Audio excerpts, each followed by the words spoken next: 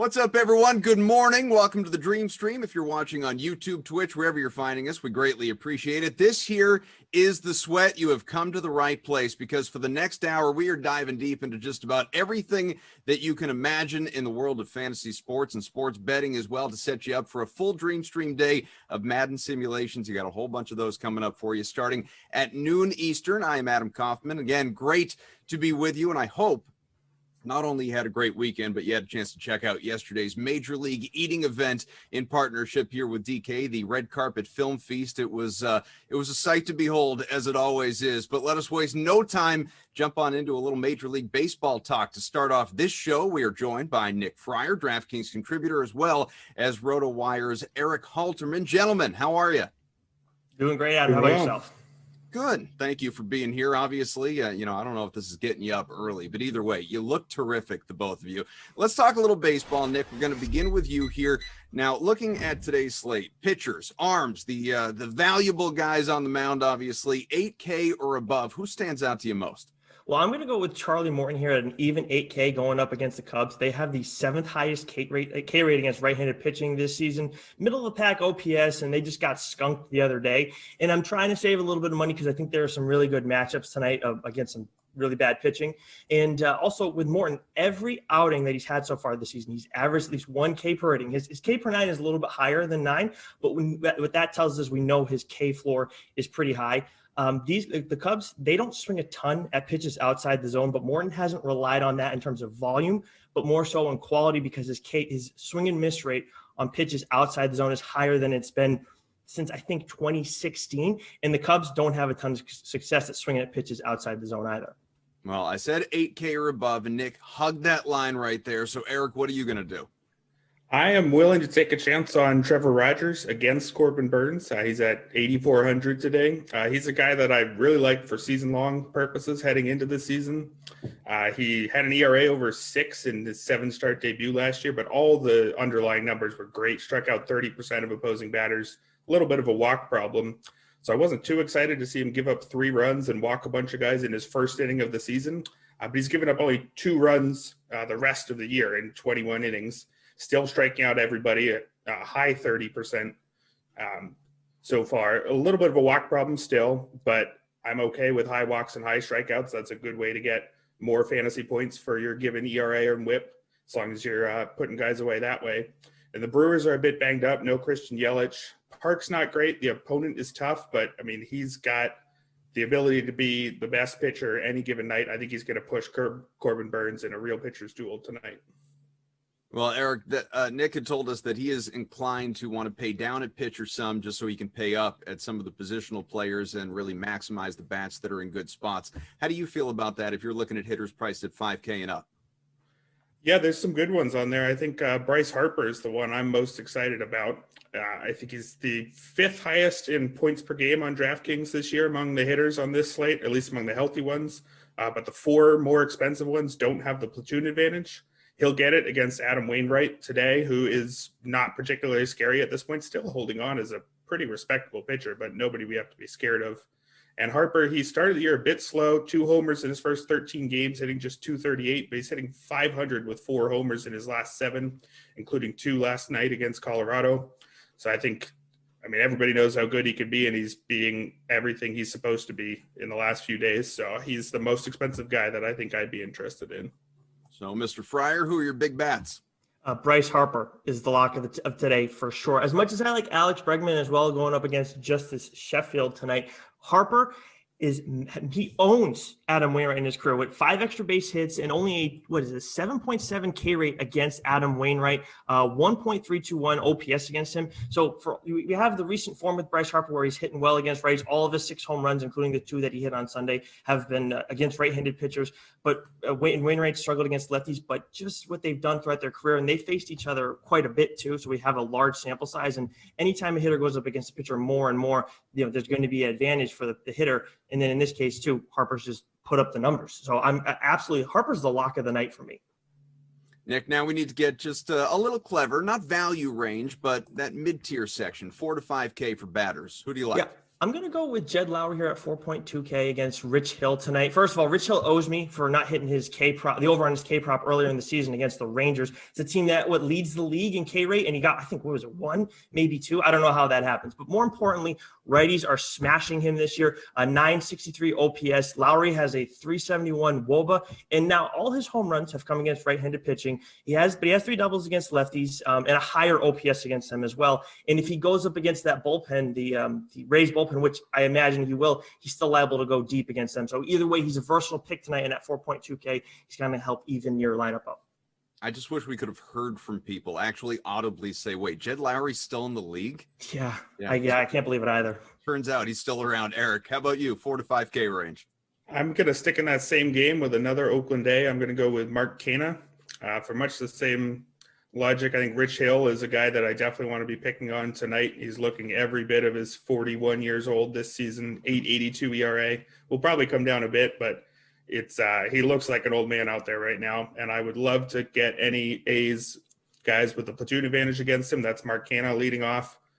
He's a great on-base guy, on base over 400 this year, was 393 over the last 2 seasons. So we should expect that to stick around.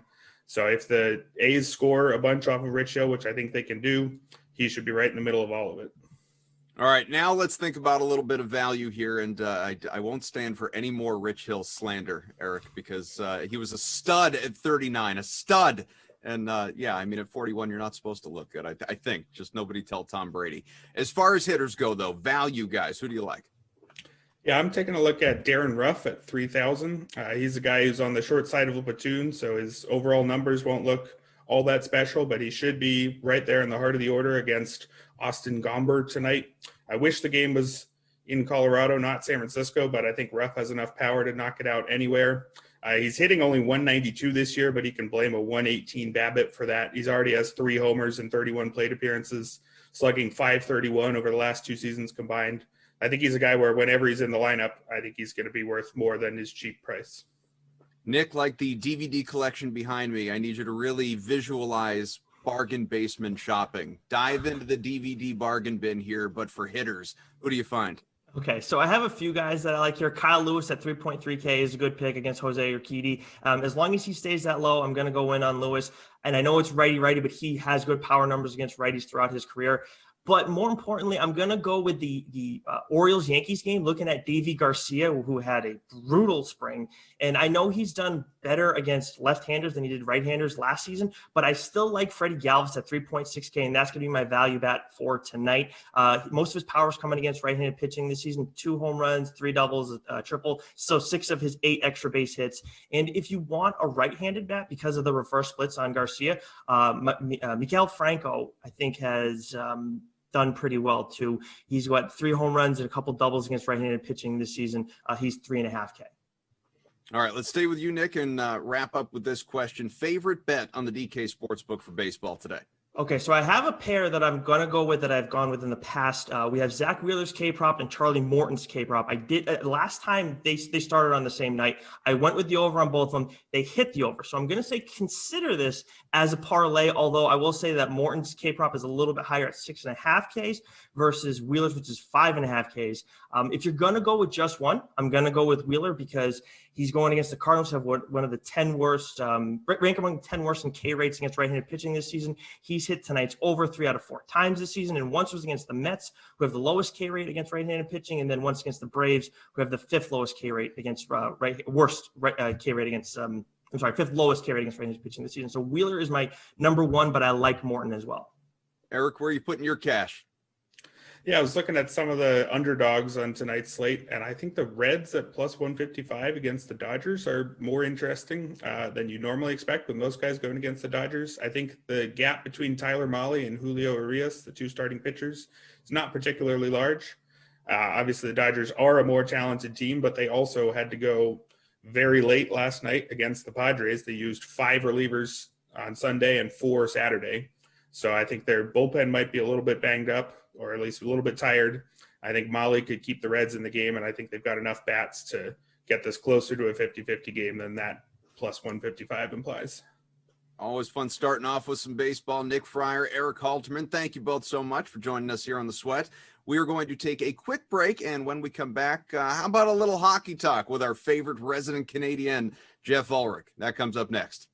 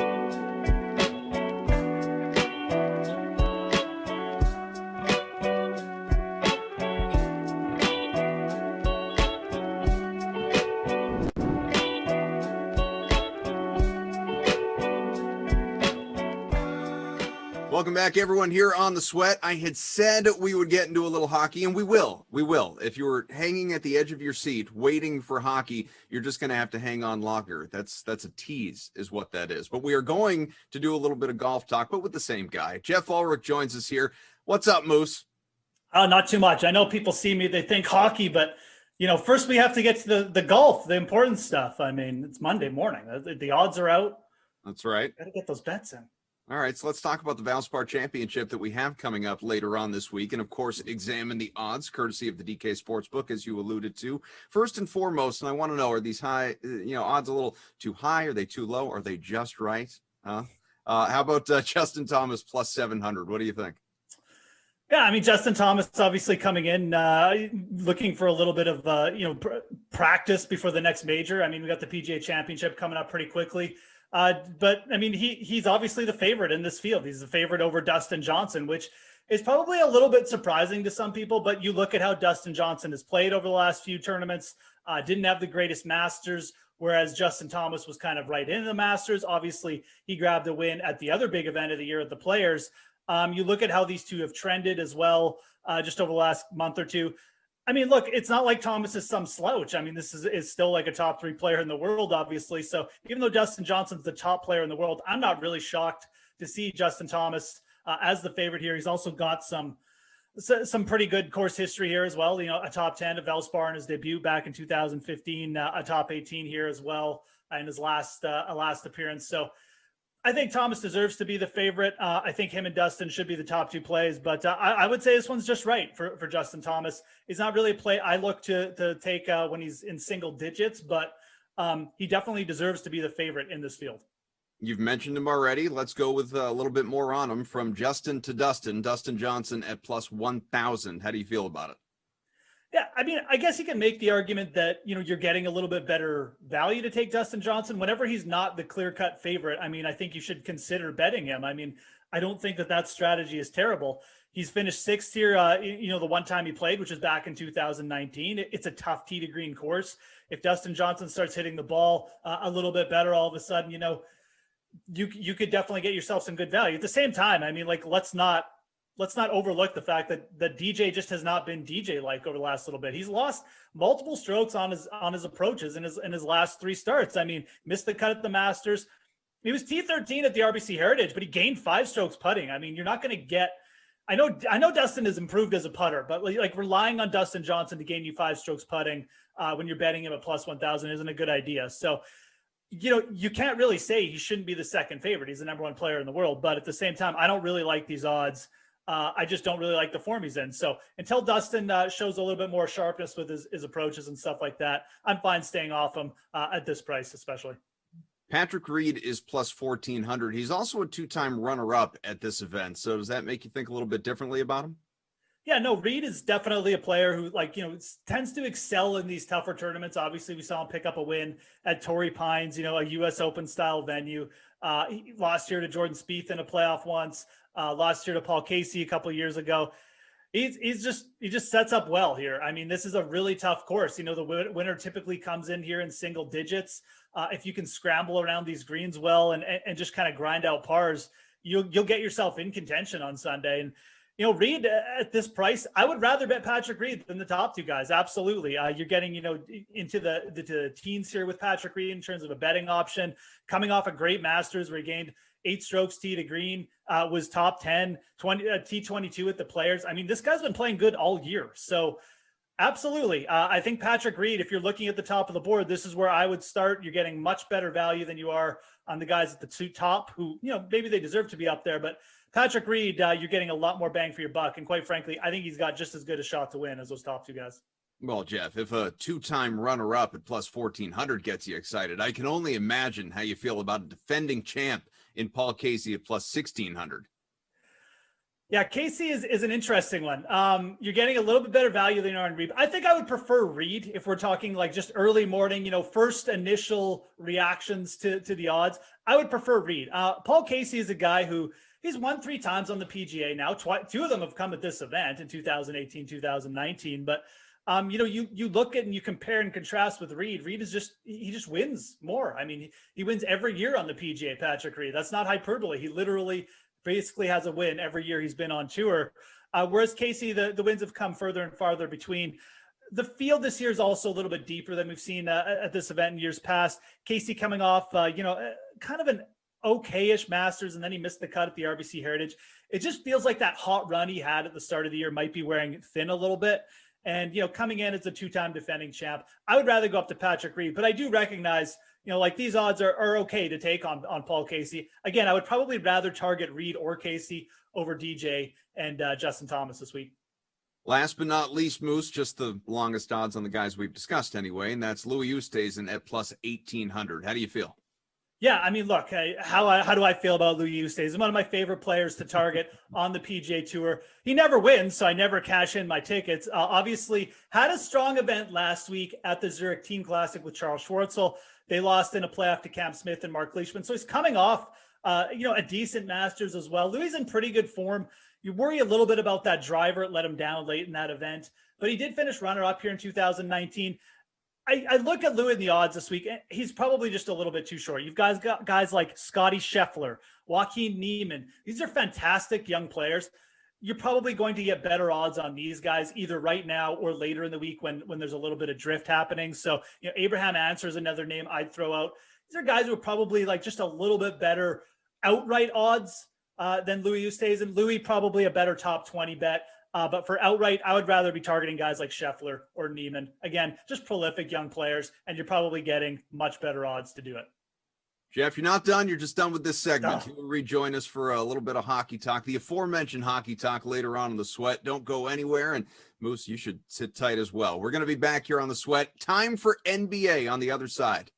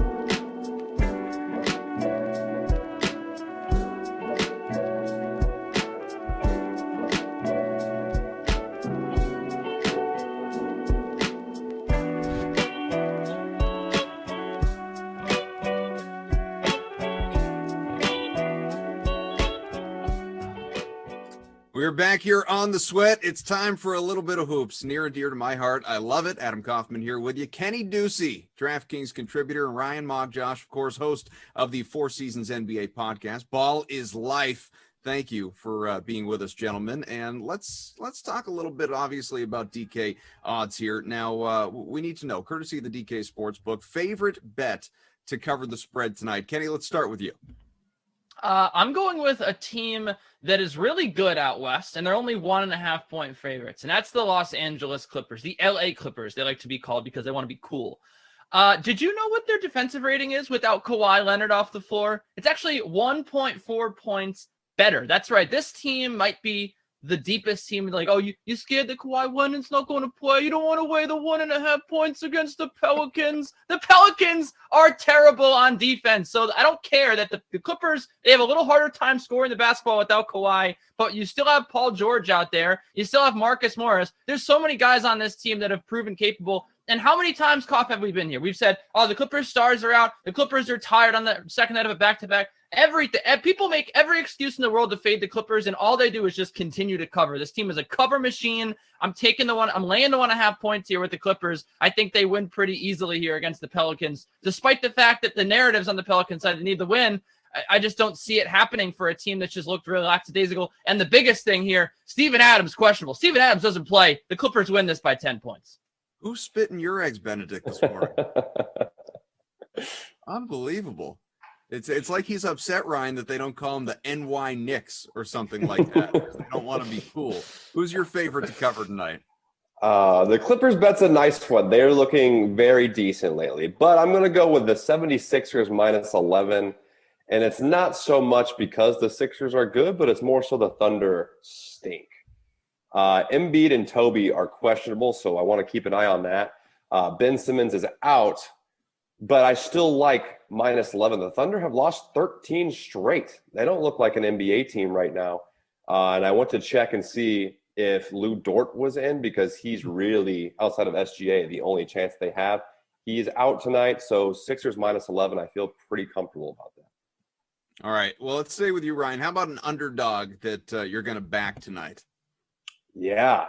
I looked at this and had to double take because I'm not sure that they should have been an underdog, but the Wizards plus 3.5, I really like. They've won 8 straight. They're scorching hot. Them and the Knicks right now, and the Hawks are playing well too, but those 3 teams are rolling right now. Russ and Beal seem to be fitting very nicely. And it's kind of crazy to think about. I think it's kind of funny. Russell Westbrook over the last 5 seasons has averaged 26, 10, and 10 in 5 seasons. And the narrative was triple-doubles were way too overhyped, and that's why he was going to get knocked, and all he was is stat padding. But now the Wizards are winning, and the talk isn't about the triple-doubles, but it's about Russell Westbrook and winning. So now he's turning into a better player in the eyes of NBA Twitter and a lot of analysts. So the Wizards are rolling, so plus 3.5, I'm all over. Kenny, is there an underdog that has upset you today? It's so funny. I don't want to say it because now Ryan just talked about how they're going to cover, but I kind of like the Thunder plus 11.5 here because look, I can't explain how the Thunder are going to score without Lou Dort, but it seems like it's a punt game for the Philadelphia 76ers. There are rumblings right now, just rumblings out there. I'm seeing them on Twitter that there's a chance that Ben Simmons could play in this one, but Joel Embiid is questionable. Tobias Harris is questionable. Furkan Korkmaz is questionable. And that's all after Korkmaz and Harris specifically played over the weekend. So it sounds to me like they're just going to take this opportunity to rest their players because they know they're going to beat the Thunder, right? But I feel like in these spots where they've known that they're going to beat this team, the 76ers have a propensity for just not covering. So this is an NBA team, sort of, the Thunder. I do think that they could potentially get a little close here. They have some guys that can shoot the basketball. The other one I like here is Minnesota plus 9.5. They've covered in two of their last 3.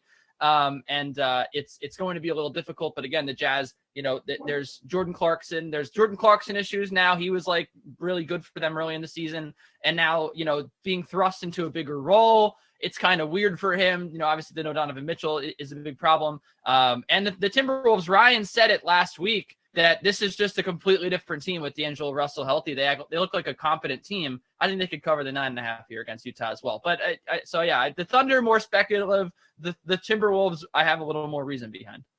Juicy, how about a total tonight that's caught your attention?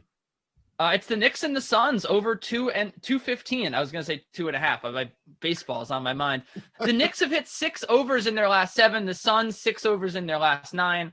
This is a different Suns team than we're used to seeing. I've said it before, and I'll say it again. They don't have the slow pace that we're used to. This is a team that now gets out in transition. They don't play as good a defense as they used to play early in the year, and they push towards the top 10 in pace. So I think that they'll do their part here. And the Knicks offense, we've seen, I told 6 overs in the last 7. The Knicks offense has really been rolling right now. And again, you're going to think that, okay, well, 2 good defenses. I really think that the pace here will get us enough possessions to get over 215 because they're 2 good defenses, but they're also 2 really good offenses.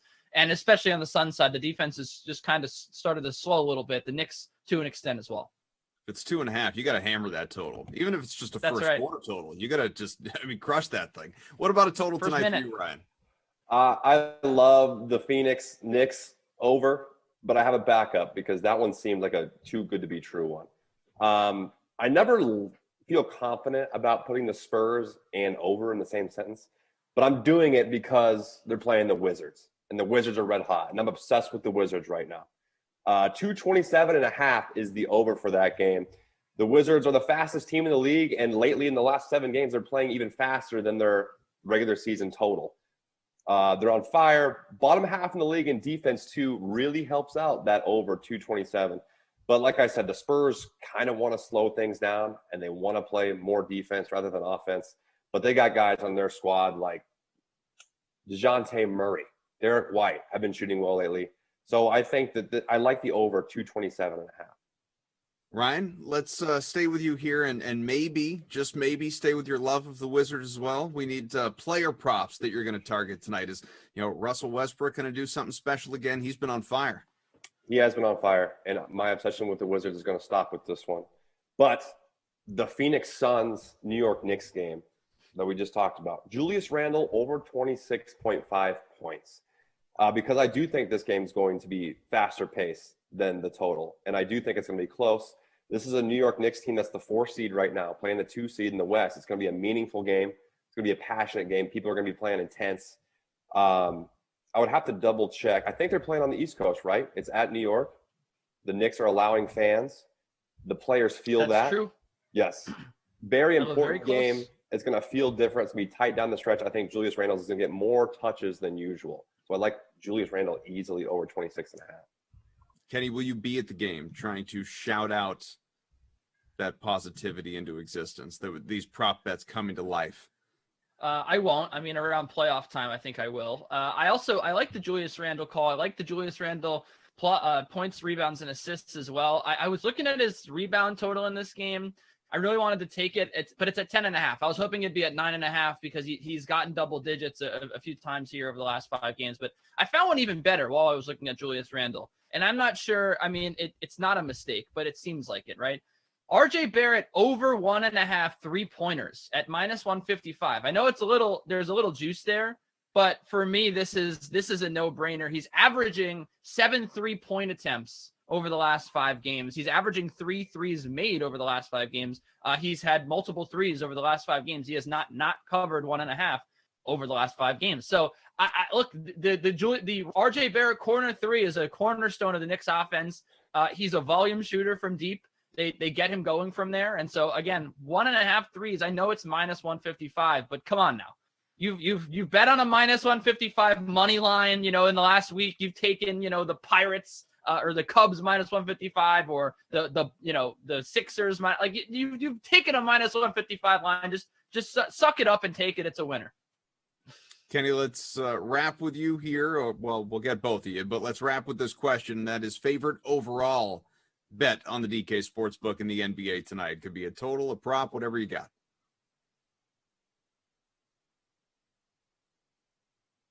Kenny? Well, maybe we've lost Kenny. Let's try Ryan. Ryan, what do you think? Oh, I'm back now. Oh, there you are. Yeah, I was talking. I didn't know if you could hear me. I'm going to stick with it because I like it that much. It's the RJ Barrett prop of 1.5 threes. Again, I think that I see a very hard way that it doesn't hit. I also like the in that game, the over as well. I'm going to stick with my favorite bets there. All right, Ryan, what do you think? Favorite bet? My favorite is Zion to get a double-double, and it's plus 160. Kenny touched on it earlier. Steven Adams, questionable. Big men with bad toes is not a good mix. I would love for him to rest. So I did some number crunching on the centers that they do play. Jackson Hayes is scared of rebounding. So if Jackson Hayes is going to start at the center position for New Orleans, I'm all over the Zion yes to get a double-double. Little tentative if Willie Hernan Gomez gets the start because he's a big body down there and he does well on the glass. But either way, if Steven Adams is out, I'm probably going to bet Zion to get a double-double. Oh, Clippers are now at -2, folks. Get those bets in on LA quick. Better hurry up. Hours away from lock. Ryan Mock, Josh, as well as Kenny Ducey. Gentlemen, thanks for hanging out with us. All right, we got some, I told you hockey.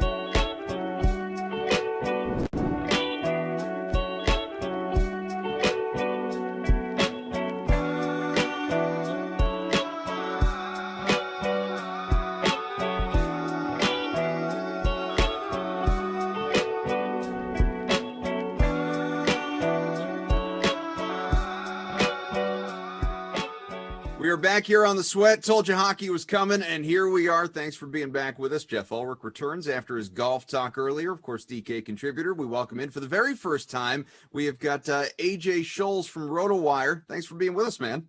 Yeah, happy to come on and talk some hockey. Yeah, we'll be gentle. Well, I will be. I can't speak for Moose here, but we'll do our best. Let's get into it. Of course, not only DFS, sports betting as well. We'll save that. Let's start with daily fantasy. And, looking at tonight, at the center position in particular, guys, you've got four of the highest priced centers in the league on the board, whether it's, McKinnon, McDavid, Draisaitl, Barkov as well. But maybe we want to implement just a little bit of value into our lineups if we can find it here, AJ. So you got for Carolina, Sebastian Aho. He's $6,500. He's averaging about 14 fantasy points over his last 10 games. Very similar production out of Vancouver's Bo Horvat. So who would you prefer? Where are you going to go? I think between the two, I would lean towards Horvat due to the matchup with Ottawa, even though Aho has been red hot of late.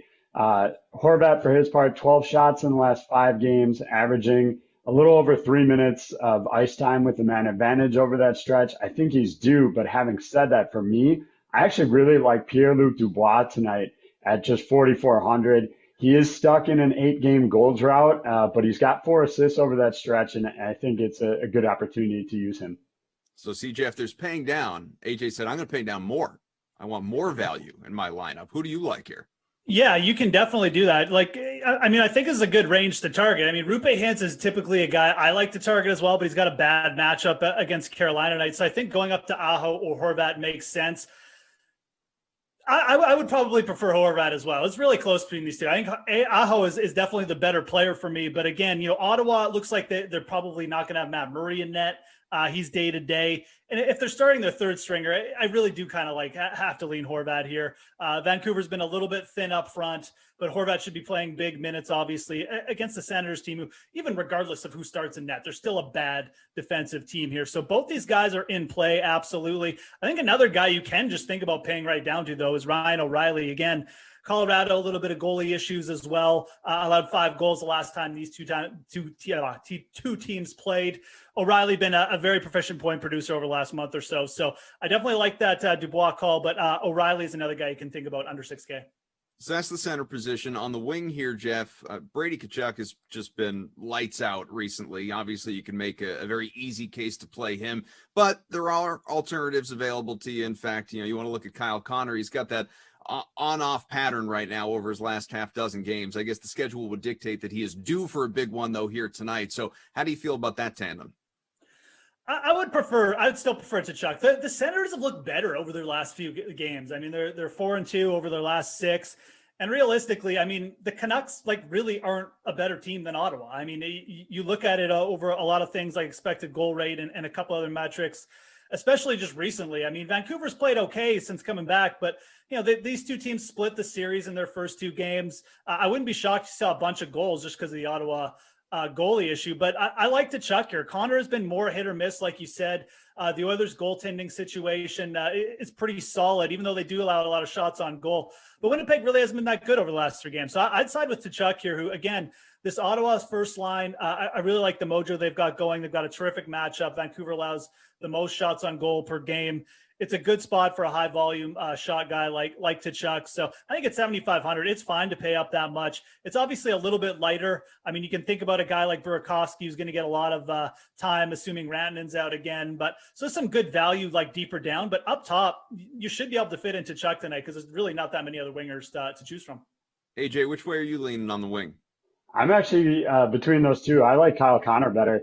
I like the opportunity to pair him up with a PLD and kind of stack those guys together. I'm not sold on Mike Smith. I never have been. I kind of rail on him a lot in some of my other stints, but his one shutout recently was against Winnipeg. So that is obviously a concern there. But, the power play for Winnipeg is 4th best in the league. They're converting at a 25.2 rate for the whole season, and you can get 2 guys that are going to be together on that power play without having to break the bank for like a Mark Scheifele or a Blake Wheeler.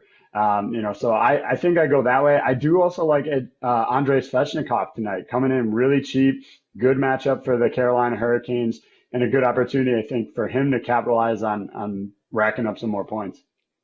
Let's go to the blue line, fellas, and AJ will stay with you here. You got for Arizona, Jacob Chikrin, who, looking at his game log of late, you got 10-plus fantasy points, 6 out of his last 7 coming into this one. Coyotes against the Sharks. Of course, Dougie Hamilton coming off of a stupid performance, 30-plus fantasy points. He was ridiculous against Florida last time out. So which way do you want to lean here? I'm actually going to go neither. I try to avoid paying up real big for defensemen, just a strategy that I generally prefer. Look, in April, nobody has logged more power play ice time per game than Keith Yandel. The points haven't really been there, which is why his salary is just $3,600, but he's getting plenty of opportunities with Aaron Ekblad out of the lineup. I think if that's maybe too high risk for some of the people out there, I also like Cale Makar tonight. He's got a decent matchup with St. Louis, riding a 5-game point streak, and he comes in slightly cheaper than Hamilton or Chychrun. All right, so I guess the 2 that we presented here, Jeff, are door number 3 for you as well. No, I mean, I definitely like the Yandel call. And look, Nashville doesn't have a good penalty kill either. So you could easily see a multi-point night from Keith Yandel. He might go like 7 games without a point, but when he does pop up, he tends to pop up with a couple. So I don't mind paying up on defense tonight. I typically don't do it unless it's a really good spot, but I think it is a really good spot for Chychrun. Again, Arizona, they're in a playoff hunt. Chychrun's playing big minutes. This is a defenseman who legitimately can get you the shots on goal bonus every night.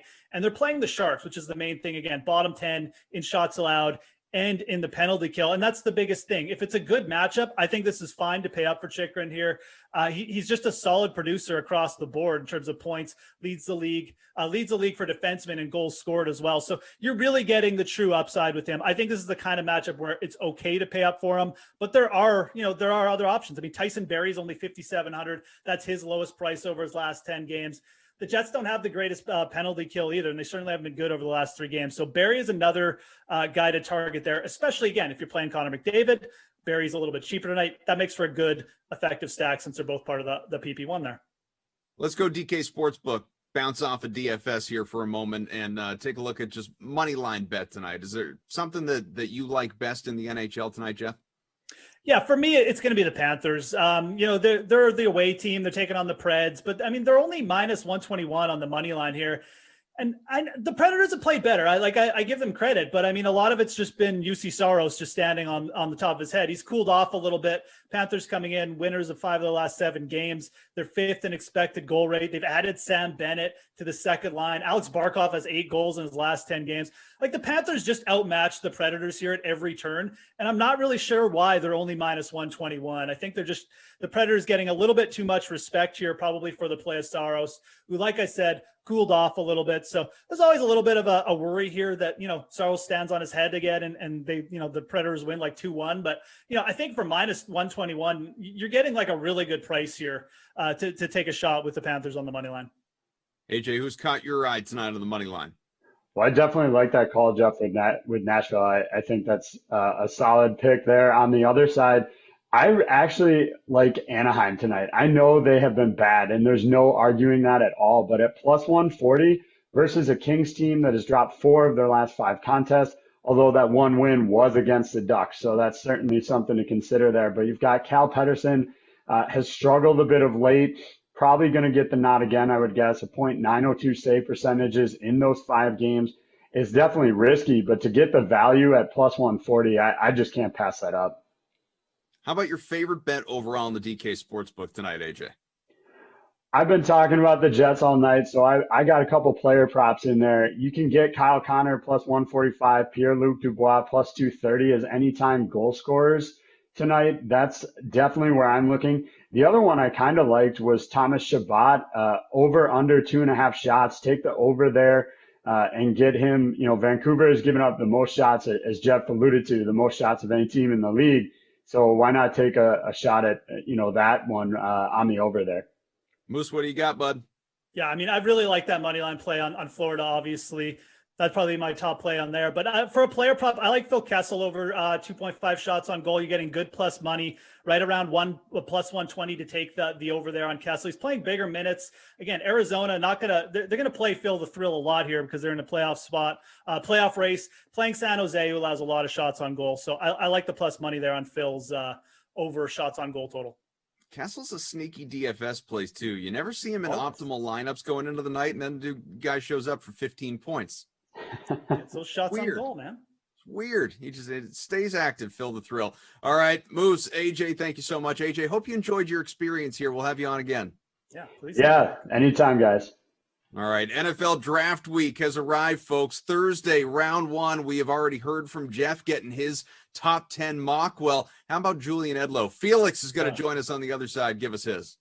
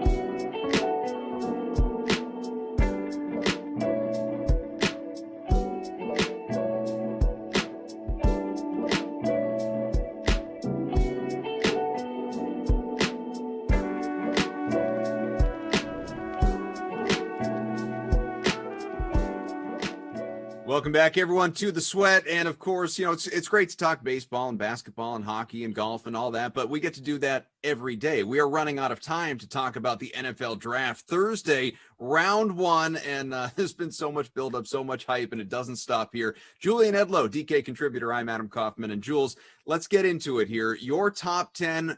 Let's look at it. Okay. We've got a very interesting. We're going to ask you, obviously, a series of questions about why your analysis for your mock is what it is as compared to all the other mocks that are out there in the world. You have quarterbacks going with the top three. I think most people do. In fact, a lot of people say Trevor Lawrence, Zach Wilson, and then the draft starts at number 3. You've got Trey Lance going to the Niners after that big swap for San Fran. Why him and not Mac Jones?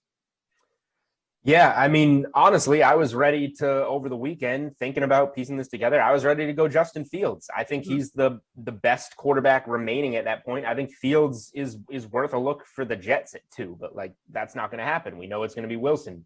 So I try not to use my dumb brain and just use the information that's given to me to best represent what's going to happen. So it sounds like if you trust a guy like Ian Rappaport, and I do, Fields is off the draft board for the Niners at 3. So that leaves Jones and Lance. And Jones is the favorite on DK Sportsbook and has been for most of the time since those initial reports came out. So it obviously could be him. My head, if I'm going to use my analysis a little bit, says that I'm a little worried about Mac Jones. He's obviously an NFL quarterback, but he plays behind an Alabama offensive line that half of them go to the NFL in the first round. We're talking about Devonta Smith, Jalen Waddle, who are not pictured in my top 10, but are going to be right there. I'd say at 11 and 12 in terms of wide receivers going. I just think if we listen to what the Niners are saying, they moved up to 3. They say they want to keep Jimmy Garoppolo and start him this year and take on something for the future. Mac Jones seems like more of a now. Trey Lance seems like the project that, okay, let's start Jimmy G for a year, develop a guy like Trey Lance who can really use that, and then we'll turn to him. So based off what the 49ers are doing, my best guess is that they want to take on a high upside project like Trey Lance at number 3. Quarterbacks 1 through 3, it's an expectation, obviously not only for you, but really for everybody. But for a while, some were debating, will it be quarterbacks 1 through 4? Looking at your mock for Atlanta, you've got Kyle Pitts, a receiver, going in that 4th slot. You don't see the Falcons looking for either Matt Ryan's replacement or even, and it's hard to speculate, obviously, with a mock, but maybe even making a trade out and someone else comes in and drafts a quarterback there? So the trades, like I wrote in my mock draft, and the article will come out, I think, today on DK Playbook, that I expect to see a lot of trades in the top 10 because it feels like there's a lot of spots that a team might not necessarily get what they want, and it makes sense to just get better value somewhere else. Or other teams moving up, obviously, to 4. There's going to be whoever it is, a 4th quarterback left here that teams are going to be really interested in. And Atlanta has been a bad team in recent seasons, so they could use the pieces. So yes, I could definitely see a trade here. I could also see, if I'm the Falcons and Fields is here at 4, I'm very interested in taking a look at Fields to replace Matt Ryan. I'm also interested in defense. Falcons always put up points. They need somebody on defense, but there's not that type of talent that's really worth it at number 4, I don't think, in this draft. So by default, I'm kind of going Kyle Pitts here, who I really like and think is a game-changing tight end. Like all the hype that we're getting on him, Kuiper's highest graded tight end in 2 million years of covering the NFL draft. Like, I think all that's true. He's legit. I watched a lot of Florida last year. And I think he would fit well with Atlanta. Then you buy into these other rumors that maybe Julio Jones is eventually going to be on the move. And if he is, Kyle Pitts gives this team another kind of generational pass catcher, not only to help Matt Ryan this year, but then you have that piece to kind of go with the next quarterback in maybe it's next year's draft, and you have a Pitts mystery quarterback type of tandem that you go to in the future in Atlanta. So Pitts is the best non-quarterback to me in this draft, so I have him going 4. And I think I called him a receiver before. So my apologies to Mr. Pitts. He's a fantastic, he's probably the best receiver in this class. He just also happens to play tight end. Yeah, great pass catcher. That is, we'll just start to identify guys that way. Dynamic pass catcher, Kyle Pitts. You have Justin Fields off your board at number 6. So I don't know if you would call that slipping or not. Some, I think, have Fields slipping even into the teens, so I guess not. You look at him at number 6. Now, obviously, Miami on the board there. You don't think the Dolphins would be the one ultimately taking him, though. The pick will be traded. So what's your thinking here? Yeah, I said I think there's going to be a lot of swaps in the top 10. So this is kind of one way of like just representing that. I think if Fields does make it out of the top 5, I think somebody's going to be interested, whether even if it's Denver coming down from like 9 to 6, or a team like the Patriots coming in from 15, or somebody else. Carolina sneakily remains involved in the quarterback market, even though they traded for Darnold. I don't think it'll be them, but like there's teams that can come up and get Fields. And once he's out of the top 5, I think it could happen. Now, it could also happen at 7 with Detroit. Like I have Jamar Chase going 5th. I have the Bengals taking Joe Burrow's college teammate and kind of buying into the hype there. But Burrow's coming off a serious knee injury. If I'm being smart, I probably want an O-lineman there to protect Burrow. So if that happens, now things maybe mix up. Like it's going to be pretty wild. You have a guy like Peter King reporting that because of the Niners trade, it kind of skewed the market to trade within the top 10. And that means there'll be less picks up top because the steep price they paid. But just looking at the board, I feel like teams are going to move around. So maybe it's at 6, maybe it's at 7, whatever. I think somebody's going to I think the team that lands Justin Fields will be trading up to get him. Let's go quick with these last couple here. You've got the Lions strengthening their O-line at number 7. And interesting that obviously there are new reports they're open Detroit, maybe even trading the pick. What happens here? Penny Sewell is the best O-lineman in this draft. So if he's there, I think he goes somewhere in that 5 to 7 range. You just got a new guy in Jared Goff. You want to protect him. You also let go of Kenny Golladay and desperately need a receiver. So I could see this being Jalen Waddle, Devonta Smith going up there at 7. But Detroit needs so many things. Yeah, preferably a trade. But this is the best player on the board at number 7 in my mock. So you got 4 of the projected 5 quarterbacks going in the first round, going in the top 10. You don't have Mac Jones, who again has still been linked to the Niners at number 3. You don't see it happening. So you have him out of the top 10, maybe sliding a little bit. Does that mean Patriots at 15? Where do you think he's going to go? I have no idea. He's probably going to go 3 to the Niners, and I'm going to look like an idiot. Like, this is how this works. This is where some of the personal spin on a mock draft comes in. Like, I think that there's a good chance that Mac Jones, the numbers he put up is a product of playing with extremely, extremely good players every year at Alabama. And I think that maybe will reflect in his draft stock a little bit, or he could go 3 or 4. I have no idea.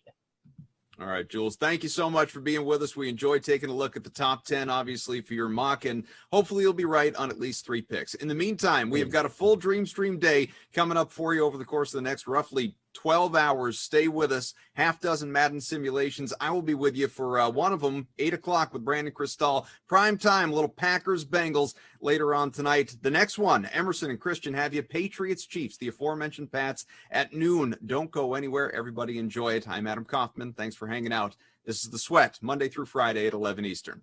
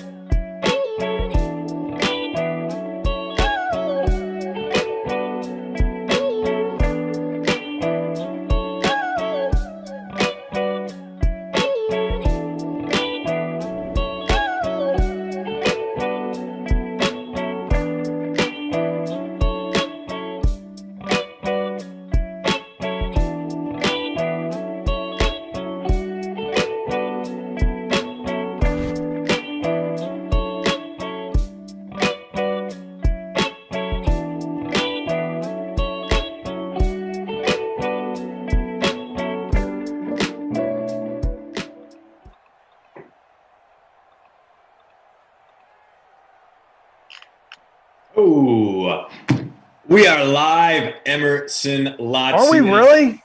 We are. Bro, Tom, you say 15 seconds. You punch us up. Yeah. The hell's going on? Oh, man. Time goes by quickly when you're having what's fun. up? And of course, we're going to have fun because we are the Best Friend Squad here to take you through a full Monday. Amazing. And we're starting off with a good one. In fact, 2 good ones in a row. Well, it depends on how you feel about the Raiders and about Kenny Ducey. But this one, absolute banger. I am Christian DeAndre. He is Emerson Lotson. Is this right? Like, are we really have a game like this? Like, what happened? I don't know who makes these schedules, but that certainly doesn't seem right. It really doesn't. I don't know what happened. Maybe they saw we were on the game and decided to give us a good one. But it is good to be here with you. The Sim gods have favored us, blessed us with not only Mahomes and that explosive Chiefs offense, but the better than real life Patriots, who are usually up for some bangers here. Emerson, lineups have locked. What does your roster look like for this nooner Sim? Oh my God, I can't even remember. Hold on a second. I'll punch it up. Let's see. I decided to, like an idiot, captain Damiere Byrd. Got Patrick Mahomes on there. I got Cam Newton, Hill, CEH, and Nick Folk. Wow. Yeah, that's right, baby. And Damiere Byrd. This is okay. Okay. It's gross. I liked Byrd too because he was cheap, and you got to find cheap guys. I paid down a little bit of captain with Travis Kelce. Got Mahomes, got Tyreek Hill because Hill is one of those guys who's got that Mostert upside where he can give you 100 points in the captain spot if he's feeling it. So I got those 3, the big 3 from the Chiefs in there. Then DeMarcus Robinson, Devin Asiasi, Damiere Byrd. I might feel bad about not being able to fit Cam Newton in there. I like the 2 quarterback stack, for being honest. But, I mean, just you really got to pick your battles with the Chiefs. And it's tough. My freaking goodness gracious. This is it, dude. We're on pace for 3,000 points in this game. This is incredible. 12 seconds in, King of the Hill, Tyreek Hill, and that's it. That's how it works. I'm devastated right now. I don't blame him. What just happened? This is supposed to be the top ranked defense. Dude, we're not used to it. Like, what do I do with my hands right now? He's like, all right. And the free showdown contest, $250 of cash prizes up for grabs. 68% own Tyreek Hill, and the captain spot 20%. Like, this is stupid. But on the first slide, let's go. I don't care. Give it to me. More points, more fun. You should be rostering a defense in this sim anyway. Very true. It's just unreal. Like, normally for the nooner, first play of the game is like a 2-yard run for Kerryon Johnson or Drew Lock takes a sack. Instead, we are starting off with fireball shots right out the gate. The Chiefs going hard. I love it. I'm here for it. I'm subdued because I'm shocked. I'm just not used to having good things. Bro, it's 3 minutes past noon. Like, we're usually talking about like what we had for dinner over the weekend at this point because this sim typically sucks. But today, not so much. Good little start, especially if you got the Mahomes Hill stack in your lineup, which right now is the way to go. Dude, I have them both in my lineup, and I'm still only 16th out of the last minute 50-piece, 50-person free roll that you said. I like lowering the capacity on the club every now and then. It makes me feel stupid when I get it's right. Not everyone gets past like the little velvet rope like on the outside. Makes me, I mean, it's a true VIP experience without having to drop $300 on a bottle. Oh my God, yeah. I've been like clubbing forever. That's like terrible. It's like the last time I went to Vegas, it was like that. It's like, hey, who wants to do each of us want to throw down like $300 and we'll get like 1 bottle of Grey Goose? I'm like, no, that doesn't make sense. I'm not doing that. You don't just get the Grey Goose though. You also get like 3 different juices from concentrate. Yeah. And if you're lucky, they come out and there's a sparkler on top of the bottle. It's a win-win. Yeah. That way, like, we can draw attention to ourselves and everyone can be like, look at the idiots who paid like $2,000 for like a bottle you can get for $20 out on the strip. Yeah, honestly, it's like the 2000s equivalent of, renting a limo and then popping your head out the sunroof and going, woo. That's exactly what it is. Look at me. I had $500 to spend. Cash, money, cash, money. Oh God, I never want to go back there. It's good to have everyone here. If you're just tuning in, you're like, what the hell? How is there a touchdown already? Should come as no shocker. It was Patrick Mahomes to Tyreek Hill. Got a hell of a team here this morning, working with you on the Dream Stream. First of 6 Sims today. So Christian DeAndrea and yours truly, Emerson Latzia. My dude TP, Thomas on the 1s and 2s, Andrew, producer Drew, and then Frangelico from the ops team, the magician, adding up scores manually from home as on 2nd and 14. Nowhere to go for Sony Michelle. Yeah. And the Patriots now 3rd and long. Dude, Vegas is always a thing that feels like it holds so much more promise than you actually get there, and it's like, all right, what now? Like, there's fun stuff to do, but you run out of things kind of quickly in Vegas unless you are a big-time player out there. Yeah. Oh, Cam Newton. Okay. Oh, wait. So he was. Anyway. Yeah. Way back. You panicked, man. You're freaking out, man. You're freaking out. You are freaking out, man. So we got almost 300 people. Everyone kind of waking up. Hopefully, a lot of you decided to wake up early and catch the sweat this morning. A show we bring you guys here in the Dream Stream. 11 o'clock Eastern time on weekdays. Tons of sports betting and DFS chatter.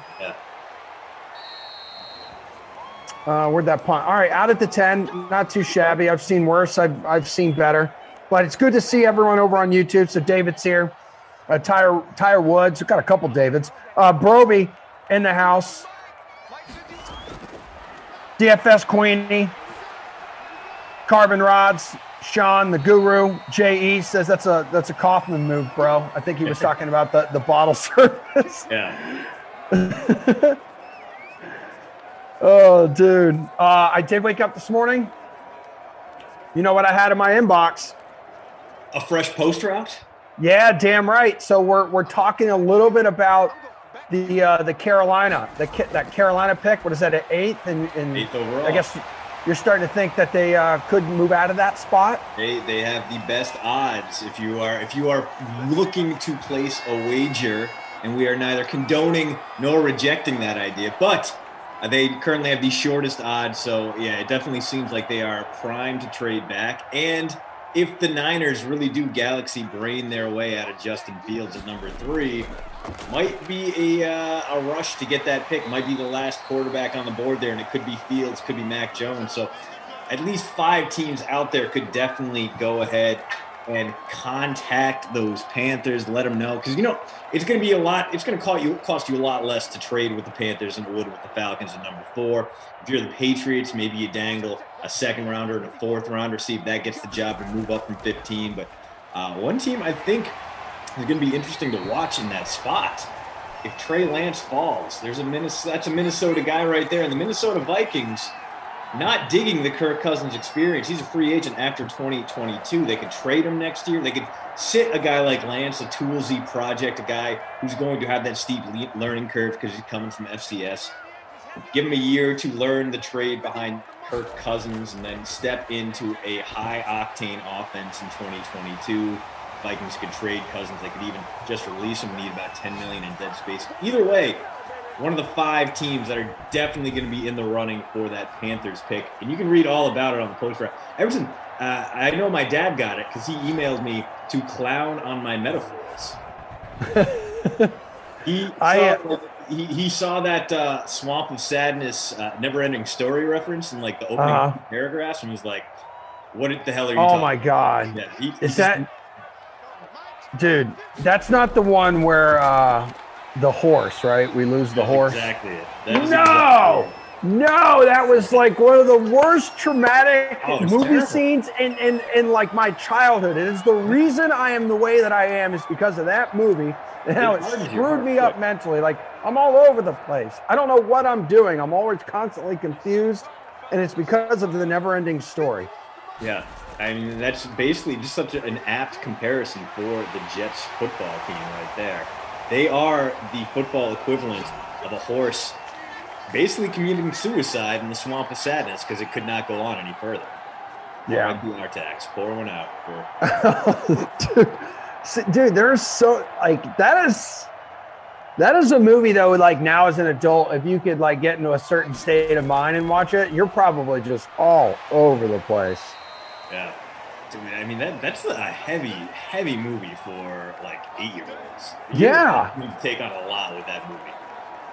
You know, there's some heavy movies like now for kids too, and the only difference is they're like animated. So you think, okay, great, like that's fine, but they're still delivering like a heavy ass story. Like there was last movie I saw with my niece and nephew was like the last dinosaur like movie, and the dude's like dad dies, and it reminds me of like The Land Before Time, and it's just ridiculous. Just Patrick Mahomes, go ahead and scoring the second touchdown of this game. This time he does it with his legs. The first time was with his arm to Tyreek Hill. And it's just a ridiculous one-sided affair here with less than 2 minutes to go in the first quarter. You know what? If we can't get a shootout, I'm 1,000% here for it. 56-0. Me too. Nothing. I'm fine with that. Dude, yeah, Land Before Time and stuff. Dude, even Frozen, like the parents die like 6 minutes into Frozen. See, I haven't seen Frozen. I feel like I have because it was like the hottest thing on the planet, and it's like all of our like younger family members dressing up as Elsa, right? All over the place. Yeah. So, and then there was another one I've seen with my niece and nephew like a few years back. Was the one with all the emotions, like the emotion balls. I've seen that one. Is that? We're that like, one, I heard that was that one too. Stupid, man. Absolutely stupid. Dude, producer Drew, speaking of stupid, yeah, like the start of this game, and I think I was on the call of that one, producer Drew, when the Cowboys put up 49 points the last time out, like against the Patriots. Were you and I on that? I was on that game with someone. It was like Zeke, I think, had 4 rushing touchdowns. It was silly. Yeah, no, I don't think that was me. I think I would have remembered a good Zeke game. I just saw producer Drew's chat and in the Slack channel. I know, dude. It's like we get a type the horse suicide. Thanks, folks, at Substack.com. Oh my God! As the horse like sinks, just like why? I'm just crying to my mom. It's like, what's wrong? I'm like, I'm watching the never-ending story again. Yeah, and like, and for a trade, man, he's just trying to pull the horse along. He's trying to encourage it. That's it's shattering.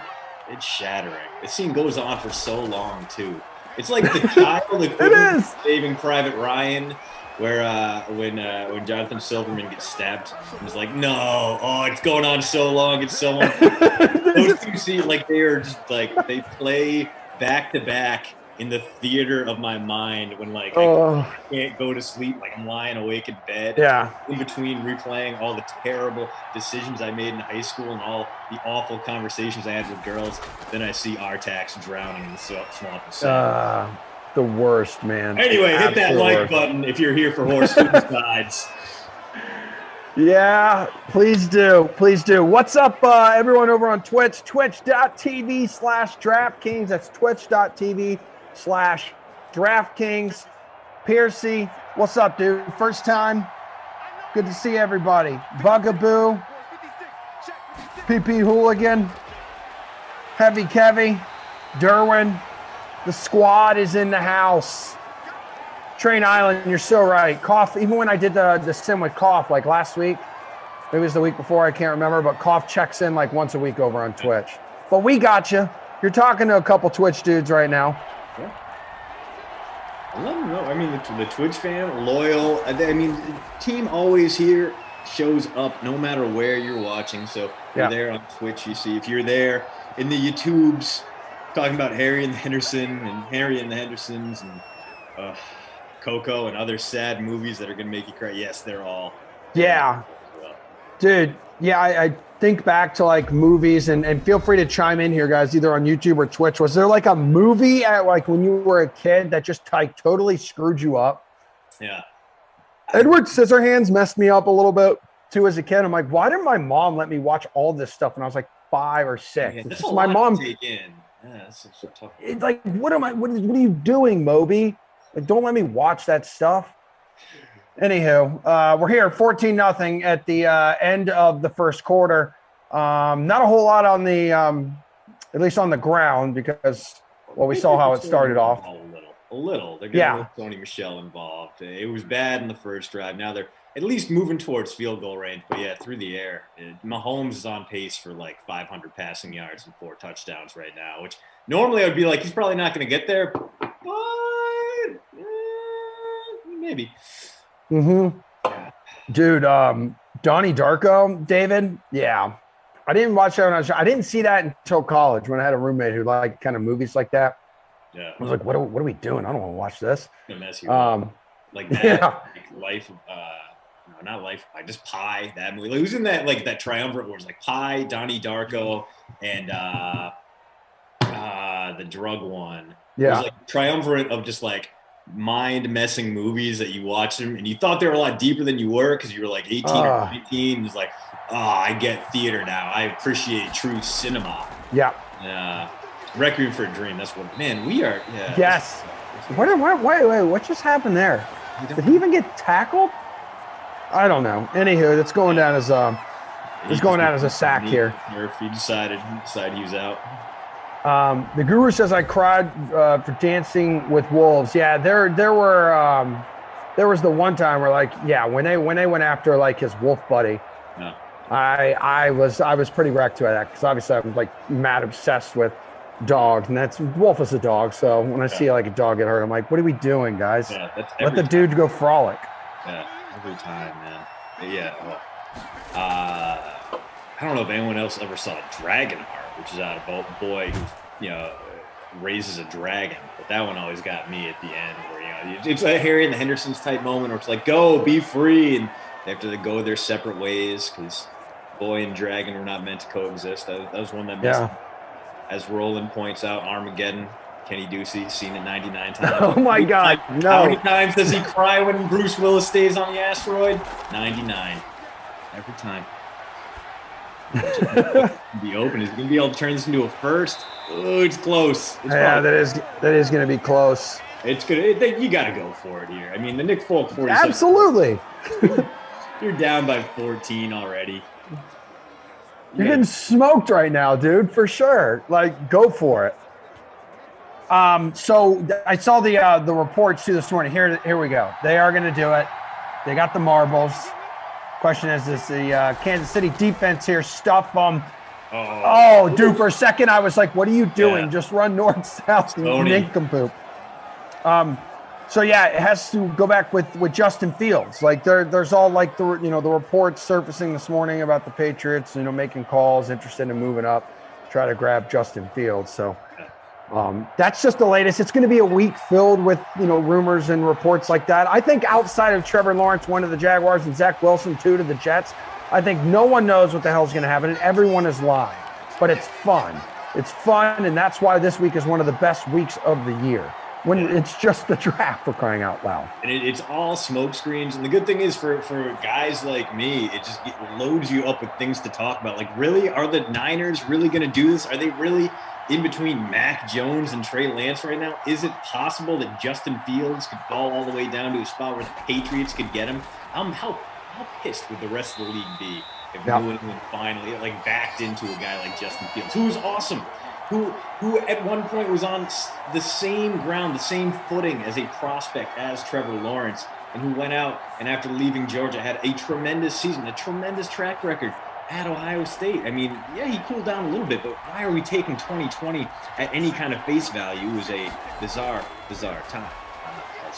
This Patriots drive threatening to stall out again. Oh my God! We got a touchdown. My God! The Patriots score a touchdown, Giandria, and it's your boy, N'Keal Harry. Oh, you don't see a lot of that in the real world, but here in Sinlet, N'Keal Harry looking like a guy who should have been a first-round pick, who should have been selected before DK Metcalf and A.J. Brown. Oh, stop it. Stop it. Don't do that. Really, just, It's just like just twisting the knife every time. Every time Bill Belichick drafts a wideout, it's a roller coaster, man. Yeah, it really is. The one thing that I think many forget is like over the past like couple decades, like they're always drafting like late because they're winning Super Bowls or like making a deep run into the playoffs. So not like they're in like prime draft position.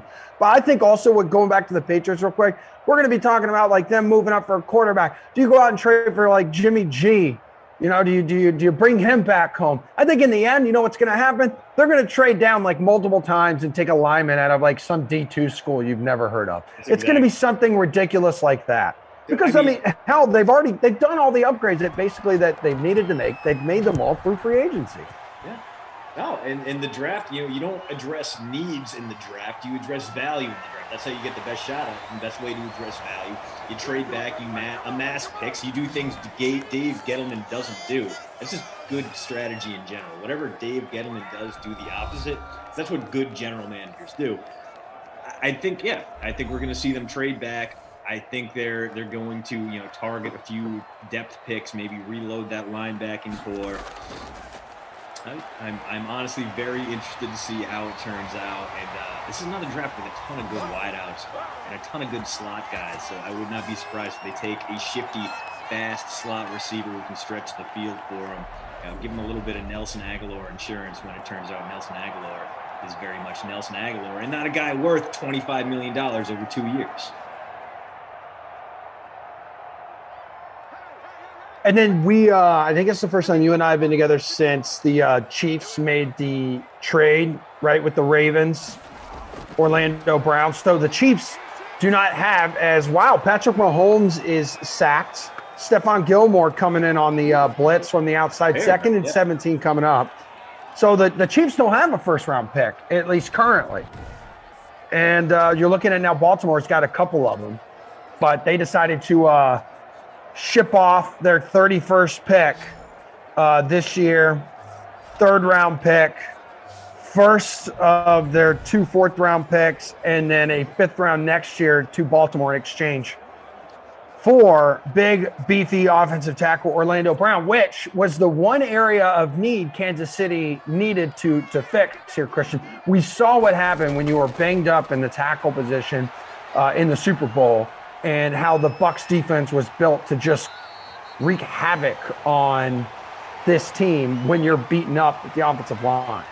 Yeah, I think it's a great move. I mean, obviously, Brown wanted out of Baltimore. He wanted to be somewhere he could be a franchise left tackle instead of a right tackle kind of guy. And I thought it was a little bit weird that, he kind of forced his way out there, wanted to trade. But you know what, man? You went from one winning team to another. It's not like he got shipped out to the Jets. It's not like the Ravens were vindictive and were like, oh, you don't want to be here? Well, enjoy being a Jacksonville Jaguar. Sorry, Emerson, no offense there. Hey, easy. Come on, you don't need to go for it's a Monday. It's not even 1 o'clock.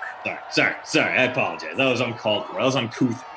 But yeah, this is a guy, back-to-back Pro Bowler, one of the better young tackles out there. Definitely a cornerstone, and this is a team that had to, release both their starting tackles, Mitchell Schwartz and Eric Fisher. They were cap casualties. So you bring in Brown. It's going to be a little bit cheaper this year. You can extend him into the future, and you can keep pushing that cap hit down the line. Is very nearly a banger of a punt, but it bounces through the end zone. So Patriots going to have to go 80 yards here to tie this game up before the half. I really like Brown a lot. I thought it was a fair price to pay. I mean, it was really like a 20 picks swap when you take a look at it. The Chiefs got a second rounder back from the Ravens, so they moved back a reasonable amount. I mean, it's a pretty fair deal for both sides. I feel like they both won, and we know what the Ravens do. Ozzie Newsome and now Eric DePodesta. Is Eric DePodesta the GM there? Hang on. It is Eric DeCosta. Sorry. That's same thing, dude. Close enough. I knew you were saying. Yeah. But their philosophy has always been amass picks, use that shotgun approach, and this allows them to do that, and they can move around. I mean, they got Lamar Jackson with a pick at the very tail end of the first round, a pick that I thought the Patriots were going to use to get Lamar Jackson. I was looking at it, I was like, oh, Jackson's falling. He'd be a very interesting fit with Josh McDaniels, a nice a guy who could, learn the trade for a while and then go in there and be great in New England. Nope, Patriots traded out of that spot and traded back and decided they didn't want a shot at Lamar Jackson. He falls to the Ravens. They find the value there, even though they didn't necessarily need him. They had whatever Joe Flacco it was at that time. And, it worked out for them. That's what they're going to do here. I wouldn't even be surprised that the Ravens take those 2 first-round picks, make one of them, trade back the other one, pick up some more second rounders, maybe a 2022 first rounder. That's what they do. That's what they're good at. That's why that franchise is run so well. Lawrence Curtis saying over on YouTube shootout, and right now, of course, as we say that, Cam Newton is sacked by the Kansas City's defense here. I was thinking, man, at a certain point, we are looking at like Cowboys Patriots 2.0 from a couple games ago, but Cam Newton taking the sack, no huddle, under 2 minutes to play here in the first half. 3rd and 12. Feels probably like 3rd and a mile. And look at him pick up the first down. I love this. Yes, and it's N'Keal Harry again. So Harry has been a stud today. The one Patriot you had to roster in this pretty, not bad, but not great first half from New England. And we'll see if he can keep this pace up, or maybe we get a little more Sony Michel, some Devin Asiasi, maybe some Julian Edelman, who has been kind of trick or treat and occasionally unrosterable, but there he is on cue, getting a big first down there. So the Patriots, barring a turnover or maybe a couple sacks here, does look like they're going to add some points before halftime. He's a guy I don't typically roster in these sims, N'Keal Harry, but because I'm looking at his player card here. 9 last time out, 15, there's a 6, there's a 3, 12, 26, but then 7, 4, 7. So I'm just thinking it's like too inconsistent to ride. But for these kind of games, or free rolled especially, take a chance. Exactly. Maybe I should have done that. Instead, I'm a freaking moron. And I went ahead and said, okay, Damiere Byrd, 56% owned in our last-minute 50-piece contest. And big old fat bagel right next to him right now. But at least we're in the red zone. We're on the 13, under a minute to play. Here's the thing. We've seen the Chiefs score in like 12 seconds. So, it's a touchdown to Julian Edelman. Dude, the guy we were just talking about not contributes in a big way, in a very familiar way for the real world Patriots as the wide receiver 1 in New England. Well, ties it up at least briefly. 50 seconds, 3 timeouts for this Chiefs offense. And, well, we've seen it before. They can cover about 86 yards in, 13 seconds. 5 seconds, dude. Edelman in the near 10,000 free roll contest, 29% owned, 2.6% in the captain's spot. Emerson's Peloton, welcome back. Sorry to hear about the losses there. And, I forgot how much Christian rambles. Yeah, man, I don't understand how you forgot, because I am on that nonsense 24/7 here at the DK Simland, which is really more like 1 or 5 and 3. Oh, that's why we're here. We got to sit here and feel like an hour plus with these sims. We all got to be able to talk a dog off a meat wagon. You know what I mean? I like that. But it's a good folksy homespun. I don't really know, man. That's a big word for me. We're at 76 likes right now. Let's get to the century mark before this thing is over, peeps. I know you got tons of love out there. More than 400 of you watching right now. It is good to have you back, Emerson's Peloton. It's been quiet without you. Your team always here. And we wish you well, brother. We are here for you. We are here to pick you up because we are the DK Sim fam. D-Rod says Patrick Mahomes is going to throw a pick right now. I'd be shocked, but at the same time, I would not be shocked. It looks like they're just not interested in the scoring here, which is a bit of a bold move from the Chiefs. Maybe it does suck. Maybe they line up another 70-plus yard touchdown now. Instead, it's Now, empty for a few there, and we're going to hit the halftime 14-all. This looked like it was going to be a blowout. Emerson Lacia looked like the Patriots shouldn't even have bothered coming out for the second half. Instead, Cam Newton levels up 2 passing touchdowns in the second quarter. We head into halftime tied at 14-all as the Patriots defense seems to have figured out the problem at least. Yep. And look at that, both quarterbacks on pace for the bonus. Efficient, super efficient too. Look at that. Beautiful. Nice and accurate. What do we have? 14 of 16, Cam Newton, 170 yards. Mahomes, 9 of 10, 158. So a couple touchdown passes here for Cam Newton. Guys, check it out. Posterout.substack.com. Hit it up. We kind of gossiped about it earlier, talking about what's going to happen with that 8th overall pick right now for the Panthers. Also, it's going to take you down a deep, dark road. If you happen to have seen the never-ending story, and you can kind of figure out why his dad decided to call him and give him some crap today. N'Keal Harry at the bonus, right on it. Six for 100 and a score. Edelman's 4 for 53. Yes, Tyreek Hill, good point. 3 for 100 and a touchdown. Kelsey's got 4 for 45. After that, kind of drops off. James White has a couple for 14. Yeah. Ossie, who I was close to rostering, only has 2 grabs for 3 yards. It's not good. I mean, you had to pay down on some of those Patriots producers and hope they came through, on both sides, really. So I know there's a lot of you out there waiting for Sammy Watkins, Demarcus Robinson, Devin Asiasi, Damiere Byrd. Maybe you captained him like a goon. Maybe that's me. Second half. I mean, Robinson. I'm that moron. Yeah. Oof. Devin Asiasi 2.3 in the flex. Travis Kelce, he's doing okay. At least Kelsey's having a nice little day. But yeah, not a day to roster either defense. Not a day to invest in the running backs. So I'm at last minute 50-piece contest. I'm currently sitting 18. So again, shout out to Frangelico doing his thing with the scores behind the scenes. Stats have been updated. I have been relayed by TP over on the 1s and 2s. So where are you at? I am currently 29th. So despite you getting the bagel in your captain spot, my dueling bagels between DR and DB, Demarcus Robinson, Damiere Byrd, and that 2.3 from Asiasi, I'm really languishing right now. Not having quite the day I'd hoped. Yeah. D-Rod says, how about those 2 touchdown passes? Talk about threading the needle. That's a good point. Dude, just like there's a small little window. And again, sometimes these games can not exactly emulate real life. But, Cam Newton finding the little hole that he could stuff the pigskin inside, and it's worked. 14-14 here as the second half is underway on the Dream Stream. First of 6 sims today, everybody. So coming up after this, we'll have Kenny and Christian will hang out. That's going to be for Seahawks at the Raiders, Panthers at the Cardinals, Glash and Kenny. We're going to have an NBA edition of the slate at 5 o'clock, Chirag and Julian. And then the late slate kicks off with Rams at the Broncos, Glash and Rossi.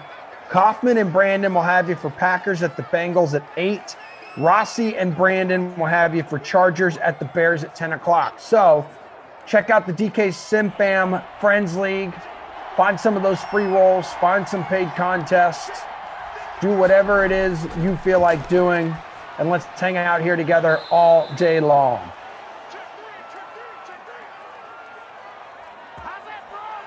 I might have to ring up Tommy Freeze Pops. I think I'm going to be headed down to St. Louis early next week. Yeah.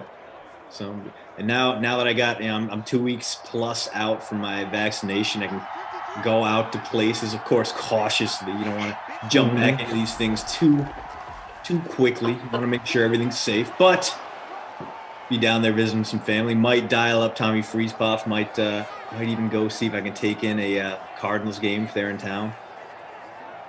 Just start. You can make out now with complete strangers, and feel a lot safer doing that. That's true. I mean, just post up and it'll eventually happen. I feel like there's a lot of pent-up makeouts just waiting for all of us, really, Emerson Lacia. But especially gentlemen as handsome and if we're being honest, as ripped as you and I. Yes, thank you so much. Someone was asking earlier why we did just a 50-man free roll. It's because, like, I didn't make the contest till about, like, I think 11:15, 11:20. Totally slipped my mind. Had to do a little bit of clanging and banging at the YMCA. And so, yeah, but Christian and I, we like every once in a while to make a little exclusive club. Hopefully you have the phone in your hand. You get the alert that says we've got a contest cooking. And that's when we fill out these lineups, which mine is currently 18. But over in the free roll here, wow. Almost 10,000 entries. Two-way tie for first place. 91 draft queen, and then Pit Bill 22. Currently tied for first place with 110 points. Yeah. All right, Patriots doing a little rumbling here. And Dan Anderson, I did look up Milwaukee Burger Company. It looks awesome. I'm gonna drop the website into the Slack channel so we can all see just how good these burgers look. Like they're so, like the one I'm looking at right on the front page is that curd burger, and it's just two giant chunks of fried cheese on top of the burger that already has cheese on it. Yeah, but like it also looks like it's a good bloody situation, and curds, like it seems like a very, very tried and true Wisconsin spot. Oh man, get a mac and cheese burger. I should not have looked this up. Like, Bro, do it. No, you're doing the right thing. I know. Just these look stellar. Looks like they got some good beverages on tap as well. But yeah, I think the closest one to me is Wausau. That's Carolyn Asak's old stomping grounds, and I think her and I can both agree that might be the only good thing about Wausau. So, yeah, can't imagine. I mean, maybe, hopefully, if I'm in the area and out in Milwaukee, I'll have to check it out. No plans to go back out there just yet, but Brewers season is up. I know that single game tickets for May are already on sale. Might have to make a change there. And, go out and see the NL Central leading Brew Crew. Dude, the Red Sox are on fire right now too. Yeah. They were up to a ridiculously hot start. Had a nice chunky little win streak, but split the past couple series this past weekend with the Mariners. Off today, and then we'll be visiting the Mets for a couple starting tomorrow. 6-game road trip now. So wait, when Tommy Popsicles, I haven't done a game with him in like forever, but doesn't he hand out like a roast beef award winner or something like that? I think he does his own little player of the game, or does he give out a popsicle? I don't know what it is. But anyway, I could see him taking you to this like roast beef place that I think he always talks about, or an ice cream place, according to my dude TP. Okay. I'm intrigued. I don't know if I've had like any. Dude, St. Louis is like got that like own regional cuisine everyone dunks on, and I kind of get it because it sounds awful, but like it's awesome. Like their Provel cheese pizzas, like they're on like a cracker thin crust, and like it's clearly garbage, but it's garbage in such a rewarding way. Like the cheese just kind of has this plasticky sheen on it, and you just load it up with like meats and like processed pepperoni and all. Like it's basically just this kind of pizza is like a cockroach. It could survive the apocalypse. You know, a nuclear holocaust could happen, and that St. Louis style pizza would remain untouched. And it's awesome. It's if you know what you're getting into, it's delicious. If you're going up for like, oh, this is gonna be a 5-star pizza, no, absolutely not. But if you want like a good pizza, a satisfying pizza, hit up Emo's, get that St. Louis style cracker thin crust, and get yourself a touchdown. Sony Michel. No. He says he's down at the 1. What the hell is going on out here? Wow, we are in vulture territory right now instead. Let's see if Michelle gets the chance to cap this off, or if the YouTube chat will absolutely lose its mind. That was ridiculous. We got a fullback in the game here. No, right down the middle. No question about that one. Sony Walkman walking it right on in. And holy hell, 20 unanswered points after Kansas City opens the game, Christian, with a monster touchdown. Patrick Mahomes to Tyreek Hill. Next series, Patrick Mahomes scores with his feet. And then the Patriots now have ripped off as Nick Folk on my incredibly talented lineup and roster that I decided to build, delivers his 3rd point of the game. 21 now unanswered points for the Patriots. Oh man, I love Lawrence Kurtz. Burkhead would have gotten in. Yeah, probably. That's what old Rex does, man. And he probably would have gotten injured doing so. He would have given you dude. Burkhead was the most volatile fantasy running back this year, and it was wonderful. He'd have games where he'd give you 20 points and games where he'd give you -0.2. It was absolutely wild to see people go absolutely bonkers on the waiver wire, drop their entire free agency budget on Rex Burkhead and have him do 3 combined points over the next 4 weeks, and then as soon as he gets dropped again, 30 points. Amazing. He'd be like one of those kind of 1 week flyers. You'd see maybe Sony Michel or James White was out, and they would just have those Rex Burkhead weeks.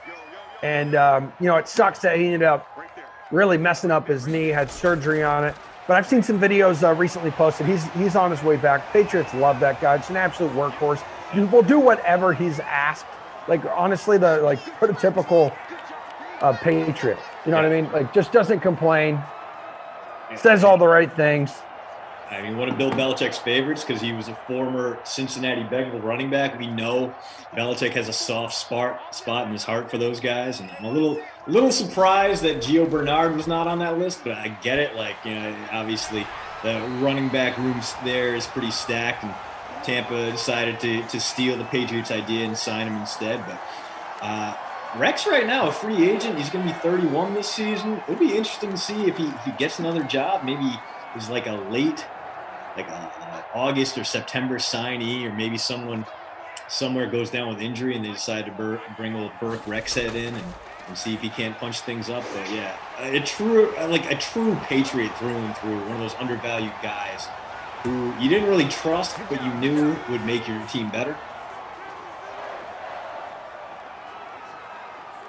John Moore on YouTube says, Ted Drew's frozen custard, grab some Italian food and toasted ravioli on the hill while you're in St. Louis. Yeah, had Ted Drew's. Ted Drew's is solid. And toasted ravioli, another thing you can get at Emos. Get it pretty much anywhere it's solid. Damn. Solid. You basically get a good chunk of it, and it's got a nice breaded texture. The inside you get your meats and cheese. Do it a little dip in the marinara. It's like having a tiny fried calzone. Every bite is outstanding.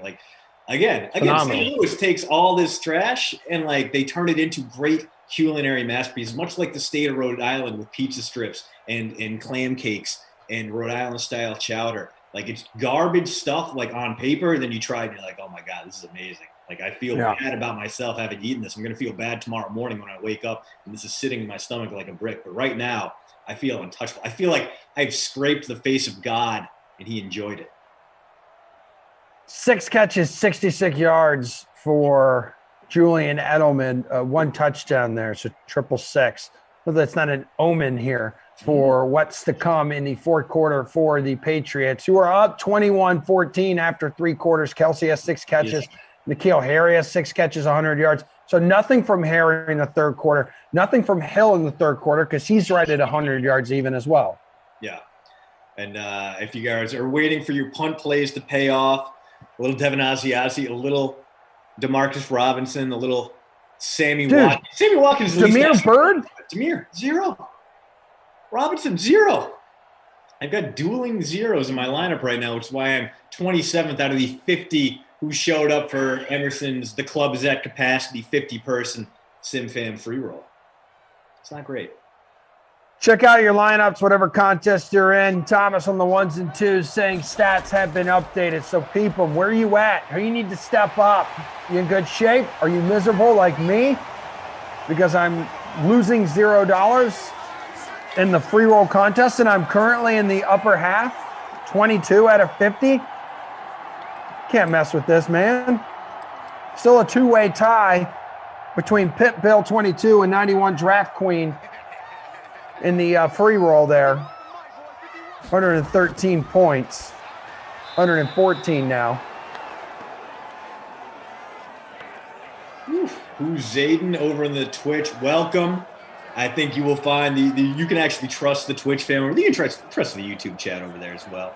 But yeah, they will not steer you wrong unless, of course, you're listening to Retease Did You Know, who is just dispensing some sage and awful advice. But yeah, welcome, man. We do these sims 7 days a week, usually 6 per day, depending on Patty Mo.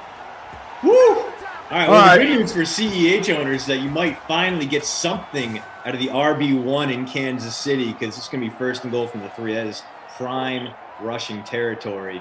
Yeah. Yeah, dude, we see y'all. We see y'all in the Twitch chat. Welcome. If it is your first time today, I promise we don't. Well, we usually talk at least as much about food as we are today. That's pretty much par for the course. We definitely don't talk as much about the movies that made us cry as children. So there is that. Yeah, give me a little bit of CEH here, who up to this point in the game has 28 rushing yards, 1 reception, 3 receiving yards, and nothing there. Second and goal coming up from the 3. Twitch, I need you. First time playing Fortnite. I have missed you, my sweet chinchilla. Please hold me. Hold me in those big, beefy, moist arms of yours. I need you. Derwin, I do not hate you like the way Kaufman hates you. But one thing I do not hate are touchdowns between 2 guys in my lineup. Tyreek Hill, second touchdown reception delivered by Patrick Mahomes. Extra point away from tying this baby up. This Chiefs offense, man. Again, a chalky day in Kansas City. Mahomes, Hill, 2 must-roster guys. Kelsey was leading all players in PPR points at the third quarter break. But CEH not showing up doing much. Sammy Watkins barely registered. Demarcus Robinson hasn't registered. So it's been a very, very chalky day in Western Missouri so far.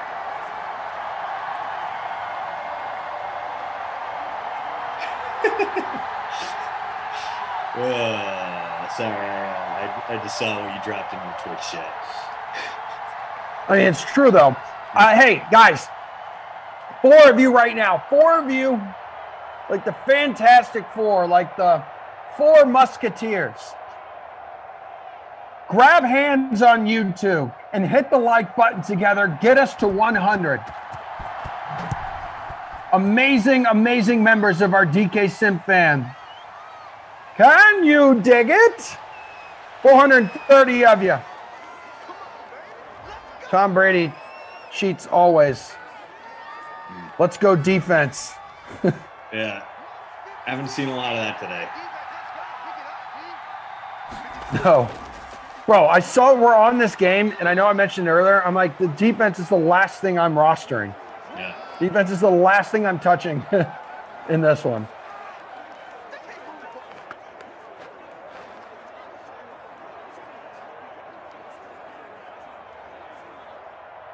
Nothing carry from Sony Michel there to start the day. And he does have that rushing touchdown. That's been about it for him, which is pretty much par for the course. Michel, not super trustable. Oh, another great pass there. Newton throwing on the run and pinpoint placement. Probably not going to hit the bonus unless we go to overtime, which very much possibility the way this one is unfolding. But Harry, more than half his team's receiving yards at 7 catches, 119 and a touchdown for him.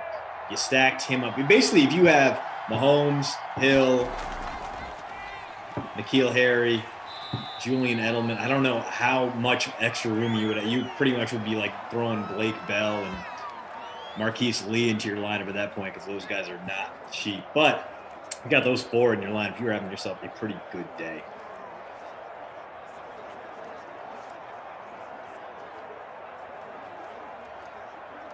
Right now, Mahomes in the flex spot, north of 26 points. Cam Newton's got nearly 17. Tyreek Hill, just flex numbers, right under 30. CEH, definitely disappointing for the $8,600 you'd pay to roster him in the flex. No one more disappointing than Damiere Byrd right now. It has been great. Between him, Robinson, and Devin Asiasi, the bottom half of my lineup is currently pulling in 2.3 flex points. So, oh no, Cam very nearly threw a pick 6 there, but it was 3rd and 3. So out comes Jake Bailey, the all-pro punter who last Patriots sim I referred to as Ryan Allen because I'm stuck in the past in the good old days of Patriots football when they were winning football games. And he's going to come out here and try to pin the Chiefs deep. Not that it would make a difference. I mean, this is a Chiefs team that can cover 99 yards or 80 yards equally well. And the ball goes out at the 18. So not a great punt there, only about 30-yard net, 35 yards, I believe. And the Chiefs going to take over now inside their own end of the red zone, but obviously can make this a 7-point game pretty quickly. Oh, I love this. Let's go. Wow. Pulling it down. Is that your boy Robinson? I think that is Robinson's. No, he didn't get it. Did not pull it down. Looked like he did. Incomplete? But must not, it must not have completed the catch, must not have controlled it to the ground. An incomplete pass there. But I like the aggressiveness. I like the boldness. You got Patrick Mahomes. Let him air it out. Go hard with it. Mahomes with that 97 throwing power, which is kind of ridiculous, too, than when I look over at Cam Newton. He's got 91 throwing power. Like, something just seems a little off there. That's the maybe old a little Cam. different. Yeah, maybe a little different in the next edition of Madden. Under 4 minutes to play here in the fourth quarter. We're tied at 21, people. Kansas City had a 14-0 lead in this game. It looked like it was just going to be a straight molly-whopping of the Patriots, who then decided to score 21 unanswered points. The Chiefs come back, add another 7 with the second touchdown reception by Tyreek Hill. So that's how we've gotten to this point if you're just joining us right now.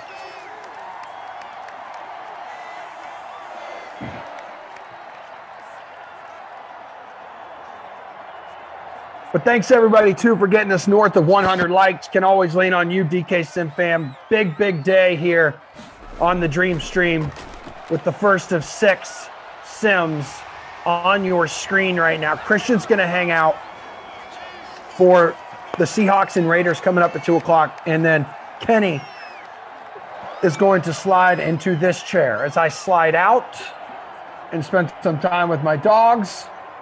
One of them, Winnie, is getting spayed tomorrow. So it is going to be an absolute hellhole in this apartment for the next 10 days when she's rocking a cone. And then the 3-month-old puppy is, giving her hell and us trying to separate them two. This is a challenge, but I signed up for it, and we will overcome the adversity. That's good. That's good. And overcoming adversity is this Chiefs team who just got Travis Kelce into the bonus. 10 catches for him for 112. 10 freaking catches. Unbelievable. Pretty good. You get the fun experience of hanging out with a drugged up puppy, though. That's always like it's enjoyable. It's one of those things where you feel bad because obviously they're weirded out and they don't know what's going on. But at the same time, it's like you kind of have to low key laugh because it's kind of hilarious. Like my guy, when he got both his ACLs, repaired because he's a reckless lunatic. Yeah, he would just be like zonked out on the couch, like passed out, tongue out of his mouth, and you wake up crying and then trying to walk around and figure out. Oh, man, it's one of those things where it's like you're clearly in the middle of a bad trip. It's like watching a drunk toddler like try to stumble around, figures things out. And it's wonderful. It is a true delight. I felt so like Rufus had his testicles still attached. We never neutered him. So, like, he wasn't put under for a little bit until he had his teeth cleaned at, like, the age of 8. So he's an older dog, and he's coming out, and he's zonked out of his mind, and he's crying. You just felt so terrible because they're just so confused. They can't really walk straight, can't walk up the stairs. And I'm like, I feel awful. But, yeah, the vet was like, I'll give you a little extra. Hopefully it'll chill her out for, like, a few days because – sometimes he was explaining to me, these dogs have these major surgeries when they're young like this, and then they want to bounce around. Next thing you know, they split open, their guts fall out, and they die on your living room floor. Well, there we go. Started off the day with horse suicide. Now we're talking about puppies exploding in a fit of joy. Good day. Good sim. Good sim. Well, we have been all over the place, but I've had a hell of a time. This is absolutely perfect way to start off on Monday. I wouldn't have it any other This has been great. way. I'm enjoying it. Not only do we have a good game, which is rare for the eye opener on a Monday, but great conversation. The best friend squad here in action, delivering a what appears to be a budding Chiefs victory. You know, 2 more handoffs and then a field goal, and then the Patriots will get the ball back with like 15 seconds left and 0 timeouts. Not saying it's out of the question, but it's probably out of the question.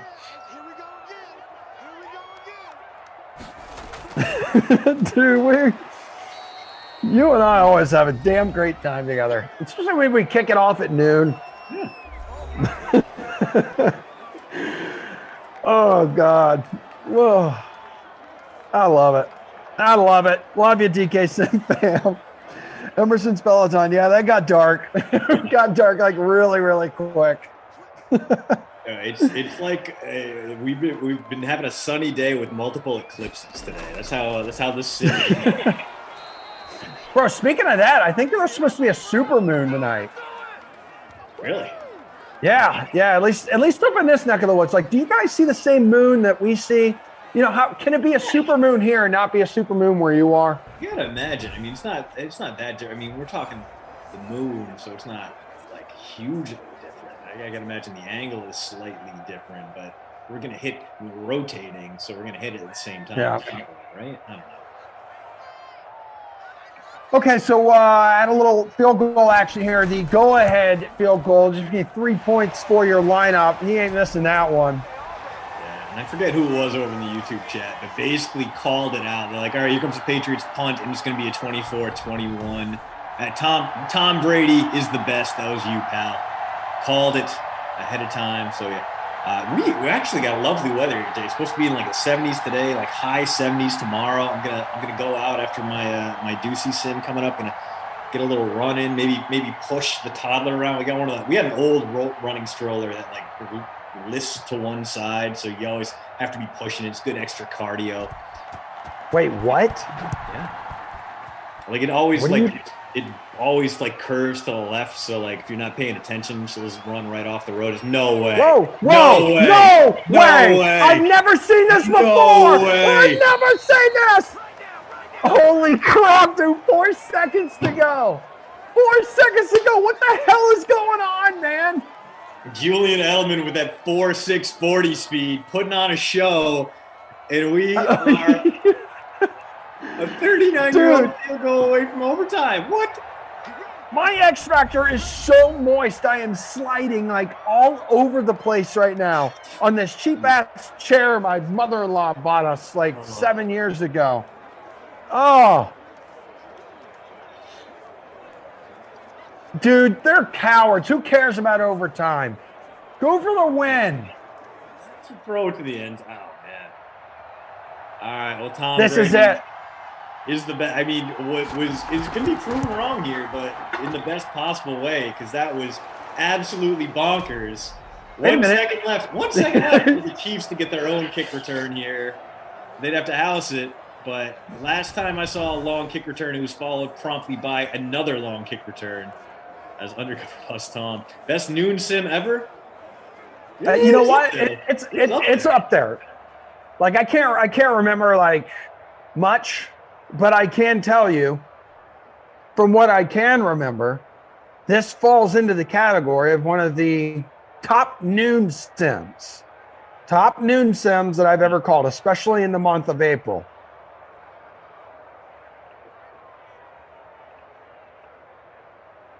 But here we go. 1 second to play. Return this. Return this. Give it to us. Or, okay. Yeah, it's What do we got? I thought if anyone could do it, it could be Tyreek Hill. Tyreek Hill and not Julian Edelman returning kicks for some reason. Eric Stern, that actually happened. It did, Brotato Chip.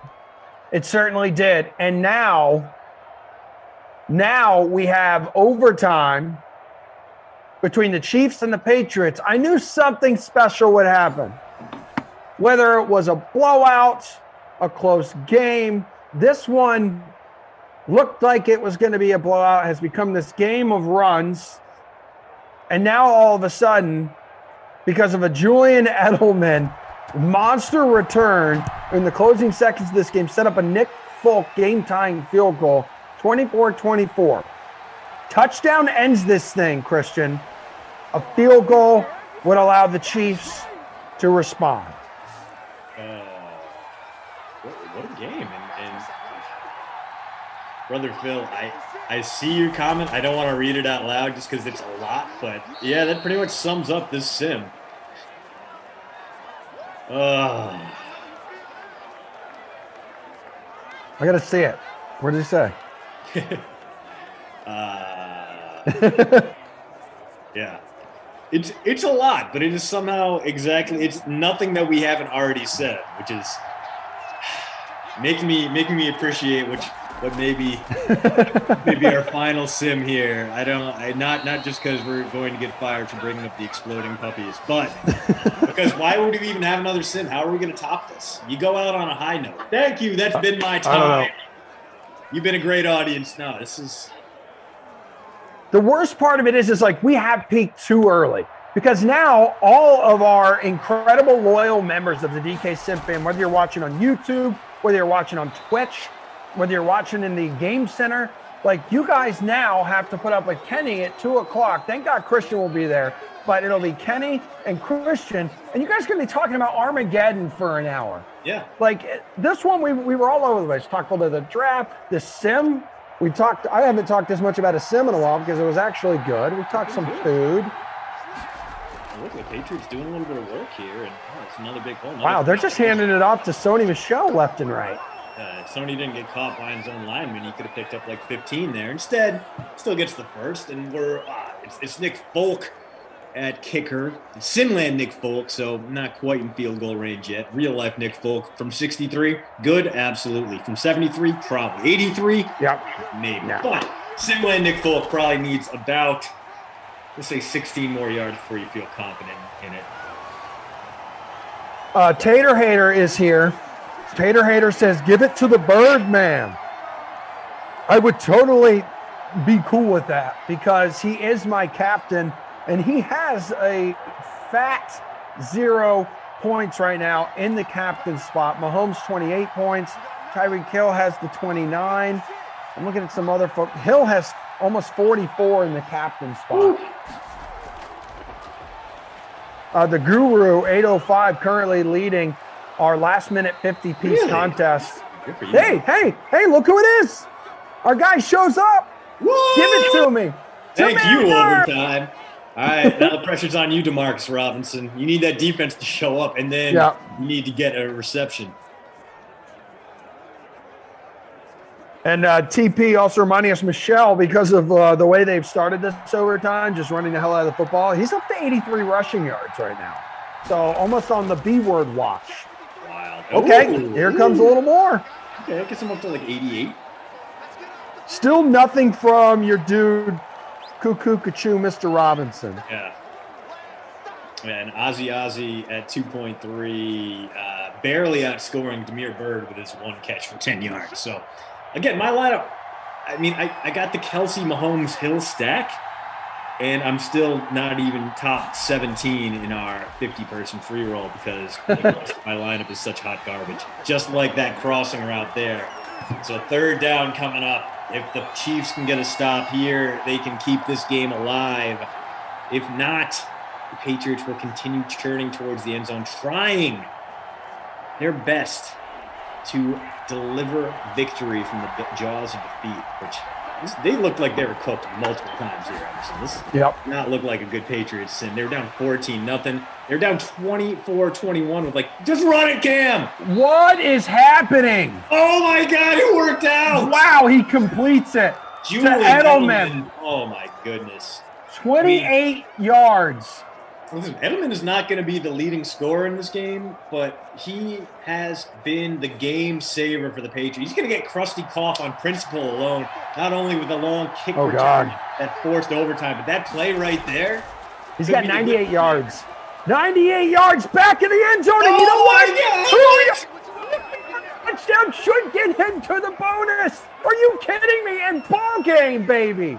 Are they going to review it? Are we going to see a review that looked like a real close little toe tap there? I'm sure Edelman, with that awareness, got them both in.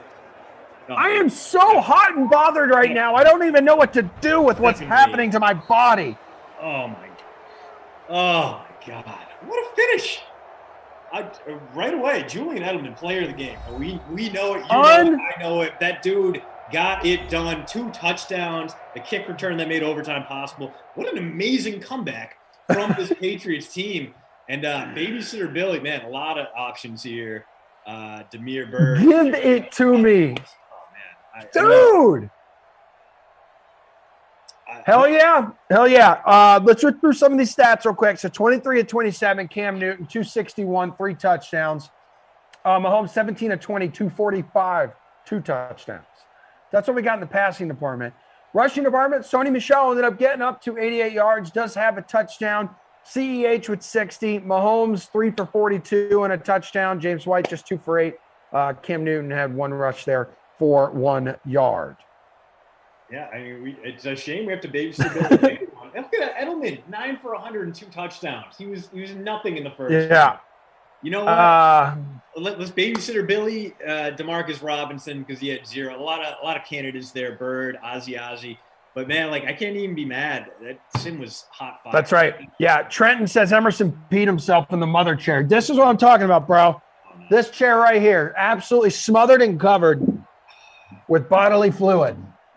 And I am proud of it because that was seriously one of the best noon sims. The fact that it was you and me, Thomas on the 1s and 2s, producer Drew, for Angelico and the ops team. That was a fun sim. That was a good time. The energy is here. You guys brought the energy, the good vibes in the chat today.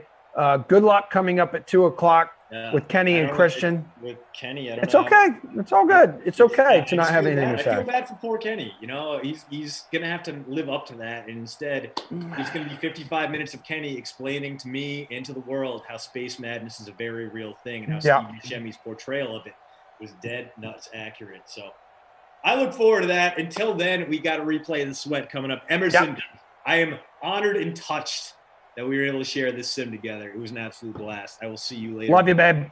Yep. I'll see everyone later. I'm back, I believe, tomorrow at 2:00. So, and I'll have an update on winning, getting spayed. Postroute.substack.com. Peace out, babes. Love y'all.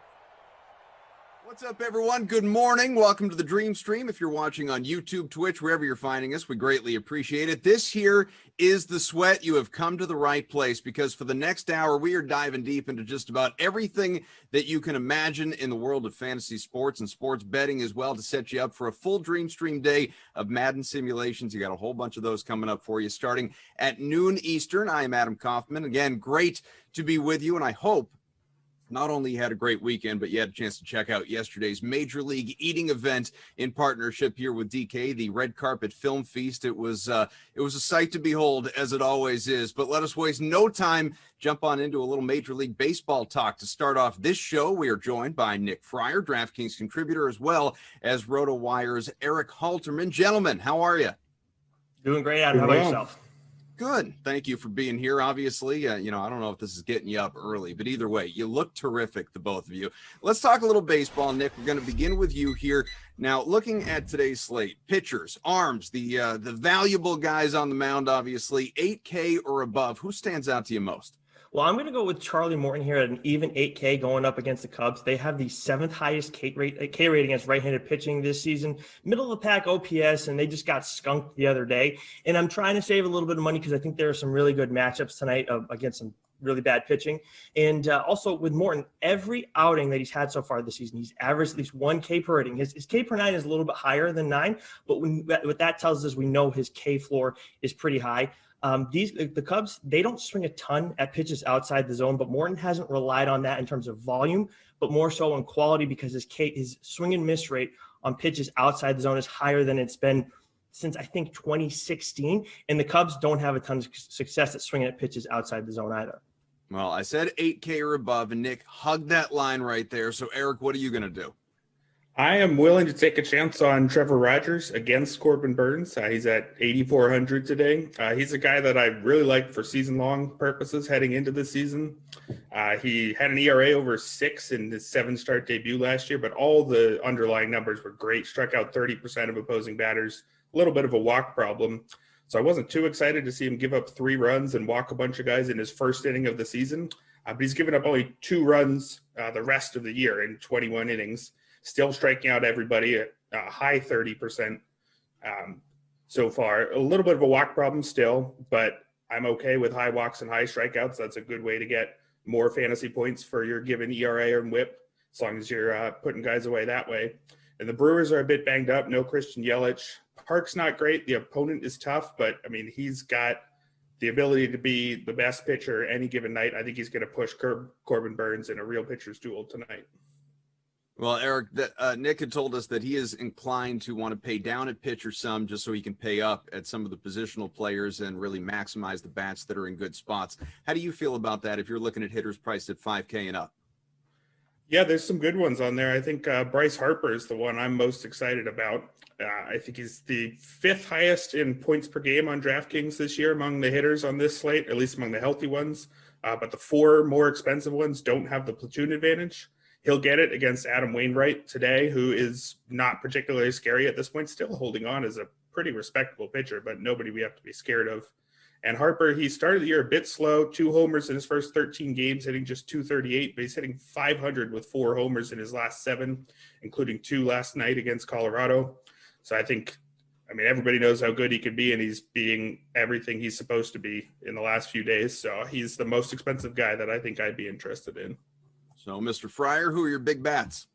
Bryce Harper is the lock of today for sure. As much as I like Alex Bregman as well going up against Justice Sheffield tonight, Harper he owns Adam Wainwright in his career with 5 extra base hits and only a 7.7 K rate against Adam Wainwright, 1.321 OPS against him. So you have the recent form with Bryce Harper where he's hitting well against righties. All of his 6 home runs, including the 2 that he hit on Sunday, have been against right-handed pitchers. But Wainwright struggled against lefties, but just what they've done throughout their career, and they faced each other quite a bit too. So we have a large sample size, and anytime a hitter goes up against a pitcher more and more, there's going to be an advantage for the hitter. And then in this case too, Harper's just put up the numbers. So I'm absolutely, Harper's the lock of the night for me. Nick, now we need to get just a little clever, not value range, but that mid-tier section, 4 to 5K for batters. Who do you like? Yeah. I'm going to go with Jed Lowry here at 4.2K against Rich Hill tonight. First of all, Rich Hill owes me for not hitting his K prop, the over on his K prop earlier in the season against the Rangers. It's a team that leads the league in K rate, and he got, I think, 1, maybe 2. I don't know how that happens. But more importantly, righties are smashing him this year. A 963 OPS. Lowry has a 371 WOBA, and now all his home runs have come against right-handed pitching. He has 3 doubles against lefties and a higher OPS against them as well. And if he goes up against that bullpen, the Rays bullpen, which I imagine he will, he's still liable to go deep against them. So either way, he's a versatile pick tonight, and at 4.2K, he's going to help even your lineup up. I just wish we could have heard from people actually audibly say, wait, Jed Lowry's still in the league? Yeah. I can't believe it either. Turns out he's still around. Eric, how about you? 4 to 5K range. I'm going to stick in that same game with another Oakland A. I'm going to go with Mark Canha for much the same logic. I think Rich Hill is a guy that I definitely want to be picking on tonight. He's looking every bit of his 41 years old this season, 8.82 ERA. Will probably come down a bit, but it's he looks like an old man out there right now, and I would love to get any A's guys with the platoon advantage against him. That's Mark Canha leading off. He's a great on-base guy, on-base over 400 this year, was 393 over the last 2 seasons, so we should expect that to stick around. So if the A's score a bunch off of Rich Hill, which I think they can do, he should be right in the middle of all of it. All right, now let's think about a little bit of value here, and I won't stand for any more Rich Hill slander, Eric, because he was a stud at 39, a stud. And, at 41, you're not supposed to look good, I think. Just nobody tell Tom Brady. As far as hitters go, though, value guys, who do you like? Yeah, I'm taking a look at Darren Ruff at 3,000. He's a guy who's on the short side of a platoon, so his overall numbers won't look all that special, but he should be right there in the heart of the order against Austin Gomber tonight. I wish the game was in Colorado, not San Francisco, but I think Ruff has enough power to knock it out anywhere. He's hitting only 192 this year, but he can blame a 118 BABIP for that. He's already has 3 homers and 31 plate appearances, slugging .531 over the last 2 seasons combined. I think he's a guy where whenever he's in the lineup, I think he's going to be worth more than his cheap price. Nick, like the DVD collection behind me, I need you to really visualize bargain basement shopping. Dive into the DVD bargain bin here, but for hitters, who do you find? Okay, so I have a few guys that I like here. Kyle Lewis at 3.3K is a good pick against Jose Urquidy. As long as he stays that low, I'm going to go in on Lewis. And I know it's righty, but he has good power numbers against righties throughout his career. But more importantly, I'm going to go with the Orioles-Yankees game, looking at Davy Garcia, who had a brutal spring. And I know he's done better against left-handers than he did right-handers last season, but I still like Freddie Galvis at 3.6K, and that's going to be my value bet for tonight. Most of his power is coming against right-handed pitching this season, 2 home runs, 3 doubles, triple, so 6 of his 8 extra base hits. And if you want a right-handed bat because of the reverse splits on Garcia, Miguel Franco, I think, has done pretty well too. He's got 3 home runs and a couple doubles against right-handed pitching this season. He's 3.5K. All right, let's stay with you, Nick, and wrap up with this question. Favorite bet on the DK Sportsbook for baseball today? Okay, so I have a pair that I'm going to go with that I've gone with in the past. We have Zach Wheeler's K-prop and Charlie Morton's K-prop. I did last time they started on the same night. I went with the over on both of them. They hit the over. So I'm going to say consider this as a parlay, although I will say that Morton's K-prop is a little bit higher at 6.5Ks versus Wheeler's, which is 5.5Ks.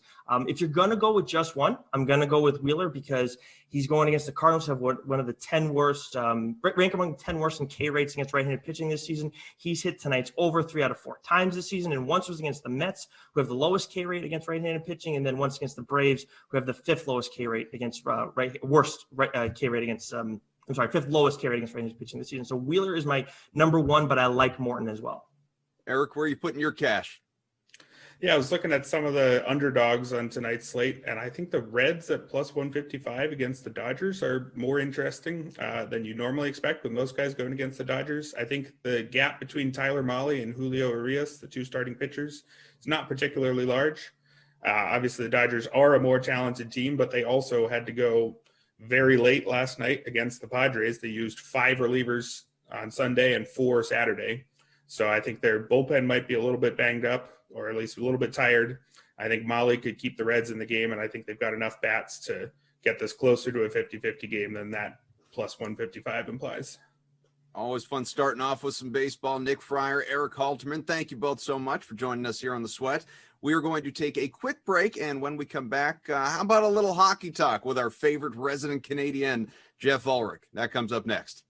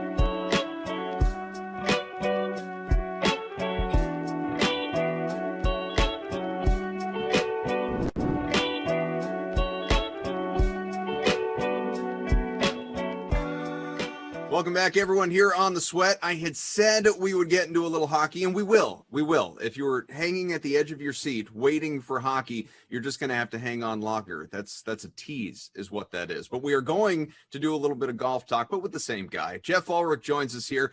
What's up, Moose? Not too much. I know people see me, they think hockey, but first we have to get to the golf, the important stuff. I mean, it's Monday morning. The odds are out. That's right. Got to get those bets in. All right, so let's talk about the Valspar Championship that we have coming up later on this week, and of course, examine the odds, courtesy of the DK Sportsbook, as you alluded to. First and foremost, and I want to know, are these high, odds a little too high? Are they too low? Are they just right? How about Justin Thomas plus 700? What do you think? Yeah, I mean, Justin Thomas obviously coming in, looking for a little bit of, practice before the next major. I mean, we got the PGA Championship coming up pretty quickly. But I mean, he's obviously the favorite in this field. He's the favorite over Dustin Johnson, which is probably a little bit surprising to some people. But you look at how Dustin Johnson has played over the last few tournaments, didn't have the greatest Masters, whereas Justin Thomas was kind of right in the Masters. Obviously, he grabbed a win at the other big event of the year at the Players. You look at how these two have trended as well, just over the last month or two. I mean, look, it's not like Thomas is some slouch. I mean, this is still like a top 3 player in the world, obviously. So even though Dustin Johnson's the top player in the world, I'm not really shocked to see Justin Thomas as the favorite here. He's also got some pretty good course history here as well. A top 10 at Valspar in his debut back in 2015, a top 18 here as well in his last appearance. So I think Thomas deserves to be the favorite. I think him and Dustin should be the top 2 plays, but I would say this one's just right for Justin Thomas. It's not really a play I look to take when he's in single digits, but he definitely deserves to be the favorite in this field. You've mentioned him already. Let's go with a little bit more on him. From Justin to Dustin Johnson at plus 1,000. How do you feel about it? Yeah, I mean, I guess you can make the argument that, you're getting a little bit better value to take Dustin Johnson whenever he's not the clear-cut favorite. I mean, I think you should consider betting him. I mean, I don't think that strategy is terrible. He's finished 6th here, the one time he played, which is back in 2019. It's a tough tee to green course. If Dustin Johnson starts hitting the ball a little bit better all of a sudden, you could definitely get yourself some good value. At the same time, I mean, let's not overlook the fact that DJ just has not been DJ-like over the last little bit. He's lost multiple strokes on his approaches in his last 3 starts. I mean, missed the cut at the Masters. He was T13 at the RBC Heritage, but he gained 5 strokes putting. I mean, you're not going to get. I know Dustin has improved as a putter, but relying on Dustin Johnson to gain you 5 strokes putting when you're betting him at plus 1,000 isn't a good idea. So, you can't really say he shouldn't be the second favorite. He's the number 1 player in the world, but at the same time, I don't really like these odds.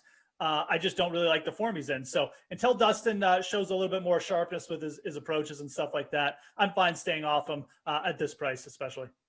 Patrick Reed is plus 1,400. He's also a 2-time runner-up at this event. So does that make you think a little bit differently about him? Yeah, no, Reed is definitely a player who, tends to excel in these tougher tournaments. Obviously, we saw him pick up a win at Torrey Pines, a U.S. Open-style venue. He lost here to Jordan Spieth in a playoff once. Lost here to Paul Casey a couple of years ago. He just sets up well here. I mean, this is a really tough course. The winner typically comes in here in single digits. If you can scramble around these greens well and just kind of grind out pars, you'll get yourself in contention on Sunday. And Reed at this price, I would rather bet Patrick Reed than the top 2 guys. Absolutely. You're getting, into the teens here with Patrick Reed in terms of a betting option, coming off a great Masters where he gained 8 strokes tee to green, was top 10, T22 at the Players. I mean, this guy's been playing good all year. So absolutely. I think Patrick Reed, if you're looking at the top of the board, this is where I would start. You're getting much better value than you are on the guys at the top who, maybe they deserve to be up there, but Patrick Reed, you're getting a lot more bang for your buck. And quite frankly, I think he's got just as good a shot to win as those top 2 guys. Well, Jeff, if a 2-time runner-up at plus 1,400 gets you excited, I can only imagine how you feel about a defending champ in Paul Casey at plus 1,600. Yeah, Casey is an interesting one. You're getting a little bit better value than you are in Reed. I think I would prefer Reed if we're talking just early morning, first initial reactions to the odds. I would prefer Reed. Paul Casey is a guy who he's won 3 times on the PGA now. 2 of them have come at this event in 2018, 2019. But you look at and you compare and contrast with Reed. Reed is he just wins more. I mean, he wins every year on the PGA. Patrick Reed. That's not hyperbole. He literally basically has a win every year he's been on tour. Whereas Casey, the wins have come further and farther between. The field this year is also a little bit deeper than we've seen at this event in years past. Casey coming off, kind of an okay-ish Masters, and then he missed the cut at the RBC Heritage. It just feels like that hot run he had at the start of the year might be wearing thin a little bit. And, coming in as a two-time defending champ, I would rather go up to Patrick Reed, but I do recognize, these odds are okay to take on Paul Casey. Again, I would probably rather target Reed or Casey over DJ and Justin Thomas this week. Last but not least, Moose, just the longest odds on the guys we've discussed anyway, and that's Louis Oosthuizen at plus 1,800. How do you feel? Yeah, I mean, look, how do I feel about Louis Oosthuizen? One of my favorite players to target on the PGA Tour. He never wins, so I never cash in my tickets. Obviously, had a strong event last week at the Zurich Team Classic with Charles Schwartzel. They lost in a playoff to Cam Smith and Mark Leishman, so he's coming off, a decent Masters as well. Louis is in pretty good form. You worry a little bit about that driver. It let him down late in that event, but he did finish runner-up here in 2019. I look at Louis in the odds this week. He's probably just a little bit too short. You've got guys like Scotty Scheffler, Joaquin Niemann. These are fantastic young players. You're probably going to get better odds on these guys either right now or later in the week when there's a little bit of drift happening. So, Abraham Answer is another name I'd throw out. These are guys who are probably like just a little bit better outright odds than Louis Oosthuizen. Louis probably a better top 20 bet. But for outright, I would rather be targeting guys like Scheffler or Niemann. Again, just prolific young players, and you're probably getting much better odds to do it.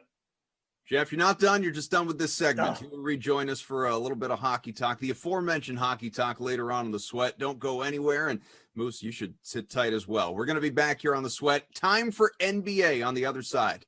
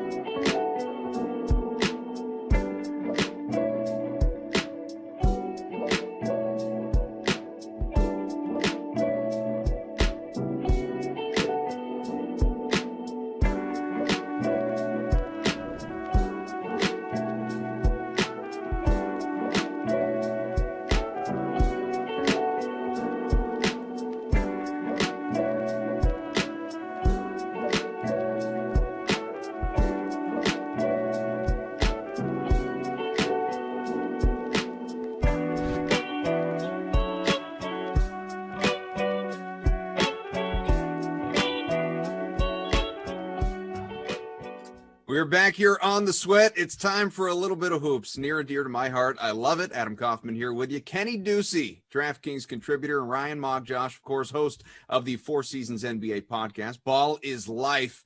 Thank you for being with us, gentlemen. And let's talk a little bit, obviously, about DK odds here. Now, we need to know, courtesy of the DK Sportsbook, favorite bet to cover the spread tonight. Kenny, let's start with you.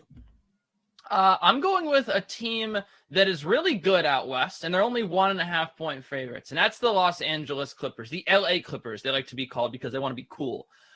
Did you know what their defensive rating is without Kawhi Leonard off the floor? It's actually 1.4 points better. That's right. This team might be the deepest team. Like, oh, you scared that Kawhi Leonard's not going to play. You don't want to weigh the 1.5 points against the Pelicans. The Pelicans are terrible on defense. So I don't care that the Clippers, they have a little harder time scoring the basketball without Kawhi, but you still have Paul George out there. You still have Marcus Morris. There's so many guys on this team that have proven capable. And how many times, Koff, have we been here? We've said, oh, the Clippers stars are out. The Clippers are tired on the second night of a back-to-back. Everything. People make every excuse in the world to fade the Clippers, and all they do is just continue to cover. This team is a cover machine. I'm laying the 1.5 points here with the Clippers. I think they win pretty easily here against the Pelicans, despite the fact that the narratives on the Pelicans side, they need the win. I just don't see it happening for a team that just looked really lackadaisical. And the biggest thing here, Steven Adams questionable. Steven Adams doesn't play. The Clippers win this by 10 points. Who's spitting your eggs, Benedict, this morning? Unbelievable. It's like he's upset, Ryan, that they don't call him the NY Knicks or something like that. They don't want to be cool. Who's your favorite to cover tonight? The Clippers bet's a nice one. They're looking very decent lately. But I'm going to go with the 76ers minus 11. And it's not so much because the Sixers are good, but it's more so the Thunder stink. Embiid and Toby are questionable, so I want to keep an eye on that. Ben Simmons is out, but I still like minus 11. The Thunder have lost 13 straight. They don't look like an NBA team right now. And I went to check and see if Lou Dort was in because he's really, outside of SGA, the only chance they have. He's out tonight, so Sixers minus 11. I feel pretty comfortable about that. All right. Well, let's stay with you, Ryan. How about an underdog that you're going to back tonight? Yeah, I looked at this and had to double take because I'm not sure that they should have been an underdog, but the Wizards plus 3.5, I really like. They've won 8 straight. They're scorching hot.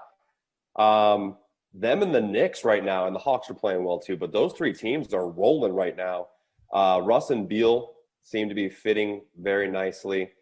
And it's kind of crazy to think about. I think it's kind of funny. Russell Westbrook over the last 5 seasons has averaged 26, 10, and 10 in 5 seasons. And the narrative was triple-doubles were way too overhyped, and that's why he was going to get knocked, and all he was is stat padding. But now the Wizards are winning, and the talk isn't about the triple-doubles, but it's about Russell Westbrook and winning. So now he's turning into a better player in the eyes of NBA Twitter and a lot of analysts. So the Wizards are rolling, so plus 3.5, I'm all over. Kenny, is there an underdog that has upset you today? It's so funny. I don't want to say it because now Ryan just talked about how they're going to cover, but I kind of like the Thunder plus 11.5 here because look, I can't explain how the Thunder are going to score without Lou Dort, but it seems like it's a punt game for the Philadelphia 76ers. There are rumblings right now, just rumblings out there. I'm seeing them on Twitter that there's a chance that Ben Simmons could play in this one, but Joel Embiid is questionable. Tobias Harris is questionable. Furkan Korkmaz is questionable. And that's all after Korkmaz and Harris specifically played over the weekend. So it sounds to me like they're just going to take this opportunity to rest their players because they know they're going to beat the Thunder, right? But I feel like in these spots where they've known that they're going to beat this team, the 76ers have a propensity for just not covering. So this is an NBA team, sort of, the Thunder. I do think that they could potentially get a little close here. They have some guys that can shoot the basketball. The other one I like here is Minnesota plus 9.5. They've covered in two of their last 3. It's going to be a little difficult, but again, the Jazz, there's Jordan Clarkson. There's Jordan Clarkson issues now. He was like really good for them early in the season, and now being thrust into a bigger role, it's kind of weird for him. Obviously, the no Donovan Mitchell is a big problem. And the Timberwolves, Ryan said it last week that this is just a completely different team with D'Angelo Russell healthy. They look like a competent team. I think they could cover the 9.5 here against Utah as well. But the Thunder more speculative. The Timberwolves, I have a little more reason behind. Juicy, how about a total tonight that's caught your attention? It's the Knicks and the Suns over 215. I was going to say 2.5. My baseball is on my mind. The Knicks have hit 6 overs in their last 7. The Suns 6 overs in their last 9. This is a different Suns team than we're used to seeing. I've said it before, and I'll say it again. They don't have the slow pace that we're used to. This is a team that now gets out in transition. They don't play as good a defense as they used to play early in the year, and they push towards the top 10 in pace. So I think that they'll do their part here. And the Knicks offense, we've seen, I told 6 overs in the last 7. Knicks offense has really been rolling right now. And again, you're going to think that, okay, well, 2 good defenses. I really think that the pace here will get us enough possessions to get over 215 because they're 2 good defenses, but they're also 2 really good offenses. And especially on the Sun side, the defense has just kind of started to slow a little bit. The Knicks to an extent as well. It's 2.5. You got to hammer that total, even if it's just a first quarter total. You got to just, crush that thing. What about a total First tonight minute. for you, Ryan? I love the Phoenix Knicks over, but I have a backup because that one seemed like a too good to be true one. I never feel confident about putting the Spurs and over in the same sentence, but I'm doing it because they're playing the Wizards, and the Wizards are red hot, and I'm obsessed with the Wizards right now. 227.5 is the over for that game. The Wizards are the fastest team in the league, and lately in the last 7 games, they're playing even faster than their regular season total. They're on fire. Bottom half in the league in defense, too, really helps out that over 227. But like I said, the Spurs kind of want to slow things down, and they want to play more defense rather than offense. But they got guys on their squad like DeJounte Murray, Derek White have been shooting well lately. So I think that I like the over 227.5. Ryan, let's stay with you here and maybe, just maybe, stay with your love of the Wizards as well. We need player props that you're going to target tonight. Is Russell Westbrook going to do something special again? He's been on fire. He has been on fire, and my obsession with the Wizards is going to stop with this one. But the Phoenix Suns New York Knicks game that we just talked about, Julius Randle over 26.5 points. Because I do think this game is going to be faster paced than the total. And I do think it's going to be close. This is a New York Knicks team that's the 4 seed right now, playing the 2 seed in the West. It's going to be a meaningful game. It's going to be a passionate game. People are going to be playing intense. I would have to double check. I think they're playing on the East Coast, right? It's at New York. The Knicks are allowing fans. The players feel that. That's true. Yes. Very Very important close. game. It's going to feel different. It's going to be tight down the stretch. I think Julius Randle is going to get more touches than usual. So I like Julius Randle easily over 26.5. Kenny, will you be at the game trying to shout out that positivity into existence, these prop bets coming to life? I won't. I mean, around playoff time, I think I will. I like the Julius Randle call. I like the Julius Randle points, rebounds, and assists as well. I was looking at his rebound total in this game. I really wanted to take it, but it's at 10.5. I was hoping it'd be at 9.5 because he's gotten double digits a few times here over the last 5 games. But I found one even better while I was looking at Julius Randle. And I'm not sure. I mean, it's not a mistake, but it seems like it, right? RJ Barrett over 1.5 3-pointers at -155. I know there's a little juice there, but for me, this is a no-brainer. He's averaging 7 3-point attempts over the last 5 games. He's averaging 3 threes made over the last 5 games. He's had multiple threes over the last 5 games. He has not covered 1.5 over the last 5 games. So I look, the RJ Barrett corner 3 is a cornerstone of the Knicks offense. He's a volume shooter from deep. They get him going from there. And so again, 1.5 threes. I know it's -155, but come on now. You've bet on a -155 money line. In the last week you've taken the Pirates or the Cubs -155 or the Sixers you've taken a -155 line. Just suck it up and take it. It's a winner. Kenny, let's wrap with you here. Or, well, we'll get both of you, but let's wrap with this question. That is favorite overall bet on the DK Sportsbook in the NBA tonight. Could be a total, a prop, whatever you got.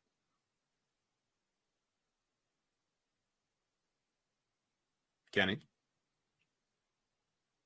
Well, maybe we've lost Kenny. Let's try Ryan. Ryan, what do you think? Oh, I'm back now. Oh, there you are. Yeah, I was talking. I didn't know if you could hear me. I'm going to stick with it because I like it that much. It's the RJ Barrett prop of 1.5 threes. Again, I think that I see a very hard way that it doesn't hit. I also like the in that game, the over as well. I'm going to stick with my favorite bets there. All right, Ryan, what do you think? Favorite bet? My favorite is Zion to get a double-double, and it's +160. Kenny touched on it earlier. Steven Adams questionable. Big men with bad toes is not a good mix. I would love for him to rest. So I did some number crunching on the centers that they do play. Jackson Hayes is scared of rebounding. So if Jackson Hayes is going to start at the center position for New Orleans. I'm all over the Zion yes to get a double-double. Little tentative if Willie Hernan Gomez gets the start because he's a big body down there and he does well on the glass. But either way, if Steven Adams is out, I'm probably going to bet Zion to get a double-double. Oh, Clippers are now at -2, folks. Get those bets in on LA quick. Better hurry up. Hours away from lock. Ryan Mock, Josh, as well as Kenny Ducey. Gentlemen, thanks for hanging out with us.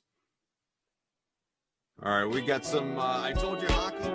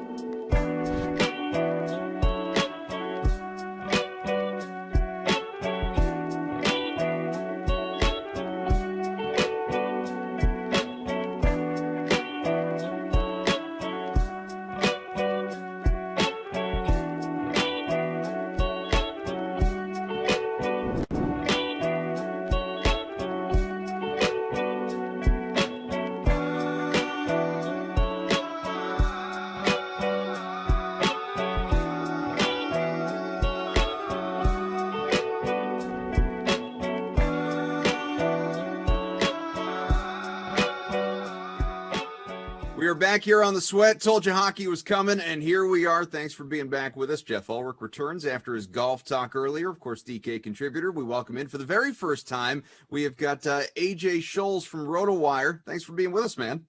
Yeah, happy to come on and talk some hockey.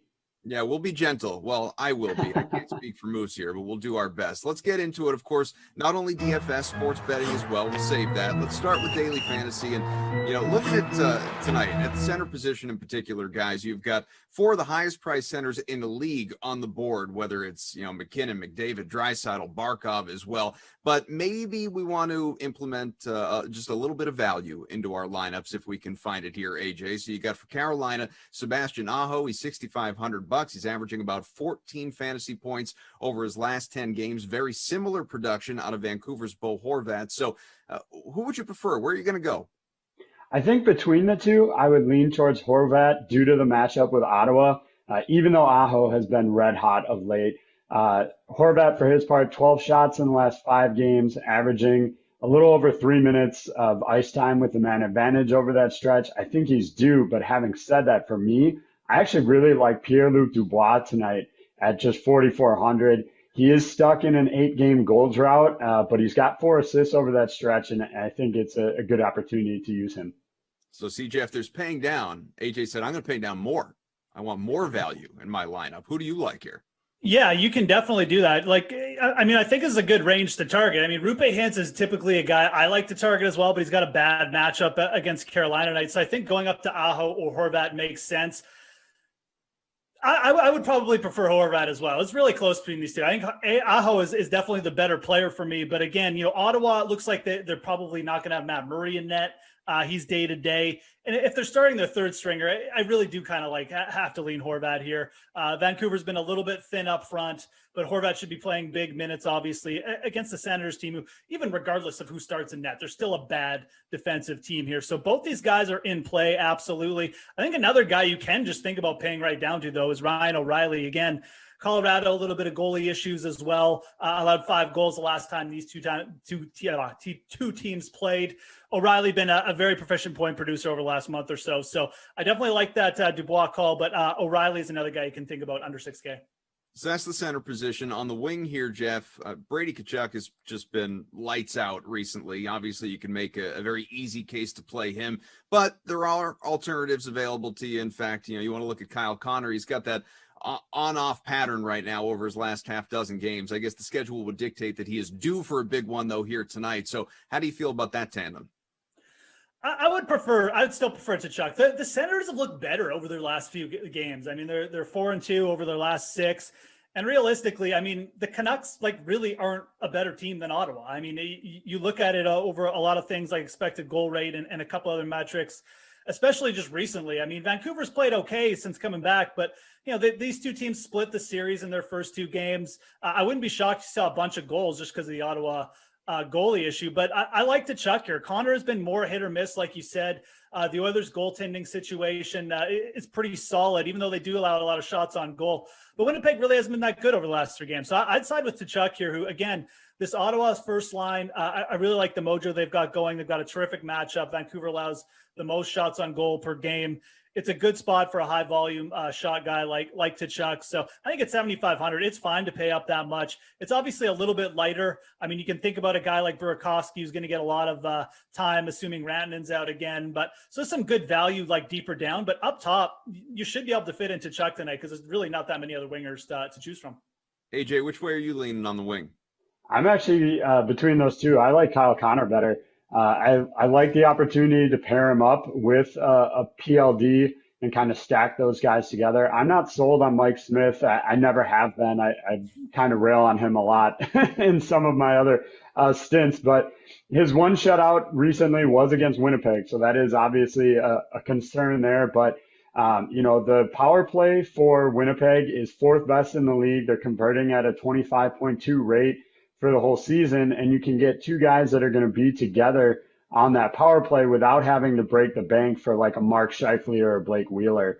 So I think I go that way. I do also like Andrei Svechnikov tonight, coming in really cheap, good matchup for the Carolina Hurricanes, and a good opportunity, I think, for him to capitalize on racking up some more points. Let's go to the blue line, fellas, and AJ will stay with you here. You got for Arizona, Jacob Chikrin, who, looking at his game log of late, you got 10-plus fantasy points, 6 out of his last 7 coming into this one. Coyotes against the Sharks. Of course, Dougie Hamilton coming off of a stupid performance, 30-plus fantasy points. He was ridiculous against Florida last time out. So which way do you want to lean here? I'm actually going to go neither. I try to avoid paying up real big for defensemen, just a strategy that I generally prefer. Look, in April, nobody has logged more power play ice time per game than Keith Yandel. The points haven't really been there, which is why his salary is just $3,600, but he's getting plenty of opportunities with Aaron Ekblad out of the lineup.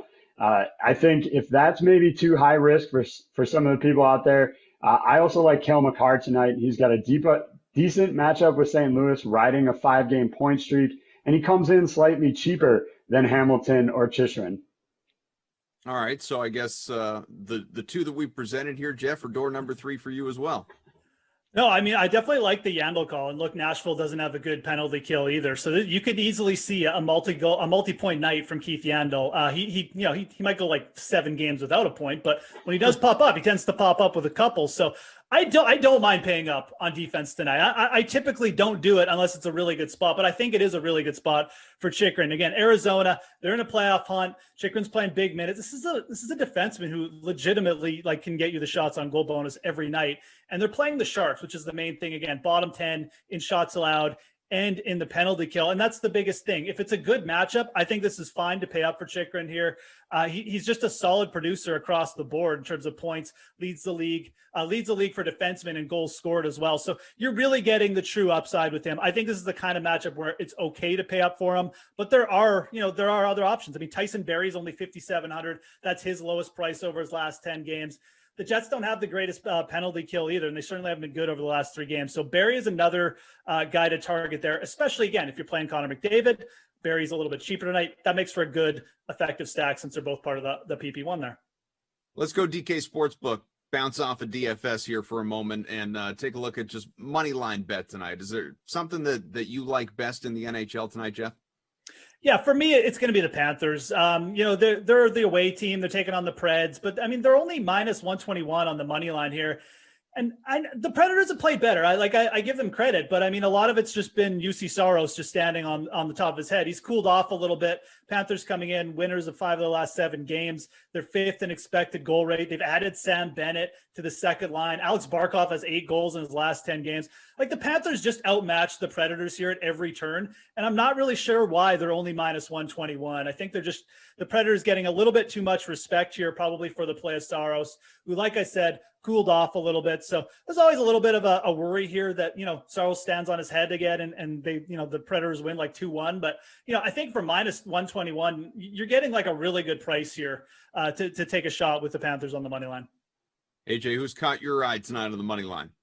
Well, I definitely like that call, Jeff, with Nashville. I think that's a solid pick there. On the other side, I actually like Anaheim tonight. I know they have been bad, and there's no arguing that at all. But at plus 140 versus a Kings team that has dropped 4 of their last 5 contests, although that one win was against the Ducks. So that's certainly something to consider there. But you've got Cal Peterson, has struggled a bit of late. Probably going to get the nod again, I would guess. A .902 save percentages in those 5 games is definitely risky. But to get the value at plus 140, I just can't pass that up. How about your favorite bet overall in the DK Sportsbook tonight, AJ? I've been talking about the Jets all night, so I got a couple player props in there. You can get Kyle Connor plus 145, Pierre-Luc Dubois plus 230 as anytime goal scorers tonight. That's definitely where I'm looking. The other one I kind of liked was Thomas Chabot, over under 2.5 shots. Take the over there and get him. Vancouver has given up the most shots, as Jeff alluded to, the most shots of any team in the league. So why not take a shot at, that one on the over there?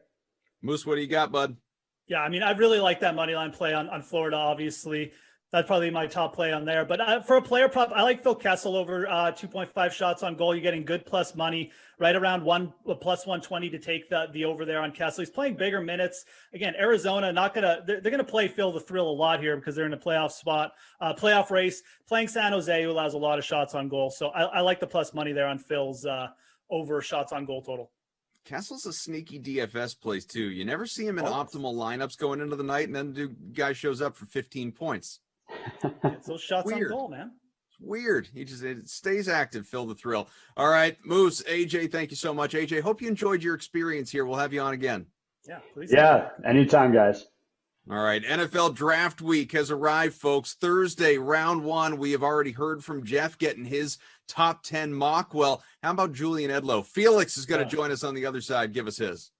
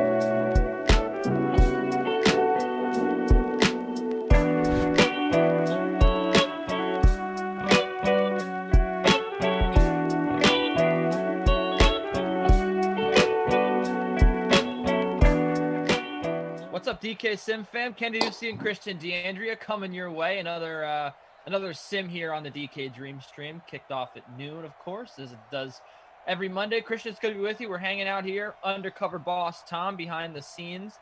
We've got the whole gang here as well. Frangelico on ops. Drew is here. Yeah, I just figured, I would shout out the whole gang because we're all here. We're all ready. We're all very excited for this big sim between the Raiders and the Seattle Seahawks. Christian, who'd you go with at the captain spot here? I had to go with my man, Greg Olsen. Ooh. You know what? I have Olsen in my lineup just because that Raiders secondary is a pile of hot garbage. So I actually stacked pretty heavily on the Seahawks side of things. DK Metcalf in the captain spot. Russ in there. Olsen, Lockett.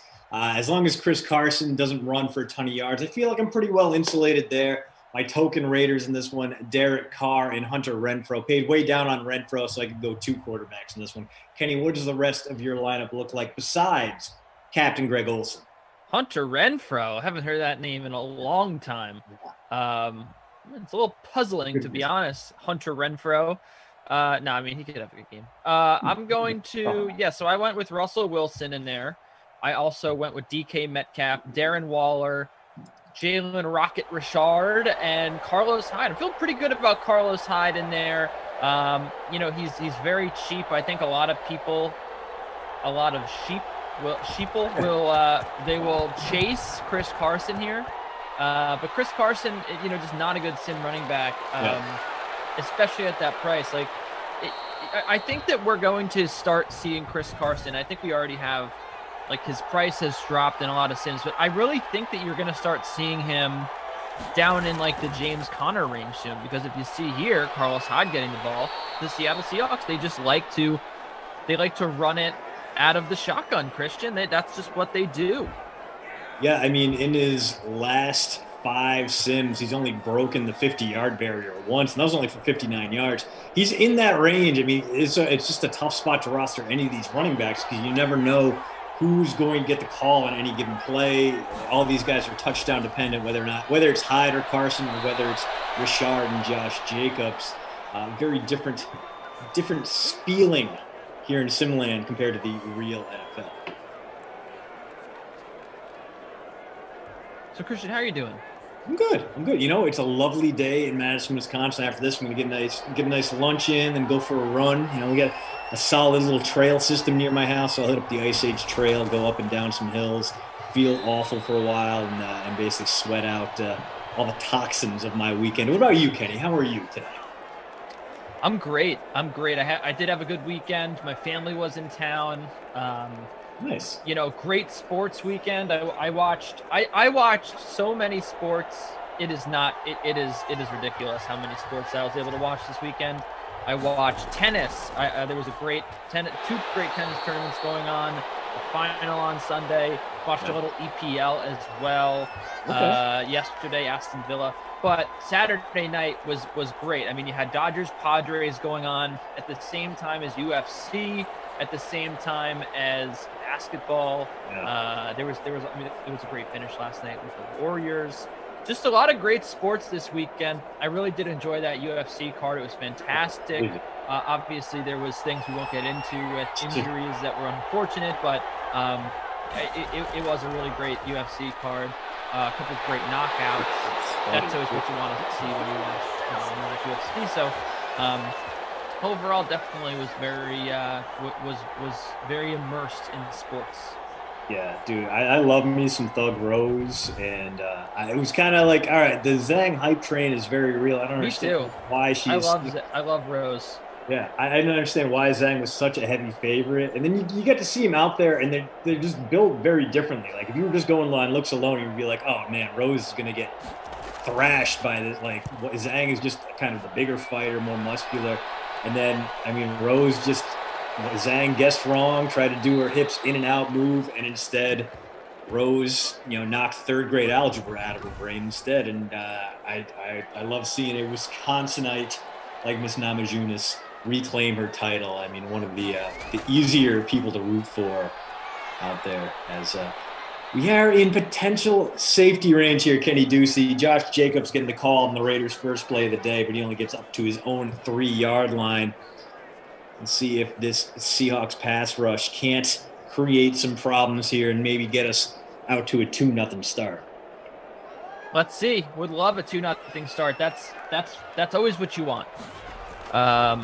We got to run to the left. Oh, Bobby Wagner lays the wood, and it's not a safety, but it's a huge hit from Bobby Wagner. I don't know how you hold on to that ball, Christian. Absolutely, yeah, a brutal shot there, and you know what? Good for you, Josh Jacobs, holding on there. Now, for the Raiders, do you just run it and avoid the safety, or do you actually drop? They're gonna try to run it. Oh, Jacobs taken down. No, how is that not a safety? He literally lost 2 yards, and somehow if this were real life, you best believe that Pete Carroll is challenging that spot because my goodness, that looked like a safety. Baffled. Let's see if they get the block punt. They never do though. They never do, and I don't even know how the Raiders didn't block their own punt there. Of course, it's a 60-yarder. So plus position here for the Seahawks. Of course, it's a 60-yarder. Of course. Oh man. All right. 1st and 10 for Russell Wilson. Thanks for being with us here, DK Sim Fam. Kenny Lucy, Christian DeAndrea. Oh boy, right as I crapped all over Chris Carson, he makes me pay there. Big run. He's up near 30 yards.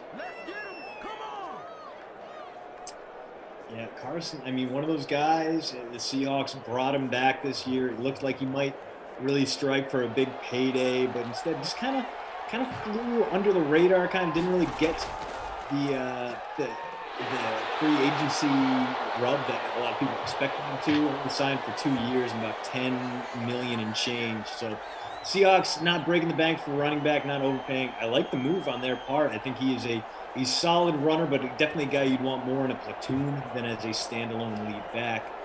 But that said, I like Chris Carson at 2 years and $10 million, a little bit more than Aaron Jones at 12.5 per year. I love the word platoon. That's like one of my favorite words.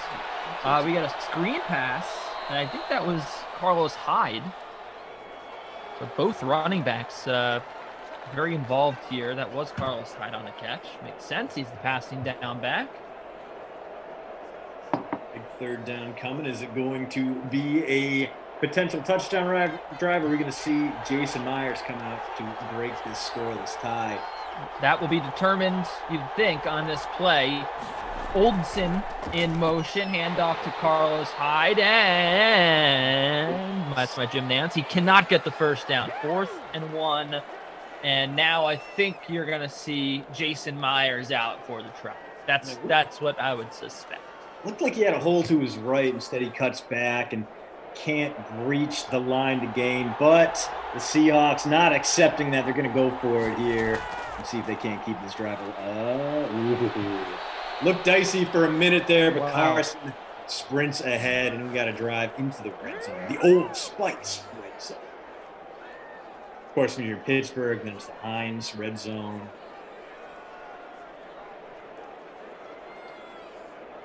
No shortage of sponsorship opportunities for Dumb Football. The DraftKings red zone. The DraftKings red zone. And when it's the DK red zone, you'd think that DK Metcalf is a potential. He has been awful running the ball. That's 2 straight drives in which he has pulled the ball down to scramble and run directly into Mo Hurst. Mo Hurst? Who is Mo Hurst? Hurst was he was supposed to be a 1st-round pick. He failed his pre-draft physical with a heart condition. The Raiders took him in the 4th round anyway. He looked good for a minute there, and then he really fell off. Was not performing at a high level. And you know when things are bad when the Raiders, in their horrible pass rush, they decide to cut you. But that is exactly what happened with Mr. Hurst. So currently searching for – actually, no, he has a new home. He signed with the Niners, but I think it's a short-term, low-cost deal. So a guy with some useful upside. He's only 26 years old, and hopefully he can stay healthy. Another guy that came over from Vegas, Arden Key. So basically the Ross, Niners did looked Russ just try to truck stick someone? I'm sorry for cutting you off, but I had to bring that up there. Did he just try to truck stick 2 defenders? I think he did. I mean, you got the 2 hands on the ball, which I appreciate. But yeah, that was definitely a head down, put him on the pads. I mean, no slide, but yeah, no, that was definitely he was trying to push his way through there. Well, we reached the end of the first quarter. We have not seen a score yet. We have not seen Jason Myers come out for a field goal. Instead, it's the Seattle Seahawks offense pushing their hardest to drive down the field. Chris Carson up near 30 yards rushing. Russell Wilson 14 yards passing. The Raiders have not gotten the football yet. Russell Wilson 11 yards rushing as well. Carlos Hyde 4 yards on the ground. He had, I believe, 1 catch for, we'll see it in a second here on the back end, for around 10 yards. He had 2 catches for 14 yards. He's so there we the only guy with a catch, only guy with any receiving yards. We saw very little. I mean, obviously the Raiders, we saw very little of in general. They should have probably given up 2 points on a safety. But I guess Josh Jacobs just breached the end of his own goal line just enough to make things a little bit uncomfortable for the refs. Instead, 0-0, but the Seahawks threatening here. Are we going to see Myers? Are they going to go for it again? They did convert a 4th and short earlier in this drive. And they are, in fact, going to take that risk. They are, wow. Up in front. Pro Bowl fullback. See if he gets Carson in the backfield gets the ball. What is he doing? He's running the wrong way.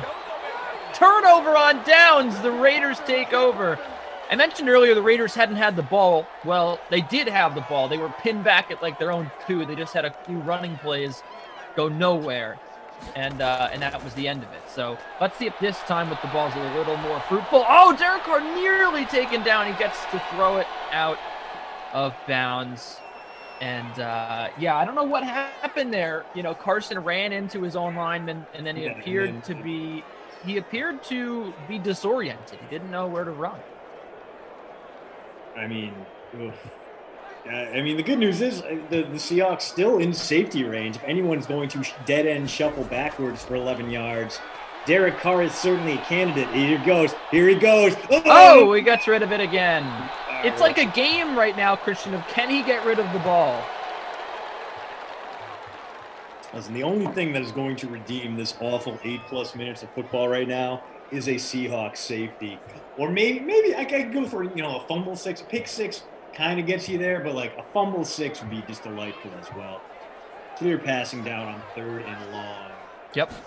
Let's see where Carr goes with the ball. Screen pass. How was that caught by Rocket Richard? And he gets out to the 25. How did he catch that? 15-yard gain through the air.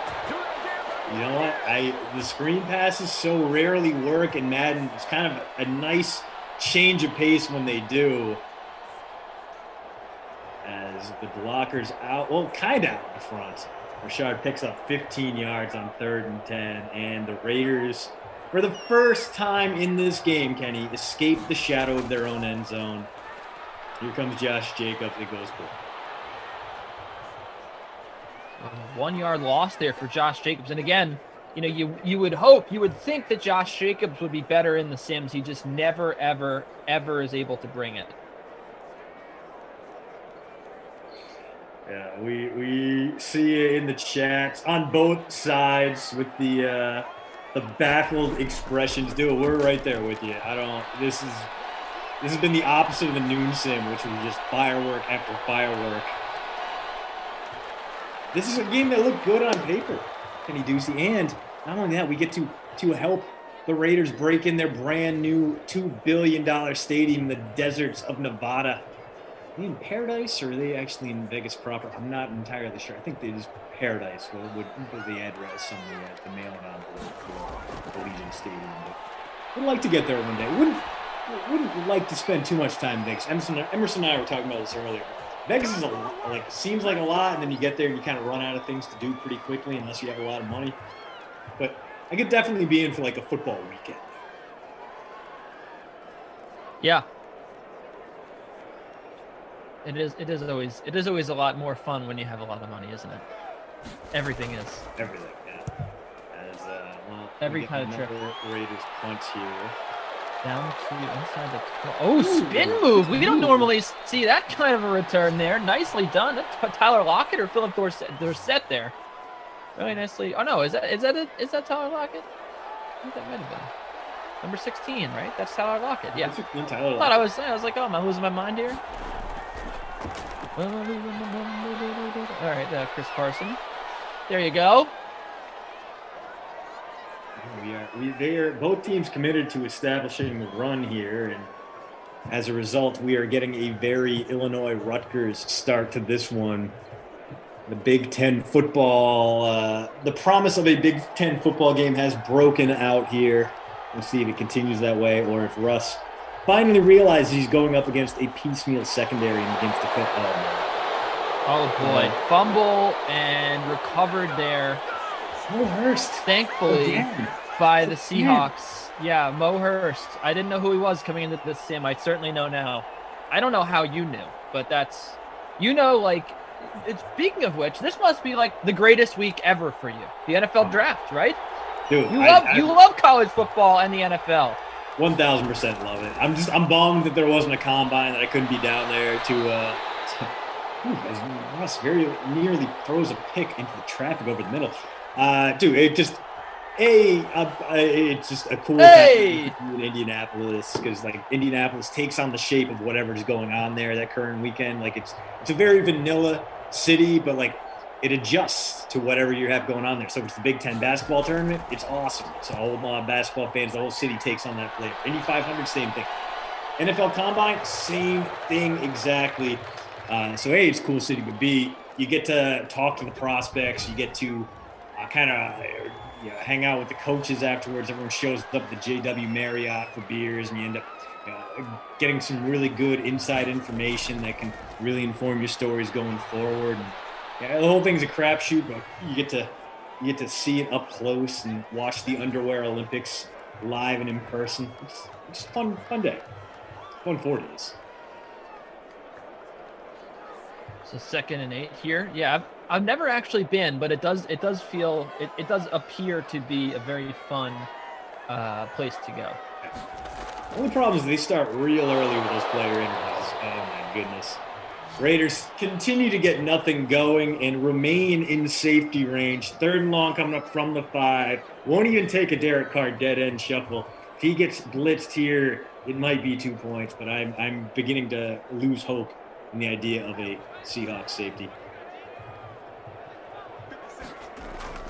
Oh, not going to get the safety this time. Oh, juke move for Jacobs. He was almost free down at the 19. He almost broke free there.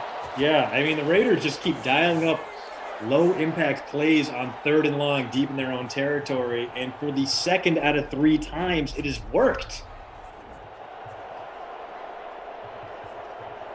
All right, wow. Ghost. Horrible sim so far. I got Russ as my classic QB, RIP. Yeah, that is... RIP, man. Oof. Oh, throw over the middle. That's going to change things up. Broken tackle! Goodness. What in the world? Touchdown Ruggs! Oh, my goodness. How did that happen? Wow. How did that happen? Wow. You don't usually think of Henry Ruggs as a bruiser, Christian. That maligned Seahawks secondary could not get the stop there. So instead of a 30-yard gain, springs for 80. What happens here? Shaq Griffin can't make the play. And then just bam, he's just gone. Yeah, I mean, Ruggs is a fast guy. He's got that 4-4. Put it to use there. Sheesh. And the Raiders have run like 3 successful plays. Sheesh. Now they take a 7-0 lead. You know that meme? Sheesh. Sheesh. Let's see if people in the chat know. Producer Drew behind the scenes. This set has been awesome in the worst ways. See if anyone in the chat recognizes Sheesh. Here it is. See, TikTok. You're dropping a TikTok meme. I'm saying I got nothing for TikTok. I'm sorry. What are the other examples of memes? I mean, any Twitter meme or maybe an Instagram. I'm not big on. I'm basically like physically, I'm a man in my 30s, but like spiritually and mentally, I'm a man in my 60s. So I can't keep up with all these youths. H. McDonald and Tim Winograd. Vinograd. Got it. I'm part German, so I think that's Vinograd.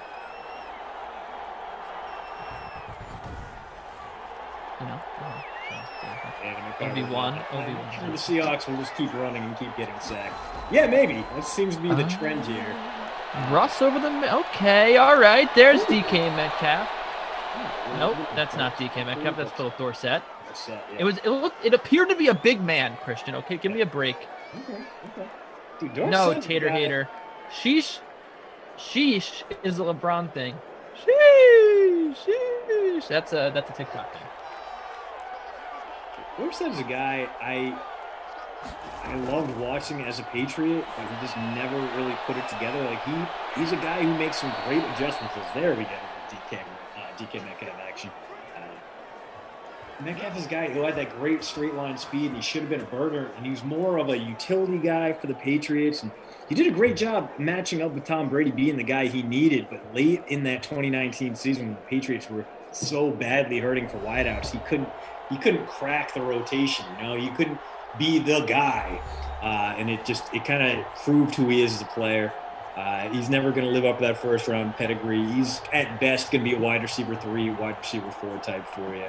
I still like what he brings to the table quite a bit. I think he's still going to be an interesting player for that Jaguars team, who could use a little bit of receiving depth, and I think it'll help Trevor Lawrence out a little bit as well. But kind of a bummer to see him pan out and not really become the guy the Colts thought he'd be when they spent a first-round draft pick on him.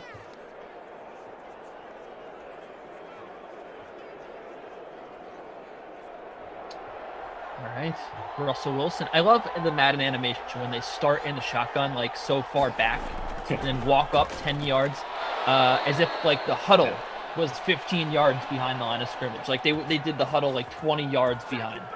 I like to think he's just finally getting out of the huddle and walking up. Everyone else is already set. Yeah. For me, it's like, all right, maybe they're trying to fake the pooch pun here and just giving the Raiders something to think about. Gruden's an emotional man. He might fall for it 1 or 2 times. You don't know. Another screen that's going to work. That's the Carlos Hyde. Tried to spin out of the tackle down at the 21. So I was going to say after a regrettable start, we finally have some action. And we do a little bit. We've seen this go poorly for the Seahawks before.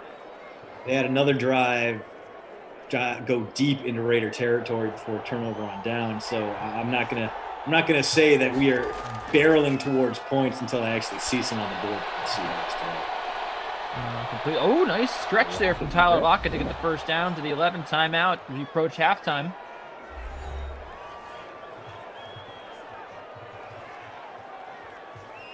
Lockett, nice kick return. Of course, you don't get points for that unless you're playing CFL daily fantasy. Which, to be fair, would be an interesting, right? Maybe we should do like a CFL week where we count all the CFL stats and we switch the downs over to 3 downs per game. Can we get an 110-yard field in them? I think that's possible, but that would be hilarious. Hyde down at the 6, another timeout here. So you remember when the Packers and these Raiders were playing in, I want to say it was Edmonton, but it might have been Winnipeg. But they were playing on the CFL field, and they couldn't figure out how to properly fill in the hole for the goalpost, so they had to make an 80-yard field. It was a good preseason game. It was wild. I do not remember that. I do remember when they used to have the goalpost at the goal line. Right? Wasn't that hilarious? Oh, they still do. Easy touchdown for Russ. Yeah, Superman's his way into the end zone. We are an extra point away from a tie game. 50 seconds left on the clock. Raiders do have 3 timeouts. They can mount a response here, but like we said before, the Vegas offense has really been 3 positive plays and a whole bunch of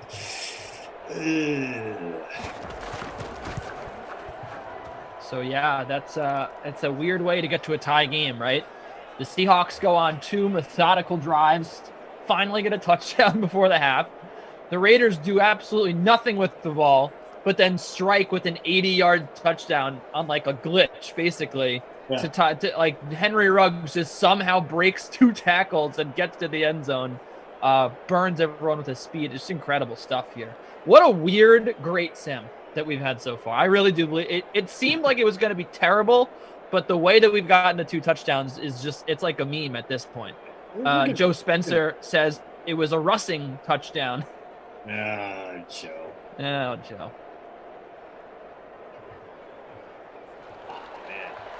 My neighbor's kids just got a sweet Power Wheels Corvette. Their kids are just driving around the neighborhood right now. I'm really jealous. I never had Power Wheels growing up. I always wanted Power Wheels, but like that was never gonna be an option in my family. Those toys were too nice. We weren't gonna put on airs like that. 1st and 10. Or another. This is just like screen pass city. Like every play has been a screen pass. That's been it. That's right. Been the whole offense. Other than that one nice breakaway for Ruggs has been low impact. I mean, short range passing, which to be fair, fits the Derek Carr narrative. And Rangers are going to be a very interesting team to watch at this year's draft because, and I talk about this on today's post route. They shouldn't be in the market for a quarterback. They have Carr under contract at a reasonable cost. They have Marcus Mariota coming back after taking a pay cut. They just take an intentional delay of game. What's the deal, y'all? What? I don't know. Do they think they can run it? Okay. Yeah, that fits. That fits. But these Raiders, they are an emotional beast. They're run by John Gruden, and yes, Mayock is there, but Gruden obviously gets to call his own shot. He is huge in the first round, then he kind of sits back and lets Mayock do his thing. And I'm wondering if maybe this Raiders team trades up for a quarterback. Now we know that the Carolina Panthers are not only open to trading, but are the most likely team to trade down in the first round. Could that be a spot where the Raiders see their guy fall and all of a sudden they overpay to move up just because John Gruden has a guy in his QB camp that he wants there? I think so. And you can read that and all about the other 4 teams likely to trade up or at least call up the Carolina Panthers for number 8 on today's post route. Substack.com. You can follow me at Kenny Ducey as well, since this is always the section of the sim we do our little plugs. Carlos Hyde, 4 catches for 32 yards. Jalen Richard, 3 catches for 20 yards. Mr. Greg Oldston, my man, 2 catches for 14 yards, but no one has held a candle to Henry Ruggs, who had 1 catch for 81 yards, scored a touchdown on the play. You also had a guy by the name of Russell Wilson run in a touchdown. Okay. He's doing okay, that Russell Wilson guy. Yep. Kenny, where are you in the Ducey and DeAndrea 2 p.m. SimFam free roll?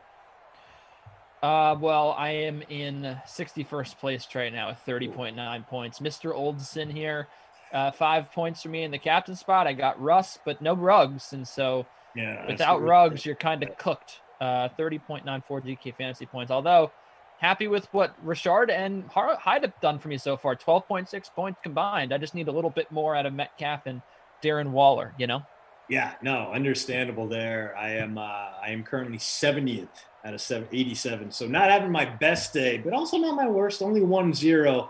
That's from Hunter Renfrow, who is a punt play to begin with. So ideally, we'll see a little bit of a glow up here in the second half. Did you just say glow up? A little bit of a glow up. A little bit of a glow up. A little bit.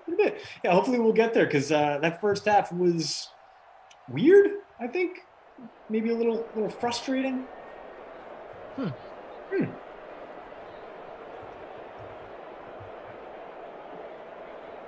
Piercy pointing out not only where to follow you on Twitter, Kenny Ducey, but also that you are a god when it comes to drafting fantasy tennis. Yeah, and I mean, not to pump myself up a little bit, but baseball as well has been really good to me this season. What a comeback last night by the Padres, by the way. Did you watch that? I didn't watch it live, but I heard all about it. Hey, that was for your man, Hunter Renfrow. The guy, finally. It kept showing a graphic and it was hilarious because the game wasn't over yet.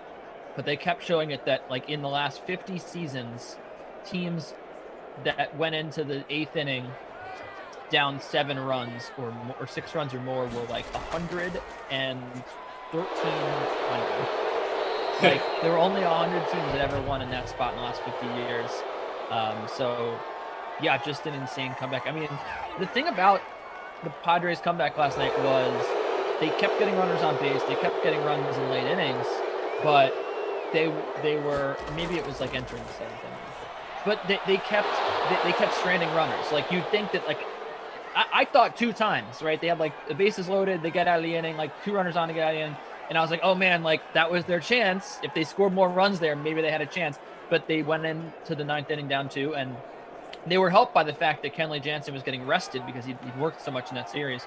Yeah. But the weird thing about the Dodgers now is, like, they, like, are kind of struggling right now. The Dodgers look like they might never lose a game. They were down, they only had 2 losses, and now they've lost 5 of 7 games, you know? And it's like, It's like, all right, well, maybe the Dodgers aren't unstoppable like we all thought. Yeah, it's been a kind of a wild start to the season. I mean, not only you have the Red Sox, I think a lot of people have given up on atop the East right now. The Royals surging a little bit, 4 straight for them. You also have the local team up here, the Brewers. Despite a relative lack in offense, that pitching staff has been just outstanding. Woodruff looks 1,000% like the guy. You know, he's got some early Cy Young hype, and if Keston Hura gets his crap together, this could be a dangerous team. I'm very excited. Got to get out to Milwaukee, go make a trip out to Brew City, go see a game at what will forever be Miller Park, and not American Family Stadium, because that was the perfect name. Why would we ever change it? American Family is a very nice company based out of Madison, but you don't fit the Brewers timeline quite like Miller Beer did. I do love the Brewers, man. I love me some NL Central. I'm a big Cardinals guy as well. I like the Cardinals this year. There's Oldson with the catch.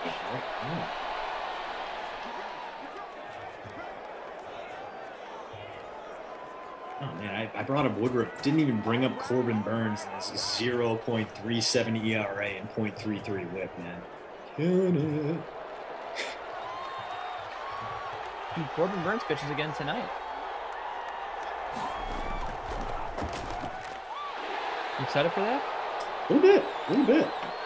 I mean, I actually just subscribed to MLB TV because Bally's Sports, you know, there used to be the local Fox Sports networks that carry, you know, the Bucks and the Brewers. Now it's Bally Sports, and they're in a conflict with YouTube TV. So I was like, all right, I want to be able to watch Brewers games, so I split a subscription with a couple other friends.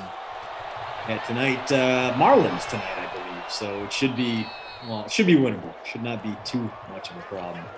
As I mean, the good news is that they've been holding serve against NL Central opponents.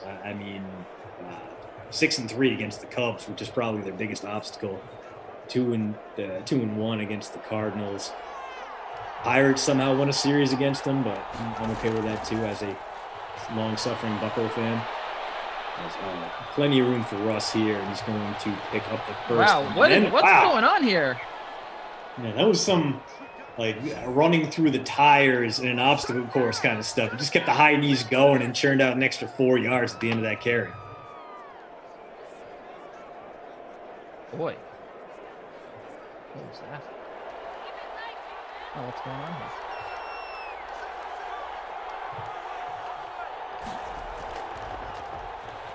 Russell Wilson with time, throws right side. He's got his man. It's caught around the 20-yard line, and that is Mr. Oldson again.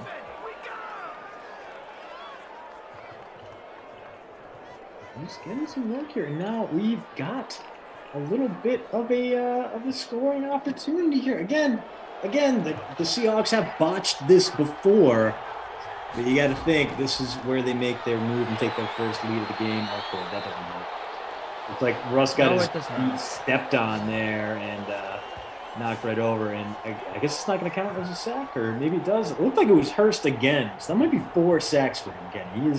He's doing all right. Yeah, he is the closest guy there. That is going to be Maurice Hurst's 4th sack of the game. And we are barely halfway through the third quarter. Ooh. Frangelico saying it did not count as a sack. Huh, interesting. I wonder why. I guess maybe he was a design run there with Bruce Pittsburgh. I don't know. Weird. Well, at any rate, it's only a bummer field goal. Oh, that is a sack, and it loses 6 yards. Collins gets upfield, and well, that's good news. If you've got Jason Myers in your lineup, you've been waiting for the Seahawks team to kick a field goal, and it's going to be about a 48-yard attempt from the Seattle kicker. Give him about 65% chance of hitting this. You're indoors too, so let's make it 70. Yeah, Kick us up, and that is easy money there, Christian. 10-7 Seahawks lead. Not a problem there. Seattle gets his first lead of the game. Ooh, excuse me. So Pete Carroll, John Gruden, two memeable coaches doing battle here. The Meme Bowl. And so yeah, so far, I mean, not too much, Christian, out of DK Metcalf. We saw him get his first catch there. Darren Waller still held out of the box score. Yeah, kind of wild. I mean, Waller, the murder hornet, he's been kind of fading, which is weird. You know, like after the update, he seems like he's having less of an impact. Right. Yeah, 10.1 is his high over the last 5 sims. I mean, he hasn't broken for 20 plus in more than 10 games. So well, and that's definitely something with the update. Speaking of like looking at the Seattle Seahawks specifically, they do run out of the shotgun more since the update. You know, Chris Carson was a viable option after the update, not anymore. So it's weird because on the surface, the update, which was in December, I mean, I think that I was speaking to someone recently, it wasn't even aware there was an update. So if you hadn't heard or whatever, some guys got different traits, but it also seemed to change up the way that Ruggs stays in bounds. I'm sorry, I got to break that. Oh, down to the 24. Oh, man. That's the bonus for him. Yeah, but it changed the way that some offenses did business. And it's kind of wild. I mean, you'd think that Waller, after the season you'd had and after playing such a big role, that we would see even more of him after the update. Instead, it's been more. Henry Ruggs used to be a guy who would cost you like $3,500, and he'd maybe have a good performance. He's kind of taken those Waller targets. That's his third catch there. Derek Carr has about 160 passing yards, and like 130 of them are to Henry Ruggs. 1st and 10 coming up from the Seattle 12 here for Vegas. Oh, I'm sorry, 139 now for Ruggs. So 139 is insane. Here's a drop from Carr. There's the wall. There's Waller. Didn't get the first down there. 2nd and inches. Didn't get to the end zone either. Seems like a time to run the ball. Is it going to be Jacobs or is it going to be Jalen Rochelle? We will see, Mr. DeAndre. We will see. It's going to be Jacobs in the backfield right now. Man in motion. They're going to throw. End zone. Got it. Touchdown. Is that your man? No. I think that's Jason Witten. It's not. It's Jason Witten. Oh, jeez. That is a vulture right there. Caw-caw, caw-caw, I'm a vulture. Oh, I hate it. I hate it. Witten, 2.8 fantasy points per game, 1,800 in the flex. Jesus, not freaking had Witten. a touchdown. Oh, my goodness. 0.99% owned. Isn't that ridiculous? 0.99% owned. 1 touchdown in his last 50 sims. That is his 2nd touchdown in Madden 2021. That is ridiculous. This has been a weird sim, Kenny Ducey. Getting a little weird. Yeah, it's getting very weird right now.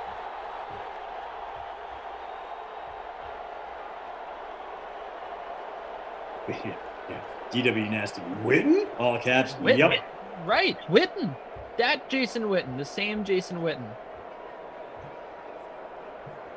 Kicking Club says. Caw. Yeah. Callan, I thought it was Renfro as well. I apologize. But yeah, you think it hurts you? It hurts Christian's professional reputation is on the line, guys. Yeah, tough to make that any worse than it already is for guys. I mean, Christian put it all out there saying Hunter Renfro is going to have a good game. Catch to the left side. Mock it down. So the Seattle Seahawks, they looked like they were the better team for 2 quarters here, Christian, yet they find themselves behind because really just because of Henry Ruggs. I think that's the only reason. Yeah, I mean, listen, we can pretty much predict where the crusty cough player of the game is going to go, and it's going to be number 11 for that Raiders team, already into the bonus, already has a big-time touchdown, and it's still got some work to do. This has been a kind of weird... I think that you should just give it to him right now. I don't think there's anything that can happen here. For me, Kenny, I looked at this matchup, and I'm like, you know what, that Raiders secondary stops no one. It's a sieve. This is going to be a day. This is going to be the day we let Russ cook. And instead, his only touchdown came on the ground. Drew said another Jason Witten touchdown. That might give him a seat in the passenger seat, or maybe even a seat in the driver's seat to be the player of the game here. I don't know where that sentence was going, but I can tell you that I was not sitting in the front row of the car for that sentence. As we reach the end of the third quarter, the Raiders, they come on back here and they take a 14-10 lead. Welcome back inside the booth. Kenny Ducey, Christian DeAndrea. The Seattle Seahawks are driving. They're at their own 43-yard line. Russell Wilson has been outplayed in this game. Derek Carr, 8 for 14, 172 yards and 2 touchdowns. Russ with 118 yards passing. He's got the rushing touchdown. Congo Cap, eat your heart out. This is the only time you're ever going to see Derek Carr do anything remotely good. Chris Carson, 48 yards on the ground. But Russell Wilson, as I mentioned, had the rushing touchdown and has 29 yards. Carlos Hyde, 6 yards on the ground on 3 carries. Rocket Richard has 7 on 1. And then Hyde and Richard both have done some damage in the passing game. Hyde, a game high, 4 catches, 32 yards. Richard, 3 for 20. Oldson, 3 for 26. But Christian, I will leave it to you to talk about Mr. Henry Ruggs with his 3 catches for 139 yards and a touchdown. 3 catches. 46 per catch. I mean, he's going to catch a 20-yarder. It's going to bring down his average in the fourth quarter. He has 80% of his team's passing yards. He has like 60% of his team's total yardage on a day where both teams are running the ball more than they're passing. And hopefully, it's the fourth quarter.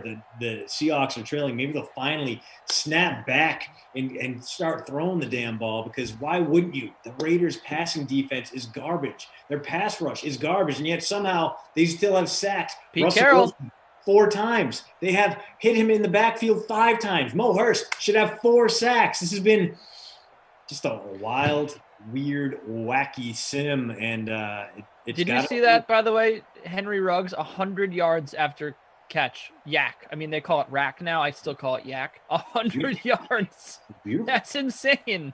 Yeah. And I don't even know, man. Congo Cab, by the way, says Derek Carr's going to the playoffs this year. Do you believe that? Who is? Sorry. He believes Derek Carr is going to the playoffs this year. Congo Cab. Oh, it's a 7-team field, and the Raiders were good last year. I mean, they were good enough to beat good teams. They just had some kind of inexplicable brain farts, including that game where they kind of needed a miracle finish to beat your Jets. So I'm skeptical about Gruden and Mayock's roster building. I think they need to make a few more improvements. They really would benefit by giving this team some more receiving talent. Although I like the Ngakoue signing. I like bringing John Brown aboard. I like let's throw a flyer out there on Solomon Thomas. Those were all solid moves. Then you have that weird Kenyon Drake signing, and I don't know. It's been a very Gruden offseason where Kenyon Drake is just bad. He's just don't do it. Don't do it. Don't do it to yourself, man. Really. Kenyon Drake. I don't understand why anyone likes Kenyon Drake or believes in Kenyon Drake, because when you look at Congo, by the way, I always got to say, Congo Cap says, don't get me started about your team, Kenny. The thing I will always say, right, when you talk about, when you attack someone's team or you say something negative, and the only thing they can say is, well, what about the team that you like? That just proves that you're right. Like, I say that all the time about, like, Daniel Jones. I'll be like, oh, Daniel Jones, he fumbles all the time. What do you see in this guy? And they're like, oh, what about Sam Darnold? I'm like, so you don't have any retort? You don't have any retort. You don't have any counter argument. You're acknowledging that Daniel Jones is bad because you're saying, well, I know he's bad, so I'm going to deflect and say, what about your team? What about your team is the weakest argument ever. And it also doesn't work when you're talking to someone who has openly, like, admitted his team as absolutely garbage. He didn't get in. He got to the one. Oh my goodness. People strike that ball out, DK. Right. Or people who say, oh, Eli Manning is not a Hall of Famer. What about Joe Namath? Joe Namath is awful. The Jets are awful. The Jets haven't won a Super Bowl since Super Bowl III. Their best player of all time is trash. Joe Namath was an awful quarterback. Like, you can't own me on that stuff because I own up to it. Carson into the end zone. See, now how did he get in on that run? But what's his face wasn't in there. DK Metcalf wasn't in. Yeah. I mean, I think DK, if he stretched the ball out, it would have been fine. But when you're playing the Raiders, you don't tempt the fumble out the back of the end zone gods, because he knew Derek Carr has that move trademarked. He didn't want to infringe. He didn't want to have to pay royalties for it. So I get it. Play it safe. Don't give the other team a touchback. What do you think about that, though? The what about your team argument? I'm sure you hear it a lot. It's just a stupid argument to begin with. It is. We've seen it all sorts of places. Yeah. Are you okay? You stopped talking.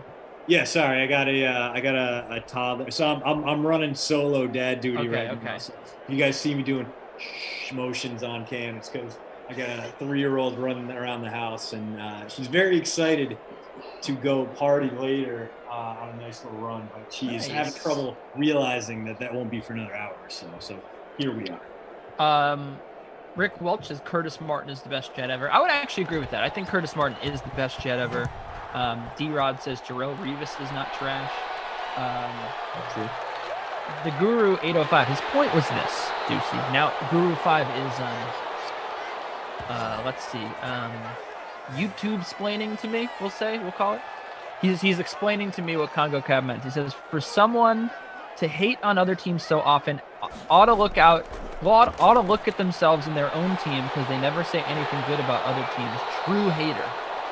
Now, first of all, I am a true hater, but I also say plenty of nice things about other teams, right? I just tell it how it is. I think I'm not going to sugarcoat it when I talk about the fact that, again, I think that the worst type of quarterback that you can have in football is someone like Daniel Jones and Derek Carr. And the reason I say that is because they're just good enough that you're not going to move on from them.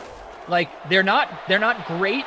I don't think they're great enough to ever do great things in the NFL. I really don't. Like, Derek Carr is fine. Daniel Jones is fine. But basically, you're stuck. You're stuck with these guys, and they're going to end up paying Daniel Jones for 6 years, and you're going to get stuck with this guy, who's making too much money, just like Kirk Cousins, right?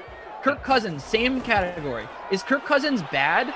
I don't actually think that Kirk Cousins is bad, but the thing is, I don't think he's really good enough to put you over the top, right? And that's the thing about the quarterback position. And I also am the first person to say, you don't need a great quarterback. That's true. But I also think that NFL GMs are searching for a great quarterback. That's why they drafted Daniel Jones in the top, whatever. He drafted him 6th or whatever. Because they wanted they thought that he might be eventually a top 10 quarterback. Those guys are not going to be top 10 quarterbacks. I'm sorry, they're just not. And that's why I think I would rather have a bad quarterback, so that way you're like, okay, well, he's bad, I'm moving on. Darnold, frankly, was in that same category. I don't think the Jets, they didn't really want to move on from Darnold, but with the second pick, they were kind of forced to. So they kind of lucked out there. But again, I'd rather just know my answer at quarterback. Like, I know that this guy's not good enough, let's move on. Right? So yeah,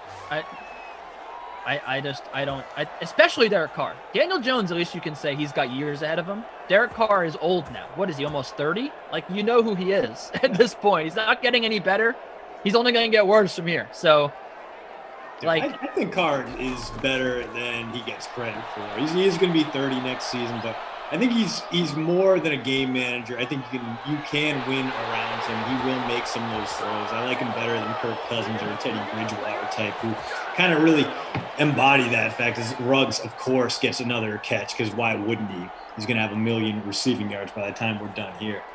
But Jones, I mean, I think Jones could be nearing, a Mitchell Trubisky kind of terminus with the Giants if he continues to backslide, or at the very least, if he can't build from last season. He took a massive step backward last year. Now, granted, everything about the Giants was bad. Now he's got a true wide receiver one in Kenny Galladay to go with Darius Slayton and whatever they get out of Evan Ingram, which probably won't be much. So there's options there, but I agree with you. You don't want to be in that, mid-2000s Milwaukee Bucks zone where you're just kind of crawling and scratching your way to the back end of the playoffs, and that's your goal is to be a wild card team, and you won't really get better. You won't get a franchise quarterback, but you also won't get any kind of playoff glory. You're going to be some teams easy out in the first round.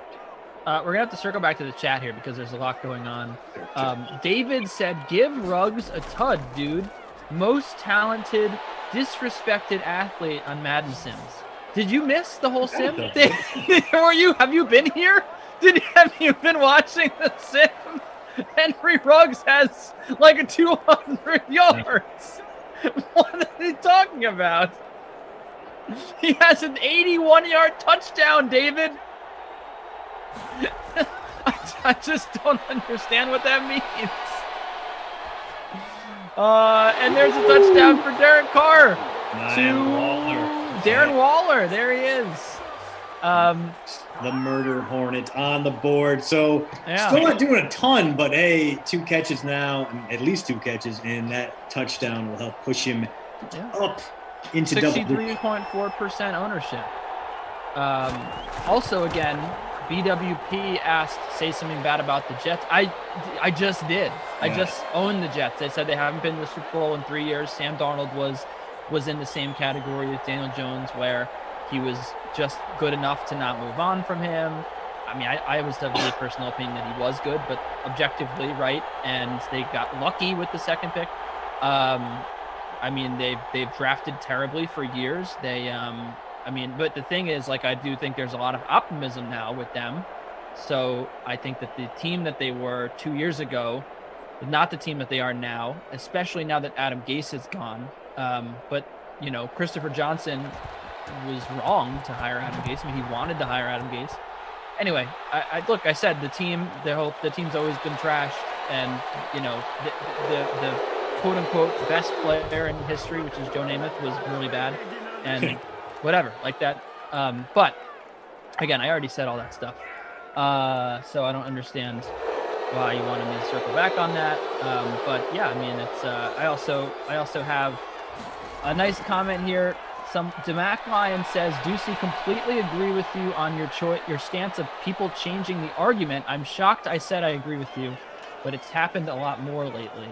Now there's also like a conversation about who the best Jet ever is. The fact of the matter is, like, Darrelle Revis, he did play for the Patriots. I mean, he's not even close to the greatest Patriot of all time. I think he's one of the best corners of all time, but like, I don't know, like, the Jets never won a Super Bowl with them. I love Darrelle Revis, but I'm also being objective, where it's like the team's history is like really just, it's sad. I mean, to especially the guys that were the greatest in history didn't really lead them to any sort of success. And I mean, I guess you could say Revis, they did go to the AFC Championship game back-to-back years, but yeah. There's Russell Wilson on 3rd and 3, complete again to Mr. Oldson. There he is. Right there. Now the Seahawks need a touchdown here. Field goal does them no good. They got 3 timeouts left, and we are now under 40 seconds to go. So taking their sweet time with this drive, Kenny. We are seeing some classic clock management here.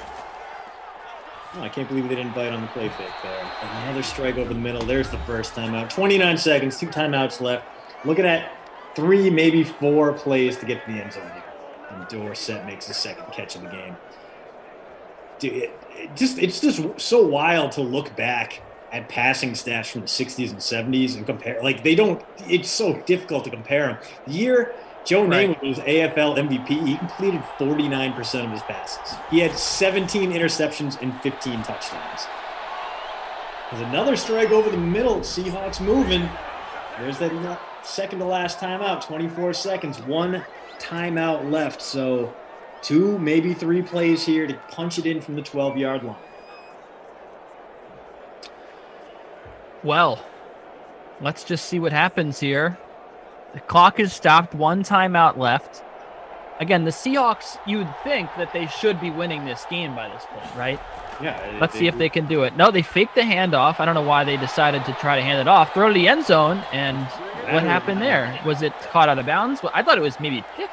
No, I think it was tipped up, and then the 3 Raiders around it all got caught trying to snag it out of the air and just got in each other's way. Like a Three Stooges skit. So now this is great for the Seahawks because you have the 1 timeout. You're so close to the end zone. I think they could fit 3 plays, Christian.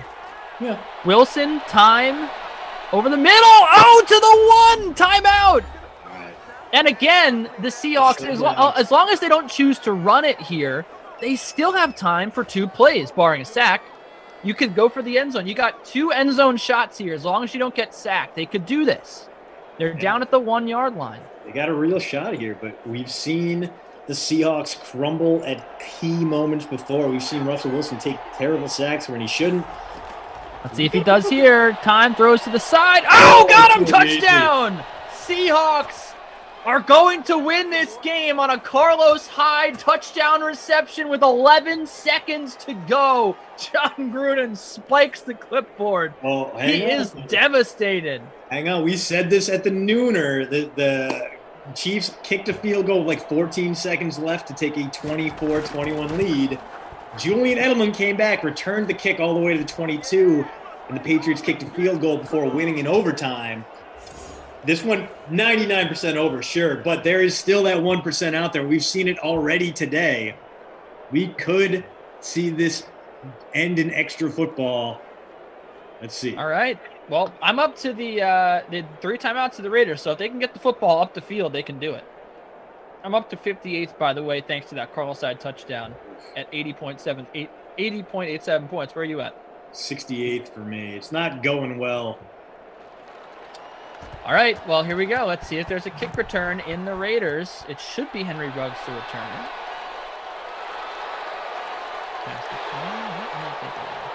It was not Henry. All right, so 1 play. Time for 1 play. This could be impactful for fantasy owners for sure. Derek Carr going to have some time to throw. 4 seconds and 3. Well, the game's over now unless they score a touchdown on this play.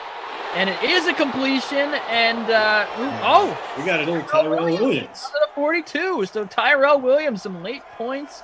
Wow. He stacked up the Raiders with Carr and Williams. He got a little bit of reprieve there from an overall pretty crummy day.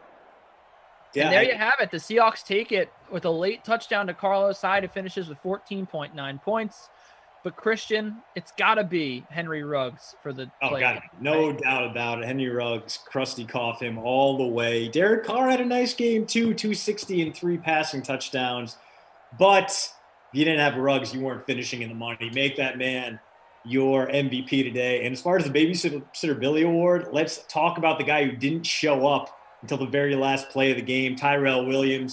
Cost you $8,200 in the flex, and barring that last 32-yard catch, failed to show up on the stat sheet. Tyrell Williams, you are the 2 p.m. Babysitter Billy, not my kid, I don't know her award winner today.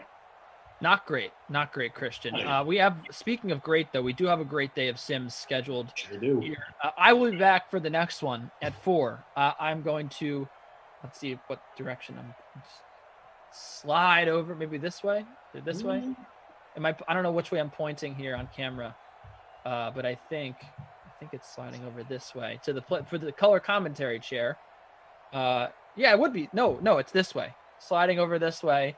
And Glash will be in this seat, and we will have a great sim for you between the Panthers and the Cardinals. Glash made a contest for that, so you can check it out. Then we got the slate coming up at 5, of course, talking NBA with Chirag and Julian. And then a great – I'm watching myself do it now on stream. We got a great game. We got some great sims for you at night, 6 p.m. Rams, Broncos, Glash, and Rossi, 8 o'clock Packers, Bengals with Koff and Brandon Cristal. And then we got Chargers, Bears – with Rossi and Brandon at 10 o'clock. Christian, you're done for the day. I am. The Ross Tucker podcast is next. Any final thoughts for the people as we lead them into Ross Tucker? I don't think do we have a sim with us? Do we have a sim together later this week? I don't believe we do. Good question. I don't know if you're on Thursday or Friday. You're probably with me. I got a whole bunch of sims right around draft time. So get my second dose on Thursday. No, I don't think that we're together again this week. So, Friday. We're on together Friday, 2 p.m.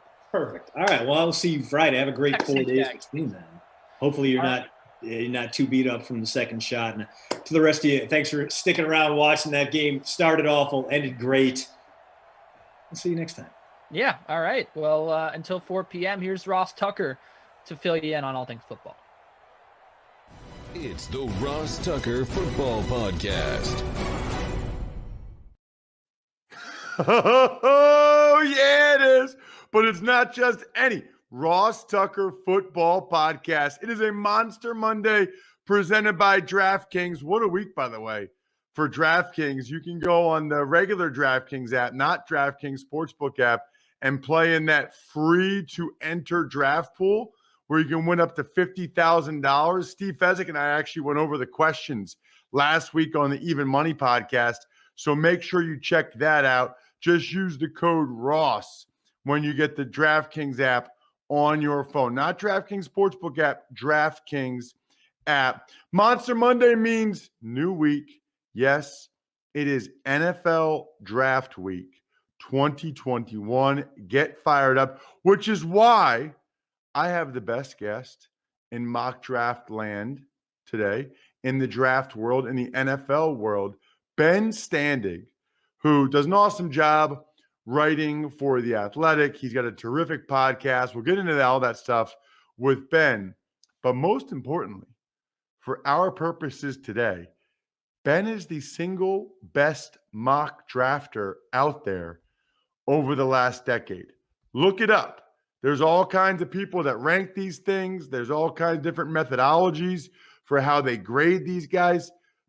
He's won it twice. He's been the overall number one twice in the last 9 years. He's like the Steve Fezzik, who's the only 2-time winner of the Westgate, the Super Contest on the Even Money podcast. That's what Ben is to mock drafts. He also has a podcast, Standing Room Only, which means he's witty. Get it? Last name Standing, Standing Room Only. Covers the Washington football team as well. So really looking forward to talking with Ben momentarily and going over his 2021 mock draft. I should tell you, new week means what? It means new winners. It means, number one, a new Spread the Word winner via social media. Please go ahead, follow us on whatever platform you're on. I don't care. Twitter, Instagram, Facebook, whatever. Just follow us at Ross Tucker NFL. And then any likes or retweets or replies or quote tweets or loves or anything, it all makes you eligible to be the Spread the Word winner. I love giving out these press passes. I still have some awesome ones. Signed pictures, signed cards. Take advantage of DraftKings this week or 1-800-Flowers to be the sponsor confirmation email winner. I did a couple of the YouTube shout outs yesterday. One with my daughter. If you guys want to check that out, all you have to do is subscribe. It's free. YouTube.com/Ross Tucker NFL. And then go ahead and comment, and you're eligible to win that. But I know why you're here. You want to know about Ben's mock draft. Guess what? So do I. It's big show time. The Big Show. All right, so I kind of already introduced him. Ben Standig works for The Athletic, the greatest mock drafter in the history of the world. And I know, Ben, I think you've been on the Fantasy Feast several years ago, but it's been a while now. I guess the first question is, like, you really are really into mock drafting, and I'm sure there's somebody else out there that can claim they're the best. I'm claiming you're the best, being the two-time winner over the last 9 years. But when did you start getting into this, and why did you get into it? Like, what? At what point did you say, I want to be a good mock drafter? Well, Ross, I appreciate the accolades and thanks for having me. Honestly, like ever since I was a kid, like I've always viewed, like everybody else, you view football from you watch the game, the X's and O's, you try to figure out what's happening. But I think I've always sort of gravitated towards the player personnel side. Even when I was a kid, I remember pre-internet, I'm that old, that I would come up with my own lists of just what I thought would happen 1 to 32. I'm glad I don't have those lists anymore because I'm pretty sure they've made no sense. But I've always just liked doing that. And when the opportunity came several years ago, started blogging. I had a career switch at some point. And when I started to get into the writing side and reporter side, the opportunity to start actually doing mock drafts came up. And I really had already spent a lot of time doing it. And I just kind of kept going forward. And it's gone from sort of a little bit of a hobby to now here I am on the Ross Tucker podcast talking about it. Yeah, it's awesome. And look, I've read a bunch of articles about it. You really are like the number one rated guy over the. I mean, I don't want people to think I'm blowing smoke. I tweeted it last night at Ross Tucker NFL, but you're the only person that's won it twice, other than Rick Gosselin, who's like an absolute legend, right? Right. So I guess the question is, how do the rankings work? I believe you told me one time you get like a point for everyone you get right, but if you get the right pick and the right team, I'll let you explain. Yeah, so basically there's lots of different sites, outlets who sort of track these things, but the one that's considered to be the go-to is the Huddle Report.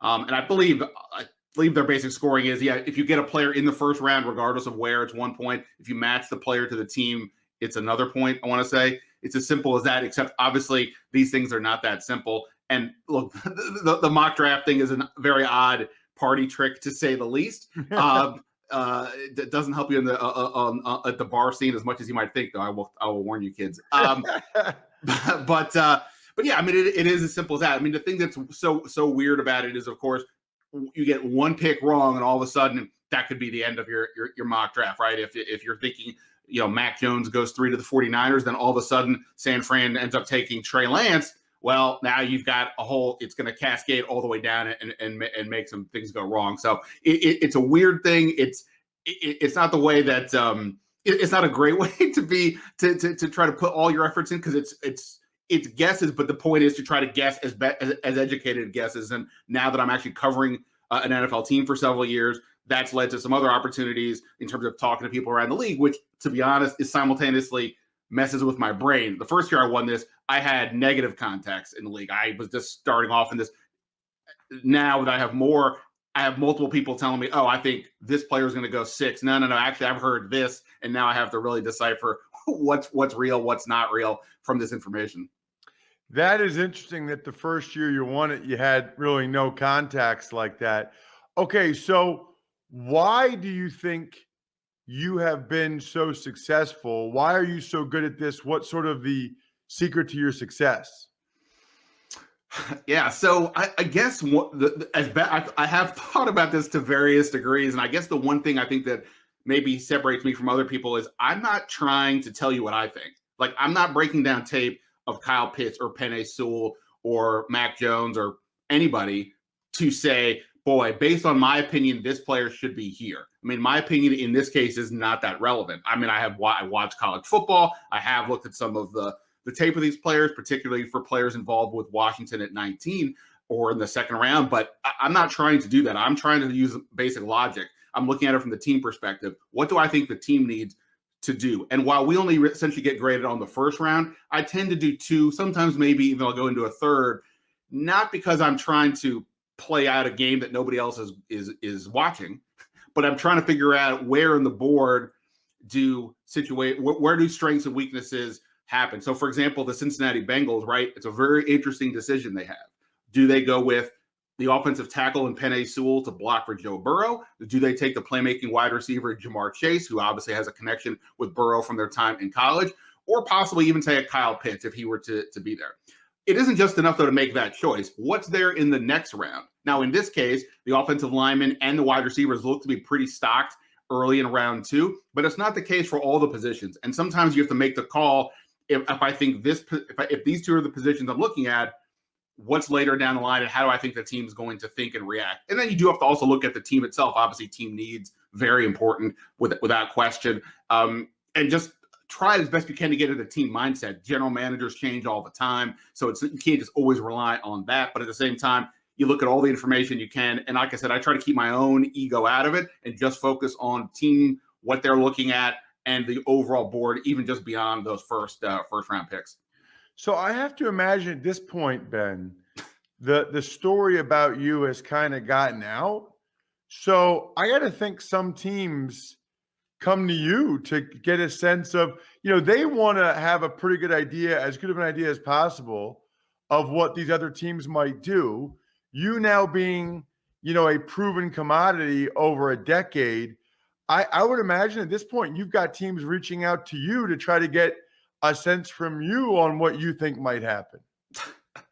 I will say, I won't say it's like an everyday occurrence or anything, but I will say the first couple times it happened where somebody texted me, it's not going the other way. It's like, whoa, you're asking me out on a date? What's going on here? This is bizarre. But yeah, at least it's to the point where the communication goes both ways. It isn't just they're thinking I'm trying to pry information out of them, which I am, but at the same time, it is a bit of a more two-way street. What are you hearing on this? Or more specifically, what do you think about this? I mean, the hearing part doesn't necessarily make me any more unique than lots of other people around the NFL who are gathering information. But in terms of my own vision, and this is going to sound really ridiculous, I guess, but and it was the movie, A Beautiful Mind, the Russell Crowe movie. And the way it depicted how he how he is able to see the mathematical equations and break codes, things like that, is like the numbers would just sort of like pop out of the screen.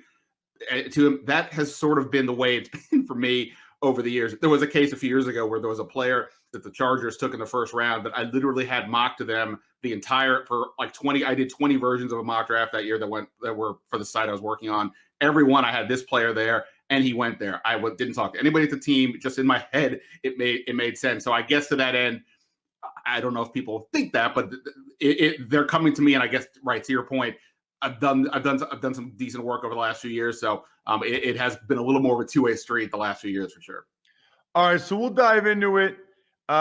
Jags 1, Trevor Lawrence. Jets 2, Zach Wilson. No discussion there. You got the Niners taking Mac Jones at 3. That obviously is a big one. I tend to agree with you, but that could be that's like a swing state for you. Yeah. But the big swing you took, which is a heck of a one, Ben, is you've got the Broncos trading up from 9 to 4 to take Trey Lance. I do. And so to be clear, if you're watching this, that there will be the contest is the final deadline for the contest is Wednesday night. So I will tweak this mock draft. I'm going to guess roughly 74 times between now and then. But I don't really like doing trades in my mock drafts. It's not some sort of Puritan thing. It's just I'm already having to do enough educated guesses. Now I'm throwing in a trade, which who knows. But this year is, I think, particularly unique, right? You've got all these quarterbacks that teams, Atlanta doesn't necessarily need one. The Bengals don't necessarily need one. The Lions and so on. And how does that work? Are they just going to fall down the board? That's not how typically things work with quarterback if people like them. So you've got to figure out how that's going to work. And I could just do the mock where, in this case, Trey Lance just falls to 9, right? But now the board is going to be messed up to a degree based on how everything else is now falling, right? So I try to figure out, okay, how do I think this is going to go? And so in the case of Atlanta, what a fascinating decision, right? You can take the best player available, which is Kyle Pitts. I don't think anybody would argue that. And if Atlanta really wants to make a move this year with Matt Ryan still under center, that would be a great way to go give him some more help. They could take the quarterback of the future. They don't want to ever be picking top 5 again, at least not for the foreseeable future. Take the quarterback of the future. with a new GM and a new coach, you have time to wait on time's on their side, so they can be patient to a degree. But now you're not helping the current team, or trade down. Atlanta's a team that could use more picks. They're up against it in terms of a salary cap. And yes, you would miss out on, say, a Kyle Pitts, but if you trade down to 9, you could get a Patrick Surtain, arguably the best cornerback in this draft out of Alabama. You could take an offensive lineman if you want. You could even take another offensive playmaker if you want. So I think it just makes a lot of sense. And for Denver, look, obviously Drew Lock is interesting, but not interesting enough to just say we don't need a quarterback.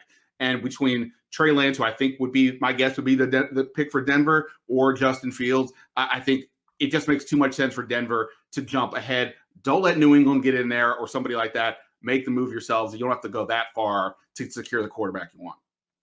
Bengals at 5, taking Kyle Pitts. I can see that. 6, the Dolphins, Jamar Chase from LSU. I would absolutely think that's what they would do. 7, the Lions, Penei Sewell, I think, is interesting, whether or not they'd move him to right or Taylor Decker to right. But then at 8, you've got the Carolina Panthers taking Ohio State quarterback Justin Fields, which I think is another one that would be really interesting given the trade they just made for Sam Darnold. 100%. The logic part of my brain absolutely does not like this pick, because it does. If you just make this trade for Sam Darnold, like, I get it. They didn't give up 3 number 1s or anything, but you gave up, a second-round pick is not nothing. And you don't want to cause controversy when you just brought in a new quarterback. You want Sam Darnold, I would imagine, to be as comfortable as possible. You just traded for him. So why would you go crazy here and add another quarterback? Well, a couple things, I guess. One, so I've been told, my sense is that cornerback, offensive tackle are things that the Panthers are looking at, but they've said out loud, quarterback is still something they would consider. Now, I already made a trade. I have on my spreadsheet right now, I have sort of two running mock drafts. One is the one that I sent to you. The other one is I kept Atlanta at 4, taking Kyle Pitts, but then I had New England trade from 15 to 7 to take Justin Fields. That's another way to go. I just didn't want to have a mock draft with 18 trades in it, because then it just starts getting out of hand. But if I didn't do that, then where is Justin Fields going? Is he sliding all the way to the New England at 15? I could do that, but I just don't think that makes total sense. I do think Justin Fields is 5th of the quarterbacks, but he's going to go somewhere. And while Carolina at 8, like I said, it doesn't make natural sense to how I would look to build a team. They keep suggesting that they would take a quarterback, or at least consider one. So either I would imagine Carolina would take him, or they trade out, and this is where a team like New England maybe moves in to get him. So with the Falcons trading down to 9, they take Patrick Surtain the 2nd. Then you've got the Cowboys at 10 taking J.C. Horn, the corner from South Carolina.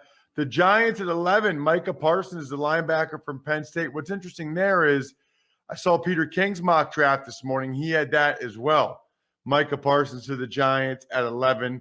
12, I think a lot of Eagles fans would be happy if they got Jalen Waddle, the wide receiver from Alabama, at 12. Then Chargers, Rashawn Slater, 13.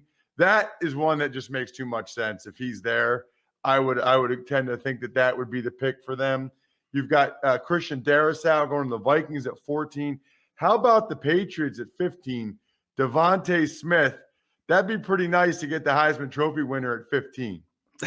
Yeah, I mean, these two, one reason I like this marriage is because these, from a player and a team perspective, are maybe the most confusing for me. For the people who study all the players, Devontae Smith consistently ranks among the top 3, 4, 5, 6 prospects on everybody's big board over and over again, despite his lack of size.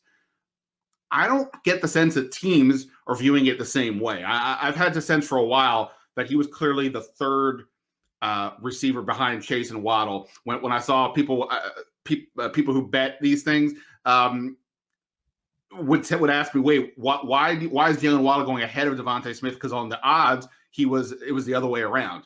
I do think the size is a thing, and it wouldn't surprise me at all if Devontae Smith actually falls a little bit further beyond 15. But that said, I don't know what New England is necessarily going to do if they don't take a quarterback. They could kind of go in 100 different directions. They could take Micah Parsons if he's there. They could take Jeremiah Owusu-Koramoah, the Notre Dame sort of hybrid linebacker defender type. But if Devontae Smith is there, it just feels like a good marriage between a talent and sort of a team that has a lot of stuff. I know New England added some receivers in free agency, but Devontae Smith, from a playmaker perspective, is a pretty impressive kid despite the size. Julian Edelman just retired. So it feels like there would be a good fit there. And obviously there's the Nick Saban, Bill Belichick connection as well. So I don't know quite where to put Devontae Smith based on things I've heard. And then I also don't know where to go with New England. So it just kind of felt like a good spot for both.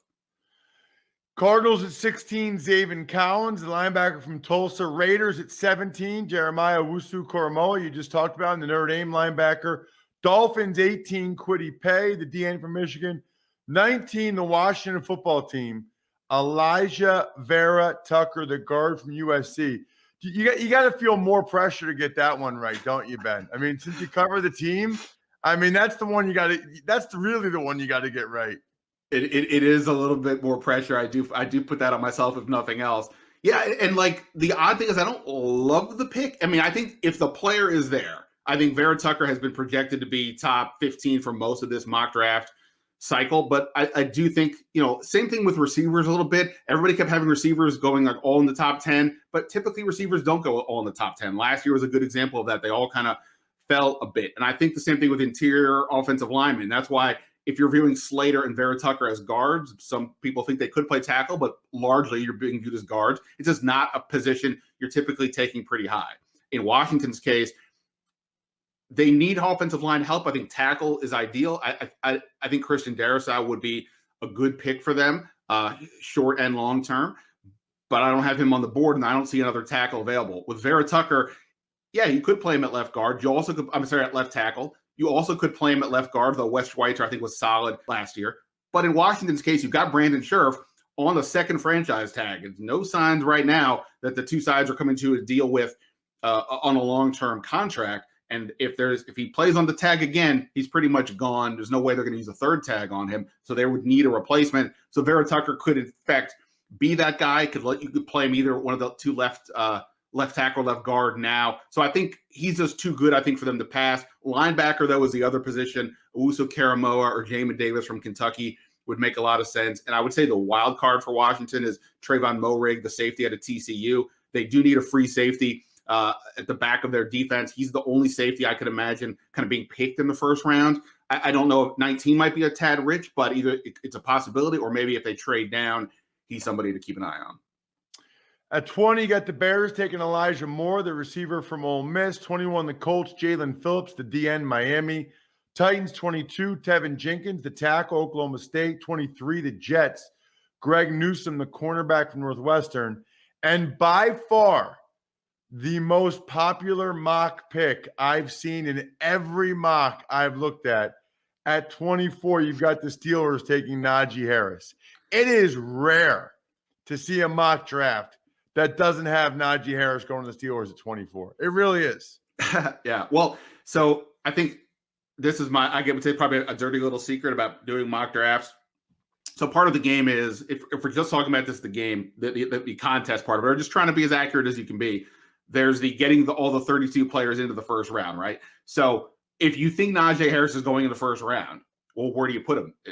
Taking running back is not an easy position. I think most of us would probably say you don't take running back in the first round. But, okay, if you think he's the best one, he's going somewhere, where is he going?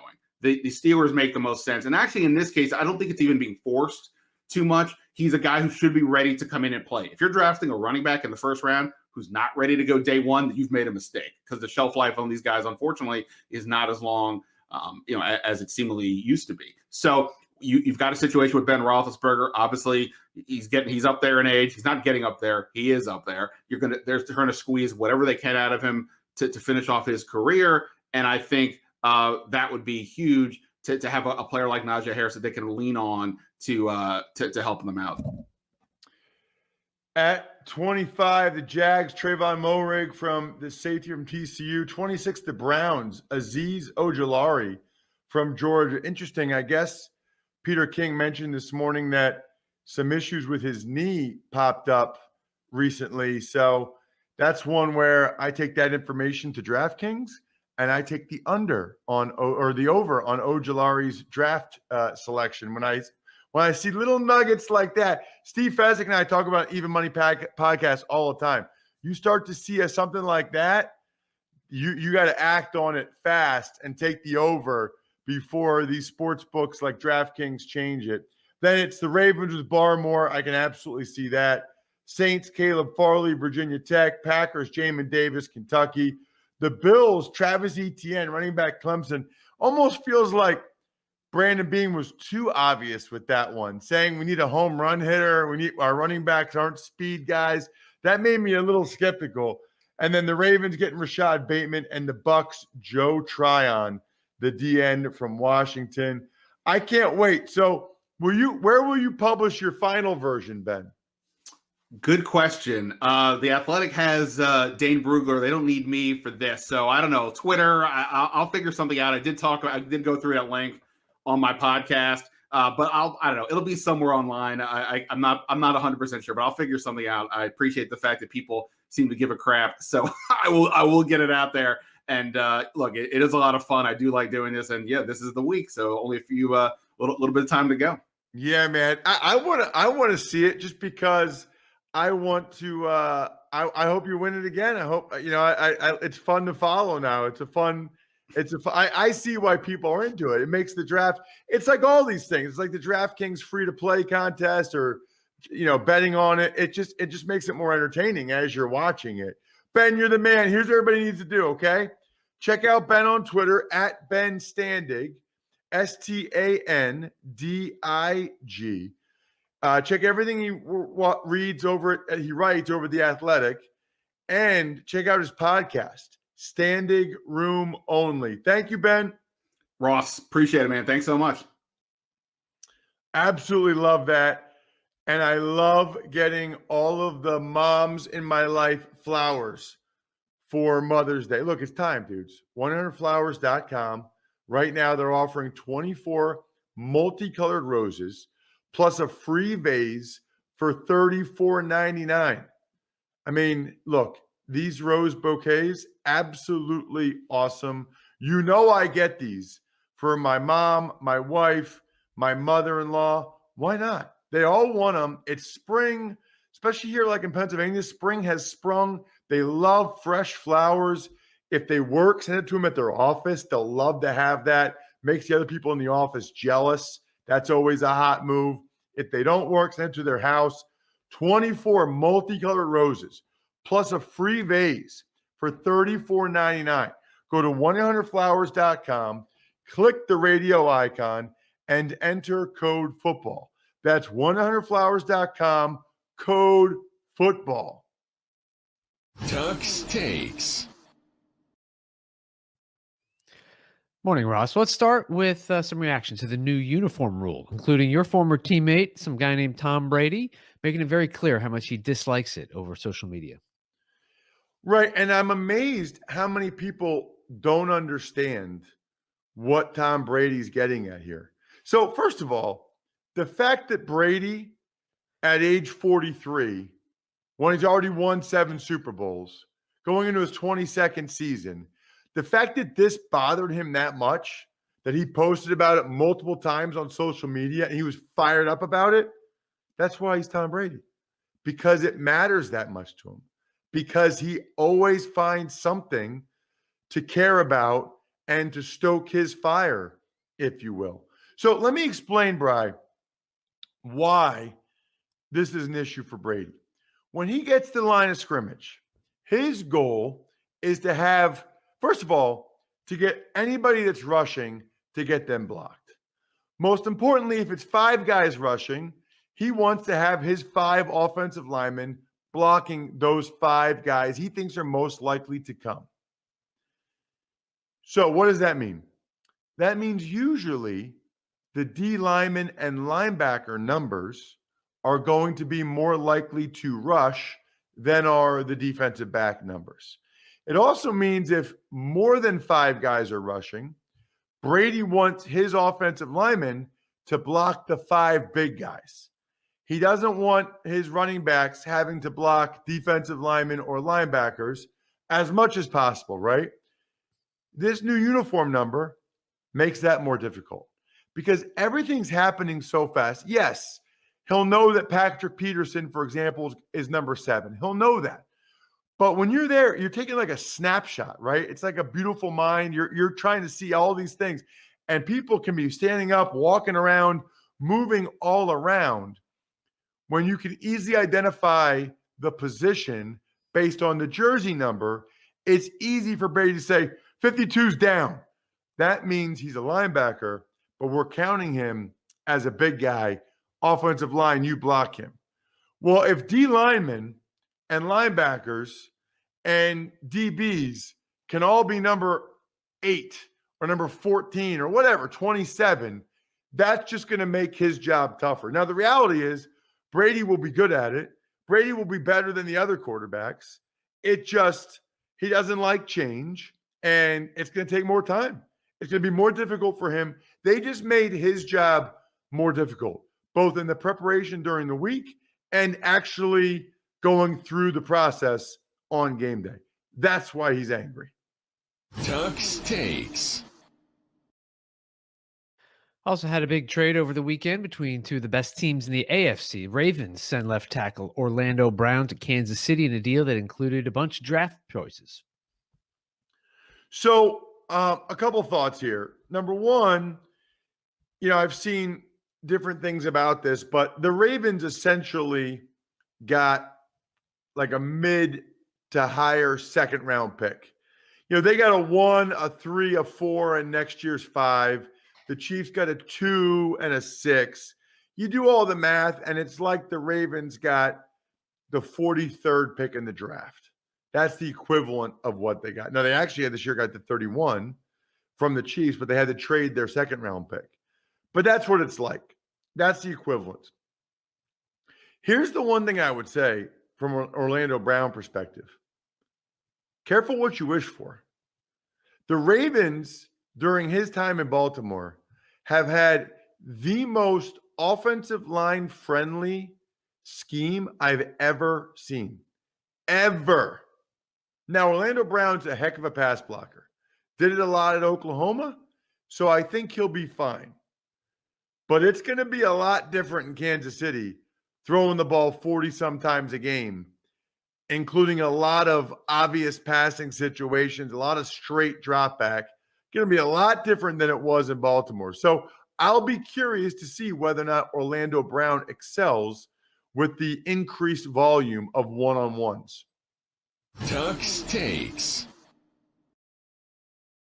Last couple of notes include the Browns picking up Baker Mayfield's 5th-year option and the NFL noting that Roger Goodell is fully vaccinated. So draft picks will be allowed to hug him on stage Thursday night. Well, that's good, I guess. I mean, I don't know. Everybody can do what they want, I suppose, but it's good that he's fully vaccinated. I wonder what the protocols will be in place for the 13 players that are going to be there. Like, do they have to be vaccinated? If they're not, they have to wear masks the whole time? I really don't know the answer to that. Do they have to wear masks even if they are vaccinated? I don't know the rules. I don't know what the NFL will be doing. It is interesting that Cleveland picked up Baker Mayfield's 5th-year option and Denzel Ward, by the way. Brown's the first team to do that. They had until next week. I don't know why they did it now, because you have until next week, and who knows, the guy could get arrested or get injured or whatever. But Browns decided they wanted to make that statement and do it. Good for them. Good for all of us that we've got awesome listeners that are, I think we're done here, members of patreon.com/RT Media, like Pizza Boy Brewing, Sporticulture, Vision Comics with an X, and HumanHeadNYC.com. Ben was awesome. Now what you need to do is you need to listen to the College Draft Podcast today, because Emery Hunt and I are going to go over what your team should do, not what they will do, what we think they should do, which is a totally different exercise. Very much looking forward to it. Steve Fezzik and I are going to place all of our official NFL draft bets tomorrow on the Even Money podcast. So a lot of good things happening. We've got the content you want, love, and need. I think we're done here.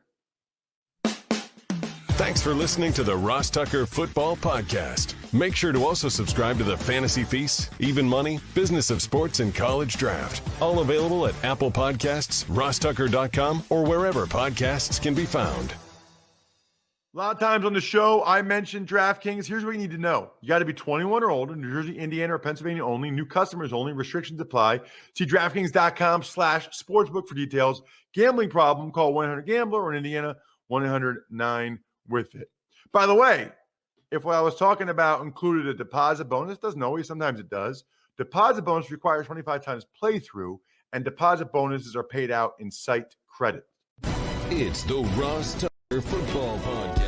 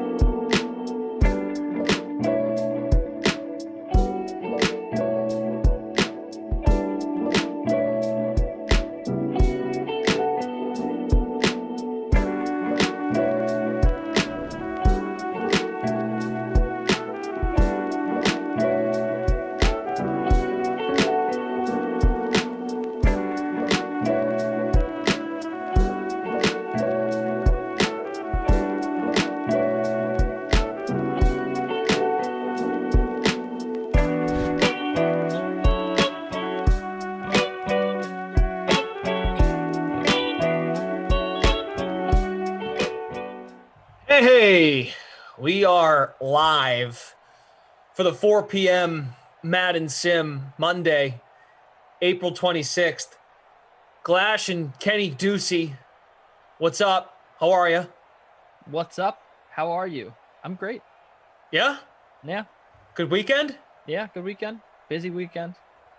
All right. Work. That's what we do. I'm excited for this sim because I could not wait to fade Kenyon Drake. I don't think there is a player in Simland that I hate more than Kenyon Drake. In real life that I hate more than Kenyon Drake. He's not good. So everyone, all the squares out there who are going to roster the Drake, have fun with that. I actually stacked up I didn't actually stack up anybody here. I took 3 Panthers. I took Ian Thomas in my captain spot with Christian McCaffrey and DJ Moore, Kyler Murray, D-Hop, Zane Gonzalez on the other side. Hello from the other side. I faded McCaffrey. So I like that. I don't think McCaffrey is that great, but I had the money, so I was like, I'm not gonna play like Robbie Anderson or Curtis Samuel in this one. So I decided to go for it. I also picked up D-Hop because I feel like every time I do a Cardinals sim, D-Hop goes off, and I'm like, no one rosters D-Hop. I don't ever roster D-Hop, so I'm feeling it. And also, I'm trying out a new theory that I got, Glash, in the Sims, which is to always take the cheaper of the 2 kickers. I feel like the cheaper of the 2 kickers is always a great choice. I don't know why, but it just seems to always work out that way. Okay. And here it's not like you can't really go wrong. It's not like there's an obvious choice, Gonzalez over Sly, right? Like, they're both pretty even, I'd like to think.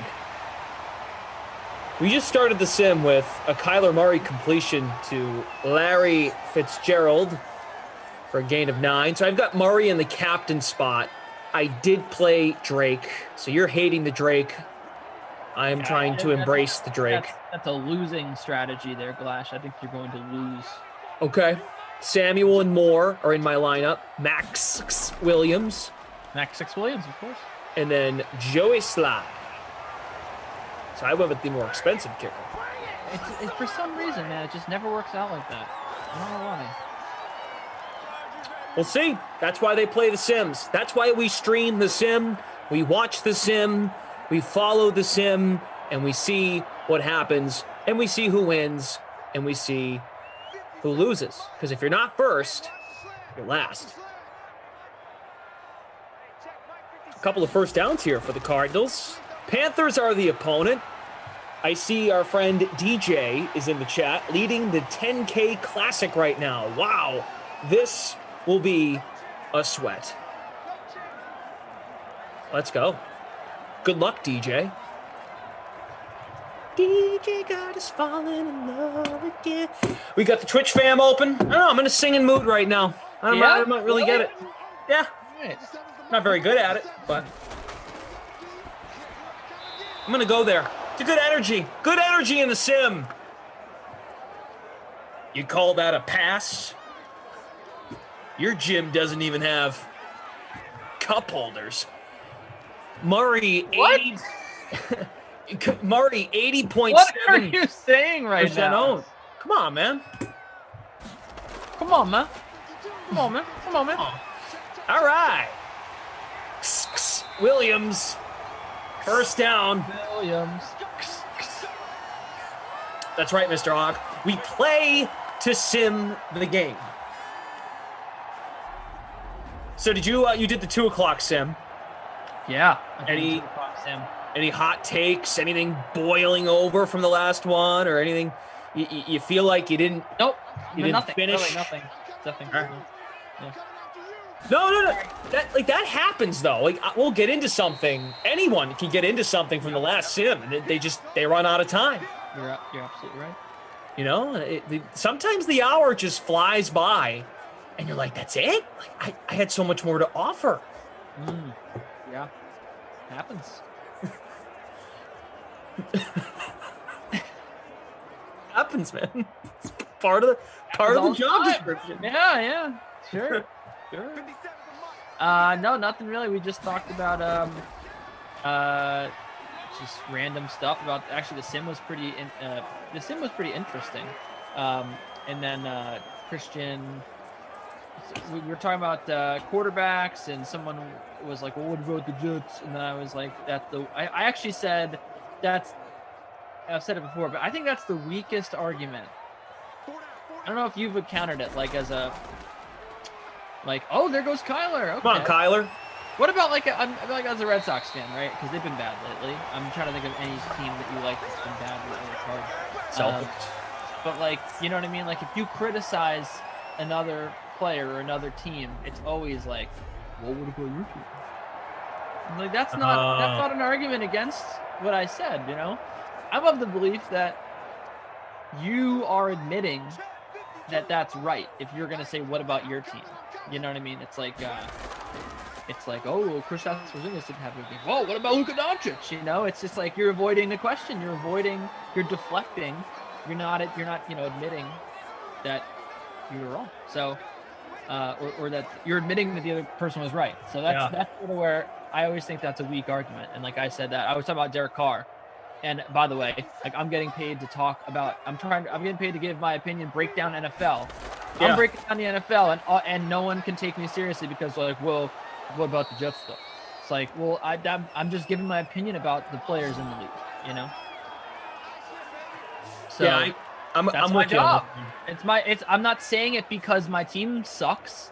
You know, my job is to break down objectively other players in the league. So. At that point, you feel as if people are coming at your core values.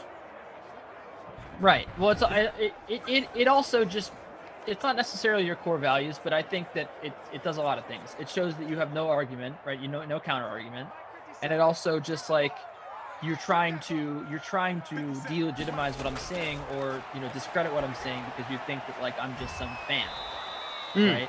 But that doesn't change the fact that Derek Carr is literally is the average quarterback. Derek Carr. He's average. That's all I said. I didn't say he's bad. I'm saying he's average. I said I would not want Derek Carr. Hey. Because to me, I'd rather have a really good or a really bad quarterback because at least I know where I'm at. But I feel like Derek Carr is good enough where they're going to hang on to Derek Carr. Zingo Zango is my man. I drafted him. 37-yarder. Derek Carr is good enough that they're going to hang on to him, commit to him. They're not going to move on from Derek Carr. And he's not good. He's good enough to stay, but he's not good enough to like win you a Super Bowl. And that's where I feel like they are. They're stuck. Your microphone went out. Your mic went out. I can't hear you. What? There you go. Now I can hear you. You went out for a minute. Bueller. Jordan Warren. I picked Ian Thomas and Williams because stacking tight ends works. Also stacked the running backs with Kyler as the captain. It's a shame. I'm headed back to work. See you guys in the evening. Okay. Thank you. Jordan Warren's a nice follower of The Sims. I enjoy Jordan's company. There's Bridgewater. Delivers to McCaffrey. Hops out of bounds. I don't think he meant to do that.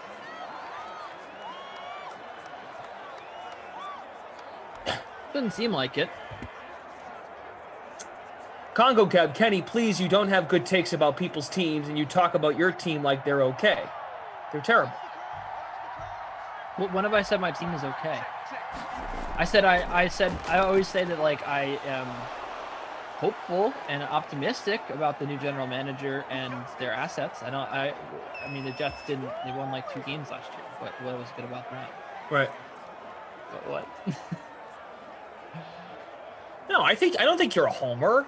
Absolutely not. I am unapologetic in my love for the Jets, but I certainly don't think that I'm a homer. Like I call it like it is. Like I'll just this whatever. Like I also, who I hate, right? Who I hate Josh Allen, but I've also I say he's good. I'm around on that. What do you have on me? What I don't understand. I can hate people and like people, but I also am very objective about how they play. Whoa! CMC! Shouldn't have faded C-Mac, man. Shouldn't have faded him. Oh, come on. One carry is not going to make me change my mind. Antisocial. I'm starting to figure out antisocial and what the aunt and her social skills are about when she plays in our free rolls. She just loves to stack the Ds, stack the defenses. Cardinals, Panthers defenses, both in antisocial's lineup. She is on top, 148 entries in the contest. Congo Cab says, you don't be optimistic with other team. Well, Kenny sounded optimistic about Derek Carr. He just doesn't think Derek Carr is going to take the Raiders to the promised land. No, and I also never said Derek Carr is bad. I don't think he's good either. I think he's just very average. I think he's literally the most average quarterback in football. I think if you rank the quarterbacks, you come up with 15 that you like more than Derek Carr, and 15 that you like that you would not take over Derek Carr, which I guess is 31, and there's 32 teams. But I think he's perfectly in the middle. I do. And that's why, that's just what I'll say about him. Yeah, Tater Hater. Antisocial dominates the first 3 quarters. It's good to see you, Tater Hater. Nice carry by Bridgewater. Carolina's in business. First quarter's already over. Zane Gonzalez kicked a 37-yard field goal. Zane G. What did I tell you? What did I tell you about the cheaper kicker? Huh? Didn't I say it? Yeah, it's so far through 8 minutes. It's a good take. Well, I'm only in 114th place in a contest, so I did not captain Zane Gonzalez. Obviously, that was an error on my part. Nothing from Hopkins, nothing from DJ Moore, nothing from Ian Thomas so far. But antisocial. I mean, Christian McCaffrey in a captain spot. I wonder how long that's going to last for, though. Gosh, wonder. All right, Kenny. So now that I figured out what is this? What are you? You're just now my therapist or something? That's James Farrell. I've literally said 3 words, and you don't even know what I'm going to say. You're just like, no, because you know why? Because I just read something. So you're your stance here that you're going to say something. Yeah, I'm strapped on in. You're like, okay, here we go. Yeah. I just read something. I figured out what you went through and what some takeaways from your last sim. I am now reading Adam Schefter talking about what Kyle Shanahan had to say today. And this is a quote from Schefter 13 minutes ago. This is not a report. This is just Schefter relaying what was said at the press conference. Asked if he could guarantee touchdown. McCaffrey. I caught it too. It's another point. Glash stays cold. Very cold. Glash is losing, ladies and gentlemen. Bad takes. Bad takes for Glasheen here in terms of what to do with your lineup. Asked if he could, I hate this quote. Asked if he could guarantee that Jimmy Garoppolo would be on the Niners roster Sunday, Kyle Shanahan said, quote, I can't guarantee that anybody in the world will be alive Sunday. Like, that is, now you're laughing. It's like kind of funny, but like, really, dude? Like, come on. That is like, come on. What?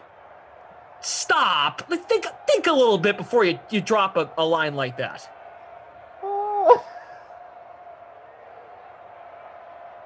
I mean, I can't guarantee that anybody in the world will be alive Sunday. That's like asking. That's like asking. An owner of a baseball team or a general manager. You guys are you guys concerned at all that you guys are going to go over the luxury tax threshold? Excuse me. I don't. Our country is in so much debt right now. So what does it even matter? He's just avoiding the question. I hope whoever they take. I hope the Niners crumble. I really do. After a quote like that. Oh. What Snob. I mean, Glash, you should probably improve your cadence for the next Sims. Well, I mean, hey man, who even knows if we'll even have the internet next time? Yeah. Yeah, hey, who's on the next Sim? Well, can't tell you because, Hey, what if YouTube crashes? Then what? What if Zoom ceases to exist? Yeah, what if the website just crashes? I guess we can't have Sims the rest of the day. I mean, what if all of a sudden all the PS4s in the world just vanish in some sort of there's a PS4 rapture. There's a place just vanish, go up to the sky. Thanos snaps his fingers. There's a PlayStation 4 robber out there, and he can't be found. That is like that did happen one time. We lost power. We couldn't do the sim. Remember in the middle. It's like, well, Kenny, what are your expectations for the second half? Well, I mean, we got to talk about first. I mean, it's not a given that the PS4 is going to stay on, right? Yeah. What a dingus that guy is. I agree with you. I mean, what kind of a person says something like that? Gross, right? Gross. Really, if you're Jimmy Garoppolo and you see that, you're like, really, dude, just trade me. Get me out. I'm like, I don't even want to. I don't play for this team anymore. Get me out of here. Yeah. I already feel like Jimmy G should feel that way, but you read that and it's like, wow. could have at least maybe threw a line in like, oh, we love Jimmy. Nope.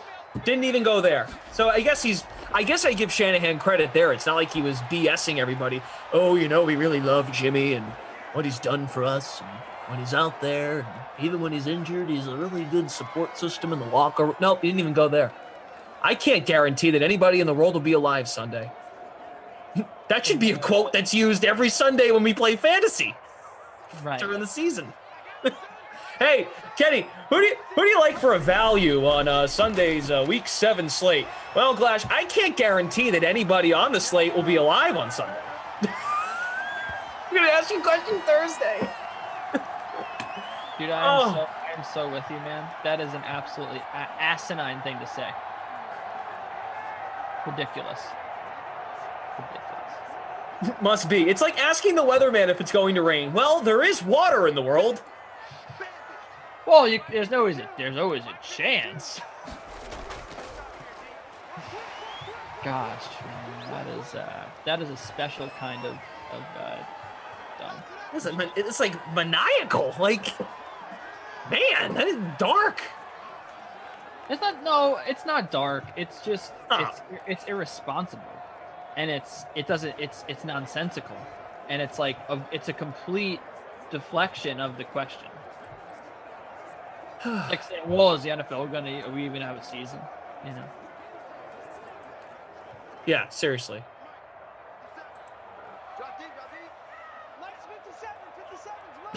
It's 11:01. First question of the sweat. So, Kenny, who do you like today? There's no guarantee we live to make 1 p.m. kickoff. Well, that's the sweat. Tune in next week if we make it. Oh, what a dink.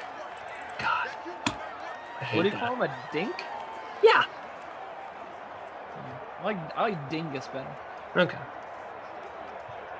Well, whatever. It's just pick whatever word you want. Of course, if it's appropriate. Just they have all the answers there in San Francisco. They've got it all figured out. They know the state of the world.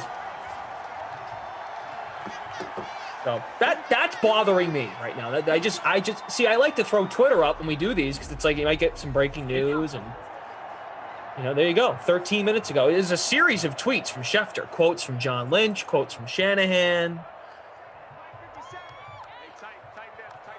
I hope they take Mac Jones and it doesn't work. But I feel bad. Like Mac Jones might be a nice guy. That is a nice catch for a touchdown, Max Williams. Max 6.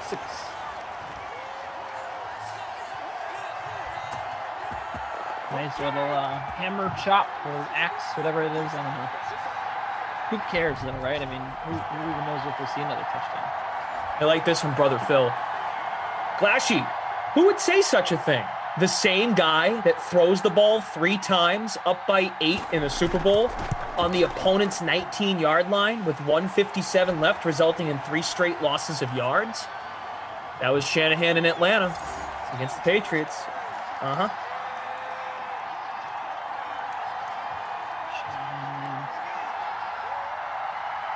Well, I'm not denying he's smart, like football smart, but just acting like you've already won something. Poor Jimmy G.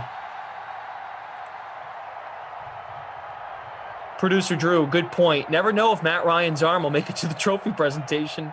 Make sure he uses it. Well, we can't guarantee Matt Ryan will even be alive on Sunday. Right, Kyle? Oh, what a dumb quote. I can't wait for Thursday.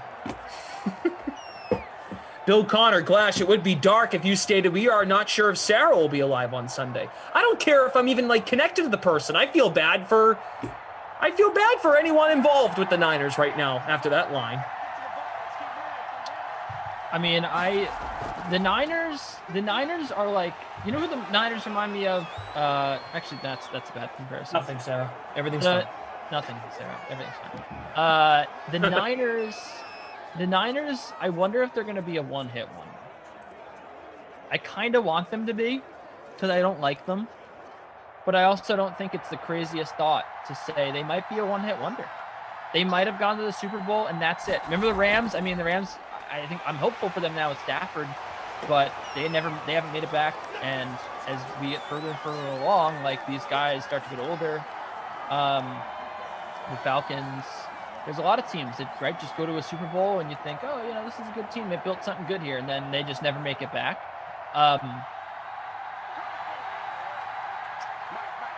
Eagles, I think that they could be. I do. I think that there's plenty of talent on that team, but we also don't know if Shanahan's good.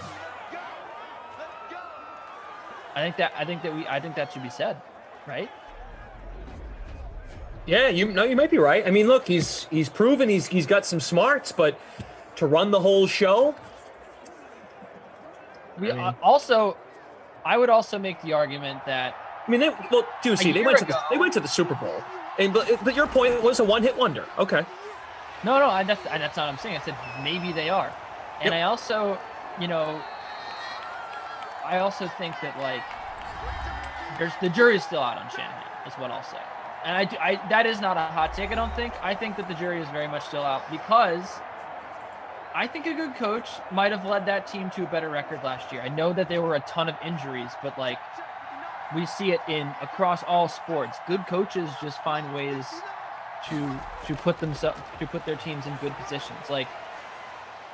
I'm not saying Rex Ryan was a good coach, but from my own personal experience, I mean, he took one of the worst teams, Tabos, to some of the worst teams I've ever seen to win 7 games. Bill Belichick had a Matt Castle-led team go to the playoffs, right? I mean, and that guy turned out to be awful. I don't know. We just have to see what Jimmy G does with another team, I think.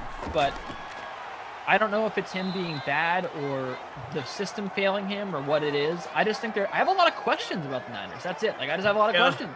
Well, we didn't have the benefit of seeing them healthy enough to see if they can repeat what they did. But I just don't know, especially without Robert Saleh now, how that defense going to look. You also you might put some of the onus on Jimmy G being bad on Jimmy G, which is fair. I mean, I don't think that he's great, but now, if Mac Jones or whoever they take, if he's not good in the first couple of years, all of a sudden, this quarterback whisperer, he's not so much of a quarterback whisperer anymore, So, I don't know. I don't know how they're going to be this year. I think that that's the most mysterious team to me this year. Is I can't say with great confidence that he's a good enough coach where he's going to lead them to great things. We saw him have one great year, but we'll see. Overall, it's first and goal from the 8, Bridgewater to McCaffrey, and he's hit out of bounds at the 4. I think they know who they're taking, right? They're just doing a lot of, but the more and more they talk, I'm like, maybe they don't. Because Kyle, there are more quotes that preceded this quote about, everyone being alive on Sunday. Kyle Shanahan, we could have sat there at 12 and waited which one came to us, if one did. So he's already acknowledging, and look, we're not surprised. They're taking a quarterback because of all the capital they gave up, but there you are, just kind of insulting the current guy you have in the room, in Jimmy G. But we made a decision that we felt we needed to get a starting quarterback. We wanted to dictate it. We'll get the one that we feel is best for us.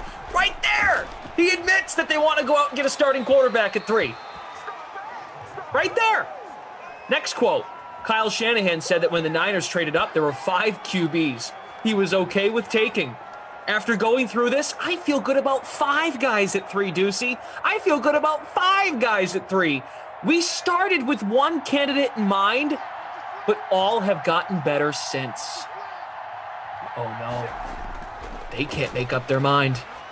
I mean, I think that it was, I think that they might have jumped the gun there, as there goes Moore. DJ Moore. Nice one. It's definitely possible that they might have jumped the gun. I mean, you might have just been, they might have, it sounds crazy, right? You'd think, well, an organization has smart people in it. And, they definitely wouldn't make a trade without thinking it through and weighing all the options. A trade that big, right? You think that. And why do we assume that? We assume that because these people have jobs and they must be qualified, and they clearly would not make a misstep like that. Well, maybe they were just like, Justin Fields gonna be there at 3. Like we're gonna have our pick of the 2, and we'll, maybe they thought Zach Wilson was gonna be there, and there's like, well, either way, right? We need a quarterback, so let's get the 3rd pick, and then they do it, and now they're like, why did we do this? Do we really like Justin Fields that much? And now they're thinking, well, Mac Jones would have been there at 12, right? Maybe the Patriots feel like Fields or Lance, and, it's like now they're kind of panicking, and now they're like, well, or maybe they really like Mac Jones enough to move up to 3, and now they're souring on him, and now they're like, well, we don't want Justin Fields, and why do we trade in the first place? Because Trey Lance stinks. You can even listen to the audio on the guarantee that anybody in the world will be alive Sunday, so I can't guarantee who will be on our roster Sunday. It's just, he says it like with such a serious tone. It sounds like a threat. I mean, it's a weird thing to say. It's a really weird move by him. And Jordan Lindenbaum, you're right. You're right. We're going to hear a lot of stuff the next couple days. Take every single quote pre-draft with a grain of salt. I know. It's just the more and more they talk, I'm like, God, you guys, it sounds more and more like you don't have your mind made up. But maybe this is just a really great sell job, and you're just creating hysteria and creating drama. I mean, there's another quote. Schefter put out like 6 tweets in the last hour. Let me see. I have it right here. Here it is. Come on.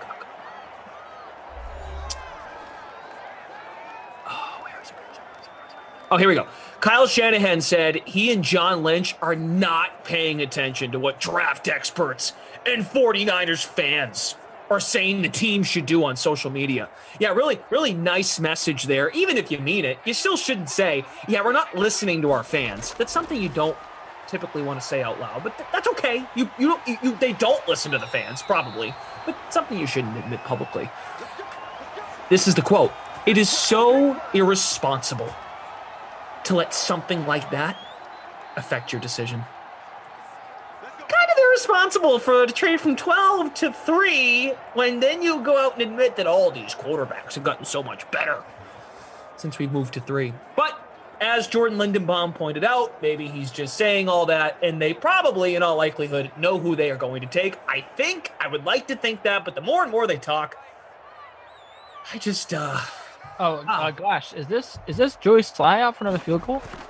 No, it's Zane Gonzalez. It's Zane Gonzalez. Oh, it's the keeper Kenny. of the 2 kickers once again.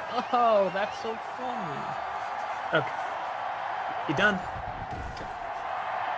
No, I don't know if I am done. Death pause. I think Garoppolo is too hard. Death pause? For 49ers employees and coaches to spell. So San Fran needed to draft a Jones or Lance.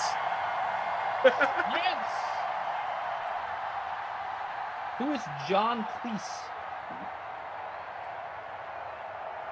No idea. Must be said, who was the team that didn't get their pick in and fell about 4 spots? The Vikings. That was the Vikings, like, what was that, 5 years ago, right? When the Vikings didn't get their pick in? Yeah, yeah. How long ago was that? It was in 2011. Emerson's forehead. Kenny's arm is getting tired from patting himself on the back. Vikings missed their pick. 2011 draft was the first time the team had missed their pick. In 2003, communication problem.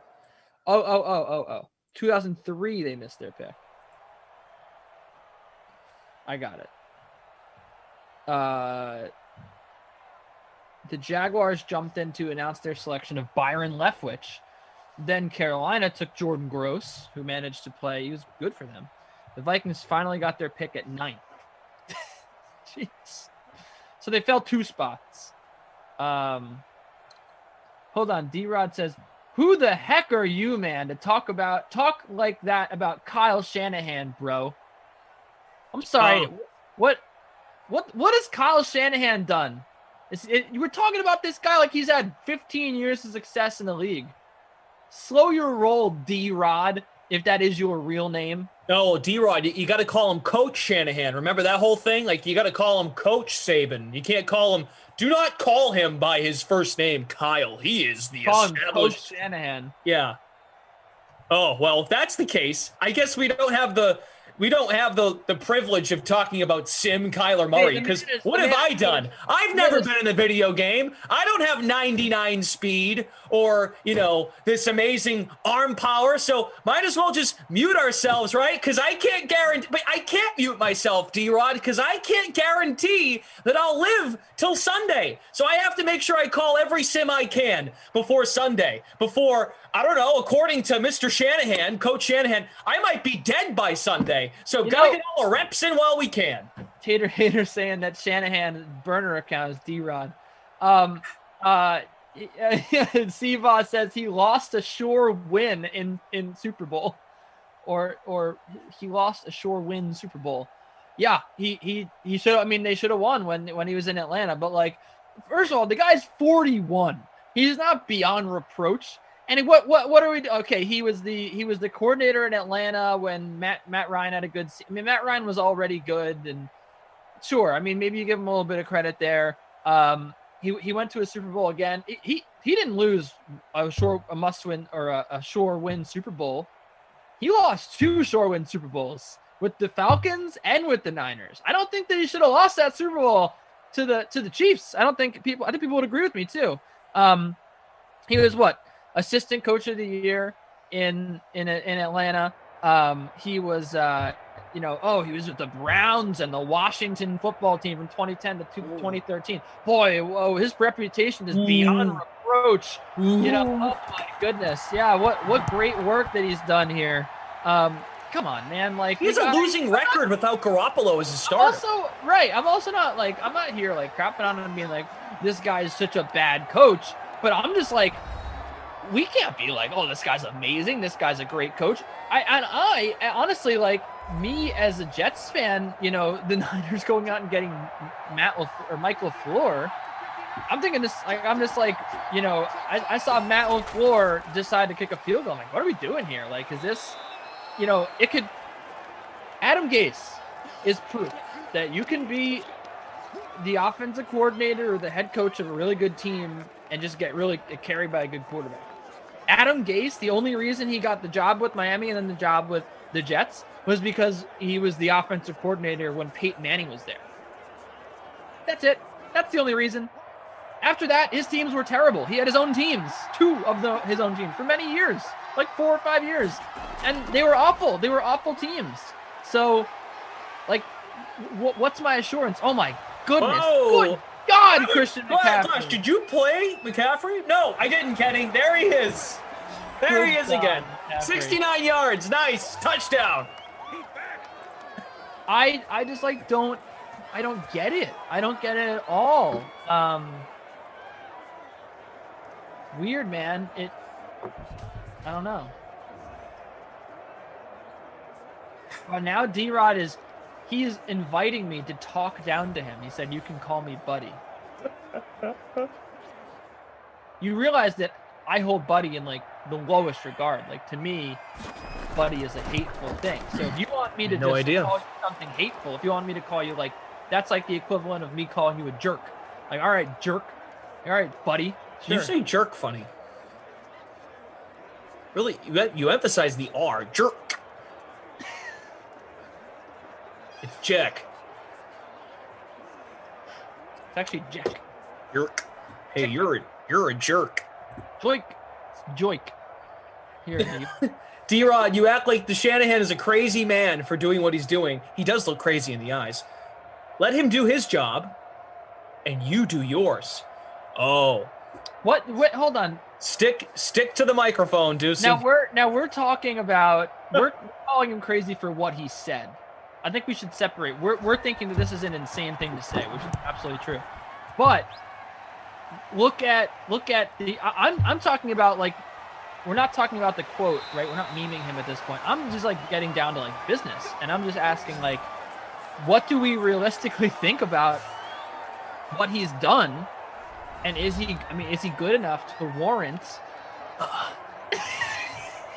Just gonna get comfortable here and do what I do best. What? Keep going. Why are you in the sunshine?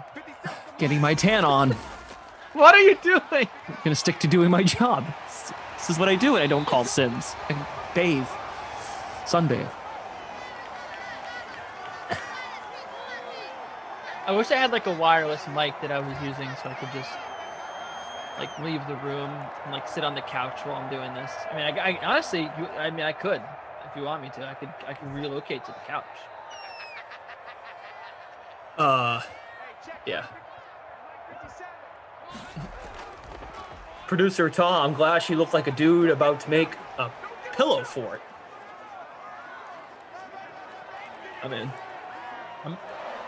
What? Pillow fort. Did you say I'm in or I mean? I'm in. Like I'm in to make one. I'd be into that. Brother Phil, the boneheaded way he handled the end of New England Super Bowl as Atlanta's OC, 10 times worse than Carroll not giving it to beast mode at the 1 yard line. Yeah, because that was Pete Carroll. That was like a split second. That guy had 30 seconds to decide what play they're running, right?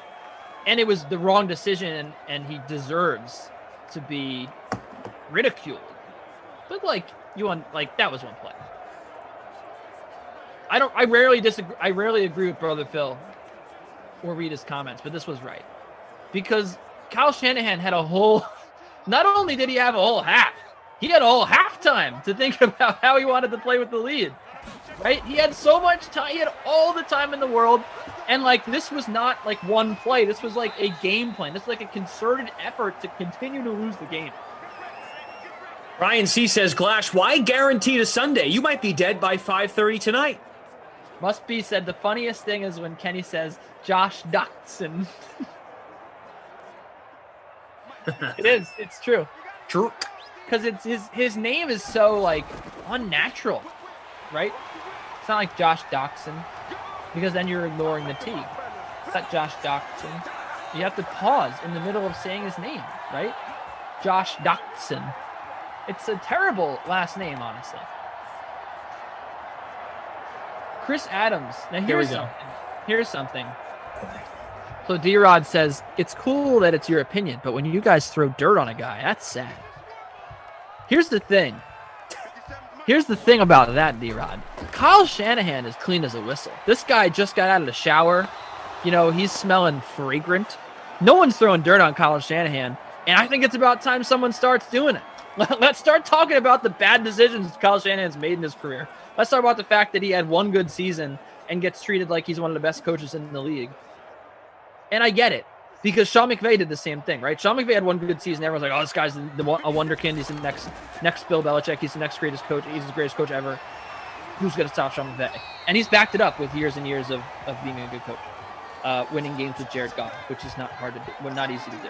But like, what are we doing here with Kyle Shanahan? You know, let's wait a few years before we anoint this guy good. A better comment though was Chris Adams. Said, Kenny, I respect your opinion. Thank you, Chris. Kenny, I respect your opinion. Thank you again. So you think that there will ever be another 5-time NFL MVP? Glash, please allow Kenny to answer without giving any information about our discussion the other day. I do not think so. I don't think that it's not that there's going to be. It's not that there's not going to be another player that's worthy. Like I think that Mahomes, you can make a case. I think you'll be able to make a case like 9 times over his career that he should be the MVP. But I just don't think that voters, realistically thinking about this, voters, and voters are not going to vote for the same guy 5 times. I just don't think so. Not nowadays, especially with we have such a DM. I got an alert yesterday. The Yankees were getting absolutely slaughtered. They were down 4 runs in like the 8th inning. They had like 5 hits all day. I got an alert from Bleacher Report. Clint Frazier makes amazing catch. It's like, who cares, dude? They're losing by 4. They look terrible. I get an alert. I got alerts all season. Durant to Kyrie, bang, right? I look at the score. The Nets are down 20. Like, what are we doing here? No one cares about results. No one cares about teams going to the playoffs. That old adage of like, oh, this guy's not going to win MVP because his team is not going to the playoffs. That is so out the window. And oh, by the way, like the NFL expanding the playoffs, like that's probably going to stay. Like with all the coverage that these teams get nationally, you absolutely, even to people, people this year were like, Deshaun Watson, like he might be good enough to be MVP. He was really good.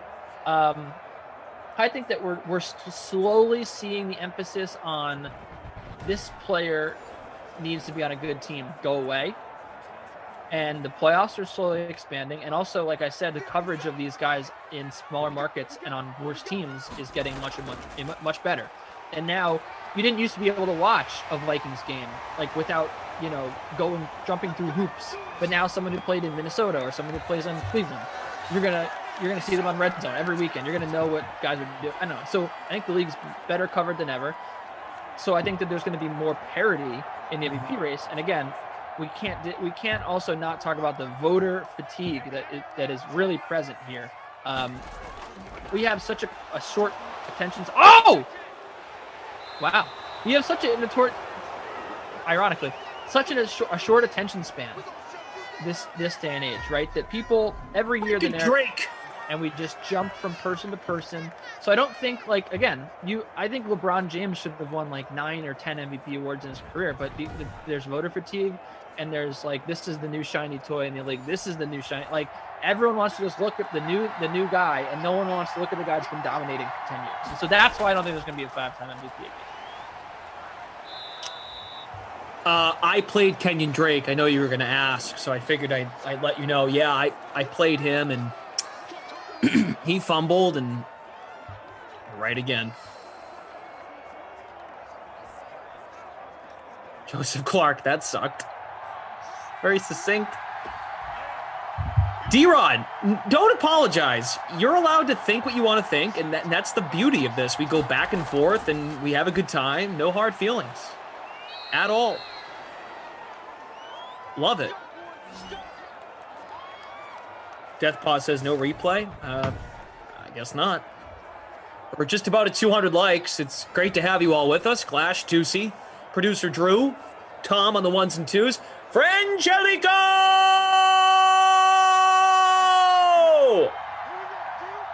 Updating scores. I think Sarah might be on a work call, so someone might have heard that. I love that about you, Glash. I have a job to do too.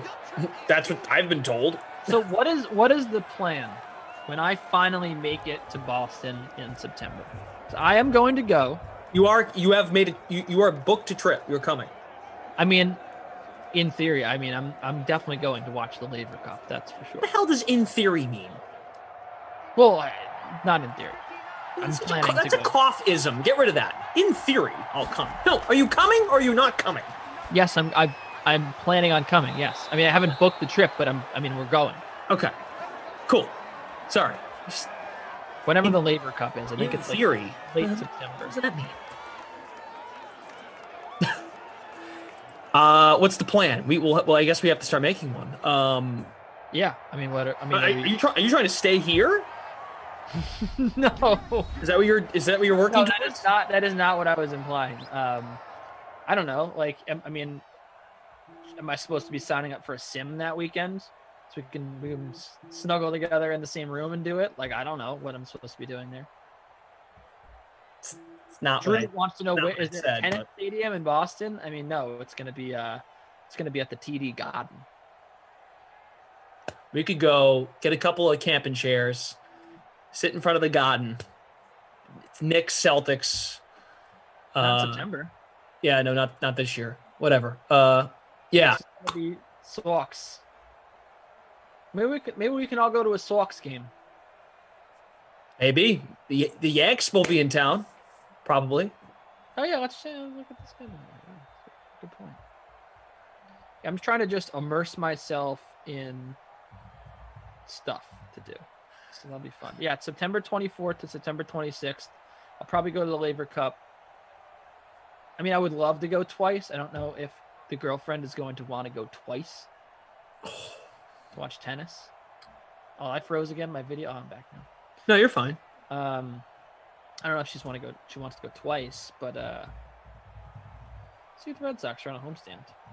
But yeah, I just felt like, it's easier to see everyone at the same time as opposed to individually, but then also people are working, so I don't know. It'd be fun. Well, if it's a weekend, you're not going to get any. Who knows? I would like to think by that weekend we're going to be in the office. It will be NFL season.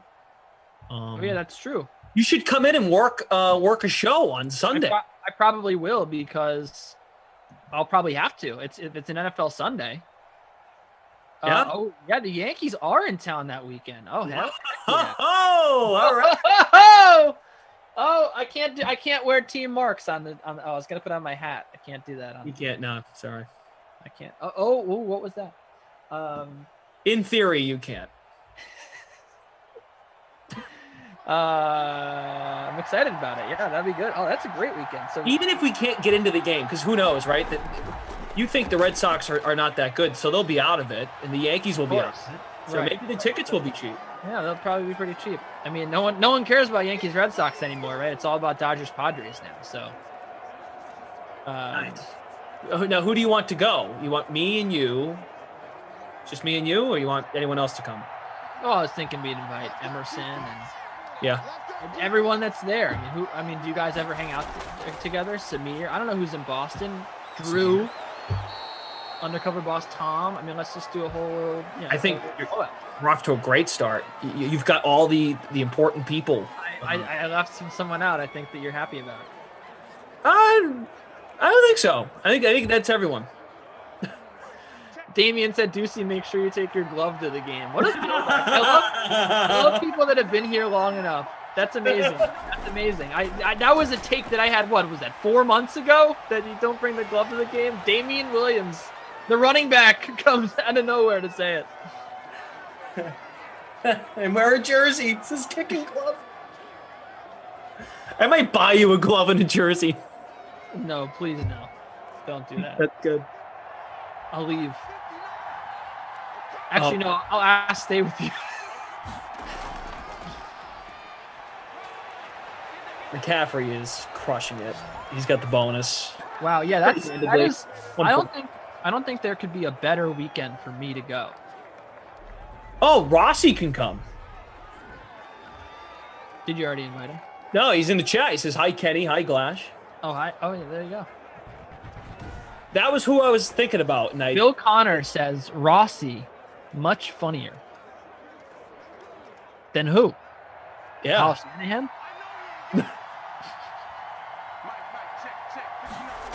of a child-sized glove, says Brian Anderson. It's 21-13 Carolina. Fourth quarter. 6 minutes to go. McCaffrey's been a beast. Let's see. Kyler threw a touchdown to Max Williams. DJ Moore has a touchdown.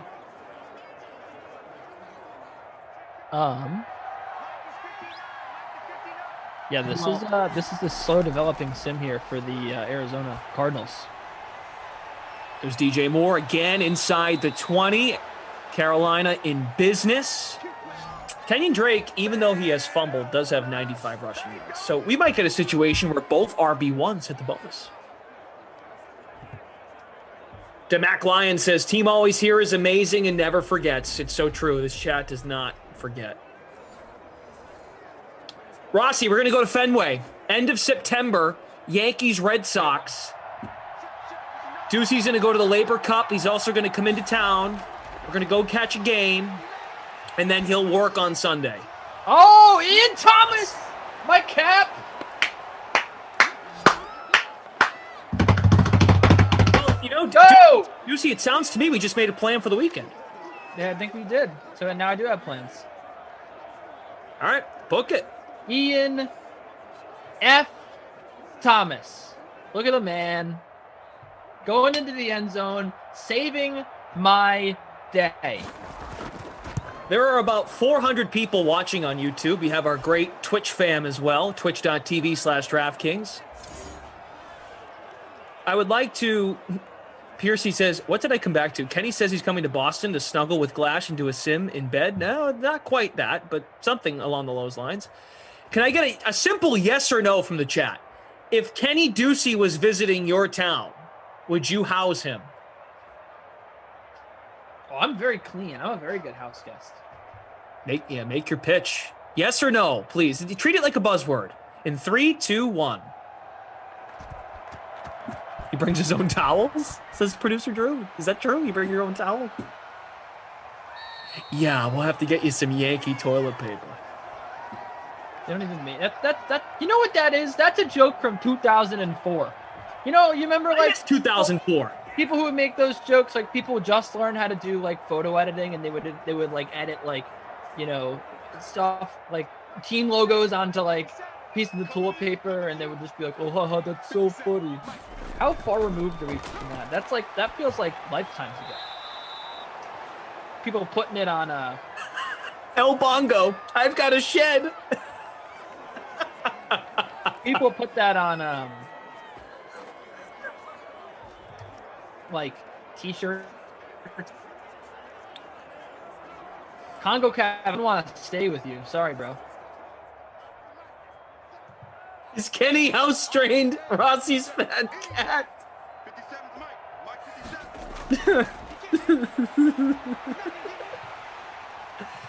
Kyler, nice run.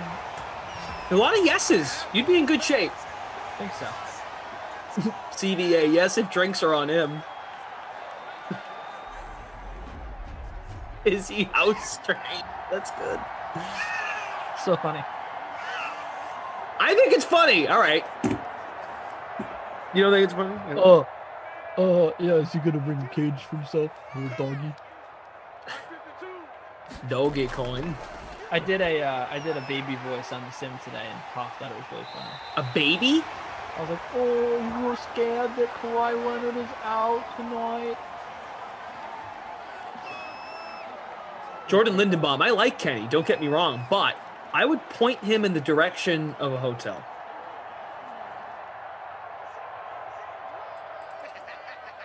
Yeah, it becomes a point where you get to an age and just like, you know what, go stay at your own place. Don't sleep on the couch. We're not 20 anymore.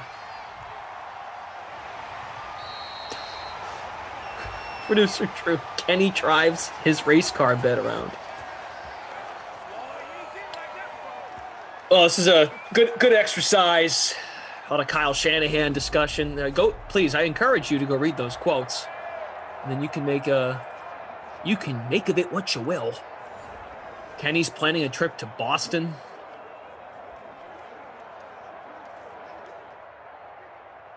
He just made plans in like 5 minutes. Your question was, what's the plan? Notice how I gave you a plan. I didn't say, well, what would you like to do? I didn't answer your question with a question. Just got right to the point. You're welcome. Bill Connor said, is this Madden After Dark? Is this what Madden After Dark feels like? No, because it's very bright. Must Be keeps asking if I'm working next Tuesday night. No, I am not. I will not be on for your birthday for Madden After Dark. Oh, it's his birthday. Next Tuesday. Yeah. Come on, Kyler. I really respect people that have clever ways of inserting that it's their birthday into conversation.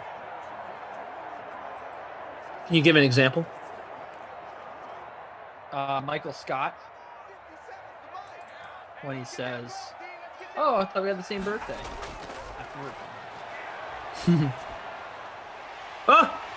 Oh! Stretches for the touchdown! Christian Kirk.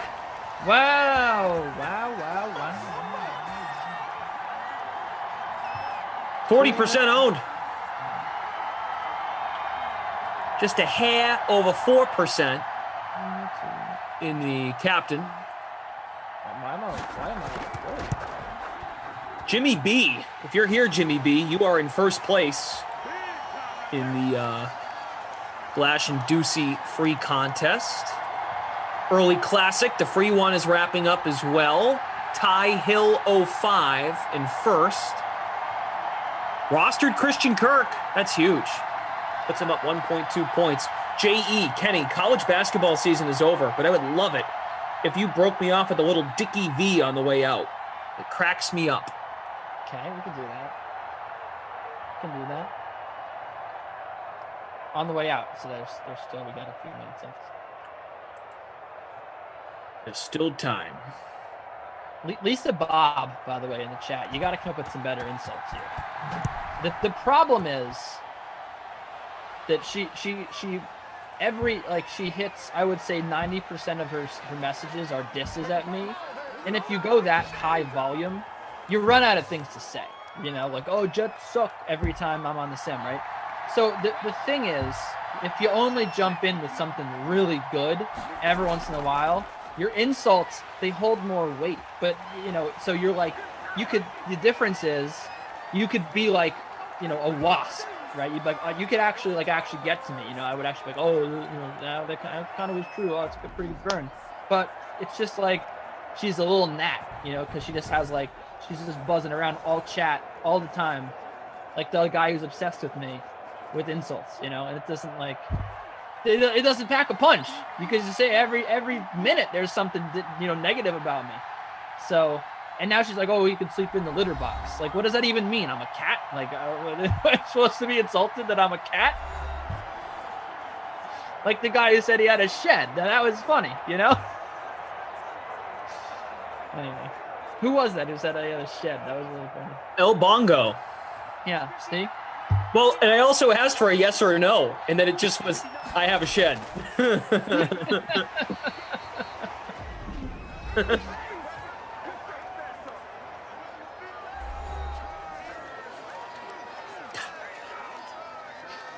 Dom says it's my birthday this Wednesday. Dom is also suggesting you stay with Emerson. I don't know about, could I? I mean, you gotta ask him. I got so many people in Boston I need to see. It's going to be tough to get back in the weekend. That's why I felt like all the DK fam in one visit or in one or two outings would be the best way to do it, because I got other people I got to see also, you know?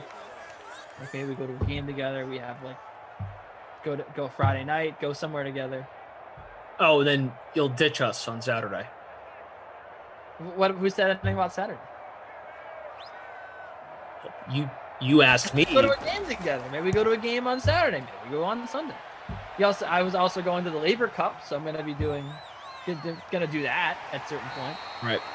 You're not coming with me to that. Do you have planned people going with you to that? I mean, my girlfriend, who I'm going to Boston with, yes. Oh, she's in. Okay. Well, you had just said going you weren't alone. interested. He was like walking there or something. Well, you might have gone by yourself. I wasn't sure what your plan was. You didn't mention the lady friend was going. Kicking Club said to Lisa Bob, "Are you going to cover him up with litter in the litter box?" And then she said, "No, he can cover himself up with the cat." What? What are you talking about? What does that even mean? I don't understand some of these comments. This is too much of a reach. Oh, Kyler. Ouch. I'll tell you what I'm excited for is the slate coming up next, because Chirag's camera, I think he just got a new one. Maybe new internet. Maybe he got a mesh network, like I've been preaching on here for months, that you got to have a mesh network. Looks great. Looks fantastic. It could be a combination of the both. It could be a new camera and a mesh network. So you just went out of your way to compliment his setup, but also you took credit for it. When did I take credit for it? Oh, you said, I've been saying this for months, so you should do this. So now that he did it, I wasn't saying. I've been saying for months to the DK Sim fam. I've been telling the fam on YouTube and Twitch and everywhere, the DK app, that you should get a mesh network because it's the only way to live, right? That's what I haven't told Chirag. I know Chirag knows a mesh network is the best way to connect to the internet. I'm just saying, everyone here knows I'm beating a dead horse by saying that you have to have a mesh network in place. So, yeah. Come on, man. Can't beat it. Gotta stop beating a dead horse. That the cat, the litter box thing. Just can't keep beating that horse, man. What is? Oh boy, that's a bad pick there for Kyler. Usually picks aren't good. Whoa! Oh, it's an especially bad pick. Gonna bring him down to the 30. Nice return. Give us another slide field goal. All right. No, not for you. All right, who do we like? Player of the game? McCaffrey? Yeah, it's got to be CMC. Really good game here. Put him in the captain spot. You got 56.7 points. He had 2 touchdowns, 1 receiving, 1 rushing, 26 receiving yards, 152 on the ground. And the 5 catches also hit the bonus. So that's like another 4.5 there, which is really nice. And then my LVP of the game going to go to DeAndre Hopkins. Where was this guy? 2 catches, 20 yards at $8,000. I thought it was $8,000. $8,000, still very expensive. Thanks for nothing, D-Hop. Yeah, you took a risk. Sorry, I took a lot of risks too. It didn't work. You're a real risk taker. Gosh. Educated risk. Jimmy B, first place. Roland is in second in our contest. That's all for the Cardinals, baby. What are you talking about with the Arizona Cardinals? They have one of the best shooters in the league in J.J. Redick. There you go. There's the fix. Kyler, 194 passing, 2 touchdowns, a pick. Bridgewater threw 3 tuds. Tuddy Bridgewater. We'll just shout out some bonuses. Drake did not hit the bonus, 5 yards short. McCaffrey, 152 and a touchdown. Drake also fumbled. And then in terms of receivers, Samuel, 5 for 26. DJ Moore, 38. Williams, 74. What was that? I thought it would be more, so I just got disappointed. The touchdowns, Moore, Thomas, Williams, McCaffrey. So the tight ends, Moore. Christian Kirk caught one. All right. Frangelico's doing a great job keeping those scores updated. So check out the Game Center, see how you did in the early classic formats, paid or free. Also the showdowns. Ducey, you are back tomorrow with Emerson. Perfect. Ask him tomorrow if you can stay at his place in September. I'm not going to do that. Why? Because we don't know if we're going to be alive then.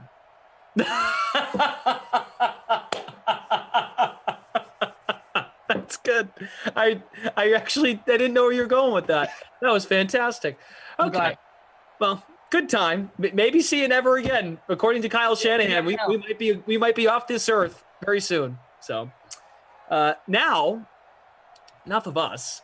It is time for the slate on this fine Monday. But before we go to the slate, NBA pre-lock with Shirag Hira and Julian Edlow, let's discuss and hear from our great members of the Sweat. They're talking MLB pitchers, starting pitchers over $8,000. Well, I'm going to go with Charlie Morton here at an even 8K going up against the Cubs. They have the 7th highest K rate against right-handed pitching this season. Middle of the pack OPS, and they just got skunked the other day. And I'm trying to save a little bit of money because I think there are some really good matchups tonight against some really bad pitching. And also with Morton, every outing that he's had so far this season, he's averaged at least 1 K per rating. His K per 9 is a little bit higher than 9, but what that tells us, we know his K floor is pretty high. The Cubs, they don't swing a ton at pitches outside the zone, but Morton hasn't relied on that in terms of volume, but more so on quality because his swing and miss rate on pitches outside the zone is higher than it's been since I think 2016. And the Cubs don't have a ton of success at swinging at pitches outside the zone either. Well, I said 8K or above, and Nick hugged that line right there. So, Eric, what are you going to do?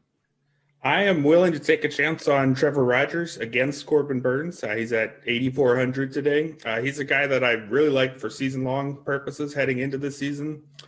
He had an ERA over 6 in his 7-start debut last year, but all the underlying numbers were great. Struck out 30% of opposing batters, a little bit of a walk problem. So I wasn't too excited to see him give up 3 runs and walk a bunch of guys in his first inning of the season. But he's given up only 2 runs the rest of the year in 21 innings. Still striking out everybody at a high 30% so far. A little bit of a walk problem still, but I'm okay with high walks and high strikeouts. That's a good way to get more fantasy points for your given ERA and WHIP, as long as you're putting guys away that way. And the Brewers are a bit banged up. No Christian Yelich. Park's not great. The opponent is tough, but, I mean, he's got the ability to be the best pitcher any given night. I think he's going to push Corbin Burns in a real pitcher's duel tonight.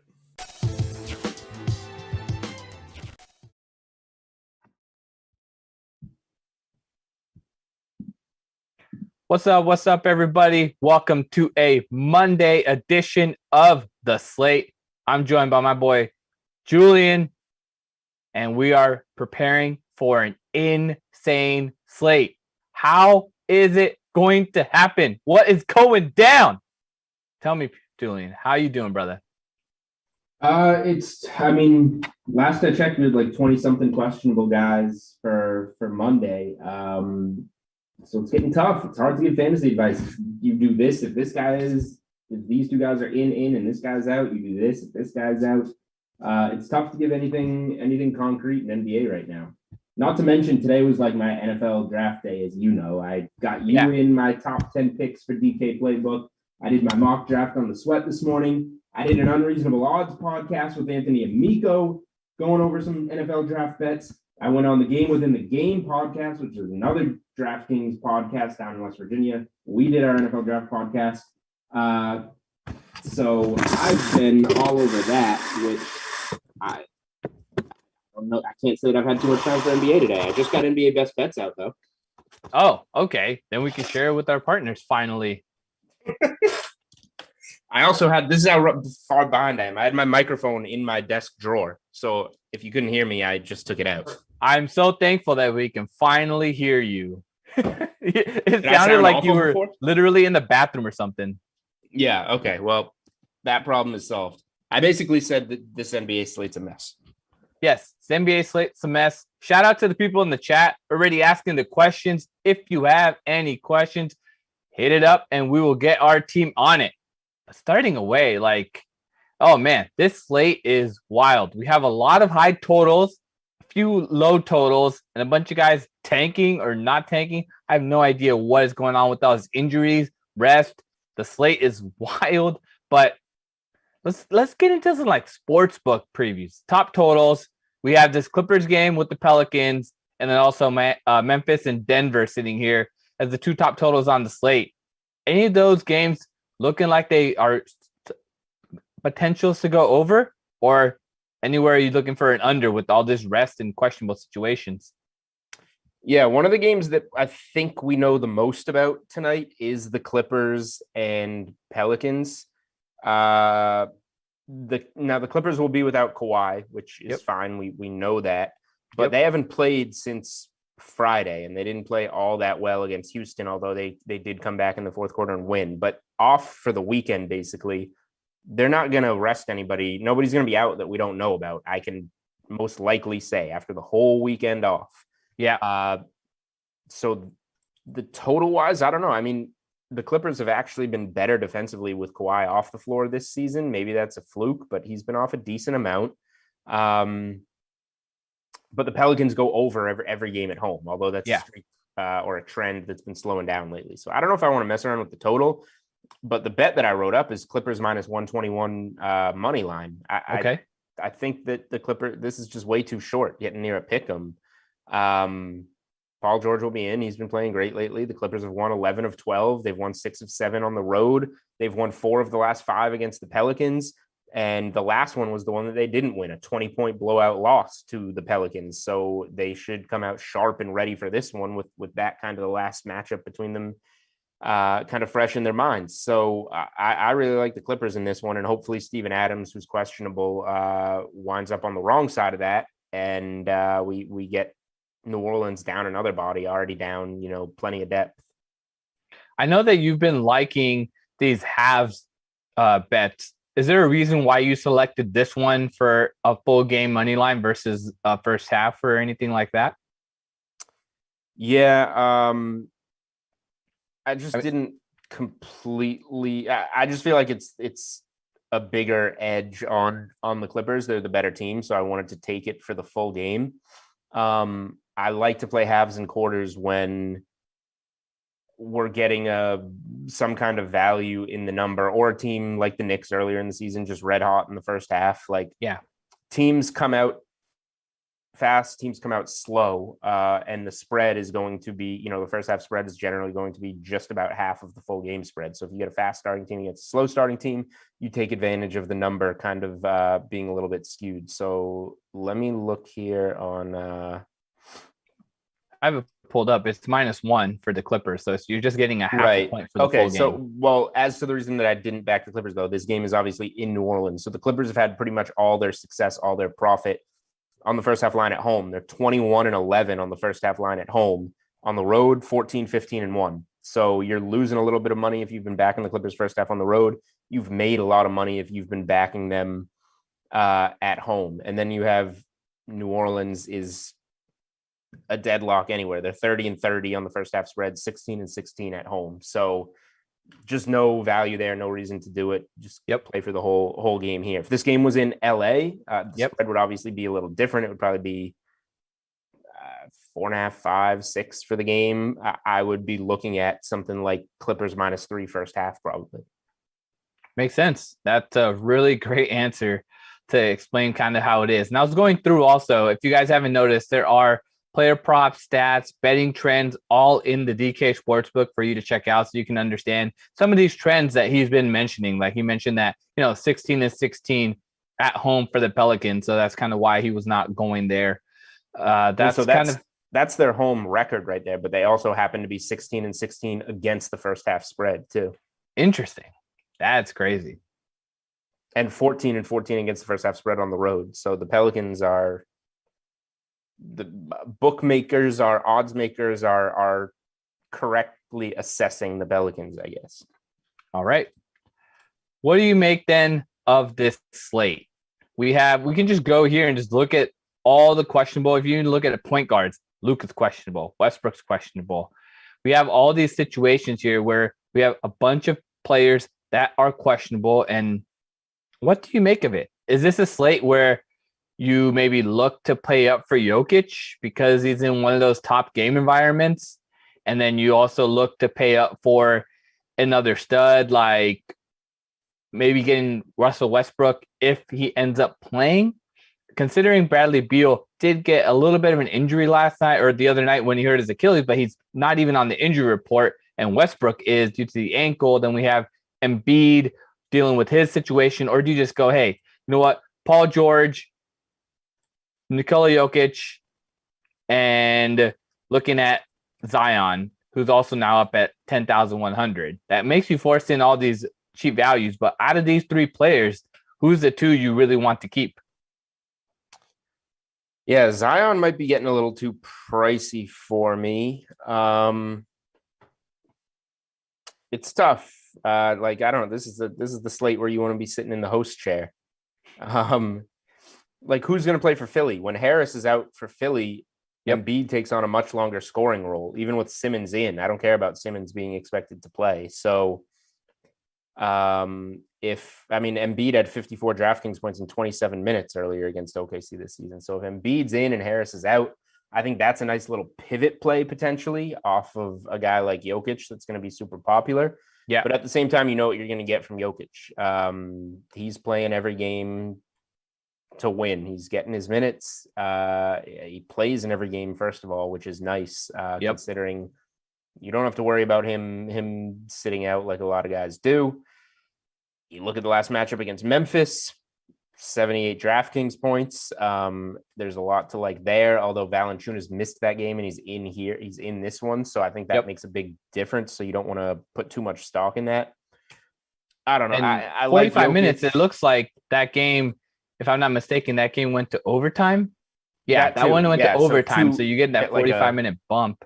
Yeah, you get a double bump there with no Valanciunas and the overtime. So I don't know. Embiid in, Harris out. I like that pivot a little bit. I like Beal if Westbrook sits. And I think I like Paul George a lot. You see the high total there. Paul George has been on a scoring tear. You just go through. He's been doing fantastic, especially with Kawhi out of the lineup, really carrying the load offensively. And the New Orleans defense just stinks. And like I said, last time out, Paul George was awful against the Pelicans in a blowout loss. I don't think that's going to happen again. So Paul George is probably my favorite star to roster on this slate. The problem is spending money. Like it's one of those slates at the end of the year where there's just too much value. Then you have to decide where you spend it, and it's hard to spend it. It's a tough slate.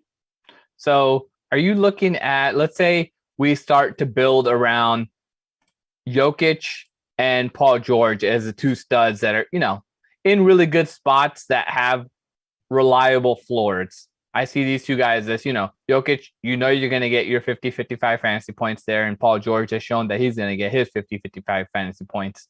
But is there anything to make with, Cedi Osman, Svi, Torrey Craig, Cam Johnson, Daniel Gafford, all these kind of guys, even Mason Plumlee? We have a question coming over for the sportsbook for that, but also Plumlee, he's been doing his thing in the last two games. So it's difficult to fade him as well. I don't totally understand the Torrey Craig stuff. Is it just Jay Crowder being? What's Jay Crowder? Yeah, Jay Crowder's out, and Cam Johnson is starting in his place, and now Torrey Craig got a little bit of a bump back into the lineup. He went off 30 minutes and scored 41 fantasy points. Right, 20 points and 14 rebounds against Brooklyn. Like, I don't know if I want to chase that. Like, even, he's a 12, 19, 16, 13 fantasy point guys, averaging 12 on the season. So like, let's say he gets 30 minutes again here. I see him more around like 20 DraftKings points is where he should be. So like, I'm not going to chase Torrey Craig necessarily. I think that's a little bit of an overreaction to just yesterday. Yeah. Svi Mykhailiuk is good value. Cedi Osman is good value in my opinion. I think very safe. I would probably rather play Cam Johnson than Torrey Craig. Let's see. I mean, Patty Mills, like you got a little bit of value potentially in that Spurs backcourt. Terrence Mann's Jaden been doing McDaniels. well. But let's hit this Plumlee question. Actually, we have Plumlee who's coming off that monster game, 55 fantasy points, 21, picked up 5 dimes, 2 blocks in there as well.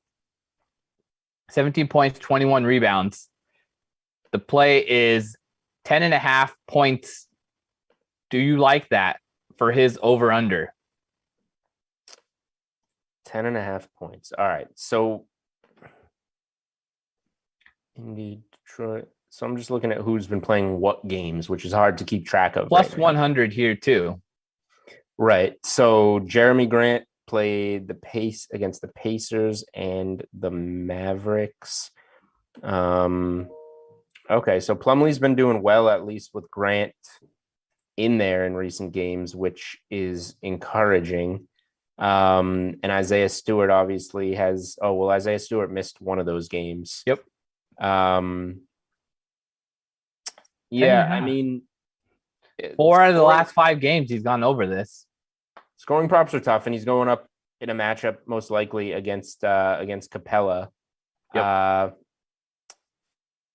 I mean, I would just be a little more tempted to see. So I'm just going through the rest of his props to see if something else feels a little bit. Let me know, and I'll pull it up for the people too. Let them better see than the points. I mean, yeah. So let's go through his rebounds and assists. Okay, so rebounds for the Plum Dog Millionaire, 9.5 for the rebounds.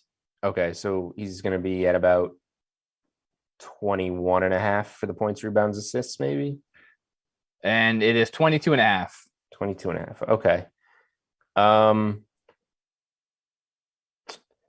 Man, I'm a little scared off by Capella, honestly, but I mean, oh man, he's getting so many rebounds lately. Like, where does that come from? All right, let me start with this. The second play that I put in the NBA Best Bets article is Clint Capella over 14.5 rebounds. So okay, let's kind of go going there. head to head with Mason Plumlee. I don't mind if you want to chase Plumlee's hot streak. I don't know how much is to those numbers. I don't know how much weight we want to put behind those last 2 games. Like, he's not that big of a scorer. I know he had 17 last game, but those other overs are by a point or 2 or 3. He's not going to go way over. It looks like the Clint Capella rebounds prop is down, actually. Why would it be down? It's down. I'm pulling up the rebounds right here, and we are not in it. All right. Well, it was there like half an hour ago. It's 14.5. It should be back. Did we miss like Hawks injury news or anything? No, we didn't miss any Hawks injury news. Okay. Well, hopefully that comes back. And Capella has been cleaning the glass. He came back, had 14 the first game after that ankle injury. Yep. The 5 games before that in April, he was averaging 19.5 rebounds. He went over 14.5 every game. So that's weird. Put that one back up for us, and let's bet it. All right. Let's move on to then. I have it up. You have it up? Yeah. I'm going to refresh the sports book and let's see what's up. It should be there. All right. Pulling rebounds. Atlanta Hawks at Detroit Pistons. There's nothing here. All right. Well, I have it. I'm looking at New Hampshire right now, and I have it. Let me try some other states, but we can keep moving on. I'll look. That's what it is. It must be because of that situation. Mm-hmm. All right. Make sure you're in the right state. Yeah, exactly. You got to make sure that you have your DraftKings Sportsbook right up there. Let's go. All right. Let's get into some more DFS here. We talked about Seti, we talked about Svi, but if you look at even playing Plumlee, that sets you up here where he's at 5,600. He's not too bad as a DFS option. When he gets those minutes, 25 fantasy points is easy for Plumlee to come by.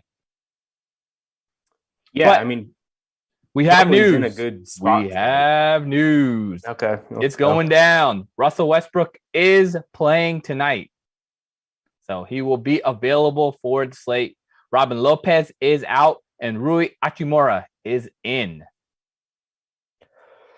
Okay, so the Wizards are pretty interesting 4-point dogs at home. They did have to grind out a win against the Cavs yesterday, so they're on a back-to-back. Yep. And the Spurs are a really good road team. So this one's kind of confusing. It doesn't quite make sense why Washington's a 4-point dog here. I would lean to Washington, but it's one to be careful with because the Spurs have been getting a lot better lately, and they've been a great road team. Let me pull up the Spurs against the spread on the road. They've been like really good this year, so I just want to pull that number up. But this feels like one of those trappy kind of lines. But really, from a DFS perspective, now I'm probably off of Beal. Yep, you got to be off of Beal. The Spurs are 17-10 straight up on the road, 19-8 against the spread on the road.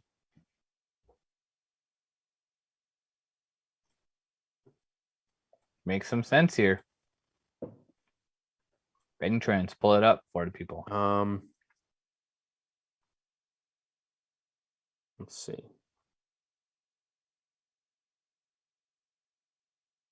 Neto starting at shooting guard, Bradley Beal over the small forward, Alex Len in there as well. Mm-hmm. We have some other news as well to touch on. Terrence Ross and James Ennis have both been ruled out for tonight's game against the Lakers. Magic doing magic things. Yep. They got to tank correctly, man. They are. They're doing a good job. But did that set up anywhere some value here for these guys? I mean, Cole Anthony's been playing really well. Chuma Okeke, he's also been kind of putting it together. Mo Bamba finally picked it up, 35 fantasy points in back-to-back games.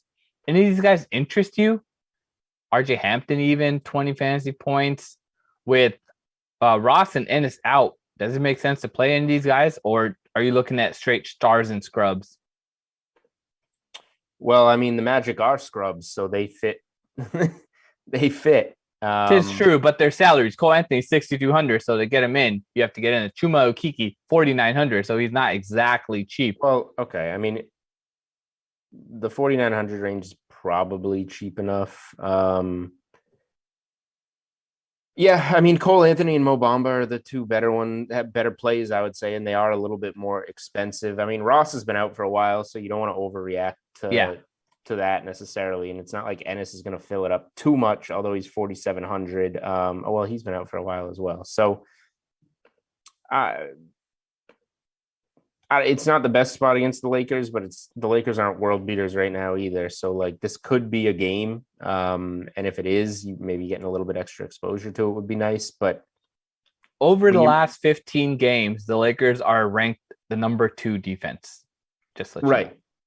So it's not a good matchup, and you're a double-digit home dog. But that said, I mean, working Anthony Davis like back in, maybe a little bit of a hiccup. Obviously, couldn't get those games against Dallas.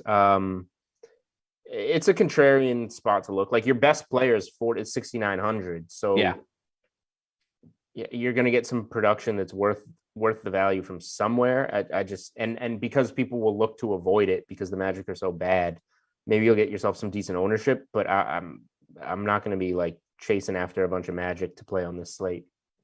Makes sense. What do you think about Daniel Gafford? He's coming off that nice performance, 38.5 DraftKings points, 27 minutes against the Cavs, playing here, now going up against the Spurs. His salary went down because of the back-to-back. And is there any so doing having no Lopez boost the value. Like Lopez isn't playing many minutes. That's what I was checking, but yeah, it should add some value. I mean, Alex Len doesn't play minutes to begin with, right? So they have to go somewhere. Like Gafford was always that guy with the Bulls that would even like start games but play like 14 minutes. Yep. Weird stuff like that. Now Alex Len seems to be that guy with the Wizards. So I think that Gafford, they seem more comfortable playing him more minutes, the Wizards, that is. 27 yesterday, 38.5 DraftKings points. And the Spurs are nothing special up front. So yeah, like if I'm playing a value on the Wizards, somebody from the front court, I think that would be Gafford. Yeah. So kind of putting together some sort of a lineup. If you look at Gafford, Jokic as your double center setup, and then Svi sitting up here waiting, because we're waiting for this news for Detroit. We have a questionable situation with Josh Jackson, who has been playing a healthy amount of minutes. So that can open it up a little bit for someone on maybe Sadiq Bey or something like that for Jeremy Grant to continue, but he's already priced up at 6,700. I feel like, coming in and playing these guys, somebody here you have to consider from these other teams. But I like this V call just because he's going to be getting there regardless of what it is. But I would say I would wait for him to start What do you think about that? Waiting for Svi to get the starting lineup hit rather than coming off the bench. Yeah, so he came off the bench Friday against the Wizards and played 23 minutes and only scored 10 DraftKings points. Yeah. Obviously, and then you see before that game against Indy, 36 minutes, 39 DraftKings points. When was it? So a week ago, Monday was Washington. So yeah, his game log is pretty weird. It seems like he's a lot better when he starts. He's a guy that I've given out a couple times on this show as a value that I like. Yeah. Because he's a scorer and OKC doesn't have any scoring. So right. In theory, I would like him either way, but yeah, I just given his history, I think you want him to start. Makes sense. So I think the values then that we have to consider here then is playing, Cedi Osman is one of those kind of lock plays at 3,800. He can get you 20 fantasy points. He's coming off that nice performance last night against the Wizards. Yeah, it's against the Wizards, but he played 37 minutes. So the chance for him playing 37 minutes or at least 30 minutes is very high again. Yeah, for sure. He's ranked as one of the best values on this slate for a reason. Cleveland obviously down a lot of bodies going against Toronto. I'm surprised he didn't get more shots up, like the 12 shots. There was a point in the season earlier when Sexton was out when Osman was leaned upon more as a scorer. I guess that makes sense with Darius Garland emerging more, that he gets less looks. But yeah, I mean, if for $3,800, if you're going to get 35 minutes here, for a team that just doesn't have many options, it's a chalky play that I think is worth rolling with. All right, we have some news now. I was just touching base on that Detroit news. So Josh Jackson is listed as out for tonight's slate. So we have a chance here, maybe Saddiq Bey stepping it up, or do you look at Diallo? Both are reasonable options. Let's see. So I think Diallo is probably going to be coming off the bench. They have Saddiq Bey starting. That would be my guess as well. Yeah, I like Bey more. He seems like he'll fit in better to that role that Josh Jackson was playing, and they're obviously much more highly invested in Bey, and they like to give him kind of opportunities in the starting lineup. So you see the game log there. When he gets more, he does more. And it's going against a Hawks team that, although red hot, is still on the second night of a back-to-back. Yep. And Luka Doncic is now upgraded to probable. And Porzingis, what did we know about Porzingis before? He's doubtful. Now doubtful. Yeah. I think it was questionable. Okay. So those go in another direction. So that kind of opens up the slate a little bit more here against the Kings. That you might have to consider Luka here now. Yeah, things are kind of turning in that direction. Josh Richardson is doubtful. DFS is probable, but if Dorian doesn't do much, going to be the only guy out there against a terrible Kings defense on the second night of a back-to-back. Yep, gives them some upside. So if you play Luka with Paul George, you will have to lose Saddiq Bey and then go with 3,500 scrubs. So it really comes down, if you don't feel like going to start a scrubs build, it's going to come down to deciding Joker or Luka Magic. Yeah, that's true. I think, honestly, just the way that it's setting up, I'm leaning towards Luka. Because we do have Gafford already that we can plug into the center position and give me a little bit more flexibility. Yeah, it definitely feels like he's like Doncic, that is in a spot that's getting stronger and stronger, and then we get a little bit more, not that you can play Bey, but you get a little bit more flexibility with Detroit giving Jackson out. Maybe that gives us another value. Maybe you go to Diallo, who fits now if you're going to play those three. Yep. If you do want to play the three studs, you definitely have to look at Diallo from this one. That makes a lot of sense too. If you do go with Jokic, so I would probably play Jokic down at the utility spot because that gives you maximum flexibility for later on in the slate. There's so many questionable situations that you might need that 9-10 o'clock kind of situation here to switch the plays around. And then if you go with Diallo instead of Sadiq Bey, now all you have to figure out is 2 more 3,500 guys at power forward and guard. Yeah, I'm on board, I think, with that Doncic, George, Jokic trio. And I almost don't want to tell you who to play at value. There's so many of them, and it's such a personal preference as to who you feel is in the stronger spot. Like Osman ranks as high as anyone on this slate in terms of points per dollar. But if you don't like him, you don't like him. So, I mean, I would play him. I think Gafford, given that Robin Lopez news, I like that. He seems to be in a strong spot, but there's so many guys in strong spots with all this news, and it's going to change because it's going to keep changing, and it's only 5:30. But yeah, you can kind of piece in the guys that you like from there. Yeah, I mean, we talked about Svi as well. That was already setting up nicely.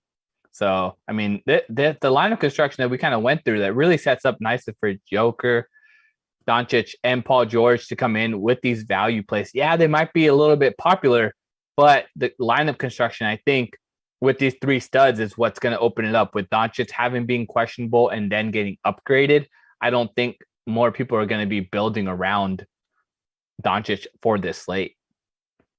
Yeah, if you can get him at lower ownership, then that's great. Especially with, I mean, the way that things broke, obviously, with Porzingis and Richardson doubtful. Definitely helps that fantasy value. We have another update for the Lakers. Now we have Anthony Davis without a minutes restriction. So there's a chance that I don't see him as being an option for tonight's slate. I'm not fully confident that at 9,400 you want to go there on such a slate. But when the Lakers do play again, I would have to consider going to. They're playing against the Wizards on Wednesday. I think that's the spot that you look to him on Wednesday's slate if he comes back. I don't think that.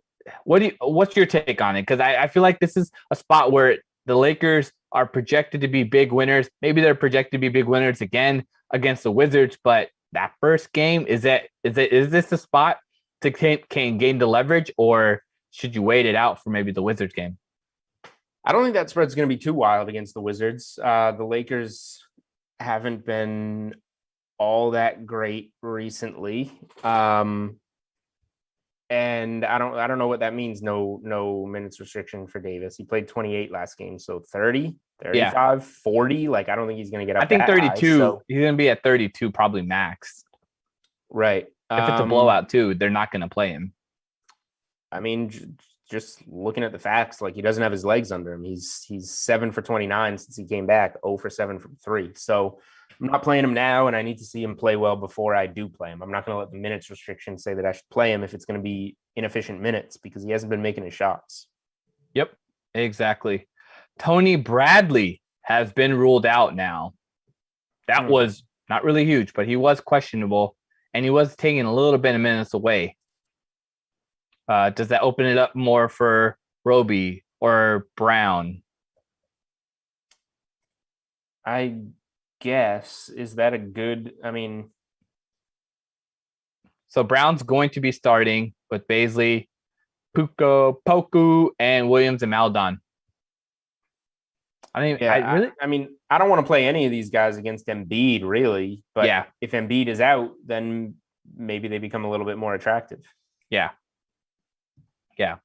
I think the situation here is probably going with this Luka Doncic play because I believe that even if when his status gets updated, he's expected to play. So it's not actually been confirmed that he will play. But right. that can scare people off of Luka Doncic. And I think to differentiate your lineup too much, it really just is going a little bit off the radar, you know? Yeah. I do like Doncic for the reasons that you're saying. I mean, the news coming later would have been cool, I guess. Now people have time to react to it, but yep. Yeah. Are there any other real questionable situations that you are looking at? I mean, we do have the injury graphic coming right up pretty shortly here, and it's a wild one. Yep. What are we going to the graphic now? Yeah, or? let's bring it up. Let's bring up the graphic right now for the people. Show them how crazy. This is not even the full listing of the players that are questionable. So still remaining from the Lakers, Schroeder, who's questionable. Then we have this update here from the Magic. They got their guys ruled out.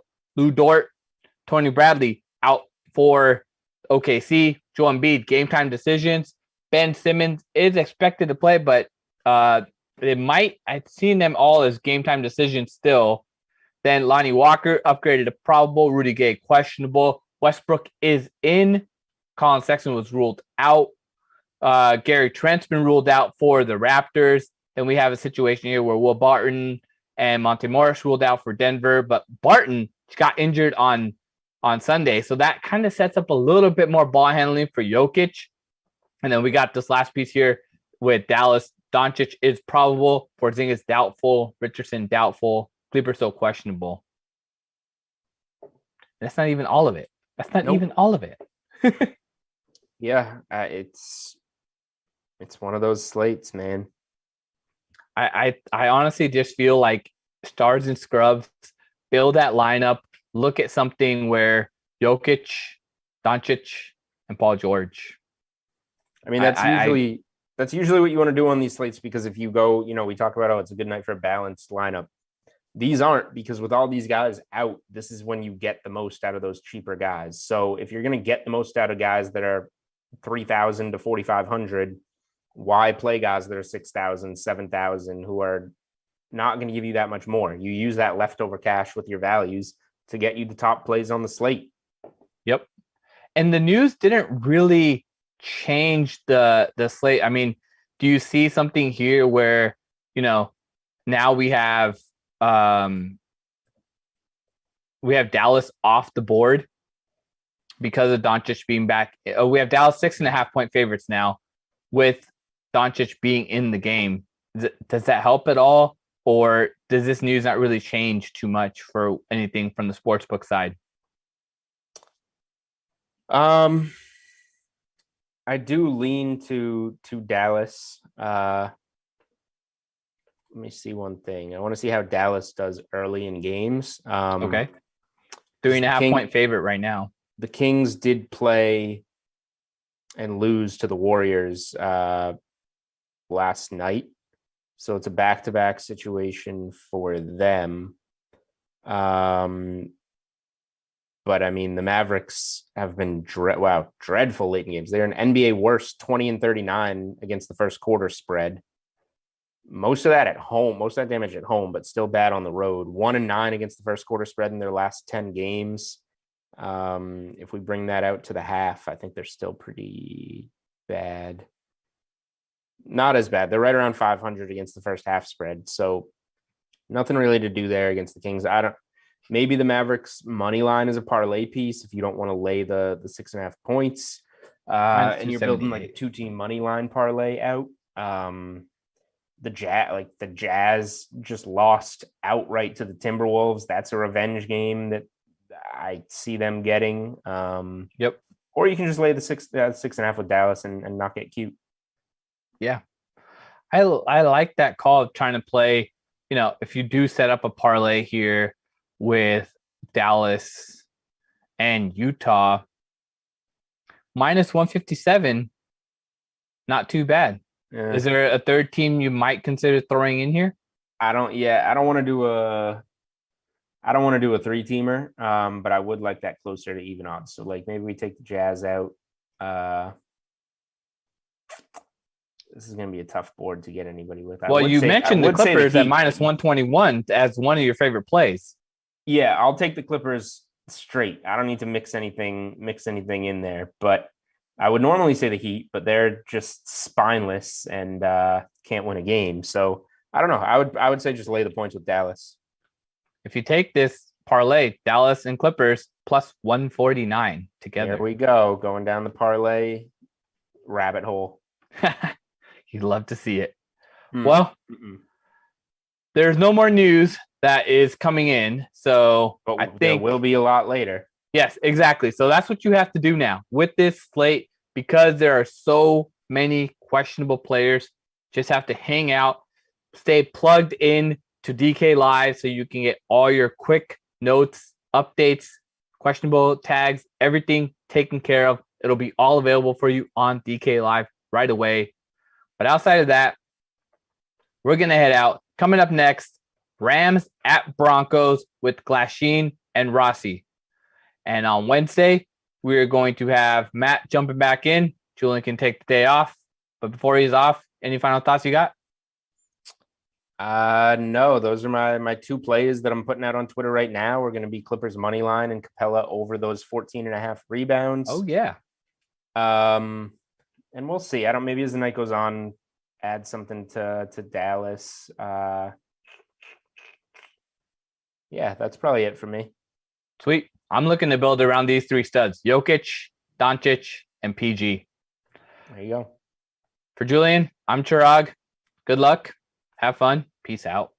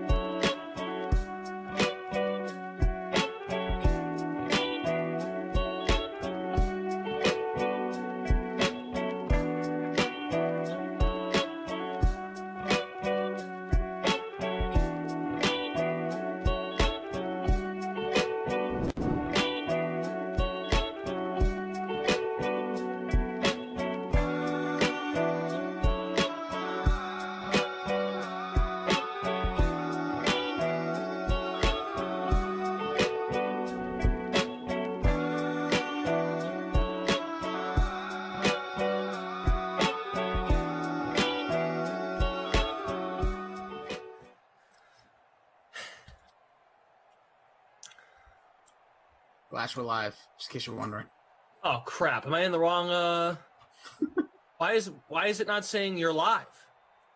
Told me. No, Said, it is. hey, tell All right. that handsome guy. Got it. All set. Very good. Wrong Slack. Oh, because you're in the next sim probably, right? Or you're on later I'm on? on Madden After Dark, yeah. Whatever. It's just really awkward. How are you, Jason? Honestly, I was decent. Now I'm great. Yeah? Yeah, that made my day. Like everyone got to see just that little bit of what happens right before we go live. We just stare at the camera. That's really what it is. We'll talk, and then it's like, all right. On cam, 10 seconds. Here it comes. We've got the Rams taking on the Denver Broncos here in Simland. Let's discuss. Jared Goff could really ruin your Monday, everybody. It is 6 p.m. Lineups have locked. What's the build looking like for Mr. Rossi? So, Glash, I did something I've never done before, and this could either equal BuzzFeed, just do a push node. You're either going to get... I'm either going to win this thing and laugh, or I'm going to get absolutely annihilated. I left $6,400 on the table. How is that even possible? Here's how. So, in my lineup, Captain Reynolds, Noah Fant, the Hamler, Higbee, Cortland Sutton, and I had 10,000 left, and I was toying around. Do I go Goff? Do I go Drew Lock? No. Got to stay true to myself. Went with a kicker, Brandon McManus. 6,400 left in the bank. I'm going to roll it over for my later lineups. Hey, that could work. I mean, it's not when you say it out loud and who's playing and who you have. It doesn't sound too bad. We'll see. It's a bold strategy, but I don't know. I was looking. I don't love a lot of these guys. Don't love the running backs. I probably could have went with Henderson, but didn't. But yeah. All right. I wish I could have given other people the money, but I apologize. I kept it. My cat is all over me right now. Just in case you're ever wondering, I know the last time we teamed up at 6, but this is usually cat pooping time, so be prepared. What? Now, don't you have 2? I got 1 cat. Oh, sorry. Kid. What are you doing? Wait, did something happen to the other one? Yeah, I don't want to talk about it. Oh, I'm sorry. It's okay. Coyotes, man. No, I'm just kidding. I only have 1 cat. No, I always thought you said you had 2 and you were going to drop one off to me. No, I just want to give you my cat. It's just going to happen one day. It's just going to be a box with a couple circles in it. It's going to say 4 Glash from the DK Sim fam and Sarah. It will say Glash and Sarah. All right. You'll just love it. I hope the cat poops in the right place. And now, what is that shirt you're wearing? This is a band called New Politics. They had like a baseball tee that they released, I don't know, 6 years ago. I don't know, I used to do a lot of rock radio stuff, and this is one of the merchandises that grabbed my attention. Huh. Because I noticed it's 3 stripes, and then when you do tallies, you're supposed to put the line through after every 4. And noticed there's only 3. So I just wanted to make sure I wasn't missing something. Yeah, and it doesn't really make any sense because it's New Politics, so it's like N and a P, and this looks, if anything, like an H and a T. Yeah. Oh. So I don't really get it, but letters. I think I don't know, or 4. All right. Well, now that I've got all my hard-hitting questions out of the way, your lineup, your shirt, all of your savings, $6,400 saved in Rossi's lineup in the Jared Goff on a Monday is painful free roll. First of 3 tonight on the late slate. Great to have you with us, Jared Goff. That wasn't even close. You're 0 for 2. Diablo says, Glash, send me a kitten by the way of Amazon. Don't think that's possible, but do you want to talk? Let's see if you can hear my cat purr. Talk into the mic. I don't know if you guys are picking that up. The crowd's wild. Cat just purring up a storm. Buddy. 3rd and 10. Goff to Henderson. Jared Goff was rostered in 70.7% of games. What is wrong with all of you? My guess, Clash, by hearing that, is that literally 70% were in the same position I was and had like 10 grand left and said, oh, he's the most expensive. Might as well throw him in there. Even though he averages like 10 points. DJ says, I need the dancing chicken tonight, buddy. The dancing chicken, the galloping chicken is what I like to call him. Like the dancing chicken better now. Yeah, it's good. Yeah, because galloping almost gives him like too much credit. Like he's purposefully galloping and trying. The way he, frolics in the pocket, dancing is probably better. Andy James, hey Andy, needs the Denver defense. Fant and Hamilton. Yeah, it might not have been a bad call to play a defense. Maybe I should have played Denver's defense. I don't believe in Jared Goff. Play the defense from the other team. Now, I had such an abysmal game we did yesterday. I almost forget the teams, but I want to say, was Denver in there? We had a game yesterday. It was 3-0. It was pitiful, but I can't remember if it was Denver. I know it was bad. I can't remember. I'm trying. I've had a couple Denver games where they've scored like 3 or under as well. Them versus Houston once was a rough one, so it can happen. And their defense does play really well. Can get a little ball hockey. Zach Morris is trash. That's exactly what Sarah wants to do. She wants to rescue a cat. You can rescue a cat from my house because I'm going to throw this cat out the window one day. You don't like your cat? What's the cat's name? Desmond. Desmond. He says he's open to a new name if you want. Wow. You know, I rescued this cat from the streets of the town you currently reside in. Get out of here. True story. Was at a friend's house underneath their car on a rainy night. Why aren't you friends with Desmond? Oh no, we're buds. I just, I'm fine, giving him to people that would probably give him more attention. That's why he's all over me during these Sims, because he finally sees me sitting in one place for once. So the Sims ruined your relationship with your cat?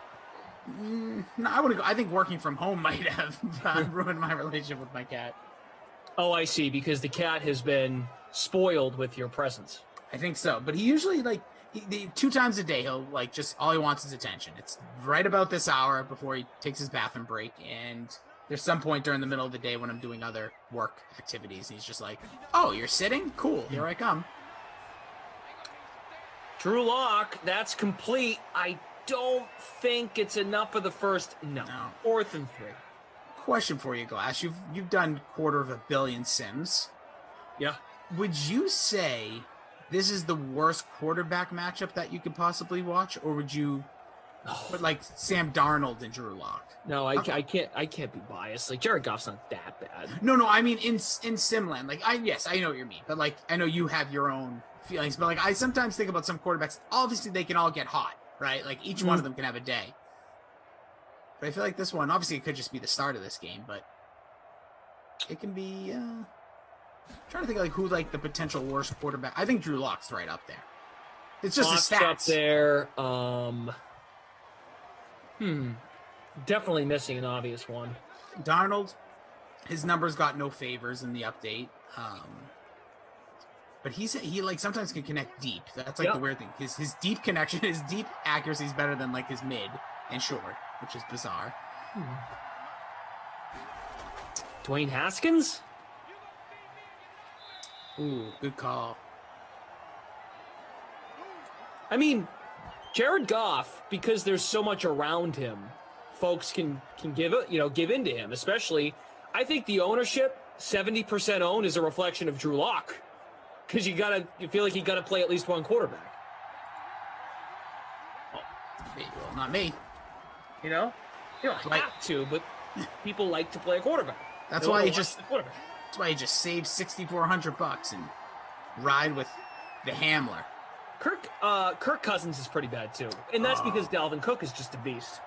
Yeah, we're not saying these are bad quarterbacks, but just in Simland, guys that you either wouldn't necessarily jump to, oh, I definitely need a roster him.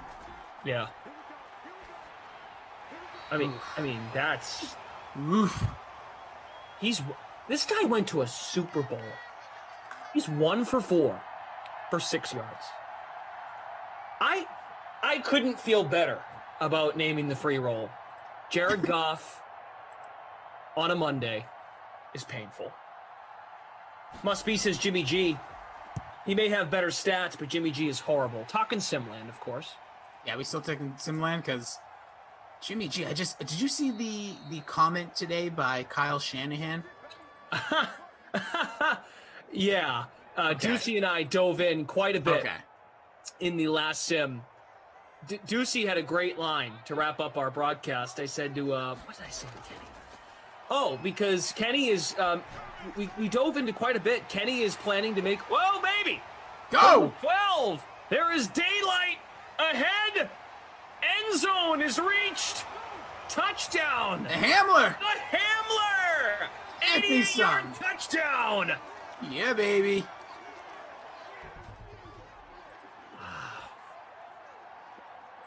That was cool. Look at that Hamler with the speed. That's why you got to throw him in there. Sorry, I read Sean Preston's thing and I didn't know what he said right away. But I thought he said you gave your captain away. I was like, yeah, I always tell you guys who I captain. He says you gave your cat away. Wow, I couldn't do that. Only once did I do that, but didn't have the cat long. She was a terror and got into the trash and jumped into counters and such. Dude, that could be the same thing. You don't know. Just because I'm telling you every little detail. I'm trying to sell the cat to Clash. It's like, no, it's the best cat ever. Diablo says Jimmy G don't have bleep in these. Mostert is magic. Well, that's kind of the same argument with Kirk Cousins. Like Dalvin Cook is just a beast.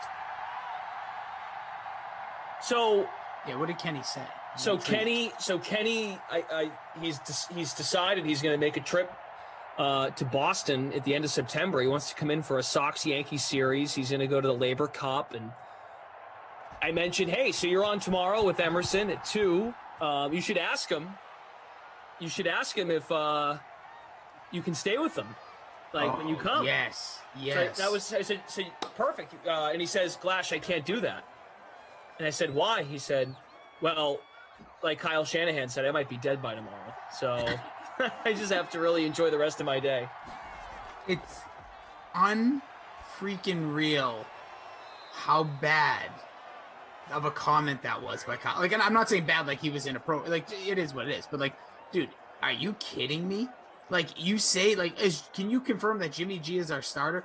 I can't confirm any of us will be alive on Sunday. Yeah, it's dark. And well, did you actually watch the clip? No, I was working and I saw all the tweets come from me. Watch the clip. He says it like stone face.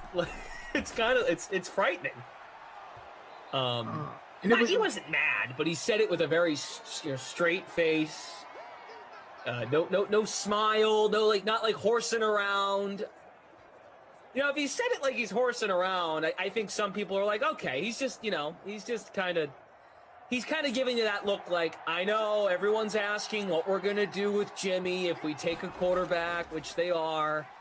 More so if they take Lance over Mac Jones, because if they take Lance, folks think there's more of a chance of Jimmy staying and getting the job week 1. But if it's Jones, the ready-made starter, there were a lot of quotes. There's a list from Schefter about a list of tweets. A lot going on there. Yeah, the exact quote was Kyle Shanahan says, it's asked if he would guarantee that Jimmy Garoppolo would be the 49ers on the 49ers roster Sunday. So it wasn't even that he's a starter, just on the roster Sunday. Kyle Shanahan said, and I quote, I can't guarantee that anybody in the world will be alive Sunday. Are you, like, I need to go. I'm sorry, guys. I need to go kiss my cat, my child, my wife. I might come give you a hug today, because if that's the way we're feeling, I might fly cross country. Or, I'm sorry, I might go to Louisville, because that's how you properly announce it, and go see Michael and give him a big smooch right on his head. Because if this is it, if this is the way I have to think, Kyle Shanahan that's going to keep me up at night tonight. So by my count, John Lynch also spoke 1, 2, 3, 4, 5, 6. 6 quotes. Schefter dropped in 2 hours ago. One of the quotes that preceded the one you're talking about, the really the moneymaker in terms of what caught everyone's attention. Kyle Shanahan was also quoted by saying, we could have sat there this is the quote, we could have sat there at 12 and waited which one came to us, if one did. But we made a decision that we felt we needed to get a starting QB. So all those people that think, oh, well, they'll take an offensive line, but they're definitely taking a quarterback. But notice how he said we felt we needed to get a starting quarterback. Yep. Now that could be interpreted as a starting quarterback for the future.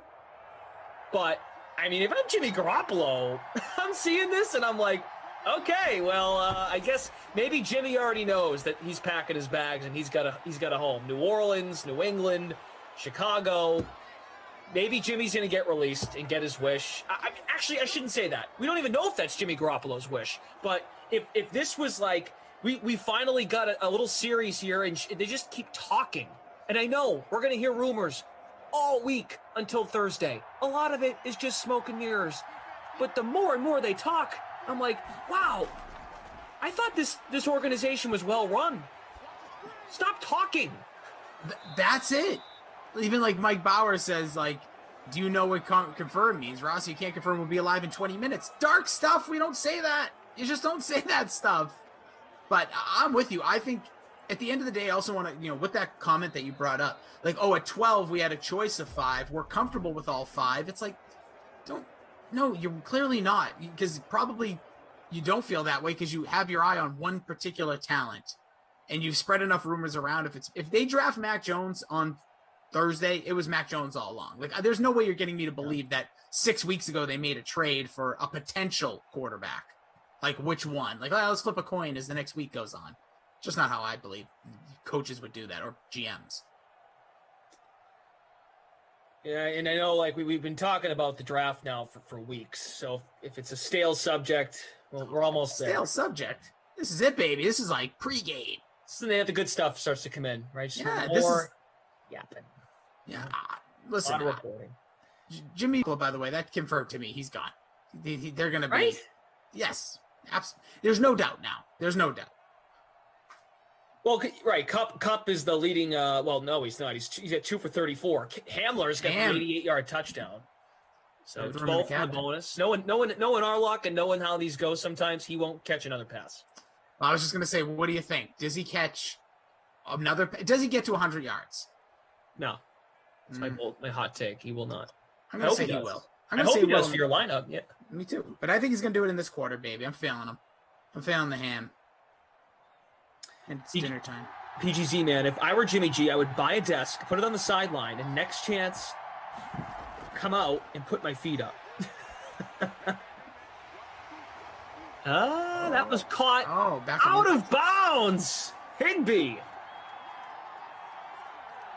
I mean, the other report, too, Tom Pelissero said he wouldn't be surprised if the Patriots moved up to take Justin Fields. Which we've been hearing that now quite a bit. Patriots moving up from national people. It's all this stuff. Move up, move down, move that. It's just so much talk, and I can't wait for it. Here's your guy, Bob Woods. If a tree falls in the woods, does it count as a touchdown? I would. I mean, the fact that we could all be gone in the next 20 minutes, I think we should count everything. Dude, that was like 6 minutes ago. We're already down to 14. We should make these 1 minute quarters because we got to get as many sims in as possible before we're all gone on Sunday. Maybe. It's just so dark. Ralphie, speaking of the Patriots, talk about the potential trade sending Julio to New England. There was conversation about this last year during the season.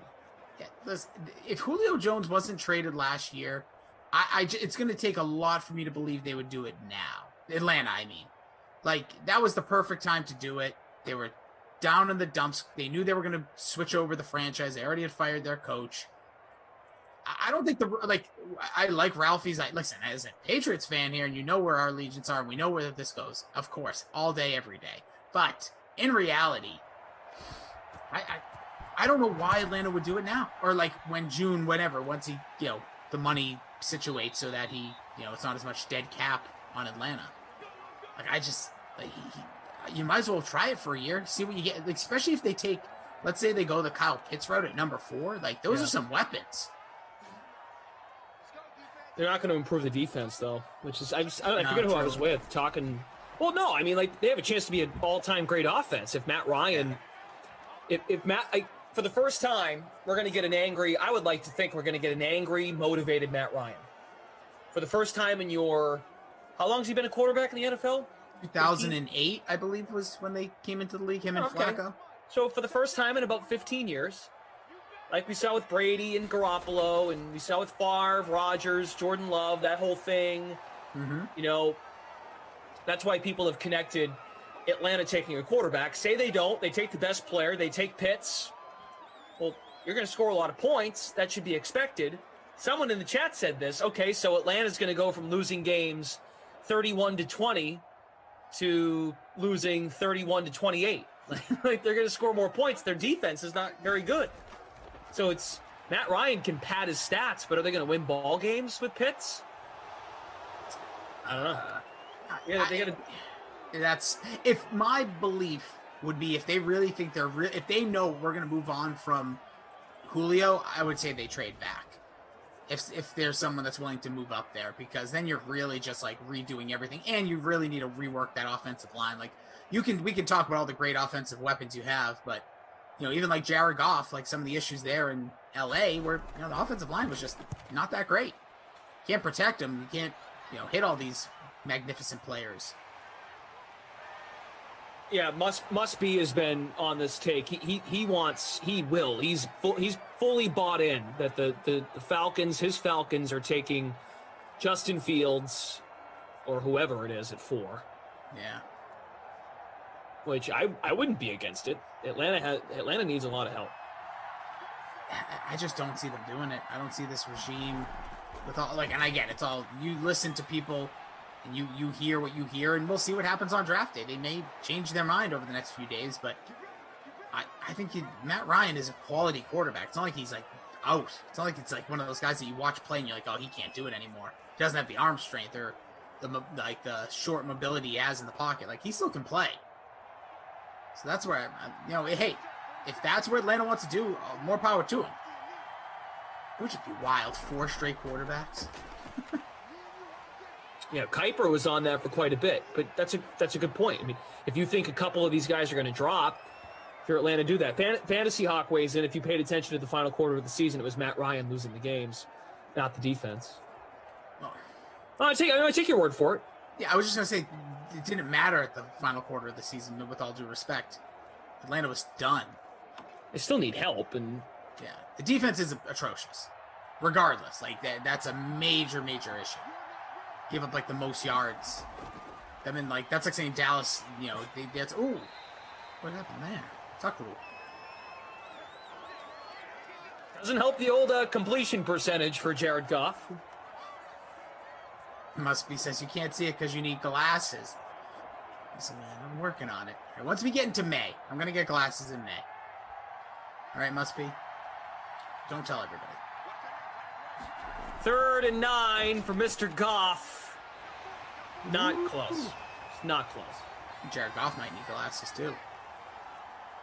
There's a little promise on that drive for Jared. Now he's 7 of 13. Great stuff we're watching here out of Mr. Goff. That awareness in the mid-70s. It is on display. There is. 7-7 score. The Hamler, KJ Hamler, 88-yard touchdown in the first quarter, and the Rams tied it with a Robert Woods touchdown.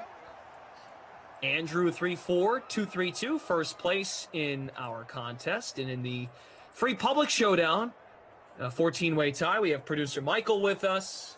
We have Andrew on the 1s and 2s, Jared from the Game Ops team. Good crew. Justin Craven's in the chat. Could be worse. You could be a Bears fan. No matter what, no matter how much better we get, we are still rocking the red rifle. Listen, I've made some awful picks here and said some dumb, aligned myself to teams that are kind of crazy. But if I'm a Bears fan, just take a deep breath. Let it play out. Guy's a former Pro Bowler. Got his team to the playoffs quite consistently. Bears got a good defense. All he has to do is not turn the ball over. Manage the offense. Think about it. A.J. Green, those two are a good combo. You know, Allen Robinson's still there. Ball was for the fans right there. I listen. I say that to guy Tate, who's in Ops, who always, you know, is a big Bears guy and always talks badly. Like, I think if, you know, with everything that's going on there, look, give it a shot. Let's see what happens. You made the playoffs last year. Nobody remembers that, but you did. Oh, by the way, Justin Craven says shout out to producer Michael. I know those two are in striking distance of each other, where our producer Michael is now, and had some good things to say. Appreciate you, Justin Cravens, as always. That's great. I caught the back half of your discussion when I came in, but I got a hunch of what it was about. So it's cool how the Sim fam, we all can unite, from behind the scenes, commentators, ops team, and also you, the people. Here is Drew Lock, dumps it off and completes it right around the 50 to Noah Fant. In Rossi's lineup, that's a first down, out to the Denver 48. Hit that like button for us if you don't mind. 300 plus watching. Hit subscribe on the YouTube channel if you have not already. Deathpaw says, I know it's only one extra game with the new 17-game season, but all the more reason to take a chance of mobile youth than watching your dinosaur quarterback wear down for a playoff run. It actually does bring up a good point. Like, maybe like in hockey, where like you want that backup goaltender, not necessarily for, you know, the playoffs. That's usually you ride the one goalie there, unless you get down like 6-0. But, you know, maybe it's a game or two where your quarterback is like on the verge, and if you have a decent enough record, it's like, let this other kid play. Let's see what we have. You might be able to take those chances with the longer season, potentially, depending on obviously the positioning. Lock, guns it, end zone. Oh, there was a foot out. Wow, that's the second time in this sim we've seen what looked like a pretty clean touchdown, but must be taking the bigger strides to grab the ball there. Wow. I'm making. Listen, I'm going to be having all my notes Thursday, Friday, Saturday. I'm coming out swinging this year. I'm going to get some right picks this year, Glash. What, for your draft predictions? No, my NFL. I don't. Draft's too unpredictable for me. I always like my picks for next year. Who's going to be the biggest turnaround? Who will be drafting in the number one spot next year? Mm-hmm. I was so bad last year. Who will be the playoff teams? Maybe 8 picks are okay. I had the Charlotte Hornets as a playoff team. That should happen. Okay. You got that going for you. I got one. I also said the Hornets. I mean the Pelicans. That's all. In the Warriors. I think I had them both, but not everything. Can't get right all the time. But I'm feeling it this year for the NFL. Last year, Detroit being the biggest turnaround, stank. I had the Carolina Panthers would be the number one pick this year. Not so much. Here comes Brandon McManus from 49 yards out. I love saying his name. And he knocks it through. We both played him. Yes. Let's go. Let's go.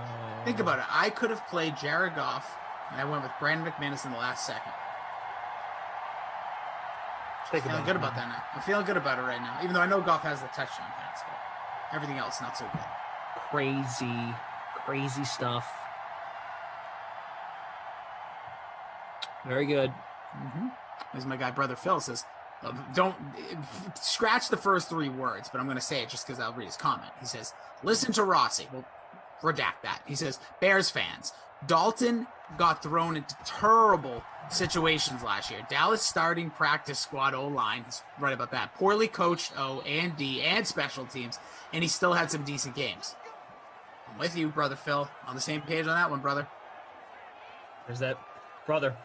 There it is again. Is brother okay, or is that a bad one too? No. Brother, buddy. I gotta watch my words here. I'm learning. I think everything's all right. I feel like everything's back. I feel like everyone's back into equilibrium. Is back in the middle. There's Reynolds. Love when we get into the Bears. The Bears fans just emerge. Jordan Warren, speak of the devil, I'm back. And I'm back when you're talking about a Bears fan. It's rough, but I'm a diehard Bears fan for life. I understand Bears fans are a little bitter about everything that's happened with this Mitch Trubisky run, but you did make the playoffs twice. I obviously understand you want much more when you trade up for a quarterback, and now he's no longer on the roster. You didn't even, re-sign him. But I don't know. I just feel like it stinks. But hey, listen, we're a 2-time playoff team. Rossi's trying to make you all feel better. If my team, I'm a Patriots fan. We did not make the playoffs last year. If you tell me we draft a guy this year, which I don't believe will happen in the first round, but if they do, and you tell me in the next 4 years, 2 of them will be a playoff run, I'm in. All right. Also, Glass, have you heard about my after Moose, Jeff Ulrich said that the Patriots are going to trade up to 9 to draft a quarterback on Thursday. He said this on the Sweat last week. I made a little heat bet, if you will. A little what? Heat. A little sizzle. I'm going to, I don't believe there's any chance the Patriots trade up to draft a quarterback. So if the Patriots trade up from picks 1 through 14 and select a quarterback in this first round, I don't know if you know of the brand Mrs. Renfro's. It's a salsa brand out of Texas. Yep. They have a ghost pepper that is one of the hottest things I've ever put in my mouth. And like a teaspoon-wise, I'm going to take down half a jar on the Saturday noon sin. Wow. I said I was going to do the whole thing, but Christian DeAndrea, thankfully, was like, dude. He's like, don't, you may not make it. So I was like, okay. So if Jeff Ulrich is right, I'm going to take down a half a jar. Yeah, Michael. Speaking of, right. You might not see Sunday, so you'll live up to what Kyle Shanahan is preaching.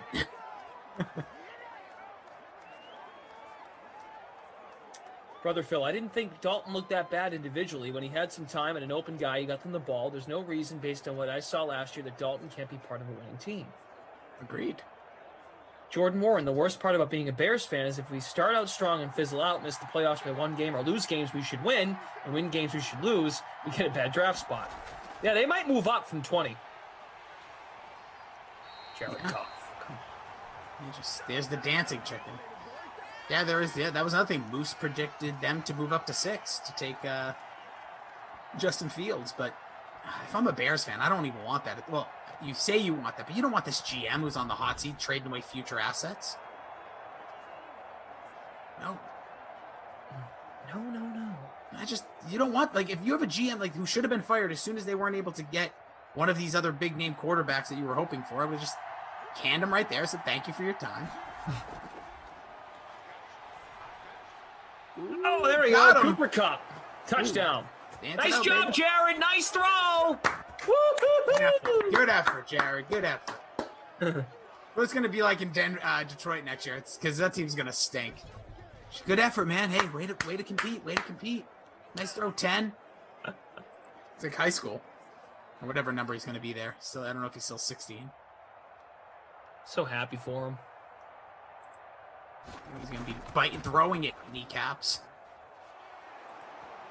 I'm so fascinated. We've talked about this quite a bit on these streams, but now with the draft coming, we're going to find out what San Francisco is going to look like, and it's finally going to be the final piece to the puzzle to this division, right? Because we know what else we know. Seattle's got no draft picks, pretty much. I say that loosely. They probably have some, but they don't have anything substantial. They don't have a first round pick. Yeah, so their team's their team. Neither do the Rams. The Rams, they've got Matthew Stafford. That's their guy. They've given up draft capital over the years to make what they have now, their roster. And then, who am I forgetting? Arizona. Arizona's got basically their whole team. I think they have a first round pick, though. Let's look. NFL. They do. They have, I think they got the Texans or somebody's. Or their own. They're in that teens, I thought. Maybe I'm wrong. No, I'll check it out. We should all know this by now, right? It's funny. They're at 16. Okay, yeah. Arizona's at 16. Okay. Seattle does not have a first-round pick, right? Nope. Yeah, they traded for... Adams, Jamal Adams.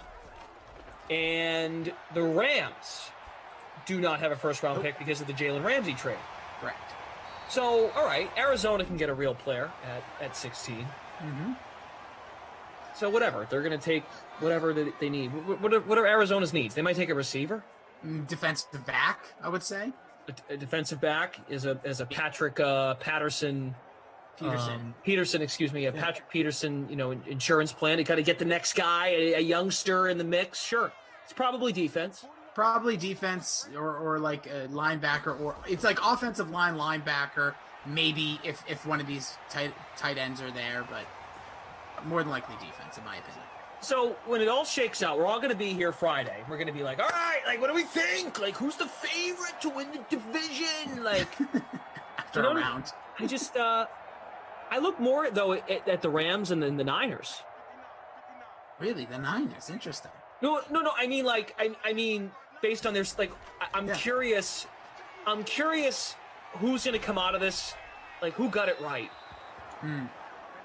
Like, Arizona still has a bit of a window with Kyler Murray and Cliff Kingsbury. Like, Kyler's still young. But, like, San Francisco, outside of the quarterback, there's some pressure there because you were in the Super Bowl 2 years ago. You have a guy in Jimmy Garoppolo, but we're assuming with comments that were made today, you're ready to move on from this guy. So you're putting pressure on yourself to move on, as Drew Lock is going to heave it. Come on, Hamler. Nope. Nothing. Just sitting there. Everyone just dancing around the ball. Nice toss, Drew. Who's gonna wind up being right? Kyle Shanahan, John Lynch, or is it going to be Sean McVay saying we got to move on from Jared Goff? Like, a lot of pressure on Matt Stafford too. Oh yeah. Yeah, right? This is the first time Matthew Stafford, right now everything's quiet with him, right? All is quiet by the waterfront. He's chilling out, watching everything happen. About 2 months from now, hot seat central, because this team is in a win now mode.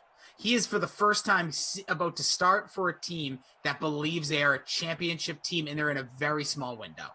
Like, there's not much time there with that defense and the cap and everything that's going to come crumbling down. So there's going to be so much pressure on Stafford, and he's never been in this position.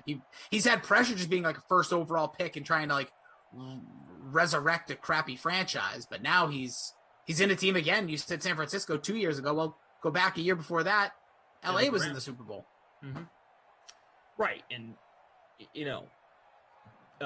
LA is not Boston or New York or Philly. It's Chicago.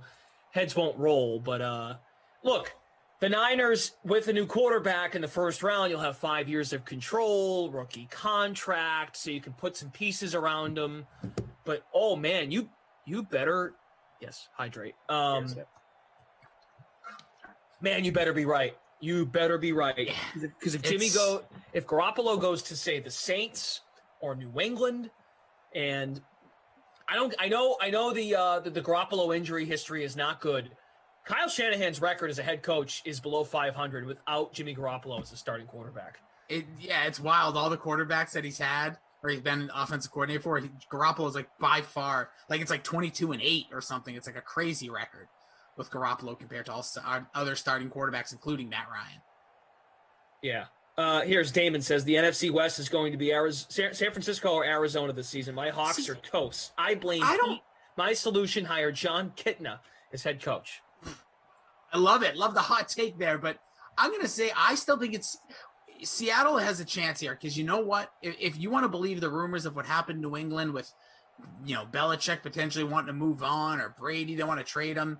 Guess what they did that year? They came out and won a Super Bowl. So I think, Seattle could be in a little bit of like an internal, like us against the world. We barely like each other, but we like the coach wants to win really bad to prove he's the better play. The quarterback wants to prove himself. I'm not doubting Seattle. Like, I think there's just too much talent, especially what they were able to do down the stretch last year defensively once they got all the pieces together and clicking. Dunlap going to be back there. I still think it's Seattle's division, in my opinion, and the Rams are the ones that are up next.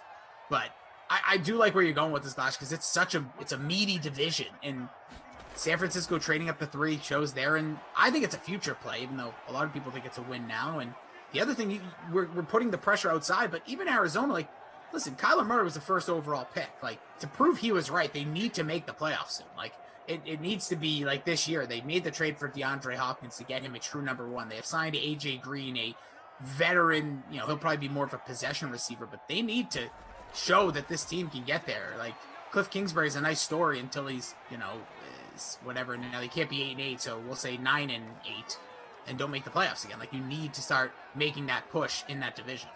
Yeah, I just a lot of expectations. Like I think there's more flexibility for San Francisco because you'll have the quarterback on the rookie deal. But you mean to tell me that if it doesn't get off to a good start, that Kyle Shanahan's not going to? I'm not saying going to be on the hot seat, but there'll be some pressure there. John Lynch. What do you think John Lynch is thinking? Like, oh man, Kyle Shanahan's such a bright guy. He'll probably get another head coaching job at some point. But this might be it for me as a GM. Better get this right. So there's a lot of pressure going on in that division. I love it. It's an intriguing division. Like you said, a lot of meat in that division.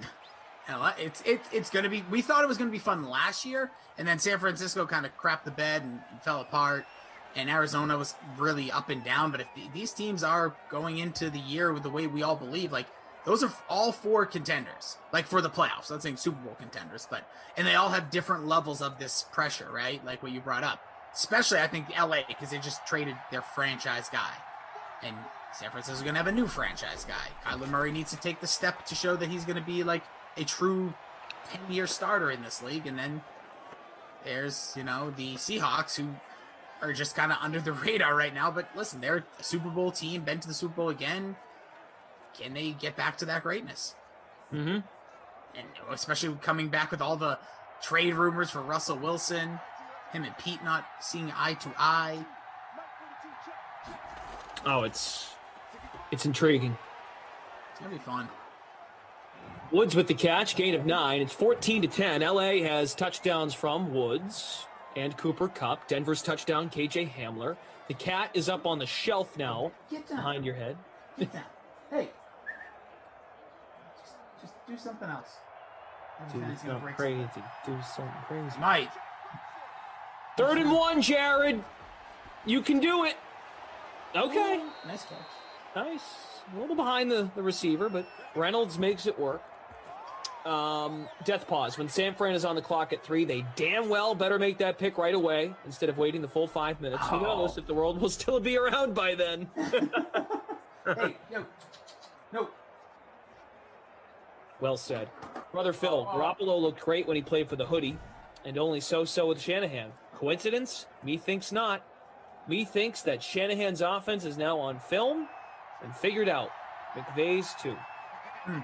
Well, let's see with McVay, though, because McVay's going to get a veteran, and this is back to what you were saying about Matthew Stafford. I mean, you got everything made for it here. A coach that's young and bright and really we think has a clue.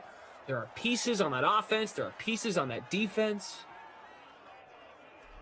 Yeah, it's made to be successful. Will it be is another story, but I just want to say to Brother Phil, like, there's tape on all these offenses, though. Like, there's been tape for years on, Bieniemy's offense, and they still win games. Like, I don't, that to me is a little bit of a, like, I know where you're going with it, but listen, either you execute or you don't execute. I think at the end of the day, what happened with San Francisco and Garoppolo was injuries, and I just think the belief, like, I don't know if, like, go back to, I know this might sound like a weird analogy, but to go to what happened here with Denver years ago, Tim Tebow set the world on fire. It was fun to watch. They won bad games, right? Because they were able, their defense executed next level, and Tim Tebow was able to make outstanding plays somehow in the fourth quarter. Mm-hmm. That GM, John Elway, wanted no part in that. He'd rather have stunk. He'd rather have won 4 games. If you go back and look at everything, he was so happy they lost in that second round of the playoffs to the Patriots, because when they beat Pittsburgh and that place was rocking, he was nervous because he knew Peyton Manning was going to likely be a free agent after his neck injury, didn't play that same year. So what I'm getting at here is I think there's a little part here that with Garoppolo, maybe they're like, I'm kind of glad he got hurt. I'm kind of glad the situation played its way because, if they were a playoff team again this past year, when you're a GM, you're always looking to the future. And maybe he saw, I was like, this guy ain't it. Like, he was fine, but could be a little something the two situations are similar in my opinion. This is the beginning of the night slate here on the Dream Stream. The next sim will be Koff and Brandon Cristal. They'll have Packers at the Bengals. And then Rossi's back for Madden After Dark with Mr. Cristal for Chargers at Bears. So that's the lineup for the rest of the night. Oh, yeah. We have producer Michael with us, Andrew, our technical director, Jared updating the scores. Love to have you all with us. Higbee with the catch. Jared Goff doing just enough to keep his Rams in front. Gonna miss Jared Goff on the Rams. In fact, I get a laugh out of Jared Goff as a Ram. Now his stats should be better. Okay, he's better than what he is here. But there's gonna be nothing around him in Detroit. Unless they should take a receiver. They should take a receiver at 7. We think they're going to take Jamar Chase if he's there. And Chase, Waddle, I've seen those rumors. Mm-hmm. I don't know. Now the talks of Jamar Chase are actually of him going to the Bengals at 5, and the Bengals not taking an offensive lineman. Oh, that would be insane, in my opinion. Like the window, whatever you want to think of that division, Pittsburgh probably has maybe one more year of fight left in him unless they really can return the organization. You have to look, if you're a Bengals organization, like 2-3 years. Let's get some offensive line. Let's protect Joe Burrow. You saw them with their new threads. He's got the big scar on his knee. You want to protect that thing. So I think you got to take these two great tackles in this draft. Don't let one go by. Receivers, I believe, can kind of come and go here. Brother Phil agrees with you, Rossi, but when these new smarty pants young coaches come on the scene, they've got some stuff opposing coaches haven't seen yet, and after 2 to 3 seasons, DCs have a better handle. Good point. Good point, Brother Phil. Good point, brother. Brother. Almost got a safety there. I mean, now that's why I'm curious when you see like the new coach in speaking of Cincinnati, Zach Taylor. He was the quarterback coach in LA, right? Yep. Then you've got Staley, the new coach in LA with the Chargers. He was a linebackers coach, or I think he was definitely a defensive coach with who? The Rams, coming from that McVay tree, that McVay staff. So you wonder, like, you hope when these younger coaches that get a job because of another good young coach, that they are also innovative and have their own stuff, and it's not just, oh yeah, we're using like what McShay does, what McVay does, not McShay. McShay's the analyst. No, I couldn't agree more. It's weird how these trends, and I always wonder like what these interview processes look like. 'Cause it's not like they're just being hired off of their resume, because the Eric Bieniemys of the world would clearly have gotten a job. Look at what that offense has looked like. Even before, people just want to talk about Patrick Mahomes, but even those Alex Smith years, like always pretty well executed offense, good running game, and now it's like, yeah, he's not getting a job, but we're taking these chances on some of these guys. So it's going to be fascinating. Like, can these guys pan out? Like, if I'm the Chargers right now, you're in such a fragile situation as well, because you have this young quarterback. You have pretty much a young, I don't know exactly how old Keenan Allen is, but I'm imagining he's like 27. Mike Williams, Austin Eckler, Hunter Henry no longer there, but you have 28. 28. So you still got some good years under him. He's been in the league 8 years. It's almost like that's the number you got to look at now, I feel like, in the NFL for like a skill guy. I mean, it all kind of equals out, but like what year did you first start playing? 8 years as a slot guy, you take some hits, man. Oh yeah, and the amount of time the ball is like he has a ton of targets in this league. Right. It's almost crazy how I know he's been injured quite often, but like even the durability there. Right, and what was it for Allen? An ACL? Not last year, but the year before. Year before, I don't remember exactly, but I would say my guess would say you're right. Okay. By the way, if you guys are tinkering your NBA lineups, what was the news I wanted to share? Oh, John Wall. So I don't think Houston's even playing tonight. John Wall's been shut down for the remainder of the season, which Oh, poor John Wall, man. But like, that is kind of sad, huh? Because I thought Houston had a chance to be kind of fun. I thought they were going to be great when that trade first went down.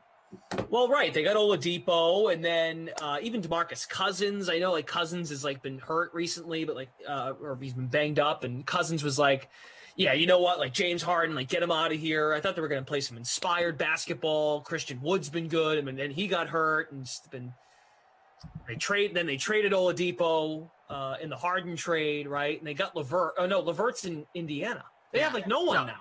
No, it was when John Wall was traded, even when they had Harden, I was like, that I think is a good pair because I feel like John Wall is not the personality that a Russell Westbrook is. So I'm like, I think this could work. And John Wall, I think, isn't going to fill up the stat sheets like Russell Westbrook. I was like, these two together, this is going to be magic. And then in one day, James Harden went from my body size to yours, and I don't know how it happened.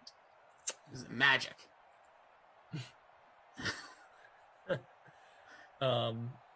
Yeah, so that's but they it's too stink. bad. And the point is also Houston stinks. Isn't it unbelievable how quickly in that league you can go from like you're right there to out of it, just not even in it. It happens in the NFL too, I suppose.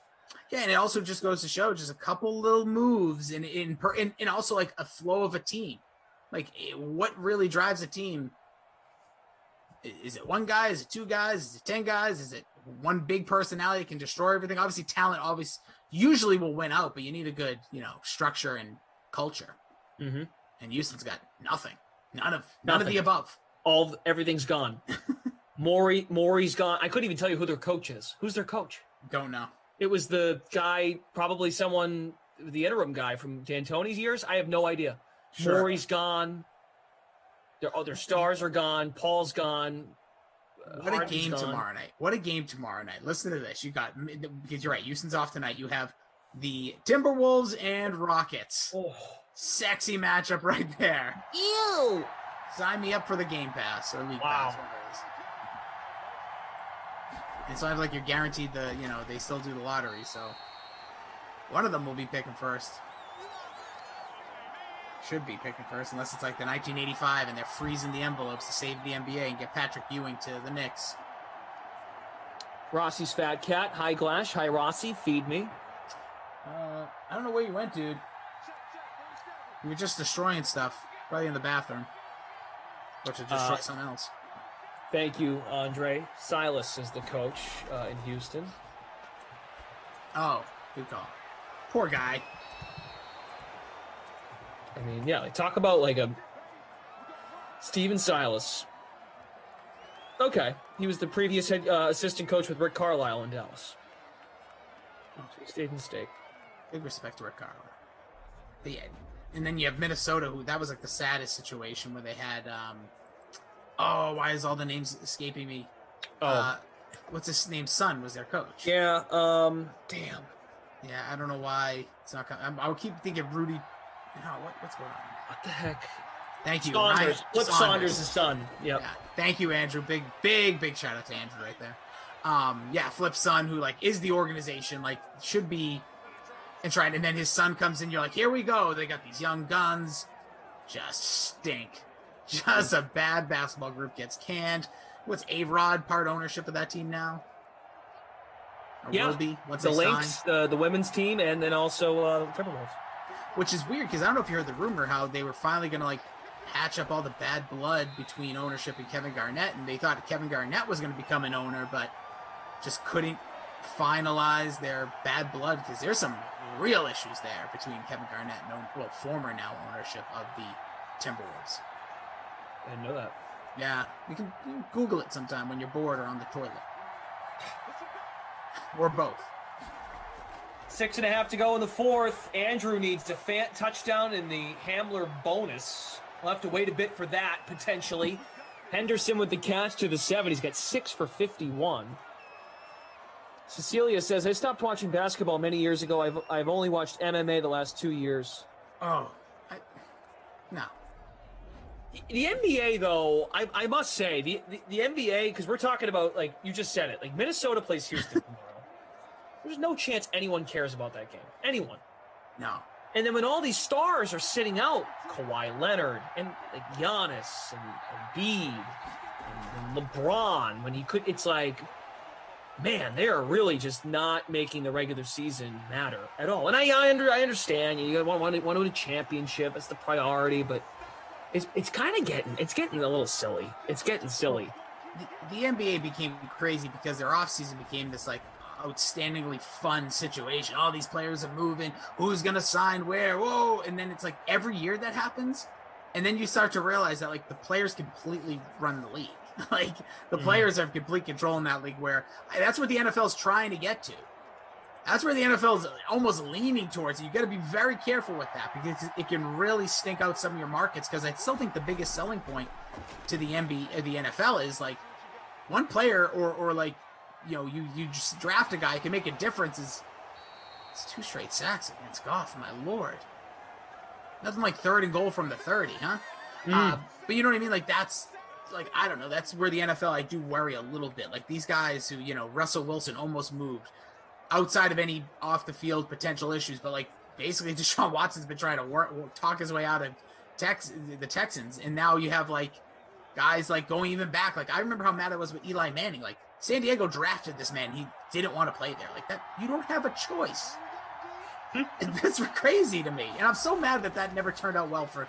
Obviously, Phillip Rivers is a great quarterback, but never won that team, and they got Sean Merriman out of that deal too.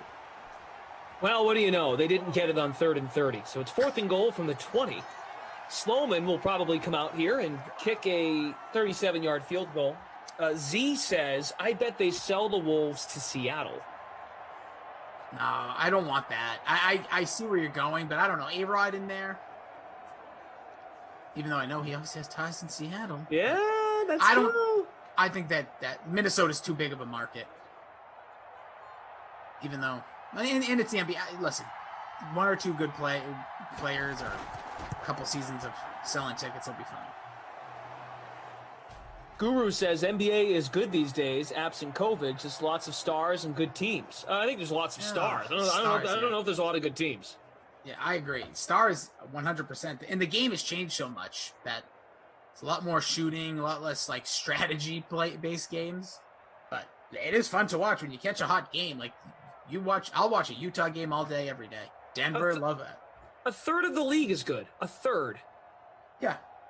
10 teams are like, I would say, good teams. The other 20, not even in it. No, they don't have a chance. How about this, just for some fun here before now we're going to get a tying drive. I'm going to just tell you tonight's slate.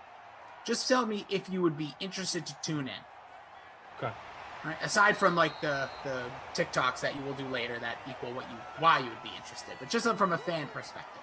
Well, if you're gambling, then you're interested. Yeah, always. Pistons and the Hawks. I'm good. Magic Lakers. I'll say. Oh, is LeBron playing? No. Okay. Thunder 76ers. I'm good. The Thunder stink. Yep. Spurs Wizards. No. Knicks Suns.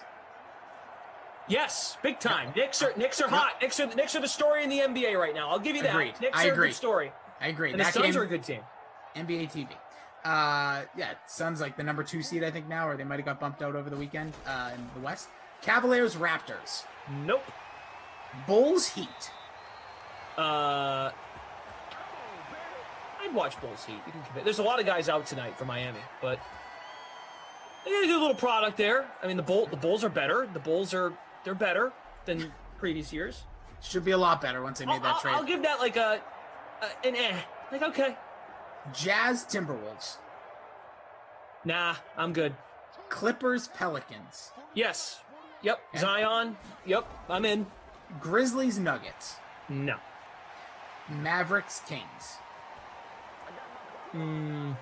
All right, that's 2.5 out of, I think that's a 1, 2, 3, 4, 5, 6, 7, 8, 9, 10, 11 game slate. 2.5 excitement. But again, if your home teams in there that we mentioned, you're going to have some interest. And there's some good teams here, don't get us wrong. But overall, that's, middle of the season. That's what happens with baseball and a lot of these sports. And then there's Drew Lock just tossing the ball into the stands. Andre, yeah, the Knicks are a good story. 9-game win streak. The league. I think LeBron James tweeted this. It's the league is better when the Knicks are good. I think it's LeBron. Why are you tweeting that when you're on another team? I get what he's saying, but that is like, I find that just so strange. That's why I think like he's like the mayor of the NBA. Robes05 on Twitch. The Bulls suck. I know, but they're like weirdly like more interesting, or they were more interesting. They went and got out. I give them credit. They went out and got Vucevic at the deadline. I was like, okay, that's kind of cool. Yeah, no, I agree. I thought that was going to turn them around. I thought that this team would be somewhere near 500. I'll sue him. I'll sue them all, Andrew. The Guru, Lakers were a shoe-in last year. Now they're a 5 seed. If they're lucky, injuries or not, parity is good in pro sports. Well, right, because LeBron was out, Davis was out. I think they're going to be plenty ready to go. I think the thing that could drive them back to the championship is they're actually going to have a crowd back, and I think that will actually drive them, because that's the one thing. Anthony Davis, actual home court. Yeah, and like Anthony Davis has never experienced like a playoff like what did he make it once or twice with the Pelicans, and like I think once I think was it just that one time when they got Cousins there. Yeah. So yeah, like that's he's never had that experience. Last year, people can say all they want about the NBA. It was pickup basketball. And I don't mean that like I know his coach and all that. Was that the Hamler? Did he get it? Is it Hammy? I think it's Judy. Yeah, you're right. Judy. Good eyes. I'm blind. But yeah, that's like to me like it was like where the crowd will play a factor, and I think it will drive some of these guys that didn't have that last year. Yeah. Yeah. It'll be fun. They got to go for a touchdown, of course. Another is that our guy? That's the Hamler. Is it enough? No, it's 5 yards. But it's the second catch of the game, so now we're getting there, Glash. We're getting there, 7 yards away. Ralphie says, Rossi, you got to understand, LeBron has to make make every story about him. He's so lame. I agree with most of that.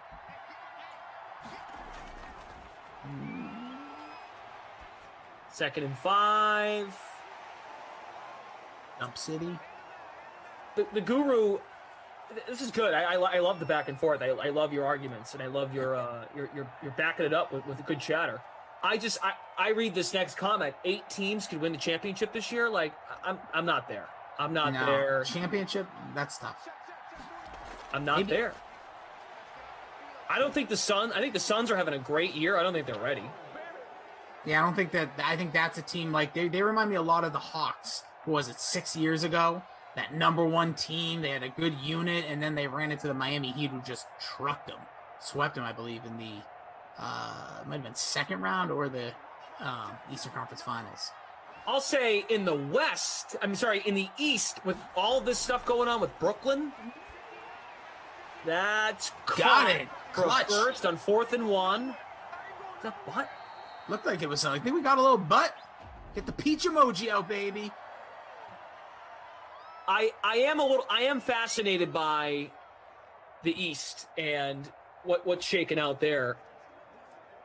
I'll give you that, but like I think, man, I mean Brooklyn contenders though.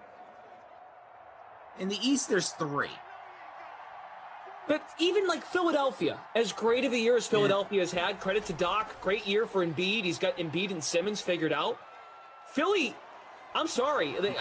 This is coming from you. This is like the cough Celtics take here.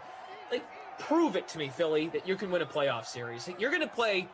If the Celtics get Philly in the first round, I wouldn't be surprised if the Celtics win and make it a series. Same. Milwaukee is another one. Like, how good is Chris Middleton? How good is Drew Holiday as secondary stars? Like Drew Holiday, I think I'll give you more. I think Middleton is right there. Oh, my Lord. After I say that, then I see a pass like that, it makes me wonder if Chris Middleton maybe not. No, but I get what you're saying, Glash. Like Brooklyn is stars that could absolutely do it. They could flip a switch if they all want to just go nuts in the playoffs and make it. So Philly, if you want to take them out, even if you want to put Milwaukee at a meh, that's 1.5 out of the East. Like, no, you're not telling me the Knicks, Atlanta, Boston, even Miami. No. Oh boy, what are we doing here, Drew? Must be. Glash and Rossi are just talking honestly. Would you have called Miami making the championship last year? No. I mean, it was a weird year, the bubble year, and they came in motivated. Yeah. Like, that's a good example. No one saw that one coming. I'll actually say it's a fine example. It must be. It's a great point, but it was also a totally different style season. And they had a bunch of like AAU basketball players just shooting the lights out because they're used to playing around nobody. That's your ball game right there. That's game. I mean, that was a chance to tie it. And producer Michael felt so confident. He's like, all right, just get ready for the players of the game. He's showing his lack of confidence in Drew Lock. So overall, a good series to get there, but not enough. Yeah, I'll tell you my players here. This one didn't pan out the way we all thought. I'm still giving KJ Hamler the player of the game. Low ownership, hit 93 yards, 2 catches in the touchdown. Listen, Cup was great, but still similar numbers overall. 5 catches, hit 5 rushing at 79 yards and a touchdown. So it's going to give it to the Hamler, and I just love him. And the Not My Kid award. I could just look at my entire lineup because I was so bad. That 6,400 should have spent. I'm going to go with Sutton, Cortland Sutton. Coming in here, 44% on in our little contest. 1 catch, 14 yards. Yucky poo-poos. No thank you.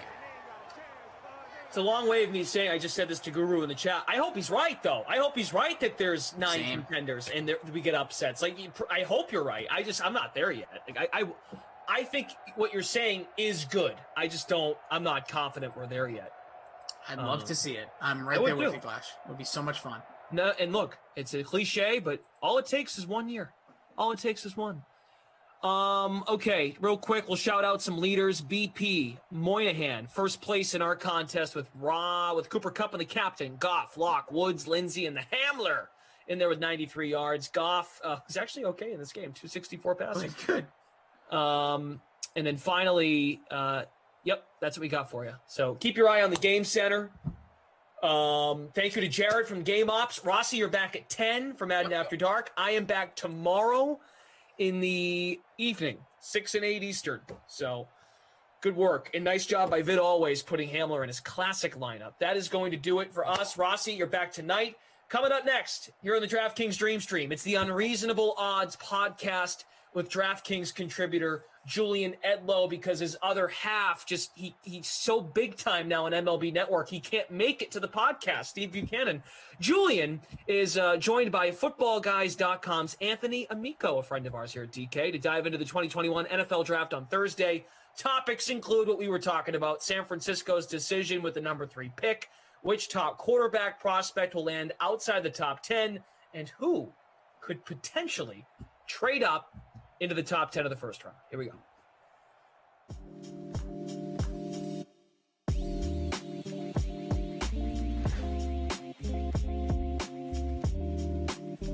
What's going on, guys? Happy Monday, as we record this on Monday, April 26th. But you could be listening to that anytime this week because it is NFL Draft Week, and that's why we're coming to you on a Monday. This is going to be an NFL Draft special edition of the Unreasonable Odds podcast presented by DraftKings. And for the occasion, we brought Anthony Amico of Football Guys on. Amico, obviously, if you're DraftKings guys, you're familiar with Amico from the DraftKings landscape as well. Welcome on to Unreasonable Odds, man. Yeah, appreciate you having me, man. Nice to be back with the DK guys. I mean, it's a lot of fun. A lot of fun scraping the news and doing all that stuff. So it's good to be back and talking to you. Yes, Amico has grinded with me on many a DK Live shifts, getting you that ridiculous laundry list of NBA injury news that seems to come out these days. But that's not what we're here to talk about. We are here to talk about betting the NFL Draft, which is on Thursday night, April 29th. I'll just start by saying, so 2019, I don't even remember 2018, but since I got more serious into this, 2019, I had 4 NFL draft bets. I went 4-0, so I was very happy with it. It was a good draft. That's generally what I've been, trying to do with drafts. Last year, the NFL draft hits dead smack in the middle of the peak of COVID.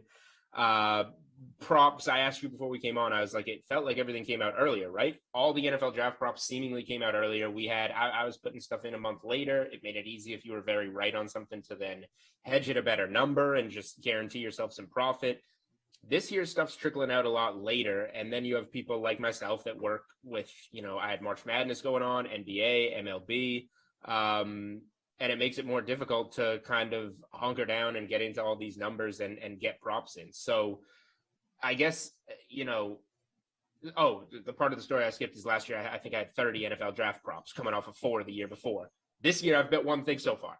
So that's the peaks and valleys that we're going with.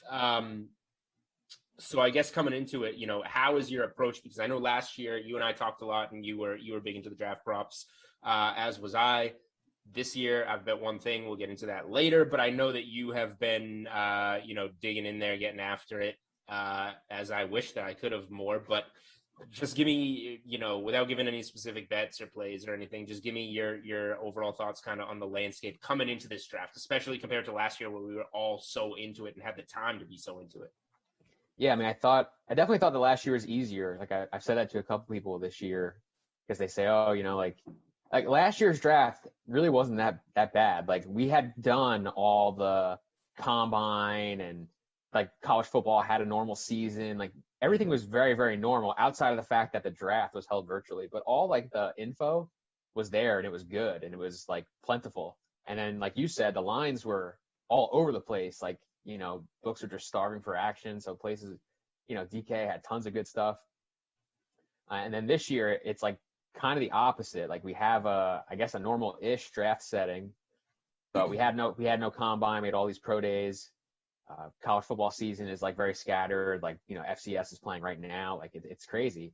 So last year I definitely felt was easier, but this year I think if you stuck to a good process and if you're following along with the news with, people that can be trusted, obviously like guys like Schefter, Jeremiah, Peter Schrager,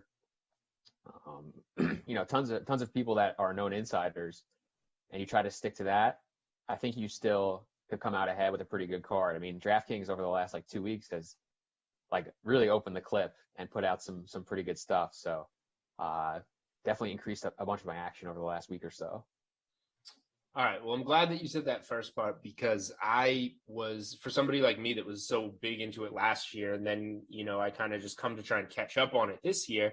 I was like, this seems a lot harder. But then I was questioning myself. I was like, is it harder or am I just getting into it later than I was last year? And you're right about the answer. The more that I've looked into it, it just is harder this year because there's not as much information. There's not as clear cut, spots, I guess. Like we obviously have Lawrence and Wilson at the top. Last year that was Burrow and probably Chase Young, although I got some like Chase Young under 2.5 at I think it was like minus 275 or minus 300. It was definitely not a lock. Yeah, it was not a lock for a while. Which is juicy. Your casual bettor doesn't go out there and grab minus 300, but eventually with the information we had, that was a fantastic bet. That's just not there this year. It starts with that moving target at number 3 with the Niners, and then I think we know position there at least.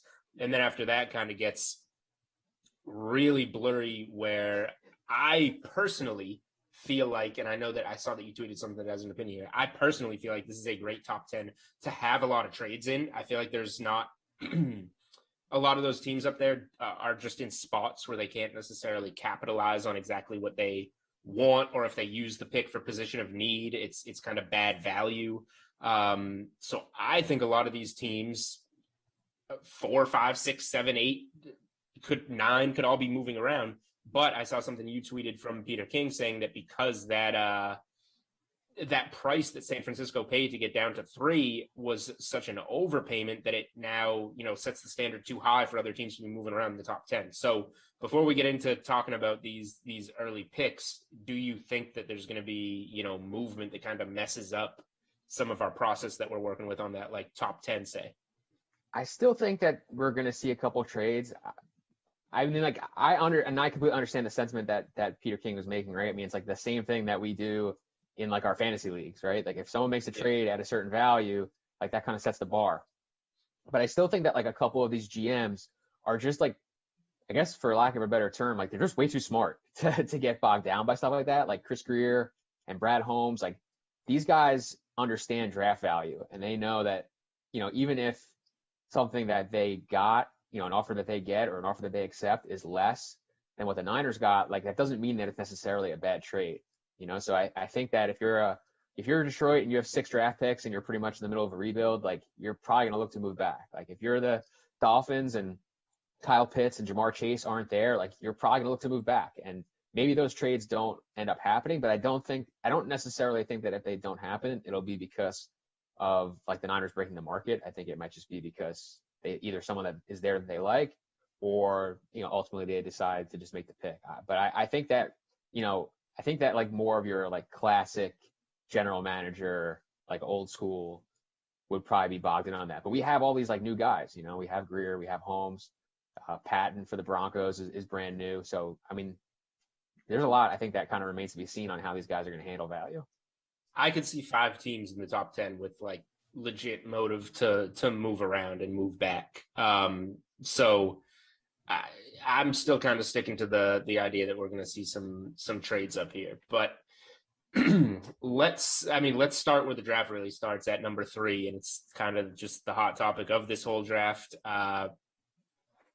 I personally, today's my draft day. Like after I'm here on Unreasonable Odds doing draft, I'm going to the Game Within the Game podcast, another DraftKings podcast, to do NFL draft talk. Before I came on here, I was on the Sweat doing my top 10 mock draft, which is just butchered. I don't know if I'm going to get anything right after Lawrence and Wilson. It's impossible. But the draft starts at 3. I was ready to, over the weekend, put Justin Fields at 3. I'm not convinced that Fields isn't the second best quarterback in this draft. I would be interested in taking him over Zach Wilson. And then last night we get the report from Rappaport, who is, in my opinion, one of those trusted guys that you were mentioning, that it's down to Mac Jones and Trey Lance. So in my opinion, Mac Jones is somebody that really benefited from who he played behind in terms of the offensive line at Alabama, the ridiculous receivers that he played with at Alabama. I think that he's a little overhyped because of what he played with in college. Although he's still the favorite to be that number 3 pick. So in my personal mock draft, I put Trey Lance there at number 3 because I just used my brain a little bit. My brain tells me that if San Francisco is trying to keep Jimmy Garoppolo because they want something long, they're planning on having a long-term project there that they want to build up for a year, Trey Lance fits that mold. That's what would make sense. If you told me that they're going to trade Jimmy Garoppolo, then I would say, okay, then it's going to be the Mac Jones side of that report. What are your thoughts on number 3? And if you want to just get into your overall thoughts on the quarterbacks, like how you personally rank them, who you think's good for what kind of system, whatever. Yeah, I mean, I think that there's a reason Mac Jones is the favorite. Like all the stuff that you're hearing now, and you mentioned the Rappaport report, but the big thing now is that it sounds like, Kyle Shanahan wants Mac Jones. He wants the accurate pocket passer that people believe have like all these intangibles and all that stuff. The Matt Ryan that he had. The Matt Ryan, Kirk Cousins type. And that some of the other guys in the front office are really pushing for Trey Lance because he has obviously the really tantalizing upside. I mean, the guy's thrown I don't know, 300 passes over the last 4 years. You know what I mean? There's not a huge sample size on him, but there's great unknown. Yeah, there's a lot of people who believe that he can be obviously really great in the right spot. So I think that's the battle right now. I would imagine that if there's a battle between your head coach and scout number 2 in your front office, that Kyle Shanahan probably wins that. So I'm still leaning Mac Jones for now. I mean, Mac Jones is the guy that all the insiders have really been the heaviest on. I mean, Schefter had almost explicitly said it would be Mac Jones a month ago. I know he's backtracked maybe a little bit from that. But, until I start seeing some of these mocks from Jeremiah and these guys with basically not Mac Jones, I'm going to say it's going to be Mac Jones. So that's kind of where I'm at. And, I'm pretty much with you. I think the world of Justin Fields. I think he's really good.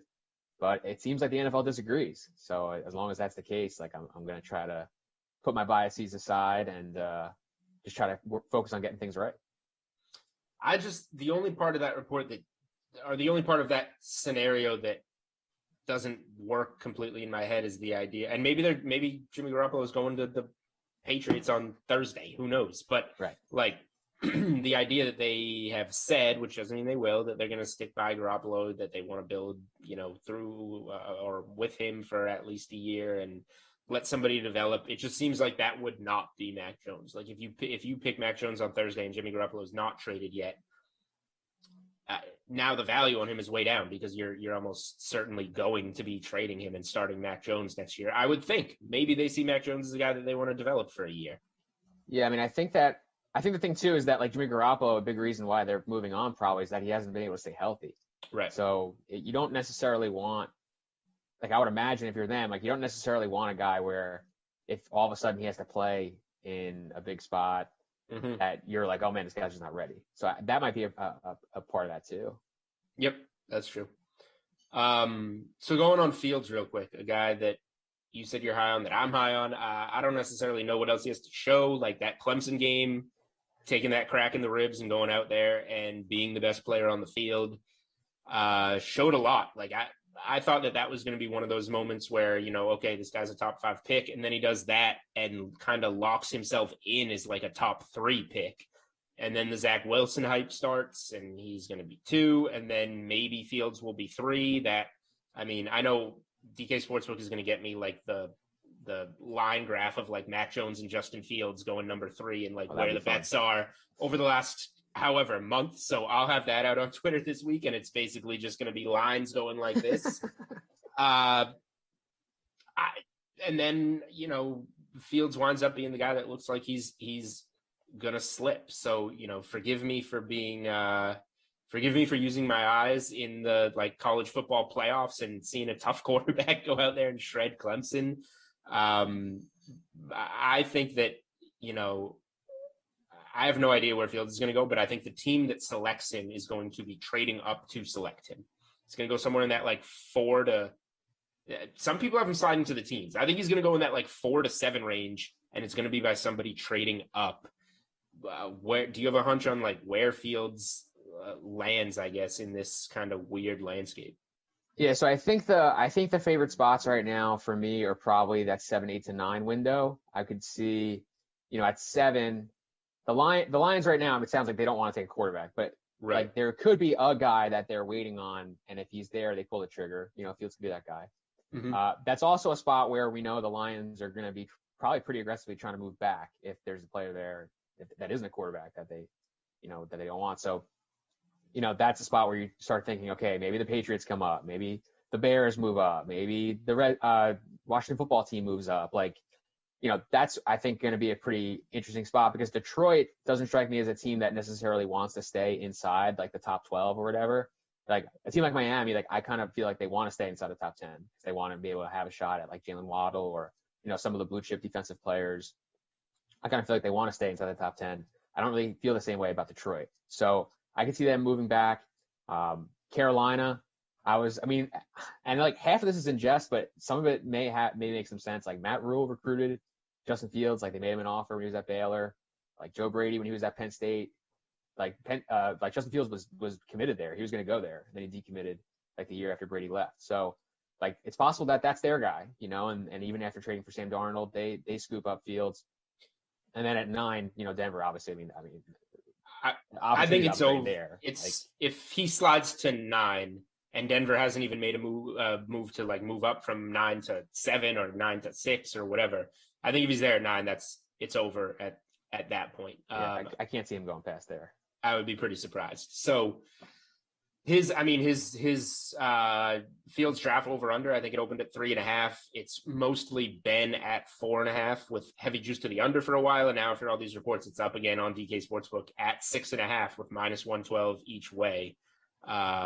So it's looking like, does a team move up for him in that 4, 5, 6 spot, or does it wind up being that 7 to 9 range like you just talked about? That number's right there, kind of indicating that. Let's talk about a couple of guys. This is kind of an interesting number at this point. The guy's set with 5.5. And that would be Kyle Pitts, Jamar Chase. Pitts is plus 125 to the over 5.5, minus 159 to the under. Chase plus 115 to the over, minus 143 to the under. That the juice there is telling us that 4 and 5 are going to be Pitts and Chase, is the more likely outcome. Do you agree with that? If you don't, which guy falls past? Is it Pitts to the Falcons and Chase to the Bengals, or are there some moves in there? What do you think? Yeah, I mean, I think that's it. 4 or 5. Pitts to the Falcons, Chase to the Bengals. It sounds like Atlanta would maybe like to move back, but they're not really getting an offer that's making them really consider that. And everything that I've read, especially from guys like Albert Breer, has made it sound as though Atlanta is content with Matt Ryan. They believe that Matt Ryan can win games in the short term. And that Kyle Pitts would obviously really aid that. I mean, he's the best player in the draft. Like, if you're just putting position aside, like, he's the guy. So I don't think that that's too crazy. That sounds like the move. And then Chase, you get to reunite him with Burrow. I think that this offensive line class is really deep. So if you're saying, hey, we got to protect Joe Burrow, I feel pretty strongly that you can do that in rounds 2 and 3. And again, Joe Girdberry and Malik Wright out of Cincy, like, those guys have been all over Chase as the pick.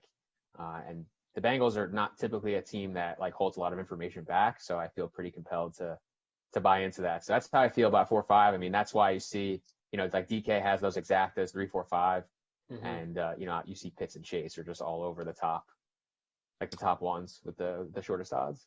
Yeah. So here are my 2 questions, and you touched on one of them. It's just like, are we positive that it's not time to, whether it's a guy that sits for a year or not, look for a guy behind Matt Ryan? I think that it sounds like Matt Ryan's going to be the guy there and that we don't really have to worry about that. And the other one would be a trade, which for the most part, I agree with you. Trading out of 4 is going to be hard just because of this draft. Like, what exactly are you going to get? And then one of the other reasons that I do like, if Atlanta's forced to use the pick, to use it on Pitts, is not only would he help right away, but we're starting to hear the Julio Jones trade rumblings, which if you have, another elite pass catcher there, now you still have a guy. Even if you let go of Jones, you have Ridley, you have Pitts, you have guys on offense. You need to improve the defense, but you have guys on offense there for Matt Ryan. And then, Pitts and Ridley at their ages, you have guys for maybe Matt Ryan doesn't have a good year. Next year, Atlanta is in the top 10 looking to take a quarterback.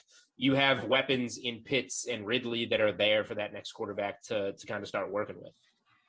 Yeah, and like my thing too is that people always say like, oh, well, next year's not a good quarterback class. Like, we don't know. We said that. We said that before 2018. We had 5 first-round quarterbacks. You know what I mean? Like, and the guys that we thought were going to be good weren't the ones that ended up being good for the most part. So like, some of that stuff doesn't really make sense to me. Like, if you think you can get 3 good years out of Matt Ryan or 2 good years out of Matt Ryan, like, you're kind of giving up a ton of equity in that quarterback pick or in that draft pick in total. Like, if at 4 you take, let's say, Trey Lance.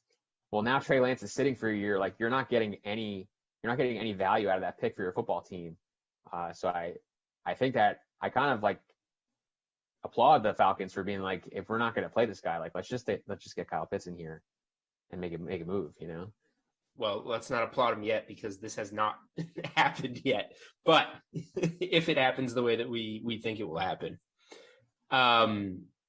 And then Chase at 5 is one that I also kind of want to touch on. Like, his draft, his number is a little risky. Like, because if you bet under 5.5, he's not going 1, 2, 3, or 4. So you're betting him to go 5. Now, my heart agrees. Like, Joe Burrow, let's get him his college teammate that he was so ridiculously good with. We need Boyd is great, Higgins is great, but let's get him that bona fide number 1 stud. And we have our quarterback, we have our receiver. They like each other, they have chemistry together. Like, that just makes too much sense. And Burrow's going to be pushing for that. And then my head says, we just have this number 1 pick that absolutely shredded his knee up last season. We don't have a good offensive line. Protecting Burrow is more important. Let's go with, I would assume, Penny Sewell, who should be there at number 5, who will be there at number 5. and protect our investment. We can get another T. Higgins at the top of the second round like we did last year, or something along those lines, and we'll be fine. I know you really like chasing this spot, but like, just to play devil's advocate, like, are we sure we don't want to protect Burrow here? I think we protect him on day 2. Like the big thing to me is that like the receiver class is deep, but it's not deep with alphas. Like it's not deep with guys that are going to play on the outside. Like if you wait till day 2, outside of Terrace Marshall, if he makes it to day 2, like you're looking at all these guys who are slot players, like Elijah Moore, Rondale Moore, those kind of guys. Mm-hmm. And like since he already has a slot guy, it's Tyler Boyd. So you want to replace Auden Tate, like you don't want to replace Tyler Boyd. And you do that with Jamar Chase. So that's kind of how I feel. Like order of operations wise, it makes sense to go receiver first. But obviously, if they took Sewell, I wouldn't be like, oh, you guys are idiots. Like protect the money. Like that's fine. I just don't think that's what will happen. All right, fair enough. I mean, really quick. I mean, we don't have to talk about these ones as much, but just in the same range. Like the news from Rappaport kind of dropped Trey Lance down from 6.5 to 5.5, but the over 5.5 is juiced at -159. He's kind of you have Mac Jones going 3. You have Fields going somewhere in the top 9. This is kind of the leftover guy from the information you've given me so far. Where do you think Trey Lance winds up here? If it's not, say that it is Mac Jones at 3.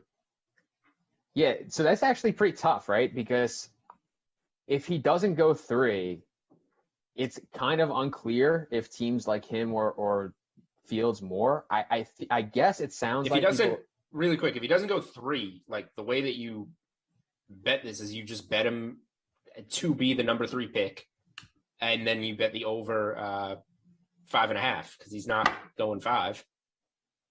Right. Well, but he could go 4. 4. Okay, sorry. I'm He leaving could go 4. 4. I'm leaving 4 open. I'm leaving a trade, presumably because we said that we feel the Falcons are good with Ryan. So we're leaving a trade to number 4 open. Right. So that's the only thing. I mean, like again, I don't think that it's the most likely scenario, but it is a scenario. And then, but if he makes it out of the top 5, yeah, like again, it's kind of like pick your poison. Like I don't really know who these teams like more. Like I don't know if a team trading up prefers Lance to Fields. I mean, I don't know if like maybe a team like Denver prefers Lance to Fields. Like I have no idea. So I think that it's really murky. I don't know if this head-to-head. Let me see if this head-to-head is posted. The player drafted first. They don't have that. But I would be curious to see if they would post a line like Fields versus Lance. Who would be the favorite there? Because I'd probably just take whoever the dog is.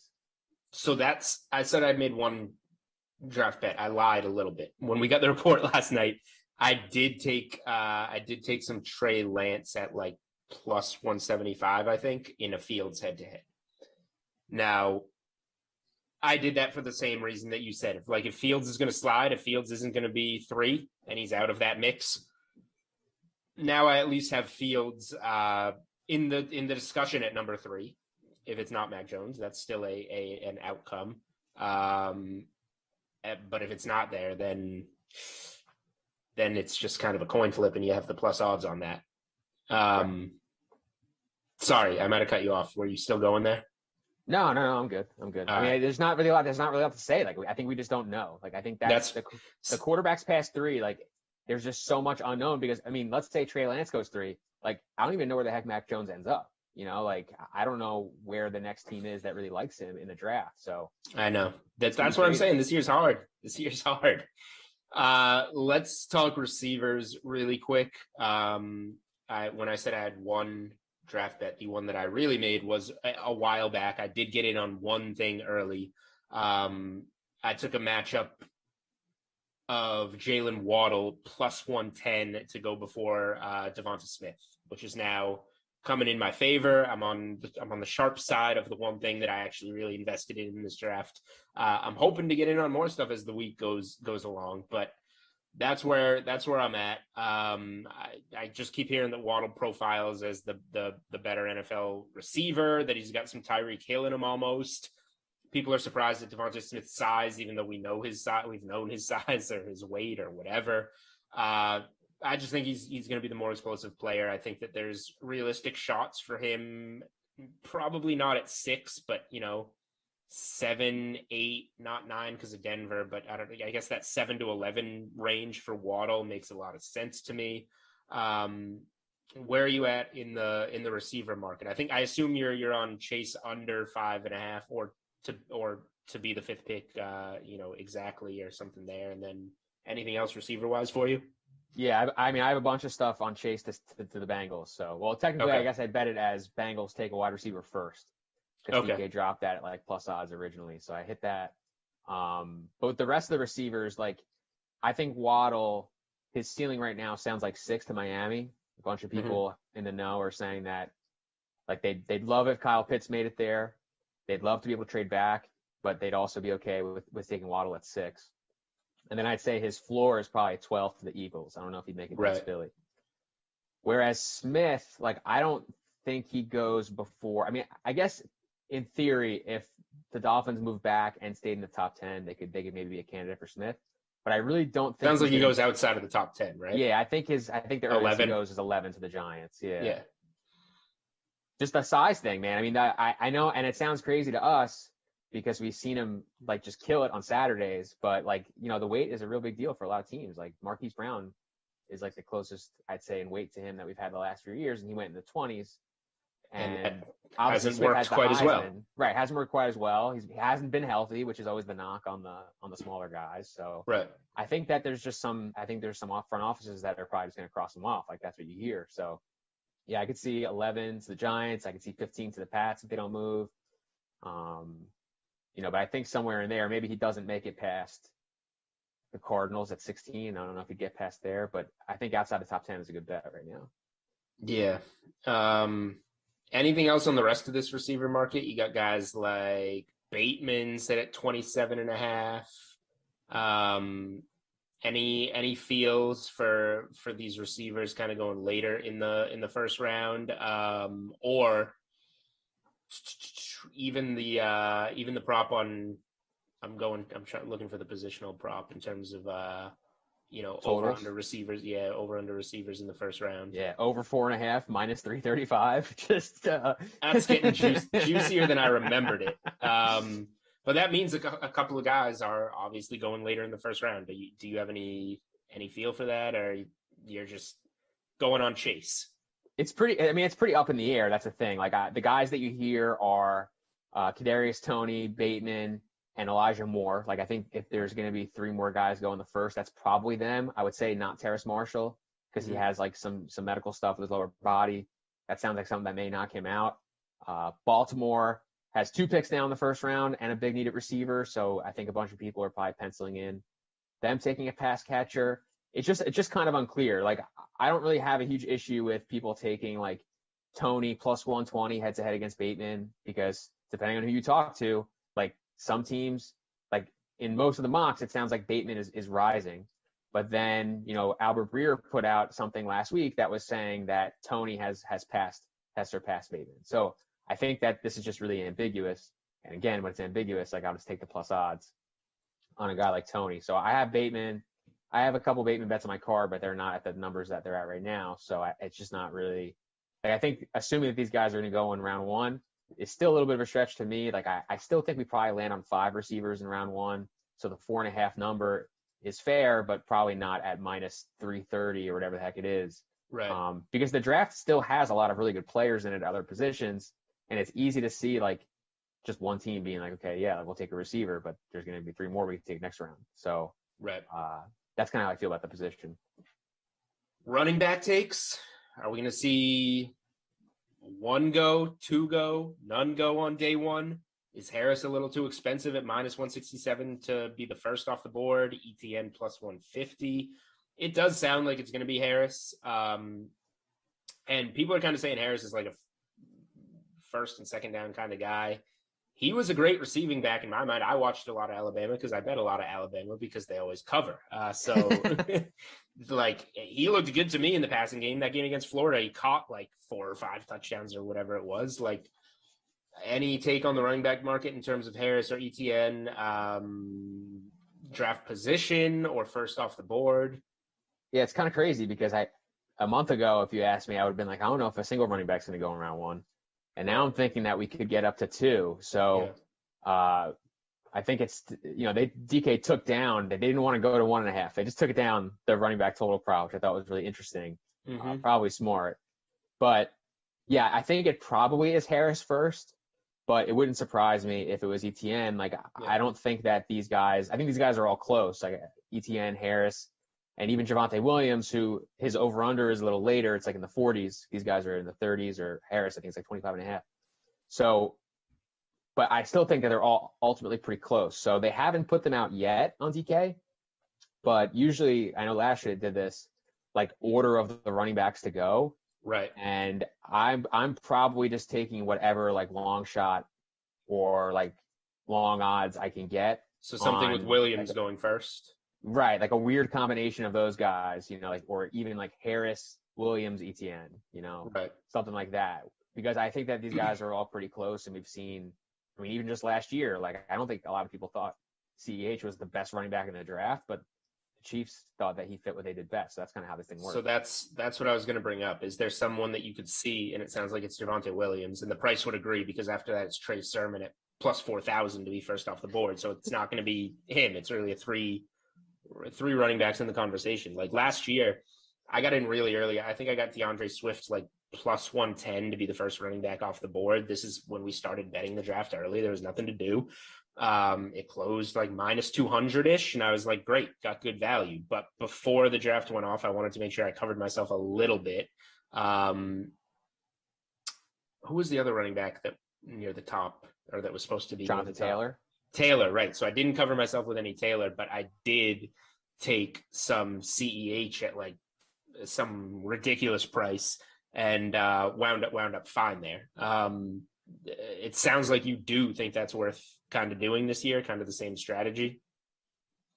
Yeah, because I just think that the minus 167 on Harris is too strong. Like maybe you should favor the ETN price just because it does sound like maybe those guys are a little closer, but I think both of those guys are probably a little shorter, a little longer, I should say, than they should be.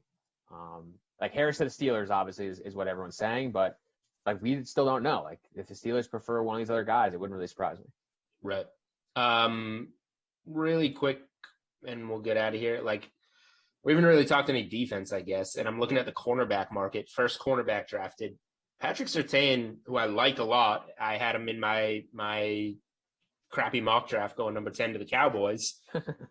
He's minus 305 to be the first cornerback off the board. I had Jace Horn going number 8 to Carolina, who needs while Carolina's rumored to be involved in a lot of positions, they want a quarterback, a wide receiver, like a lot of They're things. just not very good. It's not, They're not very good, and they desperately need to replace James Bradbury after losing him to the Giants. That was very apparent, I thought, last year. Horn is, went to South Carolina, so he's somewhat of a local product that they should be familiar with. And I've heard just as many people say they think J.C. Horn is the best cornerback in this draft as people that I have Patrick Surtain. Do you think there's any value on that? Because they're the only two. There's nobody else close. Yeah, I like Horn. I got my positions on here early, obviously, so I have good numbers on both of those guys. But if you're going to go after Horn, like my recommendation is that you just do it as first defensive player, because you can get that at plus 350, and it does sound like a corner is going to be the first defensive player in this draft, particularly at Dallas at 10, but it could be earlier, like you said, Carolina at 8, somewhere else in the top 10, I guess it is feasible. But yeah, Horn versus Surtain really sounds like a coin flip, even though it's being listed in the odds as not being that at all. So yeah, I definitely like some Horn. All right, and I like the way that you flipped that, because I think it really only turns into a three-man conversation. It's probably one of the two corners at the top there, and the cutoff, like it's not going to be Phillips, any of those guys below. Micah Parsons, a lot of people will argue, is the best defensive player in this draft. He's at plus 400. The issue is cornerback is a lot more valuable than a linebacker in the NFL right now. So do you think that there's anything to that, or it's just going to be Surtain or Horn that goes off the board first? Yes, people keep saying watch out for Parsons at 9 to Denver, and that's kind of a weird one given the pass rush that they already have in place, right? Yeah, like I guess they're worried about life after Von Miller.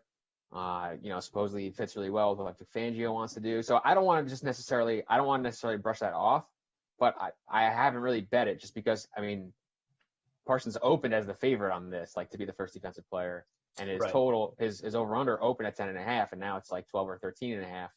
So that's generally not a good sign. Right. So I'm assuming that he's probably not going to be it, just kind of following the tea leaves. And if he is, those odds are not, like, I don't think it's a 20% chance, which is what the odds reflect. So I would say that I prefer to stick with the corners. I think Parsons has a couple off-field things that teams have talked about that, may impact his draft position. Okay. Wrapping up, two kind of open-ended questions for you, because I'll admit I haven't even gotten here. Like, beyond day one, getting into picks in the 30s, 40s, is there anything that kind of jumps out to you? Anywhere that you think there's an edge? Anything to after day one wraps up, even though we haven't seen it? If this happens, this is something you want to watch out for your day two betting. Any kind of tips or strategy through the draft beyond the we basically just covered the top like 15 picks.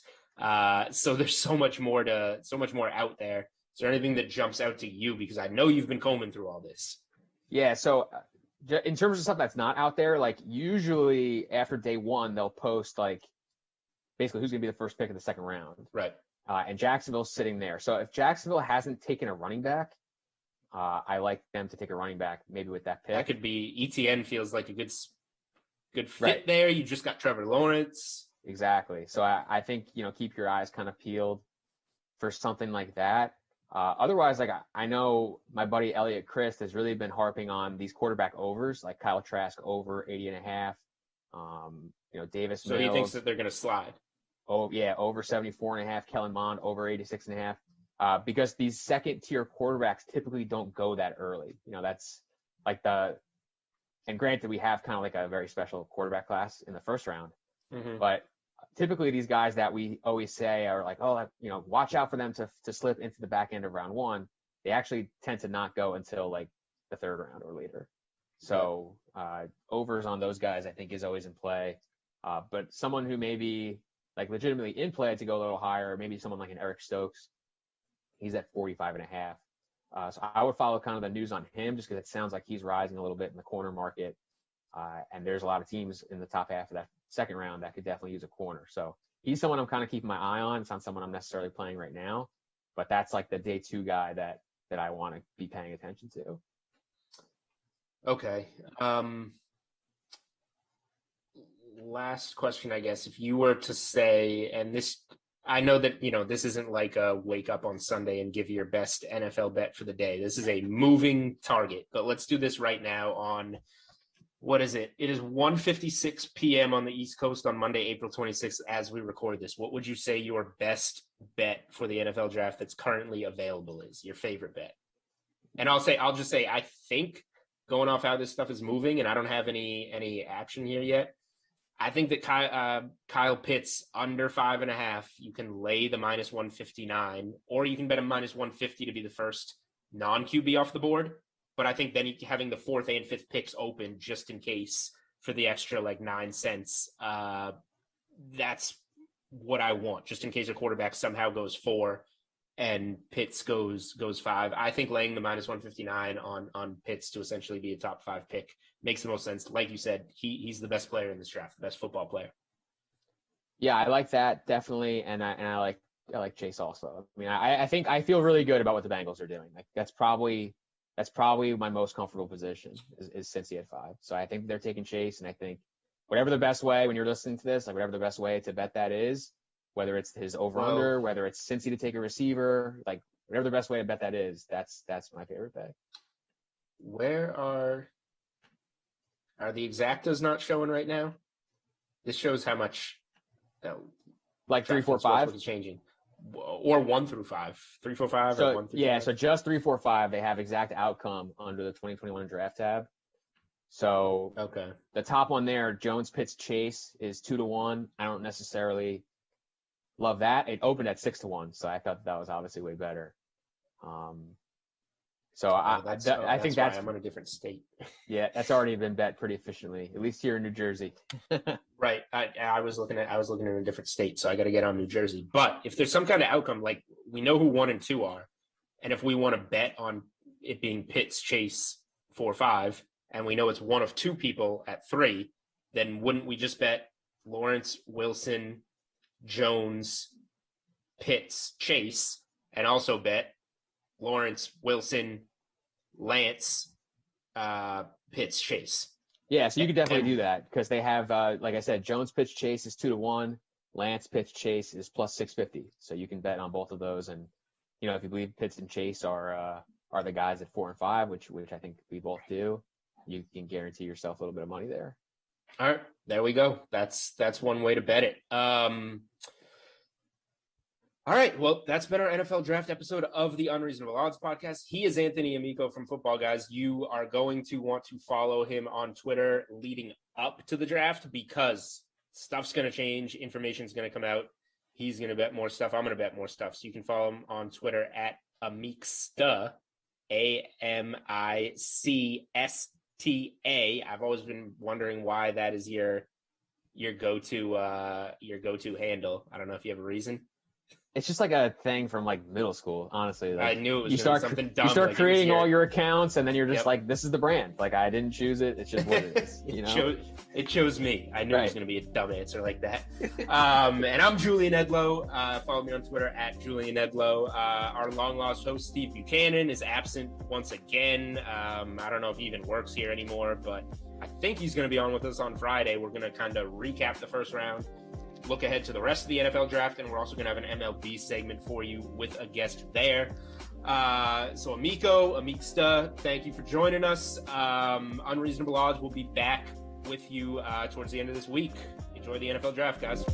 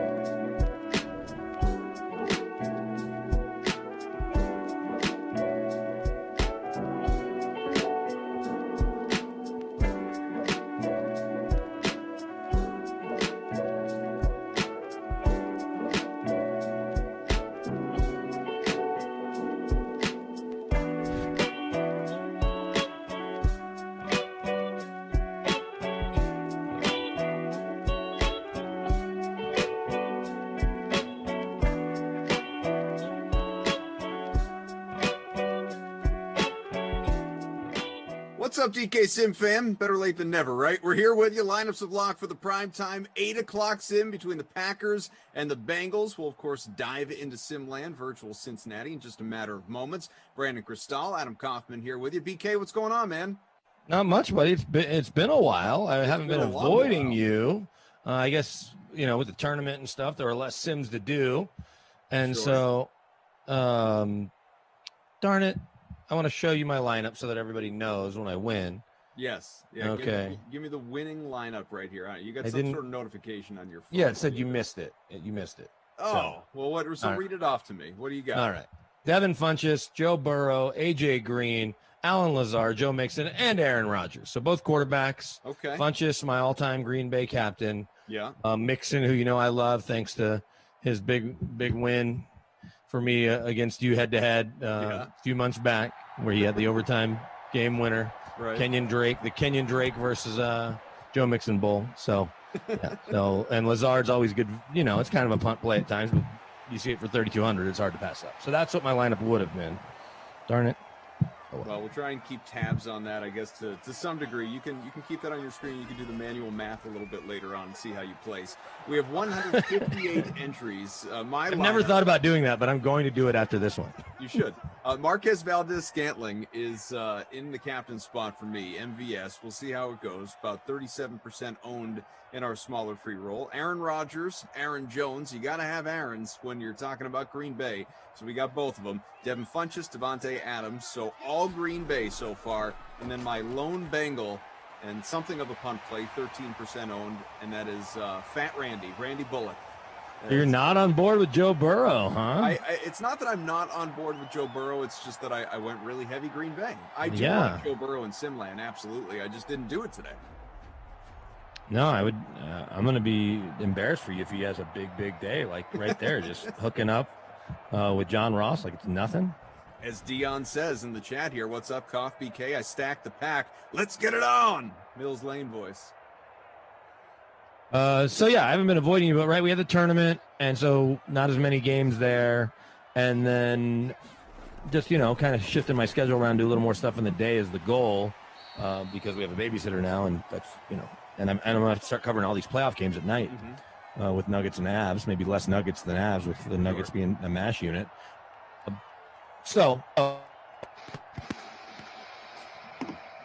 I'm slowly switching. What is happening to your tech right now? What's going on? I know. Sorry, you got me frozen, and your tech. Well, your mic is a little better. But you can hear me like hell for a second. Now I've got you. Yeah. Yeah. They got pulled out of the port. I'm also ordering a new adapter. But so we haven't seen each other much, and I have not intentionally been ducking you on the NBAs. It's just you send them to me, I don't think about it at the time, and then I look up and it's 25 minutes after. So. Well, so on that note, and of course you may have noticed that this contest is called the Primetime or Coffin BK in a Fight free roll. Hyro says, welcome to Fight Club. All right, Coff, you were bumping your gums about BK yesterday. The chat's listening. Let's get it on. So just in case anyone wants clarification on that, and Terrace says, happy birthday, Coff. Sorry I missed yesterday, but that was a great sim. Glash and I were together for just the second time ever, just the pairing. There was one other time we had Moose with us. There was one other time we had J-Dub, a popular Twitch streamer, with us, but it was only the second time in all of the Dream Stream. So, however many months it's been, 14 months or whatever, 13 months that Glash and I have been together and done a sim, and he was not on my porch. Such a disgrace. The lazy bum not driving out here to not come into my house. But the two of us were together, and I would hardly say, Hyro, that I was bumping my gums about BK, and certainly it's not like the sim's been pulled. He could go back and listen if he wants to. But here's what I did say. I said that I wondered if we were quabbling, whatever, and I didn't know it, because as I said, I send you, Clash, Freeze Pops, whoever, the NBA contests daily, and you're just on the list. Like whether or not you play or not, I don't really care. I look at it as I do my part in sending it. But normally, whether or not you play, we will go back and forth a little bit over text. And I said that I've sent you a contest every single day going back to, I don't know, last Saturday. So like 9 days or something like that. And even the occasional, like a couple additional texts like, have you quit? Are you done? Eyeball emoji, whatever. And you have responded to nothing. You have totally ghosted me over text over the last week plus. Let me explain what happened. And I'm sort of just realizing this now as I'm using my iPad. Last Monday, my 4-month-old, very expensive cell phone broke. It fell to the ground. I had it kind of propped up on the shower because I couldn't find the Bluetooth speaker. It normally wasn't a problem. It falls, what is that, 8 feet to the ground and shatters the back glass. So I go to the Apple store. They somehow are able to get me in that day, which was amazing in and of itself. And then the guy's like, oh, you're probably going to have to send it out. So if you don't have it backed up, go home and, back it up one more time. And I had looked, and it had kind of been backed up through my iPad I got for my birthday, but as a field goal is good there for Randy Bullock. But then the guy goes, oh, no, this phone, the 12 Pro Max, they can do the glass here, so no problem. I was like, oh, great. Here, give me the phone. It'll be done in 2.5 hours. Don't think anything of it. Go home, run an errand, come back, and it is factory reset. So I hadn't lost any of my 3,000 contacts or whatever the number is. 3,000 contacts. Yeah, some people are dead. I've realized a couple of people are dead. You saved way too many numbers. Well, that way when someone says, hey, do you have, Jeff Houston's number? Do you have Randy Bullock's number so I can text him and thank him for that field goal? I don't know. Let me see. Sometimes I don't even know who the numbers I have. No, I don't have Randy Bullock's number. Oh, well. Sorry. But, so in the interim, I logged on to iMessage on my iPad, and you messaged me like, hey, I sent you the contest. I'm like, all right, I'm dealing with some stuff, whatever. Just like I do all the time when I either have an excuse or I can't get to it and so then I either did or didn't turn off iMessage on my iPad, and I got to look and see. I don't even know if your messages kept coming through. You've sent me to spam is what you're saying? But no. Like I wasn't getting all the same text messages I was getting on my phone. But here, if you send me a text right now and I'll show you. I will. I'll do it. Hopefully it'll show up on my phone. In fact, I know it did earlier because I saw the contest. So Hyro says Glash was right. You're just going to end up apologizing to BK, shaking my head. What? I haven't apologized for anything. No, you don't need to apologize. But here, text me for the last week and a half, whether on purpose or accidentally. And now I'd hardly say he's being confronted on it. Text me right now. But I'll fight. So here, I'm not, as you can like see. Obi-Wan, this is the in-your-face version. Last night was the behind-your-back version, BK. It's fine. It's still there. You could have made it more dramatic. But here, so I'm now logged out of iMessage. But if you look closely, there's only 3 people. A friend, my mom, and you are the only 3 people in my iMessage on my iPad. Okay. No, I'm excited to send you a text that you're not going to respond to. Okay, but now send me a text and I'll show you. That was from Wednesday. That was the last time I got it, and then I turned it off. So I don't know why I haven't seen any. I just sent you a text. Okay, so quite appropriate. It says, well, I'll let you say what it says if and when it gets to you. If it gets to me. Lindenbaum says, so people say to make a long story short. With Koff, it's more like to make a short story, War and Peace. Yeah, exactly. I never claimed to be short and to the point. That's not my thing. Brevity is not your. It's not my suit. All right, so there's something going on because that text should have gotten here, right? So it should have, yeah. I'm going to text you now. Okay. I'm just saying yo. But as you'll see, it's the first text, and it comes up still green yet because it hasn't acknowledged it. It's an iMessage. I got your text. So write me back. And I got to see if I'd be blocked. I'm gonna go all Adele. Sure. Hello. Is it me you're looking for? But as you can see, that's the first text on my phone. So I haven't been getting your texts, and I'm not getting it now, which is a different problem because you definitely should have come back. I did. I wrote you twice. David in the chat says, Kaufman, my wife has a huge crush on you. If you could give a shout out to Lauren, it would make her day. Well, Lauren, I hope David returns his text to people because this is just all right. What is you happening. Should have just gotten my next text. This is exhilarating for the chat. I have to imagine. I'm Lauren, sure. Thank you, Lauren. It's good to So be anyway, right. long story long. My wife doesn't even know that I disappear to do Sims anymore. She's we're into separate bedrooms now. We're falling apart during the pandemic. Yeah, I'm not getting anything from you. If you write me back again, I haven't gotten it. A third time? Write me again, yeah. Well, or a second time, I don't know. BK writes me on iMessage. So your first text came through. It said yeah, text right. message.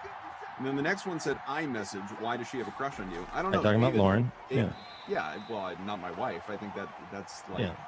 That ship has sailed. Yeah, we've been together for, let's see, going back to, it's been like 15 years. I mean, any of that excitement has passed. She is over that. I'm a bystander in the house here.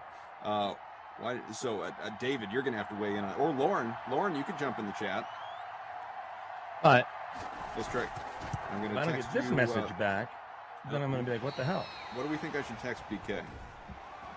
Play me in NBA, you coward. Sure. Let's see if he gets that.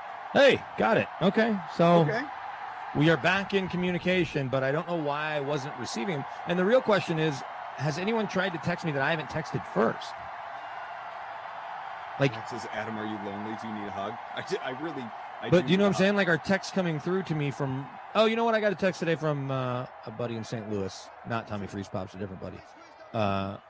So I don't know why you and I were in some weird cyber block. On top of that, I saw the emails because I also get an email in addition to your text. That sounds awful. What, getting I don't know how to turn the emails off. Email notifications about a text message? No, about the contest. Oh. I was going to say. An email notification about text message would be tough. That would be like, how do I get out? No, it says you've been challenged in DraftKings. So I've seen them. So you just ignored those for a week? Yeah, but, that's not abnormal. I get a lot of emails, like all of us. So believe me, I'm not trying to sound, but, all the junk mail that goes to my inbox plus work emails. And you want to talk about junk emails? BK, show the chat your blocked list. We're going to get to the bottom of this. Yeah. I don't have a blocked list. I block nobody. I block nobody on Twitter. I block nobody in text except for spam calls. I'll always block that number thinking that. Guys, I think I just guilted BK into releasing the block that he had on me. No. All right, well, we're in a public forum now. There's plenty of people that I would deal with this. There's plenty of people I would consider blocking before you. Good. But I absolutely did not have you blocked. That was weird. It's like Ghost in the Machine. Well, now it's all worked out, and now I even thought about it. And then when I got home, because I had to go to the dentist today and get my teeth cleaned, and then I had to go by the office. So by the time I get home and relieve the babysitter, and my wife's out shopping, I look down and it's 5:07 Mountain Time, and the contest locked at 5. Yeah. So if you want to do a head-to-head or a showdown, or is there a late slate, or I'll do a showdown on Nugs Grizz if you want. That might have to happen. Take a little look-see. See what's And I even tried to send you one for the race yesterday. I thought about it, and I looked down and the racing started. Yeah, I was going to say. We've kind of slipped on our NASCAR. Yeah. We've talked about baseball. We haven't done that yet. Let's do baseball now. Oh, it's probably too. Let's do baseball tomorrow. Now. How about nothing? By the way, almost the end of one. Cincinnati's in front. How about we do on Thursday? On Thursday? Are we scheduling a time to play DFS? No, I'm saying I want to do like a weekend. Let's do a basketball, hockey, baseball, golf, NASCAR. Same dollar amount. Just do them all. There are 5 things there for, if we do them $1,000 each or less. Right, naturally. I'm in. Let's go. But if you want to send me one now, if you want me to, I couldn't even get a damn contest in for this. Most points win. Yeah, most points. Oh, most points win, and then we just send the money back Venmo and let DraftKings keep 10%. Yeah, and then the rake wins. Yeah. Hug sent your way, says Jack. Thank you. Executive Sessions coughs like an excellent DA, but BK refuses to commit self-incrimination. Lewis Acoff, is there a sim going on here? Yeah, it's 3-0. Fat Randy is the only point so far. I called the score when he made it. Before passing, he did. Mid-sentence. For Rogers, that's it.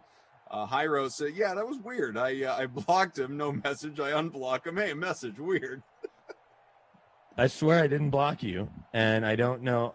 Because it does say block this caller. I didn't have you as that, and I had that message on my iPad. It was I'm so tech dumb. I don't even know that I would know how to block somebody, like block someone. You have to go into their contact and go to the bottom. Like it's a thing. I got to start to block some of the spam number calls that I get. Yeah, that's what I've been doing. Every time I get one of those calls about my warranty about to expire, about Visa and MasterCard, I'm like, come We'd on, like to buy Verizon, you your can't house. filter these people out? We want to buy your car.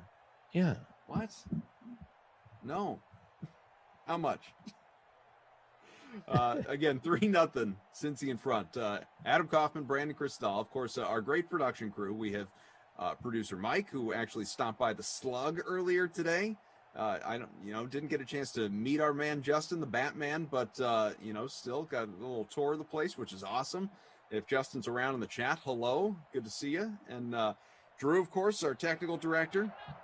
Got Jared and Game Ops. Rossi is in the Zoom, just because, but he's going to be on the next sim, so you got that to look forward to. Hit the like, folks. Got north of 300 watching the Dream Stream on YouTube. Bunch of people watching on Twitch as well, twitch.tv/DraftKings. But here on YouTube, hit that like. Let's get ourselves to 250. Tom says, dude, Koff and Brandon are real commentators. Well, what do we want to be when we're not just BSing about our text messages? We are experienced in the communications field. Yes. Are you excited about draft week? Do you think the Pats are moving up? My favorite thing as it relates to the Pats quickly is the idea that Belichick never moves up. Okay, well, he did for Isaiah Wynn a couple of years ago. And for 20 years, Tom Brady was the quarterback. So you weren't going to move up for a guard, although you did, I guess, in Isaiah Wynn, kind of. He was a tackle.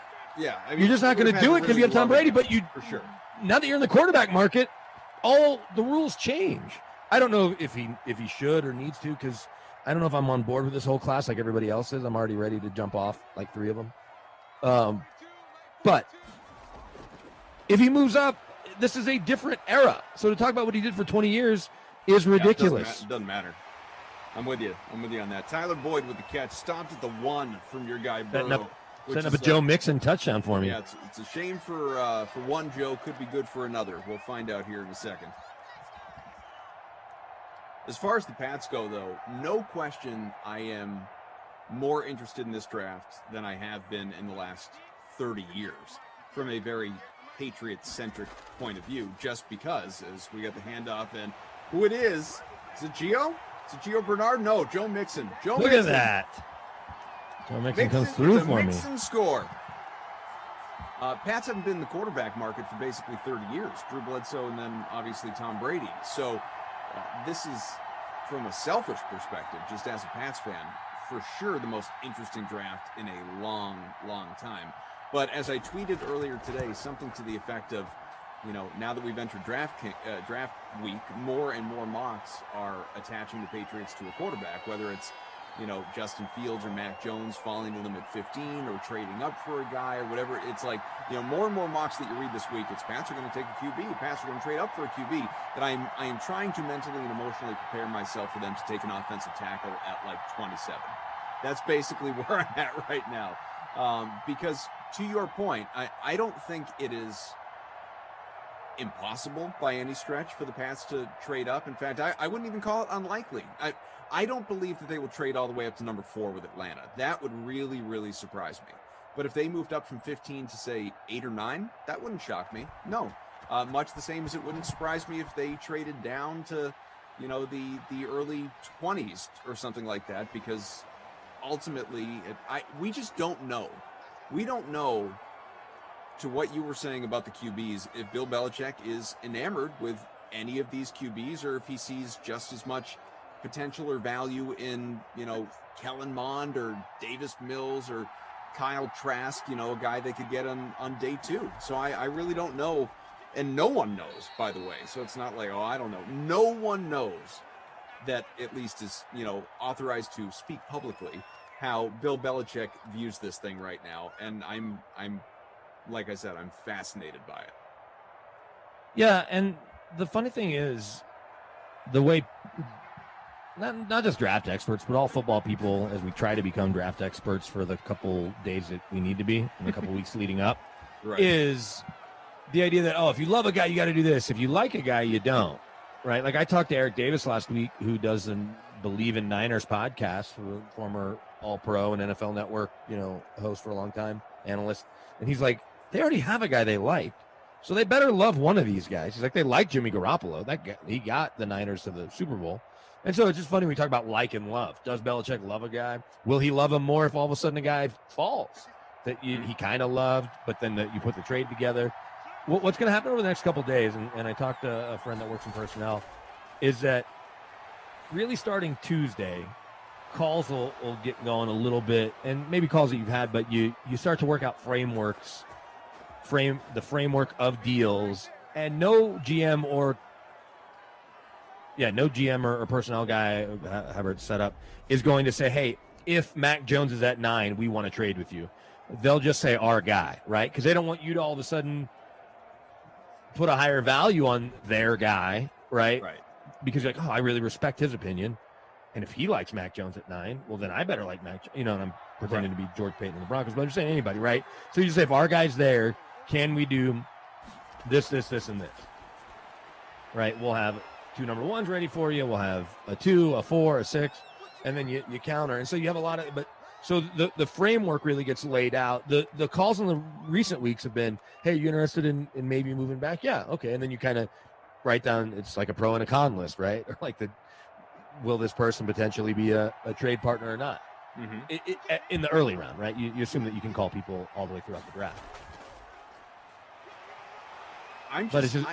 It's fascinating to try to guess what people are want to do based on any history, whether it's Bill Belichick's or, in this case, George Payton, based on working with Rick Spielman for 14 years. Like, oh, they did this to get Teddy Bridgewater. That doesn't mean George Payton wants to trade back to 32 from 40 to get into the first round. It's silly to speculate, even guys that have a 20-year track record. We're halfway through the second. It's 10-0 Cincinnati in front right now, and obviously the Joe Mixon touchdown, the latest score. Green Bay still trying to get on the board with the ball at the 41 and into the Bengals territory, so we'll see what happens. BK, AK. And, I spent some time talking about this yesterday or the day before. All these days, all these sims, they blend together for me at least. I'm sure a lot of you in the hashtag team always here also, but I don't understand really what changes, for lack of a better way of putting it, from the end of bowls and just the season, national championship game, whatever else. Just even if you want to project it out a little bit to like senior bowls, from what changes at that point in time to where we are now. I mean, short of obviously personnel people having interviews with the players, absolutely, like that. Those conversations, Wonderlic test, whatever, like those are going to alter your thinking. I don't see, to me, and maybe you disagree, and maybe you can explain the perspective, because I can't. These pro days are just for media hype. They serve no real purpose whatsoever. What kind of value could a Belichick or a Peyton or anybody else be getting out of out of Mac Jones throwing to Devontae Smith in t-shirts and shorts? Like what possible value are you getting out of that to where it actually alters how you feel about your draft board? Yeah, I think that it's pretty minimal. The reason you go to the pro day is, one, just to see a guy in person, right? Just so you can physically see them. And this year without a combine, it was even more important. If they throw great, that's what they're supposed to do. If they throw poorly, it's at least a bit of a red flag, but then you just go back and throw on the tape. And if you like them well enough to take them in the top 5, top 10, first round, whatever, if they look good on tape consistently, that's what matters most. And you try to weigh the competition. Trey Lance playing 16 games at North Dakota State or whatever it is, compared to Mac Jones playing 20 games at Alabama, however many he started, right? Compared to Trevor Lawrence playing 40 games at Clemson in 3 years or whatever that number is. 38, I can't remember exactly what it is, but something like that, right? So you have to kind of weigh everything and see how much value are you placing on the tape. And most scouts will tell you that's where they put the most. But you want to see how they interact with their coaches, with their teammates, with the people that are there, right? The media, the people that work at the school that are support staff. You just kind of want to, every piece of information is it's all data that all goes into the machine, right? Just like your measurables, the medical being its own thing, but then all the combine times and all that. It's all, right? It's all pieces of a puzzle. You have to decide the value of each piece. And so I think that in a year where you didn't get to sit face-to-face with a guy, although it's only a 15-minute deal, getting to see him in person has value. But the biggest value this year, and I think this is going to be one of the things that gets carried over, instead of a 15-minute combine interview and then one all-day interview, top 30 visit, they call it. So if you like the all 5 quarterbacks, let's say you're the Niners, right, or whoever, the Jags, you want to bring in all 5 guys, you get them each for one day plus 15 minutes at the combine. Well, this year, the NFL, and they may have last year, I don't remember exactly what the rules were, 5 different 1-hour Zooms. Or whenever you want to do them, that you could get them scheduled. So you don't do them all on the same day like you would, hey, Trevor Lawrence is in town, let's show him around. Let's show him around the facility. It's 5 separate 1-hour conversations, but you're getting them at different times of the day, maybe, and different points of their training and their pre-draft stuff or whatever. But you can really get to know guys a lot more. And it was unlimited. You weren't limited to 30 guys or 64 guys at the combine. You could have talked to all 600 people that have hired agents if you wanted. You had the time. Sure. For five different times for an hour. So 30 hours, not 30 hours, 5 hours per person. 10-3 after the Crosby field goal here for Green Bay. So we're a little less than 2 minutes to go opening half. I don't know if I answered your question, by the way. You did. You did and you didn't. You did enough. Obviously, you just reinforced what I was saying, that it's all about the whatever personal contact you can have with these guys. But yeah, but you can't put much stock in a pro day, essentially, right? If you do, then you're probably not going to be a GM very long. You had said off the top or much earlier in our conversation here that your opinion, and you're certainly not a draft expert to an NFL executive, but your opinion your opinion in looking at these guys has evolved a little bit. And when I say these guys, I mean the quarterbacks in particular, has evolved just in recent weeks leading up to the draft here. How so? Well, I'm not the biggest Mac Jones fan because of the athletic traits or lack of athleticism, but I've kind of been talked into it, talking to some people that work for teams, some that aren't even looking quarterback, that really like Mac Jones and could see him going 3 to the Niners. I understand why Kyle Shanahan likes him. Justin Fields, I think, has elite traits, but there's questions about how he handles criticism. And when you're an NFL quarterback and you don't play well, criticism is going to come your way. And then with Trey Lance, you better hope he's not in New England. Criticism comes your way when you do play well. Yeah, no kidding. Especially from the coach. Yeah, he's a good player. Nice win. Well, he had 600 yards and 7 touchdowns. Yeah, it was a good day.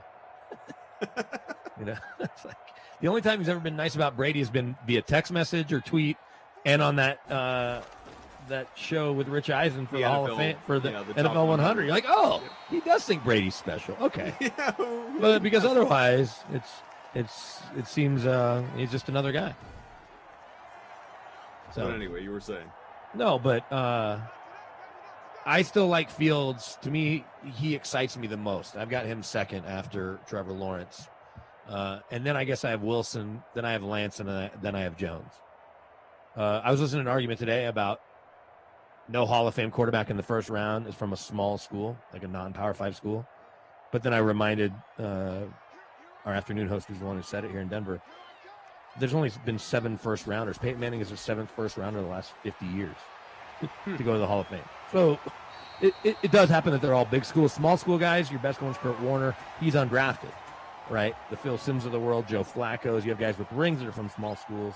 Tony Romo, a great player, also undrafted. Your best small school quarterback, I guess it's Kurt Warner because it's Northern Iowa. But who else would fall into that category? I'll throw it back at you.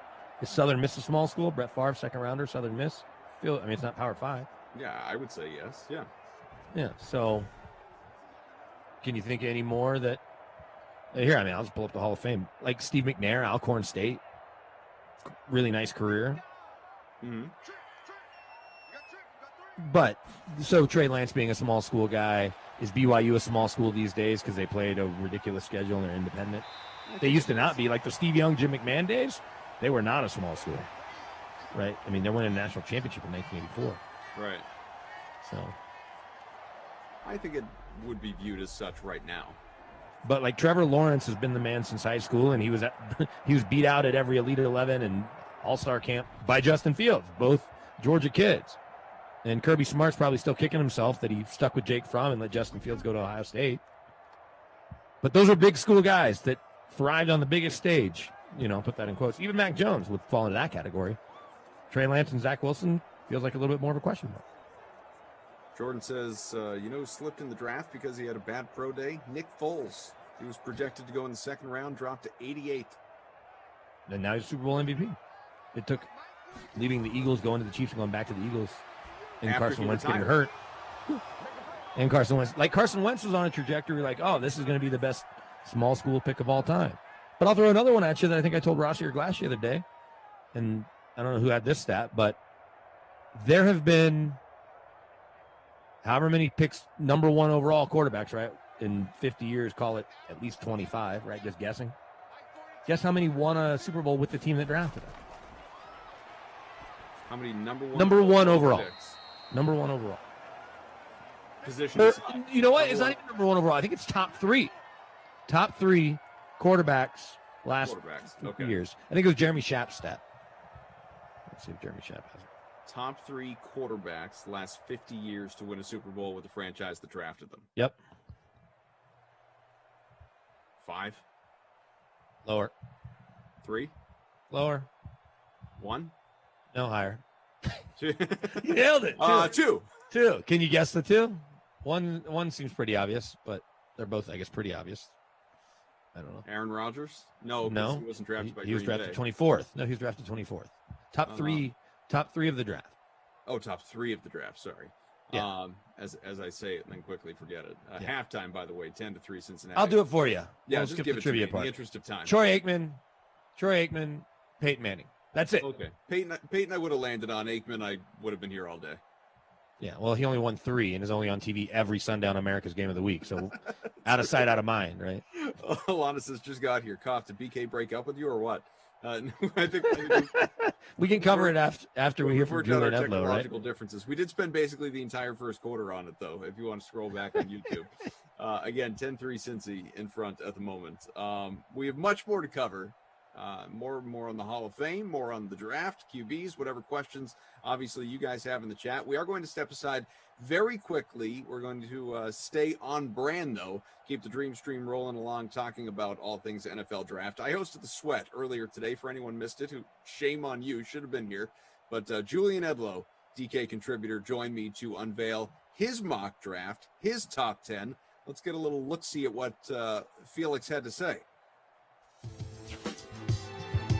Your top 10, let's look at it, okay? We've got a very interesting, we're going to ask you, obviously, a series of questions about why your analysis for your mock is what it is as compared to all the other mocks that are out there in the world. You have quarterbacks going with the top 3. I think most people do. In fact, a lot of people say Trevor Lawrence, Zach Wilson, and then the draft starts at number 3. You've got Trey Lance going to the Niners after that big swap for San Fran. Why him and not Mac Jones?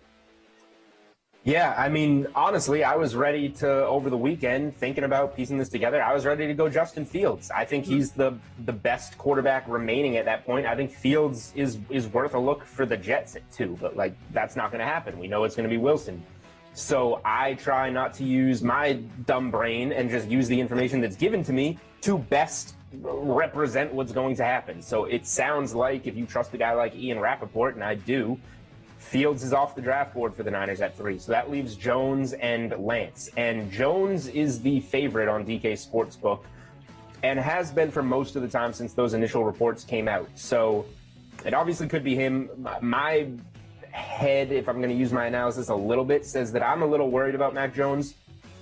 He's obviously an NFL quarterback, but he plays behind an Alabama offensive line that half of them go to the NFL in the first round. We're talking about Devonta Smith, Jalen Waddle, who are not pictured in my top 10, but are going to be right there. I'd say at 11 and 12 in terms of wide receivers going. I just think if we listen to what the Niners are saying, they moved up to 3. They say they want to keep Jimmy Garoppolo and start him this year and take on something for the future.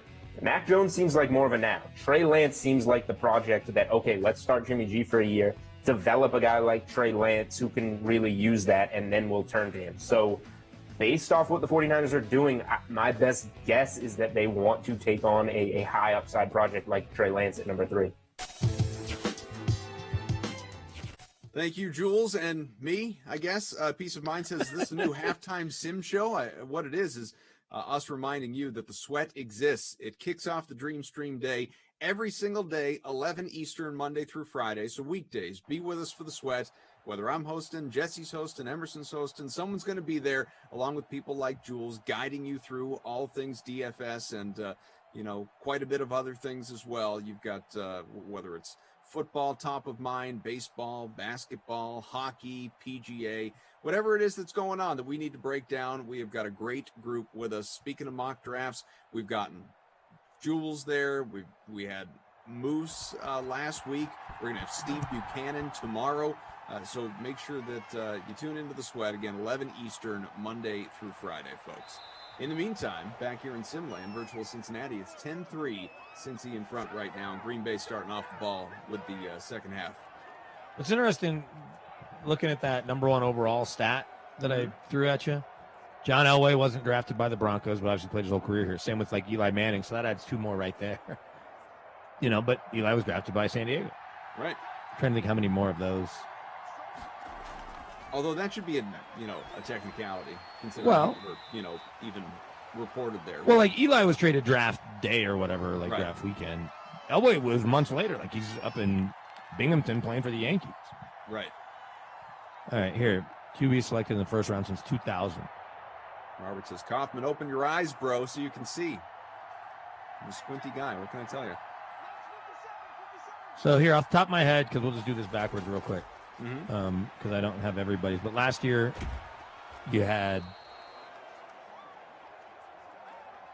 I can't do it off the top of my head. I was going to say. I'm getting it's silly when the list exists. I was looking at, but USA Today made it a nice. I'm saying all this, and I was saying this during the break to you. We can come up with every quarterback stat. The fact that we can name all the good ones, and there's only been 35 that have won a Super Bowl. Mm-hmm. Most will tell you that.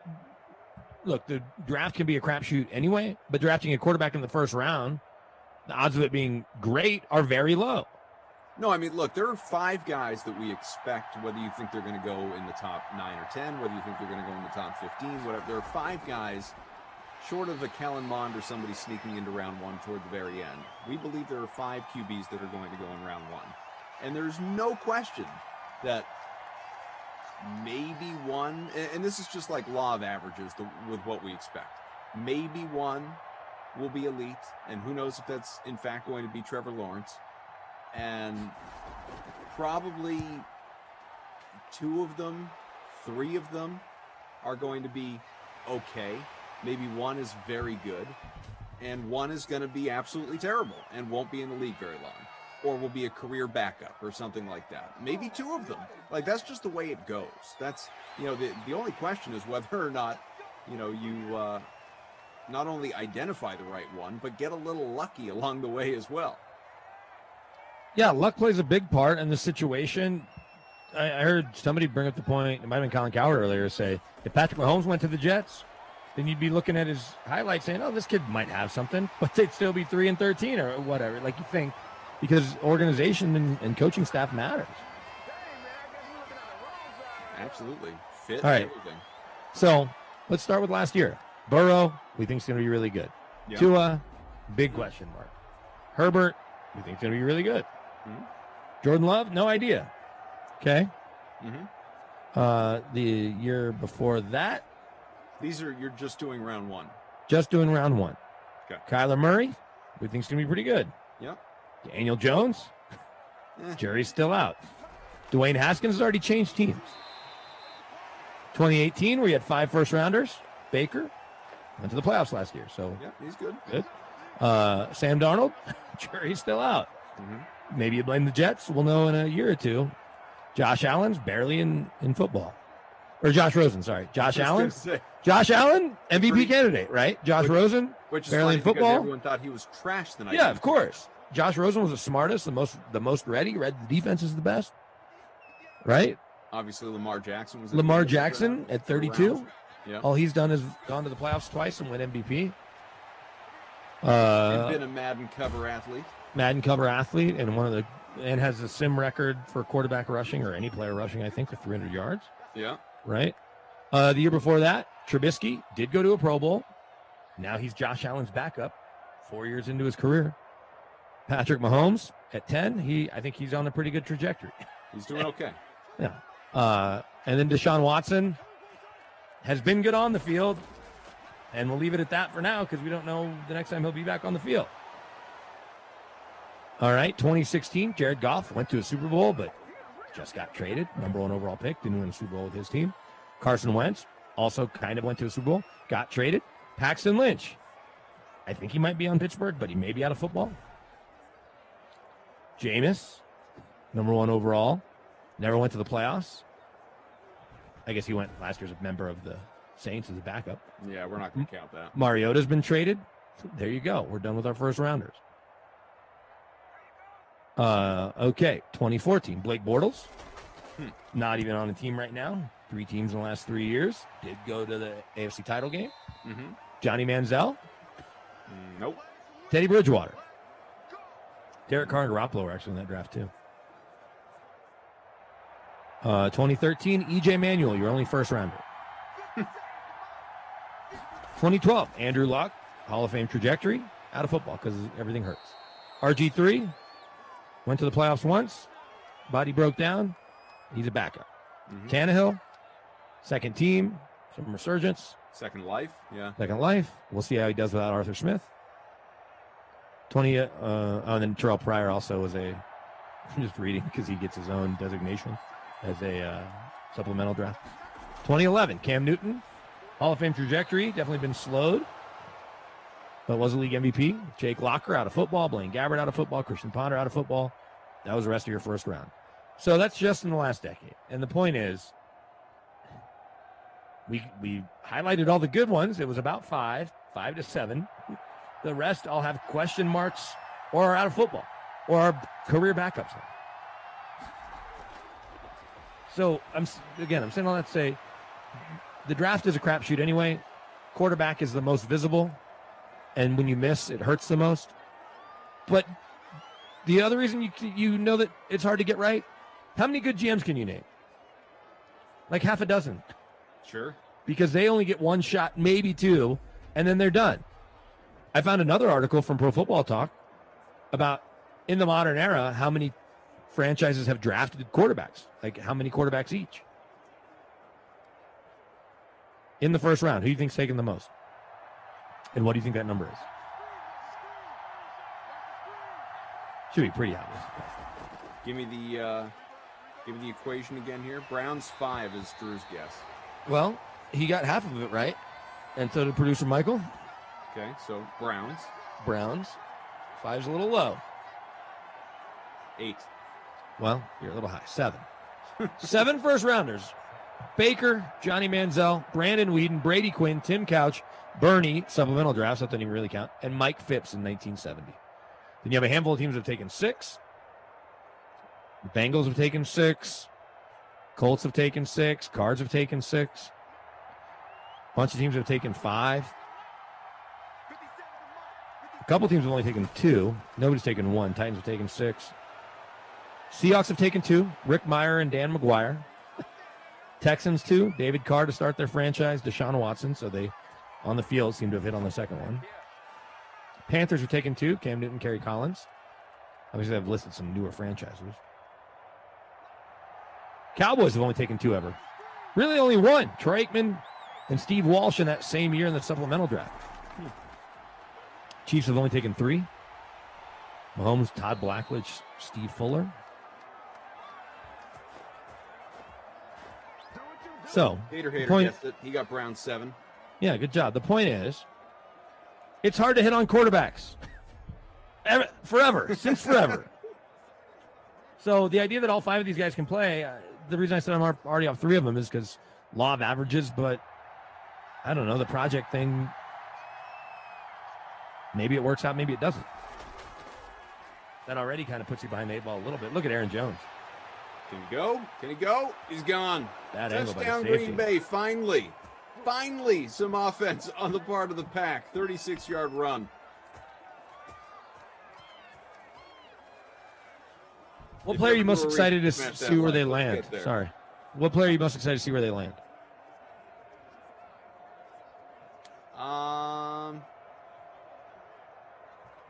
And like you'll be checking on Sundays if they get on the field, like to then watch their highlights. Is what I'm saying. Yeah, I don't know that any of those guys have that distinction for me. Not even Trevor Lawrence. Well, I mean, where he's gonna land. I guess. Yeah. I guess. Okay. Maybe that's a better way to ask it. So I'll throw all those guys at you. The 5 QBs. Yeah. 3 top receivers: Devontae Smith, your Heisman winner; Jalen Waddle, Jamar Chase, who most people think would be the first receiver. You can't get excited about 2 linemen and Penny Sewell and Rashawn Slater. You got the linebackers: Micah Parsons, the kid Zaven Collins from Tulsa is going to go a little lower. Jeremiah Owusu-Koramoah. You got from Notre Dame. You got the 3 corners, right? Surtain Jr., Surtain the second, J.C. Horn, Joe Horn's kid, Caleb Farley. You got Kwity Paye from Michigan. So there's some guys that a couple good safeties. The Mooring kid from TCU.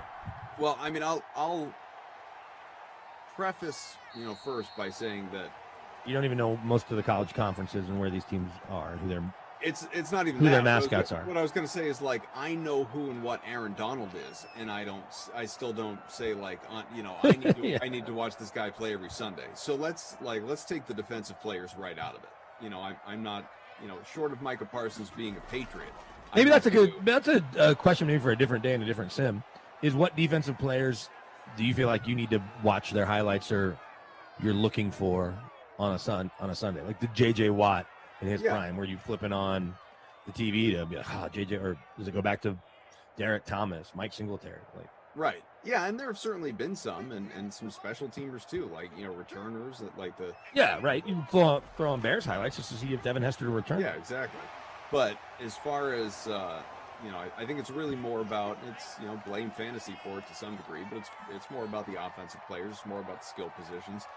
I'm certainly, I'm fascinated to see if Trevor Lawrence lives up to the hype.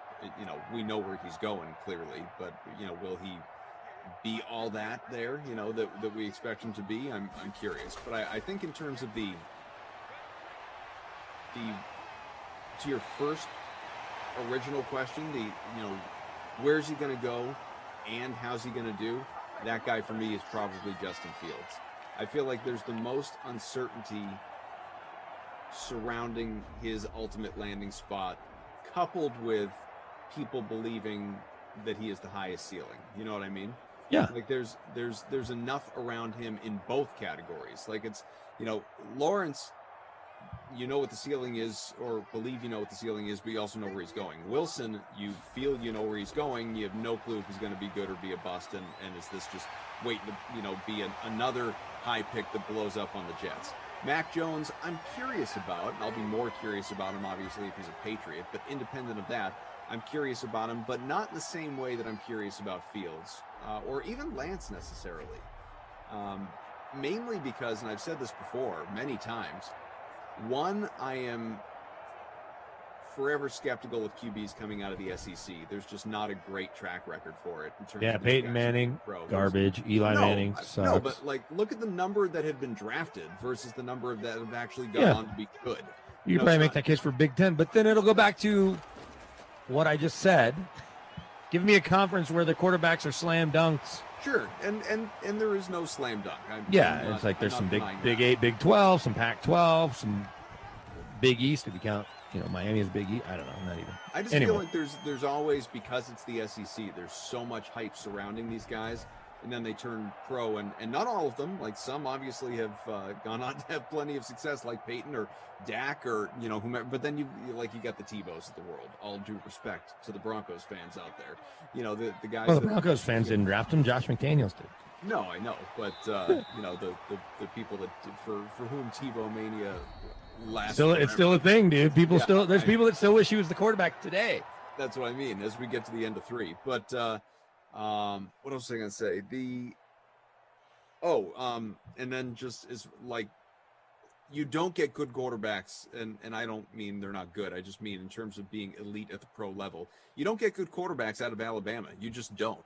So is right. Matt, Joe Namath, Kenny Stabler, they're in the Hall of Fame. Can we live in the present day?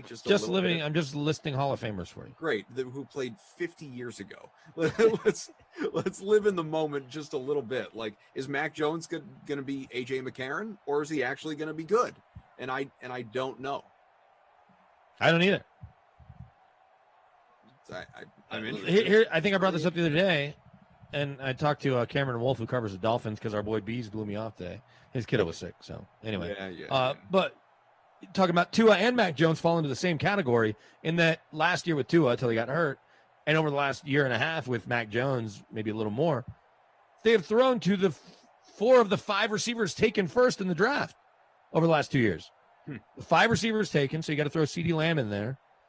Throw Jamar Chase in there this year. The 2 Alabama kids went first last year with Henry Ruggs going to the Raiders and Judy coming to Denver. And then the 2 kids with Waddle and Devontae Smith are going to be 2 and 3 off the board. So 4 of the top 5 receivers taken over the last 2 years will have caught passes from Jones and Tua. And I'm saying that to say they got open a lot, even against SEC defenses have a lot of pros out there. They got open a lot, and it made it easy for Tua to get him the ball. And even if Mac Jones processed, he still was throwing to Devontae Smith, who's 3 yards downfield from the defender. Do you think we're going to have is the first round, not even the first round, the top 10 in particular, is just all the, we've already seen multiple trades, so it's not like things haven't already happened. But do you think it's going to be that much crazier as this week goes on, and especially as we get to draft night, that we're going to see multiple more trades involving the top 10? I think we'll see at most 2 more, and it's going to obviously be based on quarterbacks. And we won't know until the Niners make that pick at 3. So I think, like we talked about earlier, the framework of deals will be in place, and then it'll be a mad dash from a handful of teams to maybe get to 4 because maybe Trey Lance is there and they didn't think he'd be there, get to 6 or get to 7 or 8 or 9, assuming that those teams that are at that spot don't want that. There you go. Joe Burrow right there on the money to John Ross. See, John Ross is taking 9th, right? And no one's beating up the Bengals for totally missing on him. Yeah, I mean, that dude never even had an NFL career. And I know he's still in the league, he's with the Giants, but sure. There were, like, his only flashes have come in Simland.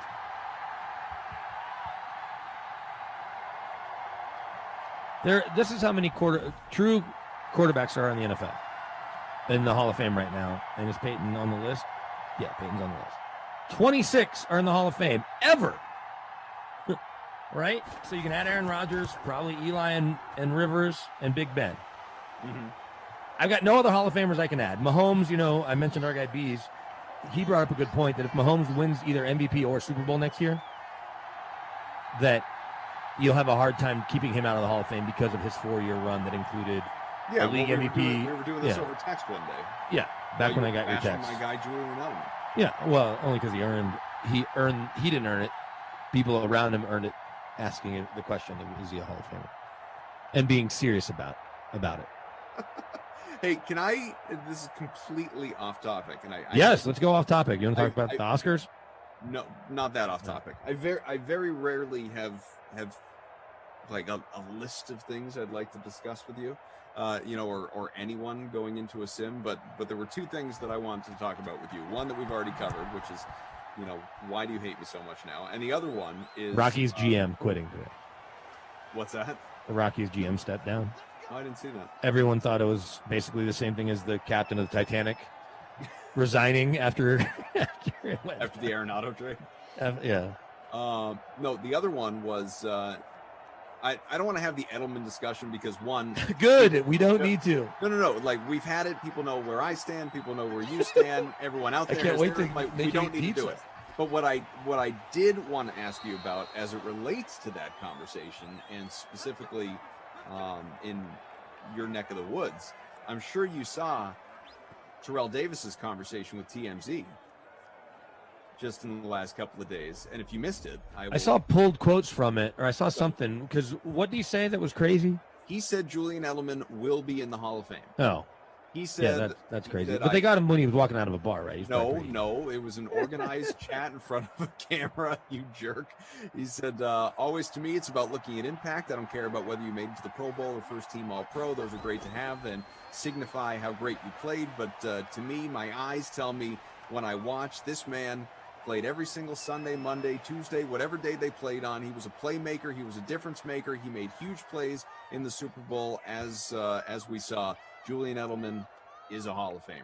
Well, and so Terrell, say it. I don't want your opinion as to whether Julian Edelman's a Hall of Famer. I know how you feel. I know how you in the chat feel. I am curious what you think about Davis's opinion, though. I think Terrell feels obligated to always have to justify his place in the Hall of Fame to some degree, even though you can see that he was voted in. It took a few extra years, obviously. It took 17 years after he retired. So an extra dozen years or so waiting to get in. But that because he had an abnormal career that was marred by injury and didn't play a decade, 12, 14 years like an Emmitt Smith or someone along those lines, Adrian Peterson, that he has to justify and then feels obligated to stick up for people that have non-conventional cases. So I'm betting there's some of that. And he may really believe that. Look, if I see TD, I'll tell him I think he's wrong too. I just have an idea of how the voters are going to go or how it'll all break down. But what I want to do, because I don't want to wait 25 years for a bet to pay off, but that's what we're at. Yeah. But we need to come up with a new metric that somehow, after 5 years of being eligible and he doesn't even get into the top 15 or whatever, if you'll start eating like one slice for every year that he has been eligible but not even made it as a finalist. So you don't have to have pizza all year, just one slice. We have another 5 years to even come up with the bet. Well, right. But the idea of waiting the 5 for him to be eligible and then 20 for him to go to the senior committee. I don't know what my half on the other side is if he does make it even into the group of finalists. If he makes it to the final 15, do I have to then give up pizza for a whole year, or do I just do it for a month, or what the amount of time is? To some degree, just the validation is enough for me. Just everyone out there who laughed and mocked. Well, if you want, okay. I'll happily post something on Twitter about how I was. Is Twitter even going to exist? Twitter or something Twitter equivalent. Whatever we're doing at that point. That I will prop you up and saying, man, I didn't even think he'd be a finalist. So, or congratulations on being a finalist. But he's not going to get in anytime soon, dude. Well, I know that. Well, I don't mean 5 years. I'm saying like stacked. All these guys are going to keep coming eligible that will just keep bumping him. Let's see. Are we going to get some free football here? It's possible. We got a little sack lunch there. I'm trying to. Hit the deck. I'm looking at. Host Aaron Rodgers hitting the deck. I'm looking at the quarterbacks. There's 26 traditional quarterbacks, and because I don't know where like Bobby Lane went to college or Y.A. Tittle or Unitas, Norm Van Brocklin, but it's pretty remarkable to look at quarterbacks that you can, we'll say in the modern era, right? So starting with Bob Greasy, essentially. Sure. But it's like, okay, so I'm just going to count real quick. Aikman, Bradshaw, Len Dawson, Elway Favre, Fouts, Bob Greasy, Jim Kelly, Peyton, Dan Marino, Joe Montana, Warren Moon, Joe Namath, Ken Stabler, Bart Starr, Roger Staubach, Fran Tarkenton, Johnny Yu, Kurt Warner, Steve Young. So there, that's the easiest way to do it. In the Super Bowl era, everybody I've just named won a Super Bowl because I included Bart Starr. There you go. Touchdown. Devin Funchess. My captain. Bunches of Funchess to even this thing up. My captain ties it up. I would be really doing really well. My captain scored. Joe Mixon scored. Anyway, and I have Rodgers and Burrow on my team that didn't get in. It's annoying. Anyway. So there's only been 20 quarterbacks in the Super Bowl era that are in the Hall of Fame currently. And add a couple more that are coming if you think Eli, Big Ben, and Rivers are getting in. Yeah, they're all getting in. Okay, so that's 23. And by the time they get in, because Eli just retired a couple of years ago, Rivers retired this year, Big Ben's still playing, so you're talking about another 7 years till those three guys are in. That'll be 23 quarterbacks in 60 years of Super Bowl football. And maybe that number's right. I mean, getting into the Hall of Fame shouldn't be easy. The question is with these draft picks at quarterback, can they be in the Hall of Very Good? Can you get league MVPs out of it and perennial Pro Bowlers? Donovan McNabb, right? Can you get a guy like that? Can you get Matt Ryan? Can you get Cam Newton, Matt Stafford? I know Matt's never really won anything. Can you get that? Like, that's all you want. You want a guy that on Sunday, you know your team has a chance to win because your guy under center has the capacity to make enough plays. By the way, Winalda in the chat says 11, baby. Do you know Eric Winalda's lineup building formula? He's talked about it before. No, but does he have Funches? Well, he always captains the number 11. Oh, well, that's So, got to be yeah. great all the times Edelman's let him down in the chat. Just like the regular season for the Patriots in so many years where He he had a only had touchdown, 36 at least one, touchdowns. maybe multiple earlier today in the first sim of the day. Oh, nice. Oh, that's a set. Oof. Halfway through the fourth, BK, AK, Mike, Drew. Did Jared, Ronaldo wear 11 on the pitch? I guess I don't remember. I just remember Jeff Agus wearing 22. I'm going to say that's where it comes from, yeah. Yeah, it makes sense. Pfeiffer is in front right now by percentage points over Hood 44 in our Coffin BK in a fight free roll. But I can't even get in to see the scoring to add up my points, my fake points. Well, I mean, if there are any players that you want to know about, I'm happy to give you the points. Okay, Funchess, Mixon, and the two quarterbacks. I mean, you really want to do that math now? You don't want to wait till the end? No, at the end, I want to know. Okay. And then I'm on the next sim, so. So you can present that you finished like 73rd.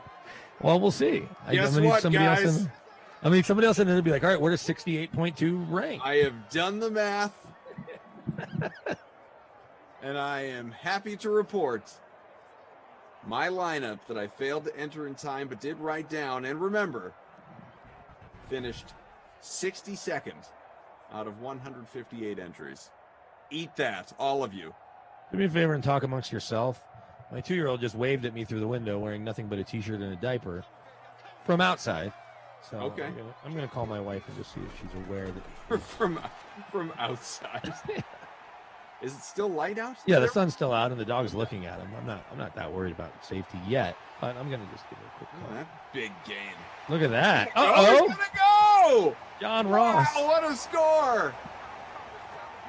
Holy cow! That's It's why he all was about in the ninth. Number 11. That's why he was It's ninth all pick in the about draft. Number 11 today, John Ross with the blazing speed. Winalda, you might have picked the wrong one. No kidding. 11's wild. Is that an 84-yard score? Holy cow. John Ross, baby. That's going to help. That's going to help a lot of people. Not me, but a lot of people. That'll put him into the bonus by a lot. 6 for 155 and a couple of touchdowns for John Ross. All right. All's okay. My wife goes, I'm talking to your mom. I'm like, okay. I said, kiddo's outside. She goes, they're all outside. So I guess she's outside watching. Good. We're all outside. Get off my back. Okay. Sorry. Why don't you go talk about some more fake football? Someone has to watch the family. So who's the best 11 in the history of football? I have no idea. Drew Bledsoe. Well, he didn't win as many Super Bowls as Julian Edelman. Edelman I got them both. or Phil Simms.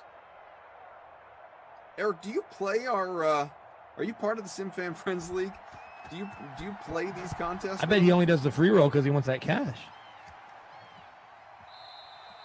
It's true. How about the best number 11 in all of sports? Kyrie with the Celtics? I'm going to say probably not, much as he did want his number retired. I'd give it to Ennis Cantor. It's probably not Jim Everett. Did you Google it, or are you just going off the top of your head? I'm doing it off the top of my head now, but no, it's a bunch of soccer players are showing up. I'm going to Google Romario, Didier Drogba, All right, so Rivaldo. here, you know what? Here's Doesn't an article. Neymar wore 11 at Barcelona. I'm going to give you a bunch, and these are across sports, so you can just pick your favorite, I guess. Larry Fitzgerald is the answer. Ranker.com. Best athletes. Well, it's not easy. Oh, Best yeah. athletes who wore number 11. This article came out about a year ago. So Larry Fitzgerald, obviously, and as we know, he is an undeniable future Hall of Famer. No championships. He'll get in ahead of Edelman. Julio Jones. Hall of Famer for sure. Isaiah Thomas, of course, the original, if you will. Isaiah Zeke, Thomas. yeah, not the Celtics playoff hero. I think Klay Thompson. I put Isaiah Thomas, the guard, ahead of the other two football players, by the way, for what he meant to the Pistons and to the league at the time. All right. Klay Thompson.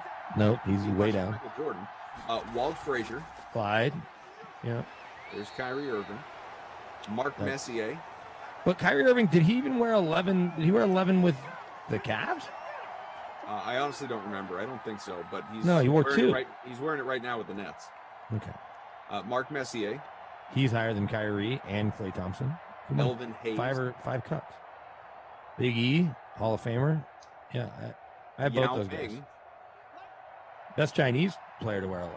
I just mean, like, internationally speaking, he would be number 1. Yeah, absolutely.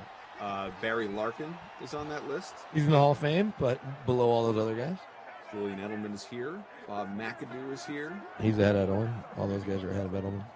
Drew Bledsoe is here. I'll have Edelman ahead of Bledsoe if that makes you feel better. Gary Sheffield. So anyway, I don't need to keep going. Definitely wore like 20 numbers though, because he played for 35 teams.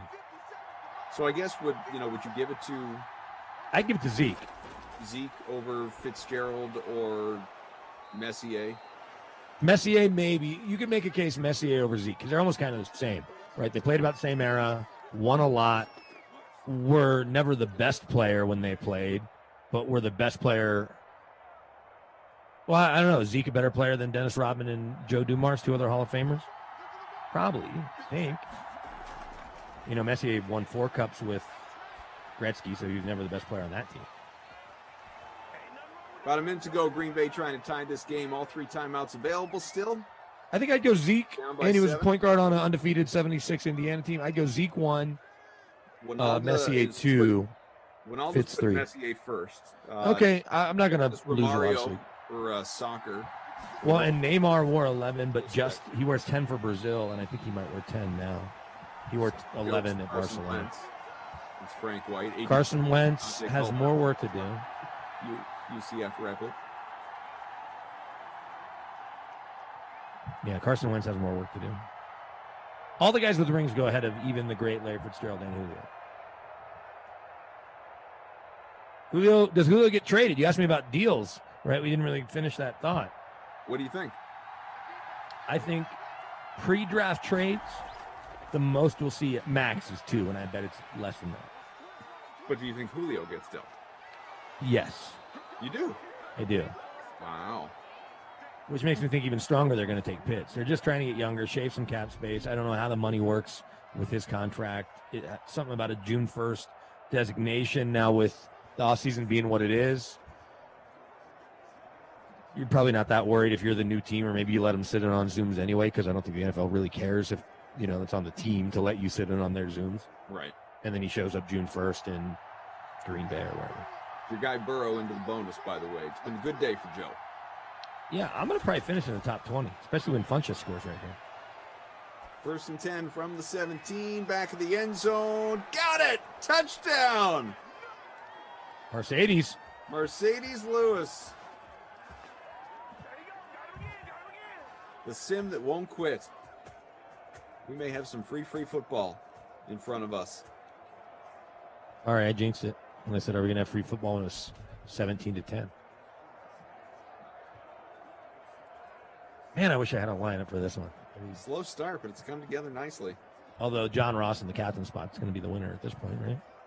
He's the leader by about 6 points. Hood 44. To me, it's a point of pride that I don't think I've ever rostered John Ross. Really? I'd just rather roster Boyd or Green.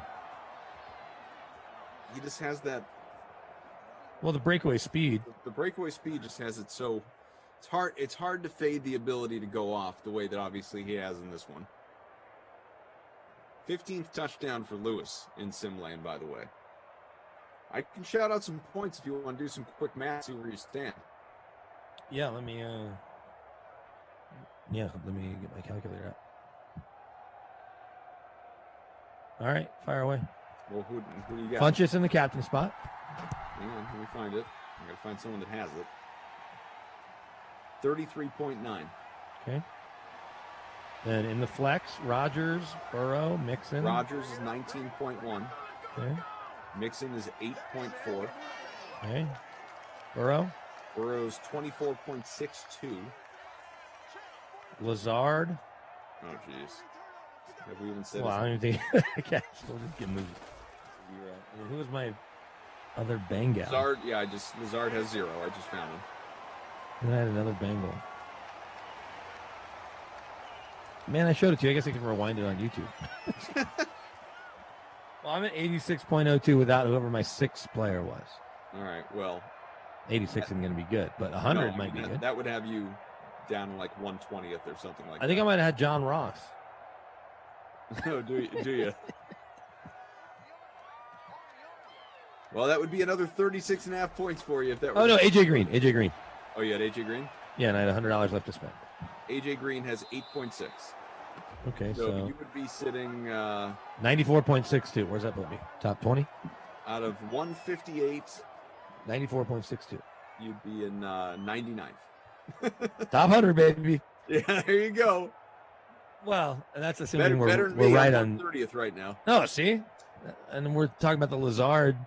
Maybe Lazard scored. I mean, we have been talking a lot and missed a couple of Lazard I found catches. his points. He's a goose egg. Okay, just checking. Yeah. Maybe he scored. We just didn't notice. Go forward, Joe. What a terrible play. Garbage. I mean, it was a nice throw. Well, he was across the line. Flag, though.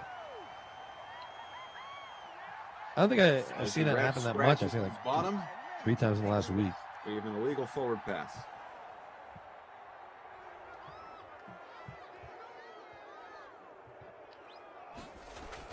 I was trying to explain to my 2-year-old that the best soccer player wears 10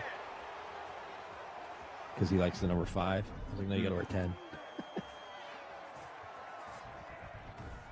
Yeah, Neymar wears 10 with PSG, but he did wear 11 with Barcelona. Of course, he wasn't even the best player on Barcelona. And he wears 10 for Brazil. So I watched to say documentary would imply that it was much longer. It was like one of those short 30 for 30s that was like 10 minutes or something like that. I think they're called 30 for 30 shorts. Okay, so there you go. Watched one of those with my kids today on Jim Abbott. Oh, cool. Were they blown away? They were. I think my 8-year-old was more blown away. My 6-year-old was trying to comprehend how someone could be born without a hand. No, well, that's a different conversation. Right, exactly. You know, you guys need to get out of the house more. Yeah, let alone, well, no one's getting out of the house in the last year and a half. Sure. But, to go on and achieve what obviously he did in Major League Baseball. And, it was cool, though, because as you would suspect, that 30 for 30 showed the, like multiple slow motion and views and a whole bunch of views and whatever of everything of just the process of him throwing a pitch and then trying to slide that glove on, onto the pitching hand to, then be able to catch a comebacker to the mound. And it was, that was the thing that they were trying to, Yeah. Was there any video of him getting drilled, like just not making the move quick enough? No video of that. I mean, I'm sure it happened. Well, I don't think it happened that much, though, and that's maybe a credit to him and a little bit of just luck, right? Because I feel like we would have seen it if a bad one ever happened, and it wasn't like I watched him pitch all the time. But let's not forget the man threw a no-hitter too. Yeah, none were coming back up the middle for that. Well, I guess it could have been Joe Board still.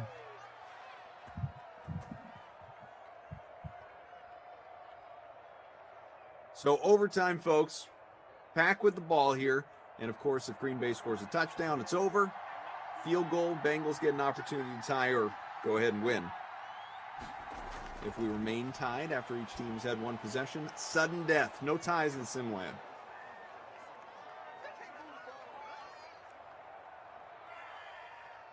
Yeah, it was a real flashback for me, though, because obviously I'm old enough to remember having watched him play. Yeah, absolutely. Watching the when he was with the Angels, I saw him against the Rangers a bunch when I was a kid. Yeah. But I remember when he threw that no-hitter with the Yankees. It might have even, was it on ESPN? That I don't remember. We just watched a documentary. You figured they would have had footage from him throwing it on ESPN. Yeah, I just don't remember looking at the graphics on the screen, Didn't you tell me you were getting into trading cards with your kids to see if it would take? Uh-huh. Have you watched the 30 for 30 on the Honus Wagner card? No. The 30 for 30 short? No. It's pretty good. 10, 12 minutes. It's really good. Check that out. Yeah, It's a couple they're- years old now, so like 7, 8 years old. Yeah, they're obsessed. Because it's sold a whole, like you'll see it sold for whatever, and it's sold like 3 or 4 more times since then. They're all about ripping packs now. Yeah.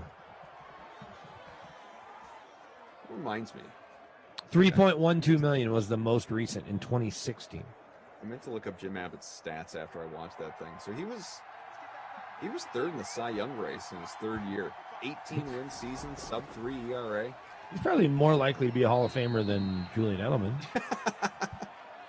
You know what I was thinking about, though? Because I started to have that conversation with myself in my head.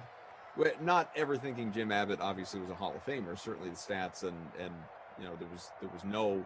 Did he ever even pitch in the playoffs? I'm not sure that he did. Fun to watch him bat left with his dominant hand being the backhand. You know? Yeah, and had some hits, had some RBI. I think it's RSBI. Not a bunch. In fact, just looking it up, he went in his career 2 for 21 with 3 RBI. So, but still, I mean, like dude has one hand and he had multiple hits. Do you think it's RBI in plural form like that because it's run batted in? So you're saying he had 3 run batted in, unless you say runs batted in. Well, I'm not going to say runs BI. And No, you'd say RSBI is what basically is what you're saying. Yeah, but nobody says RSBI. Yeah, and only an RBI. Baseball snobs who are wrong say RBI plural, like 6 RBI.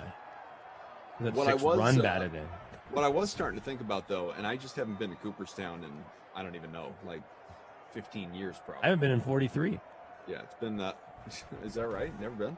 No, we almost went when we were visiting my wife's hometown in Utica, but it's 2 hours out of the way. She doesn't like baseball. And I'd love to get back there, but where obviously like Jim Abbott is not a Hall of Famer, we get that. But I do wonder if there's probably a display. like, of there's some got to be sort. he's got to be recognized in there somewhere. I would think. Whether it was the no hitter or just being fluky, came out like he had a career. Yeah, Mike says he is. Yeah, I'm looking at it right now. You Googled it? Yeah, Jim Abbott. Hall of Fame exhibit. Abbott revisits his own history in Cooperstown. Nice. He threw a no-hitter September 4th, 1993. Yeah, it's in like a mixed just a display with some other, but it has his Yankees hat. It says Jim Abbott no-hitter. It's next to most perfect games in a season. Somebody threw 3. Lewis. Oh no, the season of 2012 there were 3. Lewis got to the 6th, first and goal on the way for the pack. Frank Collin for Funyuns. That would knock me up higher on my fake score. Oh, they might have his glove too because he had that. No, I think he's had a normal glove. I would say Rogers, take the time, rolls out right side, laterally. Now throws across the body, completes a pass for 3. I thought he was going to run it, unlike the NFC title game. Still not over that. Second and goal from the 3 on the way. You're not? Oh, because you were a Packers fan that day. I was. So silly. Yeah, running in Rogers, says Dave Gorgie. He's right. This could be Funchess here on the out. Oh, he's on the bottom, so maybe on the slant. He'll probably just kick a field goal. Nope, never mind. Pass The out was left there, side. though. Oh, Javante. At the 1. He ran the right route, but Looked like the foot might have even been in there when he caught I don't it. know. What a bad throw by Rogers. Kareem says, what was the best era of baseball? 70s, 80s, 90s, 2000s. Definitely not 2000s, and probably not even 90s. I mean, for me, it's 90s, but I'm biased. Well, but when did it end? Like when the juice started flowing? Like 98 when they're juicing in the home run derby? For me, based on my age, it's mid-80s to mid-90s. Here we go. Touchdown, Green Bay. Come from behind win. Mercedes Lewis again. Multiple scores. What's his total now? And who has him in the captain Tying spot? touchdown and the eventual winner in OT. What a day. What a day for Mercedes Lewis. He I still might think be John- in the captain spot of the Isn't league John when Ross- that's all said and done. You think John Ross is still player of the game? No, it's got to be Mercedes Lewis. Yeah. Got it. Just because of the ownership numbers. You're right. It is. Yeah, 17% owned, 3% in the captain spot, and the stats I don't even think are fully up to date. And he's got about 52 points in the captain. Oh yeah, geez. Okay. Oh. So I think he was in my captain spot. I can't remember. Yes, but naturally. Mercedes Lewis, yeah, absolutely. The crusty Kaufman / Cristal player of the game. Now, your Babysitter Billy, Not My Kid award, there are certainly some contenders for. Probably Gio? Gio is there for sure, but You he's didn't only say in about Gio's a quarter name. of lineups. AJ Green, what was his ownership? AJ Green is in 30% of lineups, 8.6. You know what probably is? Boyd? He didn't have a bad game, but for what the ownership is, Devontae Adams. Oh, yeah. 6 for 55, 11.5 points, but he was 18% owned in the captain spot. So and you're really 48% banging owned overall. Yeah. Banking on him. All right, Devontae, and if you would have just scored there, he wouldn't have gotten it. But because he ran out of bounds like a coward. Like a coward. Congrats. You're honored for being a coward. Sucker. So coming up next, you're going to have here on the DraftKings Dream Stream, Pat Mayo and company, part of the PME crew, the Pat Mayo Experience, going pick by pick through their NFL mock drafts. The guys will make their first 10 picks in round 1 of the 2021 NFL draft that is rapidly approaching Thursday night. You do not want to miss that. As far as Simland goes, here on this Monday, BK is sticking around. He will have Jason Rossi with him for Madden After Dark, Chargers and Bears. Starts in less than 40 minutes. Look forward to checking some of that out. I'll be sitting here typing away on my computer, maybe in the chat with some of you guys. I'll be back for the noon and the 4 tomorrow with Christian and Rossi, so those will be a good time. Take a little break in between, but I will be with you for the 12 and the 4, so that'll be good. BK, as mentioned, not done yet. He's coming up on the next one. We want to thank, we got Mike and Drew and Jared and Game Ops, everybody here hanging out with us, all of you in Simland, and it's been a pleasure, BK. I'm glad that you've unblocked me on your phone. I'm sorry. I'm sorry that the texts weren't getting through, but I promise I didn't actually block you. Yeah, I'm glad that we can put this little bump in our relationship. Well, now I want to go back and listen to how much you really bagged on me yesterday. You should. You will find that despite what Obi-Wan says, it sounded exactly the same. But if that's how you want to choose to spend your time, I'd encourage it. Thanks, everyone, for being with us. Enjoy Madden After Dark. I will see you tomorrow. BK will be back. Rossi on the way. Madden After Dark is coming up.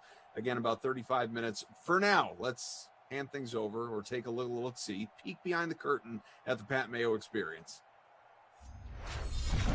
We brought in the experts. You want to hear from them. First up, from NBC Sports Edge. He's become a regular on the mock draft shows over time. He is a former college sports fantasy writer of the year and one of the most comprehensive college football writers there is out on them internets. It is Thor Nystrom. What's going on? Pat, it's awesome to be back again. I'm excited to do this because this is where I learn about all these guys that I pretend to be an expert for 4 days after I absorb the knowledge, then repeat it to people I know. They're like, you sure do know a lot about college football. I'm like, yeah, it's my job to know, but I just talk to the right people. First timer on the show because we had to get him on for the mock draft. Ray Garvin, Destination Devi. Check out the YouTube channel. You can find the link in the description right now for all of the breakdowns. One of the best around. Your rise in this space, especially when it comes to college players, college prospect, is off the charts. What a year for you. Yeah, I'm an attorney by trade, so I'm a professional. So that does not my rise is all BS, man. But no, I'm excited to be here, talk to two greats, two titans in the industry, and talk some mock drafts. So this should be really, really fun. Excited to be here. All right, so here's what you can do. Again, smash the like button, help us out here. You fudge the analytics by leaving the comments, always a good time. If you want to jump to a specific team, there are time codes for each player and each team in the description and comment section of the video and podcast. You don't give what the Lions want to do. You only care what the Steelers want to do. Made that pretty easy for you. You can find the entire mock draft rundown of the results up on DKPlaybook.com. The Jacksonville Jaguars are on the clock. They have the number 1 pick, Thor. Who are they going to take? The least suspenseful pick in the draft. We're going to be taking Trevor Lawrence, of course, football Jesus. This one has been a done deal. Well, I mean, ever since they locked up the first pick, and then when Urban Meyer came in, it became even more. So he's lurking over him over in his pro day workout and everything. It's going to be Trevor Lawrence. We're going to turn around the Jacksonville Jaguars. Ray, any disagreement there? You know what? I'll just say, Thor, it really has not been locked in, because for the longest we thought the Jets were going to get Trevor Lawrence until they went on a 2-game win streak towards the end of the season. But nothing more to add here. I mean, the draft really doesn't even start at pick 1. It's Trevor Lawrence. It's a lock. Well, Ray, I'll chuck this back to you. Is all of the, because you've started to see like a few negative things about Lawrence come out. Where is he actually as a prospect? And are these like negatives that have come out towards him, like, oh, maybe Justin Fields should be the number 1 pick. Maybe Zach Wilson should be the number 1 pick. Is that just because there's been nothing to talk about? We got to have a story, man. Too much time away from football. We've got to come out with some. He doesn't love the game enough, right? He doesn't love it enough. So maybe he's not the. Stop with the silly stuff. It's Trevor Lawrence. I do believe Justin Fields should be closer to 1 than 24, as we've seen in some mocks, but ultimately it's Trevor Lawrence, and I think it's just a non-news story. Thor, when you do up the mock drafts, I know that some people release theirs solely for the purposes of getting clicks with like ridiculous picks. I don't think, after reading like yours and seeing your coverage, it doesn't feel like you do that. Yeah, I should definitely do it more to get more clicks. I like my first mock since like the regular season is going to come out on Monday. Because I just do like the deep dives of the rankings and stuff like that, and wait till the end of free agency. But yeah, I agree with what Ray's saying. It's like, you saw at the start of our conversation about Lawrence, there's really nothing to say. And so like, go beyond sort of the hyperbole, you almost have to start finding something to nitpick. And with him, there's very few on-field things that you could do it with. And so I think they're creating, they're creating just things to talk about with him. Number 2 pick, the New York Jumbo Jets. They made a pretty nice pick last year at number 11 with Becton, but it's the Jets. They're going to find a way to screw this up immensely. They have the number 2 pick. Ray, you're on the clock for the Jets. Is this as locked in as it seems? I think so. I think the Jets have been locked in on this quarterback, Zach Wilson, out of BYU for quite some time now. Me personally, I wouldn't go there if I were running the New York Jets franchise, but I guess fortunately for me, I'm not, and they will take Zach Wilson, the quarterback out of BYU. Listen, he's got a big arm. He has some great intangibles. There's some things that he does very, very well. His rise, I think Thor and I are probably in agreement on this. I wouldn't make this pick. I would be very weary as a Jets fan with this pick, but I think as much as Trevor Lawrence is locked in at the 101 spot, I think Zach Wilson is locked into this new regime with the New York Jets. Anything that can talk the Jets out of Zach Wilson, Thor? I don't think so at this point. No, I mean, like you see them like ask questions of Joe Douglas about it. He's just, he's got like right on, like, he ain't going to tell us in advance, but it's very clearly going to be Zach Wilson. But like Ray's saying, like, we totally agree, as far as that goes. And just to give you guys some context for the Zach Wilson thing, like, get down there in the granular level against Power 5 non-bowl teams and Group of 5 teams under 9 wins in his career. He went 17-2, 70.6 completion percentage, over 5,000 yards and a 49-6 TDI and T ratio against Power 5 bowl teams and Group of 5 teams that finished with 9+ wins over his entire career. 2-8, 62.8% completions, and a 7-9 TDI and T ratio. He threw more interceptions in those 10 games against quality opponents than he did touchdowns. The rubber meets the road with his evaluation, where the people that like him a lot, that think he's like, one of the top 2 guys, they forgive him for the 2019 mediocre season that he had, because he was like solid as a true freshman, and then just mediocre as a sophomore. And then this past season, he just blew up. And in 2019, he had a couple of injuries that he played through, granted, but he had a lot of NFL talent he was playing with. Brady Christensen, Matt Bushman, Dax Milne. There was a couple other offensive linemen that are going to get either drafted or picked up as a priority UDFA. So he played with talent, during his career. But anytime that they played a good team, he leveled down. This season, though, of course, and this isn't necessarily his fault, although it ended up helping him quite a bit. BYU's schedule got wrecked because of COVID. They're an independent team, obviously, and they basically had to pick up the pieces last second and just throw the schedule together. Well, it was just a bunch of bum teams is what it turned out to be. And he went absolutely ape this season. He was playing behind Brady Christensen. Like I mentioned, Brady Christensen had the best PFF graded offensive line season of all time. In addition to some of the other guys he was playing with that I just mentioned, the discrepancy between Wilson's supporting cast and the teams he was playing this year was absolutely enormous. The only team they played that was even close to them was Coastal Carolina. So there's things in the profile that remind me of guys that have busted. Drew Lock, Drew Lock had a very similar thing in college where every time Missouri played, Idaho or, North Texas or whatever, he'd just go absolutely ballistic. And he would against Vanderbilt and sort of the underbelly of the SEC. But every time they went up against a Bama, a Georgia, an LSU, down the line, he would be bad, like legit bad. And so Wilson's splits are very similar. And again, the people that really like him, they're telling you, trust your eyes on the 2020 and the stuff before. In 2019, he was injured, and then this year, he leveled up. I'm not willing to give him that leeway, especially when it so cleanly parses between quality opponents and bad opponents. Well, Ray, you're someone, eyes, who I trust on this situation. Is it a legitimate level up, or is what Thor's saying ring true to you? It rings true. I mean, it's 100% true. And I think part of the issue why people are so enamored with the sidearm throws and the no-look passes, people have to understand that the Joe Burrows of the world do not come around often. This, prospect out of nowhere rise to damn near the number one overall pick. Like, this doesn't happen every single year. And a lot of people are like, well, Joe Burrow was on nobody's radar going into 2019, and then he elevated himself to the number one pick. Zach Wilson is not Joe Burrow. He's not Joe Burrow. And I don't think Thor nor I are saying that he does not possess the physical tools to be a good NFL quarterback. I don't think anybody would deny he has the physical tools, but to ignore the fact that the competition he faced was so far inferior than what BYU had to offer, to ignore that, to sort of just kind of look past it and just make this one-for-one equation that, well, Joe Burrow did it, so this is Zach Wilson.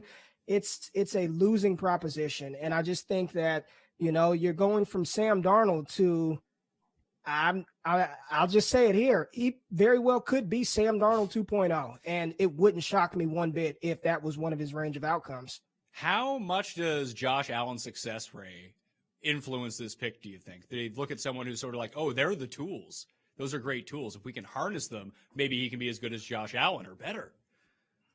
I mean, maybe, but even the thing with Josh Allen, up until that last season, people were ready to kick him to the curb as well. And then he has an outlier type season, an incredible season, but they're not even the same type of player. I mean, his arm talent anywhere is not what Josh Allen is. He's not the runner. He doesn't have the size of Josh Allen. So they're not even comparable players. They both have, talented arms, but I just think this is a lot of prisoner of the moment type stuff with Zach Wilson. And for him to jump some of these other quarterbacks, one in particular we'll talk about later, it really blows my mind.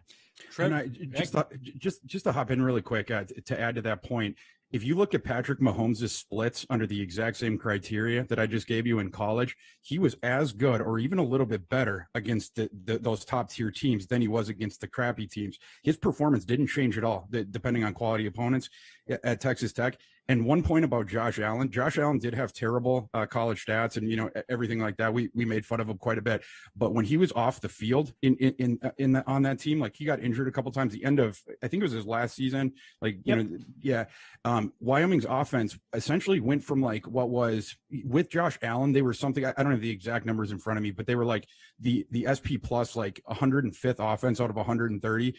without Josh Allen, that offense became literally the worst FBS offense I've ever seen. Like, it made your eyes bleed. They were basically doing like remember Bobby Boucher in The Water Boy in the bowl game when Bobby doesn't show up and the offense is just kneeling the whole time, or on the other side or whatever. It was sort of like that. They were just, with their defense with Logan Wilson and stuff like that. They were like in wind gardens and those kind of guys. They were just like, oh, please make this a 3-0 game, kind of a thing. So that's the difference to me between an Allen and a Mahomes and at least collegiately as far as their profile goes, and Zach Wilson.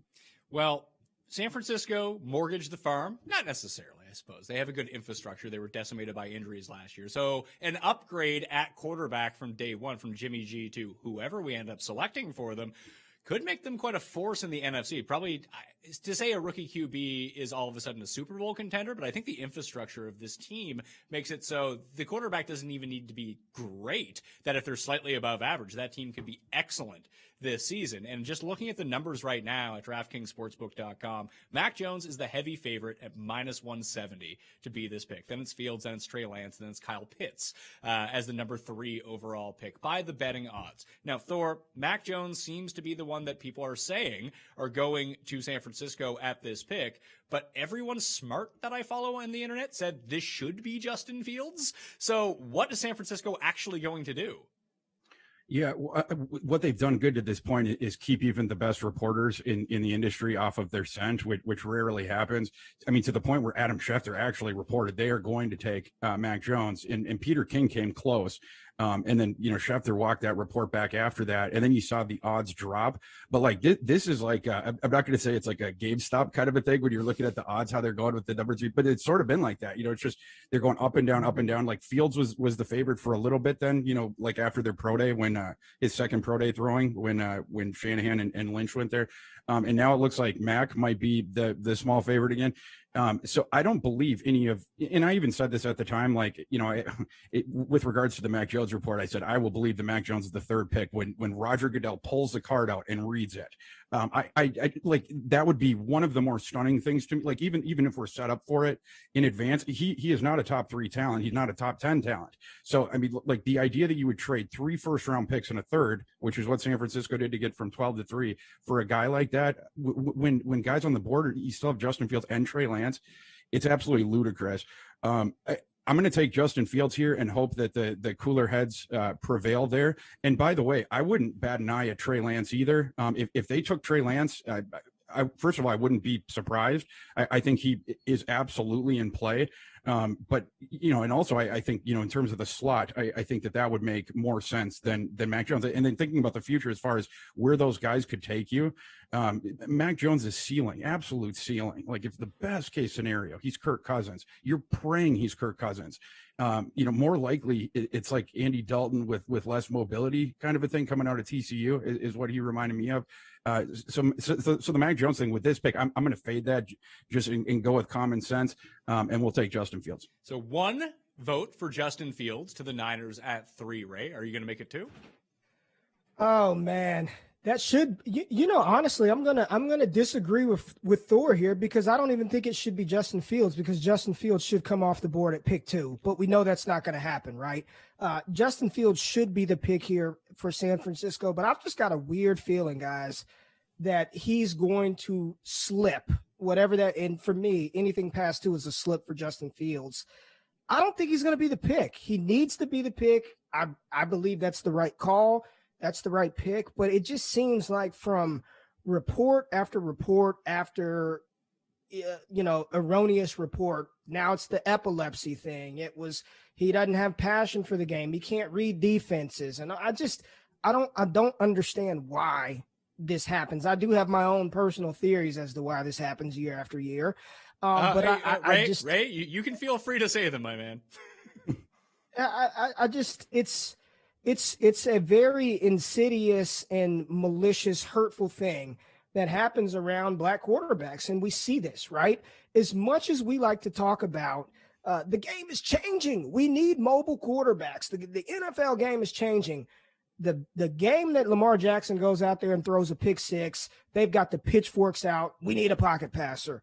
when Jalen Hurts starts his second career game and goes for under 50% completion percentage, we've seen enough. We don't need him. He's not the answer. Like I said earlier with Josh Allen, up until 2020, people were ready to kick the can on Josh Allen. Like, I feel this smear campaign, and a lot of people say, "Oh, it's just a tactic so they can push players down the board." Well, it's a very malicious tactic that only seems to impact, minority quarterbacks that to push them down the board. And there's nothing that I mean, the kid was one of the highest rated high school recruits of all time coming out of high school. He goes to Georgia. He leaves Georgia because of some racial comments made to him. He leaves Georgia, transfers to Ohio State, plays damn near a perfect season where he threw 0 interceptions up until the playoffs. He comes back in 2020. Big Ten's going to play. They're not going to play. Then they're going to play. Then they're not going to play. And he goes out there and plays stellar, has a bad game versus Northwestern, and leaves everything. This is not hyperbole. Justin Fields' performance versus Clemson is one of the best college football quarterback performances in the history of college football. One of the best individual chills right now thinking about that. He should be the pick. I agree with Thor. Mac Jones' ceiling, I have always comped him to Kirk Cousins. The highest accolade that I've heard about Mac Jones is Phillip Rivers. That's like the highest comp that I've heard. I think they're going to take Mac Jones. I think they knew what they were doing when they made that trade up, and I think they're doing a good job of vetting right now. But I agree. I honestly believe that Trey Lance is, if it's not Mac Jones, it's Trey Lance. I have a feeling Justin Fields is going to fortuitously slip to an NFL team. I just don't think he's going to be the pick, and I don't think it's the right move either. Well, I'm torn on this, and now I have to decide. I'm going to go with Mac Jones for this pick and side with Ray because it just makes it far more fun. Then we can start discussing trades about Justin Fields when people try to get up, or even Detroit or something like that to that pick, or maybe Atlanta. Who knows? Now that the guy that a lot of teams do want and have rated very close to Lawrence, not close to Mac Jones, is someone that they can trade up for. But when I think about it logically, like I try to see the offense that Shanahan is trying to run. And maybe there's a disconnect between John Lynch and Shanahan. I doubt it at this point. But you see some of the mobility stuff they try to do with Jimmy G, whether it's a play action rollout or a QB keeper on a 3rd and 1 or even on a 4th and 2. That having extra mobility in this Shanahan offense, I think, is what takes it to another level. And if we're not going to get that from Mac Jones, I don't know what we're doing here. Yeah, that's right. Yeah, it's a thing. He wants a guy to run a system. I guess would be under the auspices of that idea. Like, I'm sort of smarter than the game itself, and if you just do what I say, we're gonna win. I think that would be the only sort of like under the auspices of that idea that would be the argument for them drafting Mac Jones, because that he's not going to paint outside the lines, right? Like, if there's one thing that I will say for Mac Jones, he played under a brilliant offensive coordinator in college, Chief Sarkisian, a good enough play caller that he's now the head coach at Texas. And Mac Jones, everything they asked him to do, as far as pre-snap reads, as far as all that sort of stuff, get the ball to this dude, he did that, right? And so, like, it's whatever. And he, in the short area, out to the intermediate area, there's good accuracy, particularly within 10 yards. But like Mac Jones had something like 600 more yards throwing to open receivers last year than anybody else. Devonta Smith and the way that the things were schemed by Sarkisian got him a lot of free looks and then a lot of yak afterwards. I just, again, for me, this is the classic guy that should go at like the top of the round 2, and if you want to take him at the end of round 1, great. But that he's going to run the system, that his arm is good enough. And athletically, he tested a little bit better than I thought he would, but it doesn't manifest in games. And so people that want to project that Mac Jones had like negative career rushing yards heading into the national title game. In college, they take away your sack yardage, but he does not want to leave the pie. There's even a couple plays in the national title game where there was like 10 yards in front of him. Like he had sort of moved up in the pocket and could have just stolen 10 free yards, and he'd throw to a guy 4 yards away. So there's no mobility there, even if there's just sort of a dollop of athleticism that showed its way in his pro day workouts, and then the arm is it's slightly above mediocre. It's like it's going to be about NFL average, whereas the other four guys in that we're talking about, their athleticism is high. Outside of Wilson, Wilson's probably in the same phylum, but their arms are all significantly better than Mac Jones. So, but I do agree with Ray, just as far as like reading the tea leaves, where we are. I mean, that's the favorite for a reason, at the book, like you mentioned. So, but yeah, I would disagree with the person. And I don't know where it came from. Like, honestly, I've been one of the more vocal Mac Jones supporters. I've always said that I said he's going to be a first round pick. I never envisioned in a million years he'd be a top 3 pick. I just said he's deserving of a first round pick somewhere. My go-to slot for Mac Jones was like New Orleans at the end of the first to sit behind, at the time Drew Brees, or sit behind a Tom Brady. Like, that was my sort of dream situation. I don't know what happened between the national championship game, Senior Bowl, and the pre-draft process to elevate him to this point. Mac Jones is a good quarterback. He performed exceptional at Alabama with far less talent than Tua ever had. All right. In a shortened season, he broke the NCAA completion percentage record set by Colt McCoy in 2008, QBR record from Joe Burrow in 2019. He holds 5 of Alabama's top 400-yard passing performances in the history of the school. Like, he's going to go in, he's going to run the offense efficiently. He gets the ball out quick. He makes good decisions, but there's the upside of Lance, the upside of Fields. There really should not be a debate over which quarterback is better, in my opinion. But I do think that, I'm going to follow the money. I'm going to follow the tea leaves, and Mac Jones is probably going to be the pick at 3. Well, last question on San Francisco, Ray. And you guys aren't the only ones that I've seen make the comp that, the upside is basically Kirk Cousins. If you're going to spend 3 first-round picks to move up from a spot where maybe you could have gotten Mac Jones anyway, why didn't you just trade 1 first-round pick for Kirk Cousins? I mean, that's a good point, Pat. And I'll just say this. I think it was Les Snead, the GM of the Rams, who came out and basically said first-round picks, in his opinion, are overrated. He was like, the bust rate. A lot of people just think just because you have a first-round pick, those players pan out. And I believe it was Les Snead saying, I'd rather trade that for somebody we're convicted on. Didn't work out so well for Jared Goff, or trade those picks for proven NFL players. And, I don't have the data in front of me, but I do believe there's something that Les Snead said about first-round picks. I'll trade him to go get the guy that I want, or go trade him to get the player that I want. So I don't know. Maybe that some of that seeped into the 49ers to some degree. I don't know. Well, Thor, I think that's a really good point, because if 30 teams are all valuing first round picks like they're this amazing currency, it actually kind of works better to zig the other way and undervalue your first round picks, because the amount of return you can get by just adding an extra one on could be so fruitful. And like Ray said, like, it's not like these guys are automatic, all pro players, Hall of Fame players. The bust rate is pretty high, especially when you get at some of the different positions. That it's actually an interesting theory, because we see this like even in the NBA at this point. It's like, yeah, have 7 first round picks, whatever. They don't mean anything. Yeah, I mean, sure, in some ways, but I think the way that the Rams roster construction is going to go here the next couple of years is probably going to be the final indictment on Les Snead's opinion on the matter. They're aging in several different positions. They don't have any cap room. I think they're going to be in some real problems soon, and I think it's because of that idea. Like, for me, draft picks they're gold. Yes, there is the bust rate. You have to acknowledge that, but like the clearest path in the NFL to a championship right now is being right on a first-round quarterback, because then you got him for 5 years at well below market value, and that extra 20 million, 25 million, whatever it is, every single season, all those 5 seasons, you get to put that towards your roster to fill your other needs.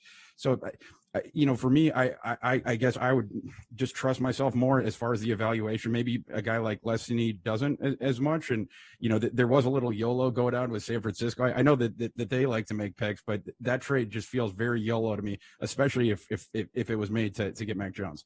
Pick number 4 goes to the Atlanta Falcons. Will they keep this pick, Ray? I think this is where things get interesting. I do think Atlanta wants to desperately trade out of the 4 hole.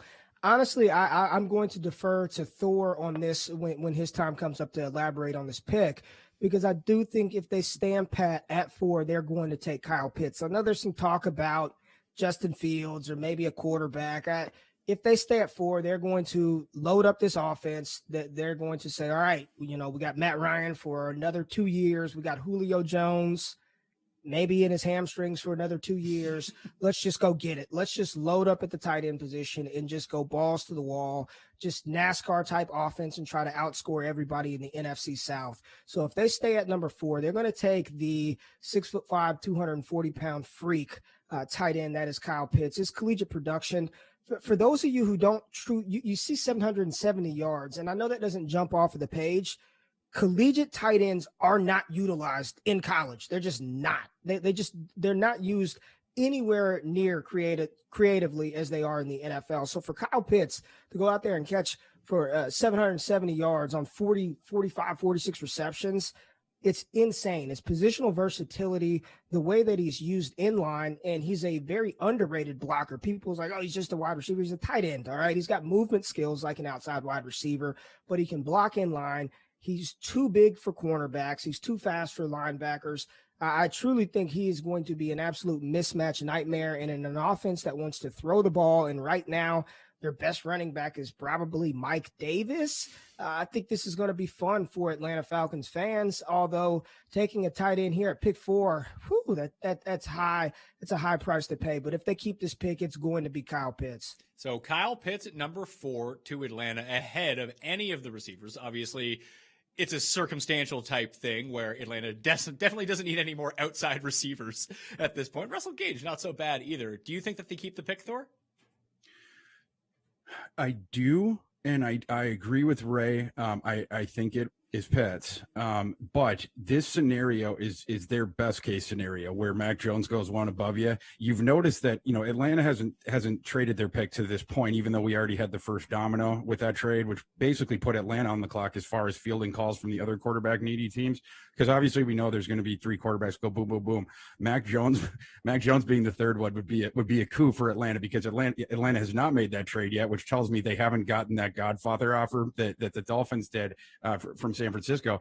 And so I think a part of that is because San Francisco knew their options, right? I mean, whether they go Mac Jones or whether one of the other 2 guys, they knew that was going to be their 3 options. But teams talking to Atlanta, they're just as in the dark about San Francisco's intentions as we are. And so some of those teams might be sitting dead red on either Lance or Fields. I'm not sure, if the other ones prefers Mac Jones to them, but I would assume that they don't.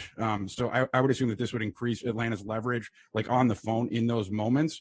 But I'm guessing for them right now, what it is we're going to take Pitts unless in those 10 minutes on the clock, we get a crazy offer. The other thing I'll toss in is Atlanta, as far as like teams in the top 5, 6, 7, 8, they make the most sense for Trey Lance by far. Trey Lance has to sit for 1 year. Atlanta could just transition into the future, use this as, I guess it would be Matt Ryan's last season there, and you could groom Lance. That would be the only other thing that I would toss out. I haven't heard anything connecting them to Justin Fields. But, again, I agree with Ray.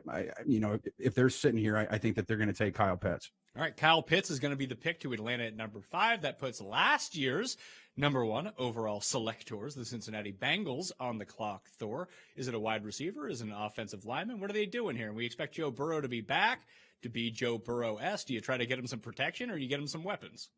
Yeah, so this is a very binary decision, and it has been since the start. This is either going to be Penei Sewell or Jamar Chase, one or the other. And I think some people, it probably is a coin flip as far as outside perception. I'm sure that Cincinnati has made up their mind. There seems to be more steam going towards Jamar Chase, and it would be a fun story reuniting him with Burrow and stuff like that. But I see the offensive line as a far bigger need there. And I also, I don't know, Ray, if you agree with this, but Penei Sewell is the best lineman that I've evaluated in the 5 years doing this. Martin's the only one that's close, but the position value, I give it to Sewell. And so, like, for me, he is similar as far as a prospect to both, Chase and Pitts, as far as like, it's not just that they're the best in this class of their position. It's if you went back X number of years, they also would be too. So if it's me, I'm going to take Penei Sewell. We've already seen what, like the downside of having a crappy offensive line in front of Joe Burrow. And people forget at LSU that, you remember all the crazy weapons he had, Chase and Jefferson and Edwards-Helaire and Terrace Marshall, et cetera, et cetera. He played behind the Joe Moore award-winning offensive line that year in 2019. Alabama won it this past season in 2020. What Burrow loves, he's talked about this a bunch. 4 wide, he likes it. 5 wides, he loves it. He, like the way he sees the field spatially, it's, there's like different kind of learners and stuff like that. For Burrow, the guys out in space is where it clicks for him the best. The year before in 2018, you saw with LSU when they had it was basically the vestiges of the Les Miles offense. They didn't throw nearly as well, right? And then they switched it and went wide with Brady, and the whole thing changed. However, and yes, the receivers were great, but without an offensive line, a really good offensive line, particularly in the NFL, if you're going to go 4 or 5 wide, you have to be able to protect that guy. So it was a different scenario for Burrow in his rookie season, because obviously he's facing a ton more pressure, and that's a kid who, as we know, has a lot of guts. He will stand in the pocket. He'll step into getting hit to get the throw off. I mean, he is ludicrously tough, but we don't want to put him in those scenarios to just, constantly be taking these, just bomb shots from guys. So for me, it would be Penei Sewell here. So protection over weapons for Thor. Ray, what about you? 100% on board. I mean, if the Bengals draft Jamar Chase or any wide pass catching weapon over Sewell, who for me, Thor, I've only been doing this for 3 years, hands down the best offensive lineman that I've ever scouted in 3 years of doing this. I mean, he's incredible at every phase of the game. He's incredible, and he's 20 years old at 6'6", 330 pounds. He's 20 years old, which is insane to me. I mean, this is, you plug him in, and he's Anthony Munoz of the early Bengals days, right? If they take Jamar Chase, then I am convinced Zach Taylor is a part of the Scott Fish Bowl because he wants to play fantasy football. Did you see the picture of the Bengals in their new jerseys, and you zoom in to Joe Burrow standing there, and he's got this big scar on his left knee? That is every reason why they better draft Sewell to protect him. I believe at the time that he was injured, he was number 1 in the NFL in hits taken for a quarterback, sacks. I mean, you've got to protect your franchise quarterback, and I know he's in Ohio. I know LeBron James is from Akron, Ohio, and LeBron James handpicks who he wants to play with. Do not let Joe Burrow do this. Cincinnati fans, do not allow Joe Burrow to go handpick Jamar Chase. You've got Higgins. You have Tyler Boyd. They are fine. Protect him. And here's the thing. They ain't winning next year. They're not going to the playoffs. They're not winning a Super Bowl next year. Secure your offensive linemen. This wide receiver class is deep. Get a wide receiver at the top of the second. I guarantee the pairing of Sewell and whatever wide receiver you get in the second is better than Jamar Chase and whatever offensive lineman is going to be there in the second. You take Sewell. All right. Well, just to hop in, if I was the Bengals brass, I go to Burrow, he might be ticked off, that we're not going to take Chase. And I'd say, look, we're going to get you the best offensive lineman in the last 5 drafts in the first round. And in the second round, we're going to get you a buddy anyway. We're going to get you Terrace Marshall. It looks like Terrace Marshall is going to fall down the board. He's had a leg issue for a while, like that comes and goes or whatever, that just, came out and was like a big story or whatever. But it does look like he is going to fall out of the first round. I can't imagine that he would fall into the middle of the second. He's just too talented. He is very, very similar to T. Higgins. You're talking about like the long outside guys with crazy ball skills downfield. We already saw the manifestation of that with Higgins working well with him, and Marshall will be the exact same thing. Boyd on the slot. You fixed your receiving core, and you've given Joe Burrow one of his ex-college teammates. So I think that would be a way to maybe split the middle here.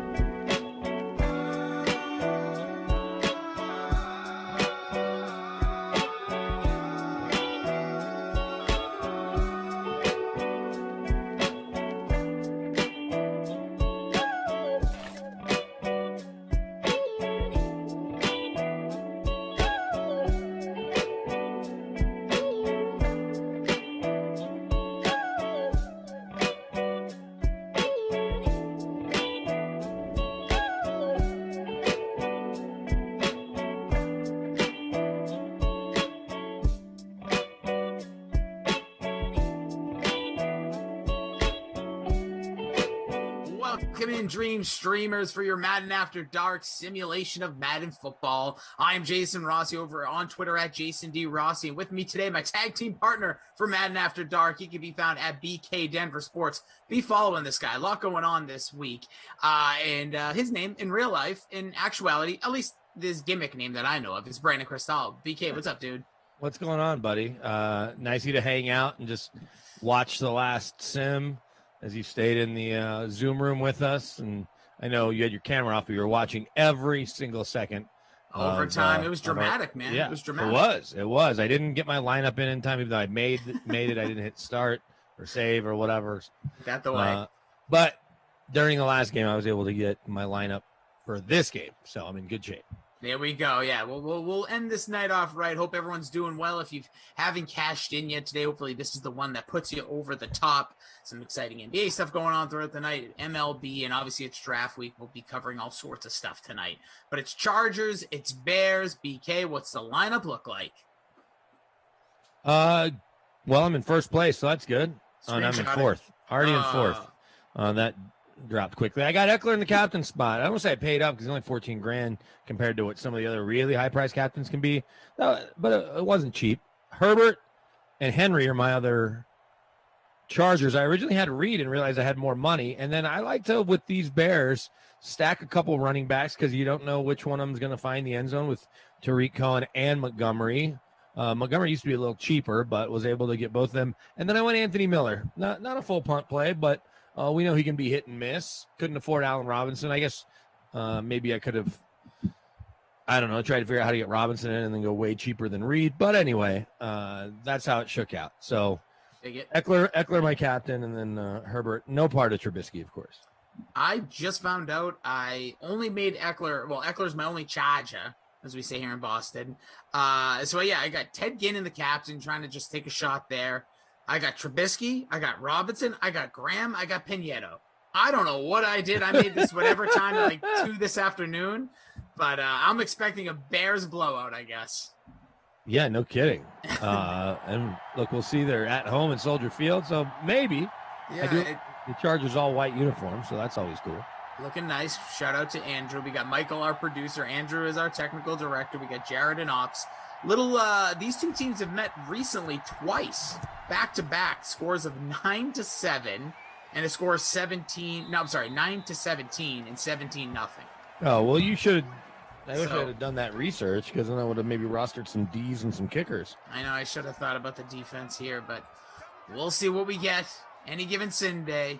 Chargers D against Trubisky feels like a good play. Bosa's probably going to have 3 sacks. Good. Let's see. First snap. Here's Trubisky. Delivers. Gets it off. All right. So, offensive start. No sack yet. No. Trubisky coming in at 10% in the captain spot. 64% owned in the free showdown.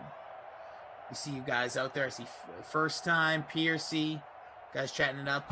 I got Obi-Wan over there on Twitch. Jordan, Jay, Monster, David. How's everyone feeling tonight? There's a big play.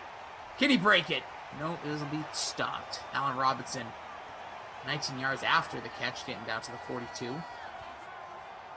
BK, is this how many sims you got this week? I know today this is a very I've only got busy week. 4 Okay. because, my week's just going to get progressively busier, so I had to limit my availability, and then with how much I'm going to be working Thursday night, Friday night, Saturday night, I just went ahead and took Sunday off. Get to see my family a little bit. Well, that's if we survive. That's if we all live. Sure. Right. I mean, Kyle Shanahan's got a bleak worldview. Jeez. It's funny. So this is the Kyle Shanahan's his own man, and he's going to say what he wants to say. But their longtime PR guy, Bob Lang, who's really good at his job, Philly guy. I think his wife might even be from Philly. Just left to take the Eagles PR job. So they're without a number 1 PR guy that is the guy that's always talking to coach. So it's one of those things where no PR guy. And you're like, well, let it loose. Yeah. Not that it's usually the PR guy's job to make sure you know all the answers ahead of time, right? Or what you're going to, hey, they're probably going to ask you this, right? You go through it with them. But I got a little chuckle. I meant to text Bob and say, man, Kyle could use you. But assuming we all make it to Sunday, yeah, I got 2 tonight, so this is my second. I got 1 Wednesday, kind of midday, I think. Maybe I'm on the actually 6 o'clock Eastern. And then Thursday, I'm first out the gate with Emerson, who I haven't worked with in a long time. Oh, that'll be good. Nice way, a little pregame. Because there's another catch here. There's a great drive here by the Bears thus far. What's your Thursday look like? Like, if you can paint that picture? Well, so, I'll send a couple texts in the morning, and then it'll be probably pretty quiet until I head over to the Broncos facility, and we'll start broadcasting at 3. I don't know how much I'm going to be on air for our guys who normally do the night show are hosting 3 to 6, and then Alfred Williams does the afternoon show along with Dave Logan and Rick Lewis, who do 9 to noon, and they call the games, Dave and Rick. They will all be part of the broadcast during the draft from 6 until 10 or whatever. And Benjamin Albright will be a part of that as well. And so I'll be just kind of chiming in if I have anything, but my Thursday is mostly just kind of tracking the draft and seeing if I can figure out what the Broncos are doing before 9 and then reacting after they make that first round pick. Friday and Saturday is where it gets more interesting because I got people, around the league texting me what's going to happen or what might happen with their given team, or trying to get, Broncos sources to tell me who the pick might be. I think last year I was able to get tipped off on a couple, because they make 8-9 picks. So I'm like, oh, it's going to be Lloyd Cushenberry, right? I got that one first. And then I have one friend that works for a team that is in the know, but isn't like that close to the decision maker, like without giving away a job title, but isn't like GM assistant GM. Okay. Got it. And I'll get, there was a stretch last year. Now maybe it's because everybody was at home where he was bored, and he would literally see like Patriots taking so-and-so. And he'd be like, oh, Pats are taking, and I'd be like, Patriots are taking so-and-so out of UConn. And I was ahead of everybody, ahead of all the national people, Ian, Adam, Albert Breer, just because I had a buddy who was bored. That was just like, hey, because it was getting submitted to the league, and it's so much farther ahead of TV and everything else that I would be, it's sometimes 2 and 3 minutes ahead.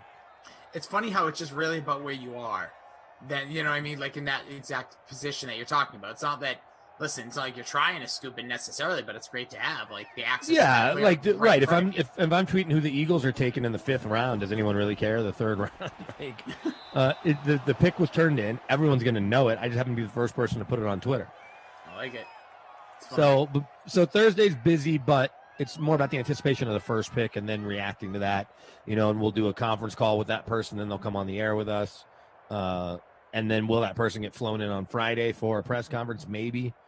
And if they do it, odds are I bet they do it closer to the start of the draft, like a later in the afternoon press conference. Wait a minute. We're getting another beat. Come on. Get it. Oh, my God. He caught it, but I think that was not a first down. No. Turned over. Again, this should have been a walk-in touchdown. The hook pass from Nick Foles to Pinheiro. Come on, Foles. Foles could have walked it in himself, too. It was well blocked. Everybody. Unbelievable. Pinheiro's just trying to work them stats right there. Just not going to happen. So Justin Herbert and the Chargers offense will take over here at the 3-yard line. 3:27 remain in the first. I think get Eckler a 98-yard run here. No, he got back to the 1. Lost 1 there, or lost 2. So we'll see. We aren't 99-yard run? We could. So Thursday's busy. Friday is a little more about, okay, is the pick around? Do we have to cover that? And then the second round starts at 5 Mountain. So then we're right into that. But we have Rockies baseball. So even though we're bumping them Thursday to a different station where we can on Friday. So I don't know. Contracts. I don't know how much I'll be on air Friday either. And then Saturday, I'm going to find all this out tomorrow. And then Saturday, we have from the start of the round, which is 10 o'clock Mountain, until the round ends. We'll have pretty much complete coverage until we hand off to the Rockies pregame.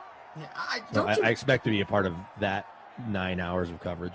Yeah, do you miss the 2 days?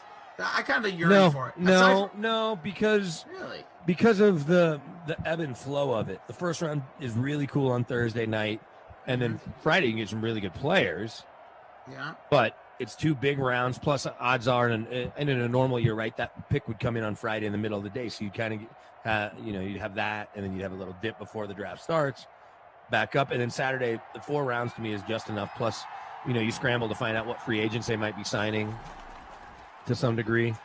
If it's something you feel like tracking, if there's a local tie or if it's a name you've heard. Yeah, I just feel like I like the 3 days because to me it's like more football. It's just like where the NFL lucked into the schedule thing. They moved the schedule back to May last year just kind of because of logistics. And then they realized, we now have 2 more weeks where people are wondering what the schedule is, even though you know the opponents. And then we do a schedule release second week in May, and you're talking about us a little more. Even though you're right into the start of what would be basketball and hockey playoffs. You're spending that primetime news cycle because of when the schedule comes out through the next morning. Oh, can you wait to see Tom Brady against Aaron Rodgers on the, it's going to be a Thursday night or whatever, a Sunday night game. I can't wait. Week 8, they go to Lambeau, whatever it is. Because those teams are playing this year. They're both. Yep. Oh, no, they aren't. Oh, well, I don't know the rotation, but they weren't both first place. Saints were first place. True. Oh, yeah, that's right. Yeah, the one I know the big game that people speculating is when the Patriots-Buccaneers game looks like it's going to be. They're looking at Thanksgiving. That game's in Foxborough? In Foxborough. Looks Well, like so Thanksgiving. what makes that night. really interesting is Tom Brady played for the Patriots for like 20 years. I heard about And that. now going back for the first time, I think a lot of people will watch it.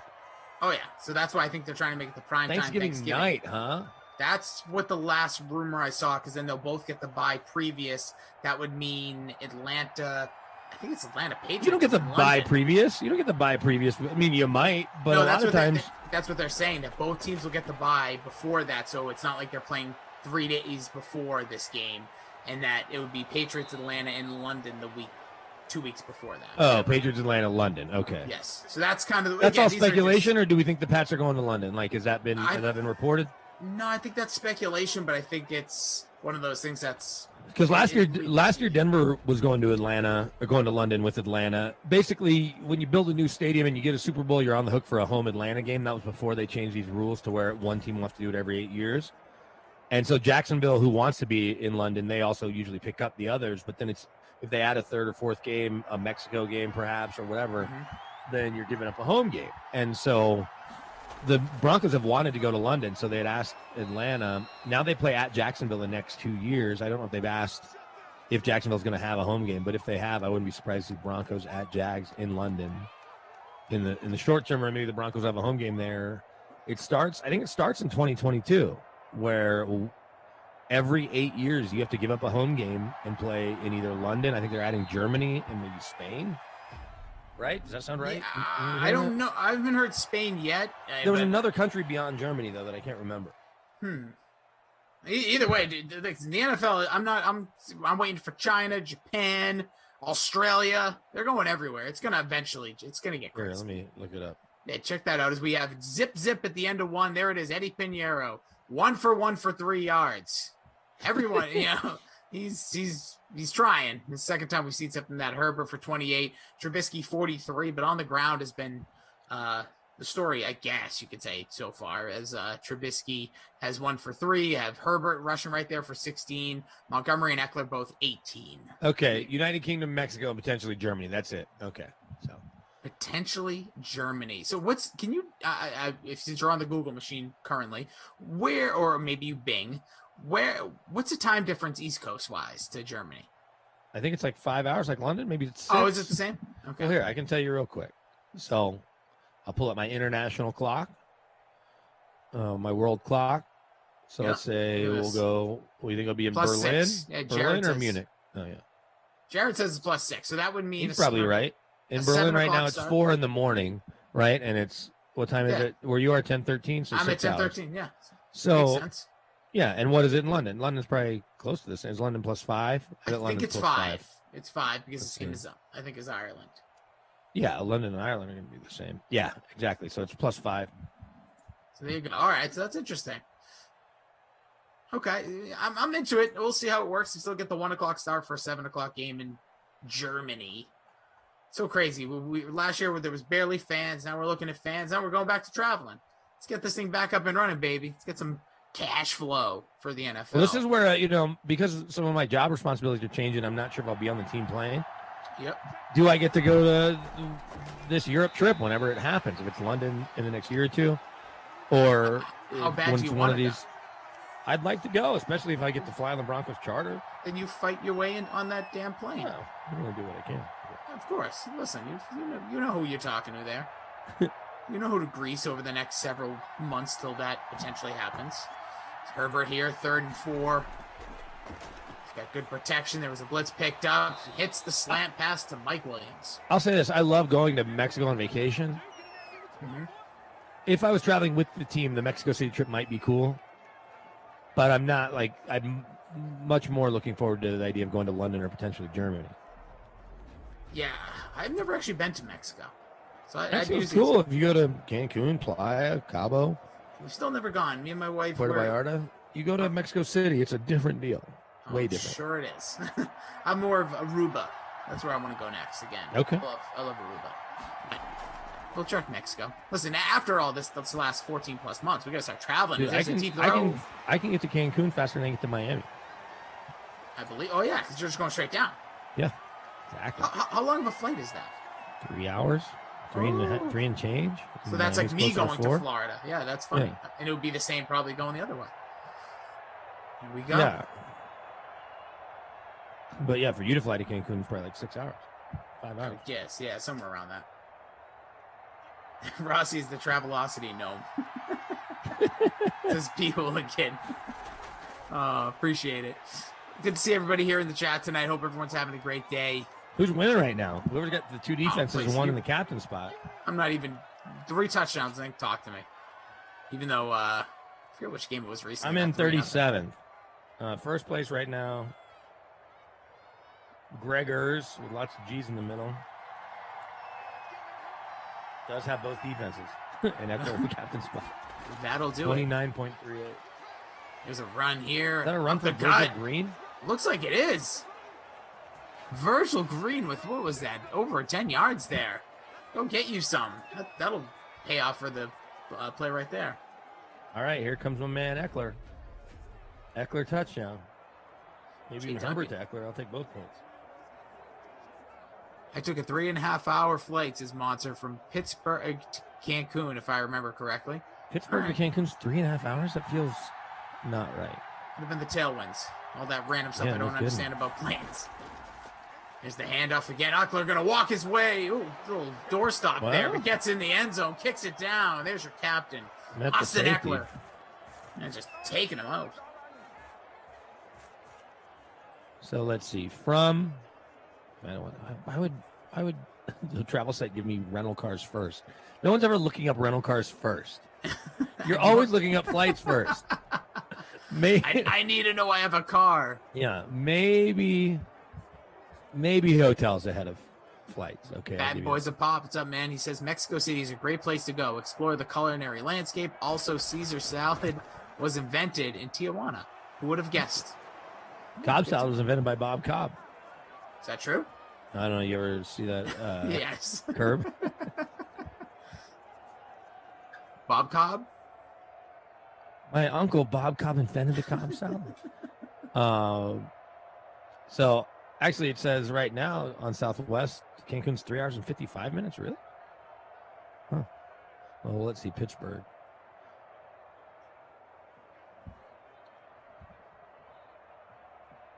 I remember being in Cancun on my honeymoon. We were in Playa, but it's basically the same thing. And like my wife had fallen asleep, and I'm watching Jimmy Fallon or something. I guess he was still doing the late show. Yep. But I was like, all of a sudden, you're in Central Time, but I'm watching. It took me back to being in Dallas as a kid or Chicago, where, you know, the Tonight Show, like all that stuff comes on at Central Time here too, or whatever. The Tonight Show comes on at 10:35 in Denver. You're so lucky, yeah. But that's also when it comes on in Dallas. I just remember I'm watching Miami TV, knowing it's 11:35 at 10:35. Pittsburgh, yeah. Oh no, it's Denver to Cancun again. Let me get Pittsburgh to Cancun. Listen, would you stop? You're just trying to hitch a flight tomorrow. Here's the I'd love to go to handoff. Cancun tomorrow. I mean, I'd like That to be here sounds for the amazing. draft, but I'll go next week. We went from having Mother's Day brunch, and now we're spending it in the mountains for 2 days. Like, all of a sudden, brunch is going to turn into a $1,000 weekend. Happens. Plus brunch. Like, we can't not still have Mother's Day Yeah, I was going brunch. to say, as long as the brunch is still involved. Pittsburgh to Cancun, 6 hours, 55 minutes. Oh, that was a stop in Dallas. So then I bet you it is. If there's a stop and you add that much time. No, that's a stop. I want a non-stop. Give me a non-stop. This is BK, the travel guy. Wait, there's no nonstops Pittsburgh there are 0 nonstops Pittsburgh to Cancun. That's why he got there in 3.5. Dude. He was just like, he took all that time. I was like, watch what I'm about to do. He drove the plane.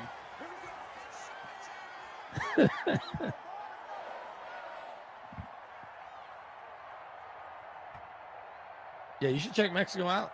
They got cool stuff for kids too if you stay at the right resorts. Let me ask you, would you want to go to which resort would you which one? Cancun, where we live? Yeah, Cancun's easy. Would you want to go to Cancun, or would you? What do you think? Or Puerto Vallarta. Puerto Vallarta? What? Or Puerto Vallarta? Okay, I don't think I'm saying that right. Yeah, you been there? Oh, well, she's already been there. She went there spring break. Cancun is really nice. Playa del Carmen's really nice, which is margaritas for breakfast. Sounds like a good spring break. Seriously, what the heck? Did you have any eggs? Any protein? A pancake? No food. Huevos rancheros.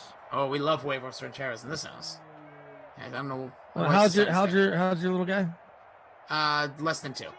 Oh, so give it another year too. They have these kids clubs where like they'll just literally take them all day, all day. Like you can hang out at the pool and drink and whatever, and they've got activity after activity. Kids come and go. They take them in the pool. Then you grab them. You have lunch. You get them back. It's awesome. When my stepson was, I guess he was probably 8 because we went a year after our honeymoon. It was awesome. Like he was there for like 9 hours. Made all these arts and crafts projects. Had fun because other kids were coming and going. DK Simfam, let's all go down. Everyone's been talking about we should travel. We should all do something together. Look at this. Roski's Fat Cat said he's down for Cancun. Heard they got good fish. They got good fish, sure. No, I'm telling you, I don't know. Listen, I'm going to put Michael and technical director Andrew equally in charge here tonight. You guys have to make this happen, okay? So we're going to set up a mobile sim in Cancun. Maybe we'll drive the bus to Cancun.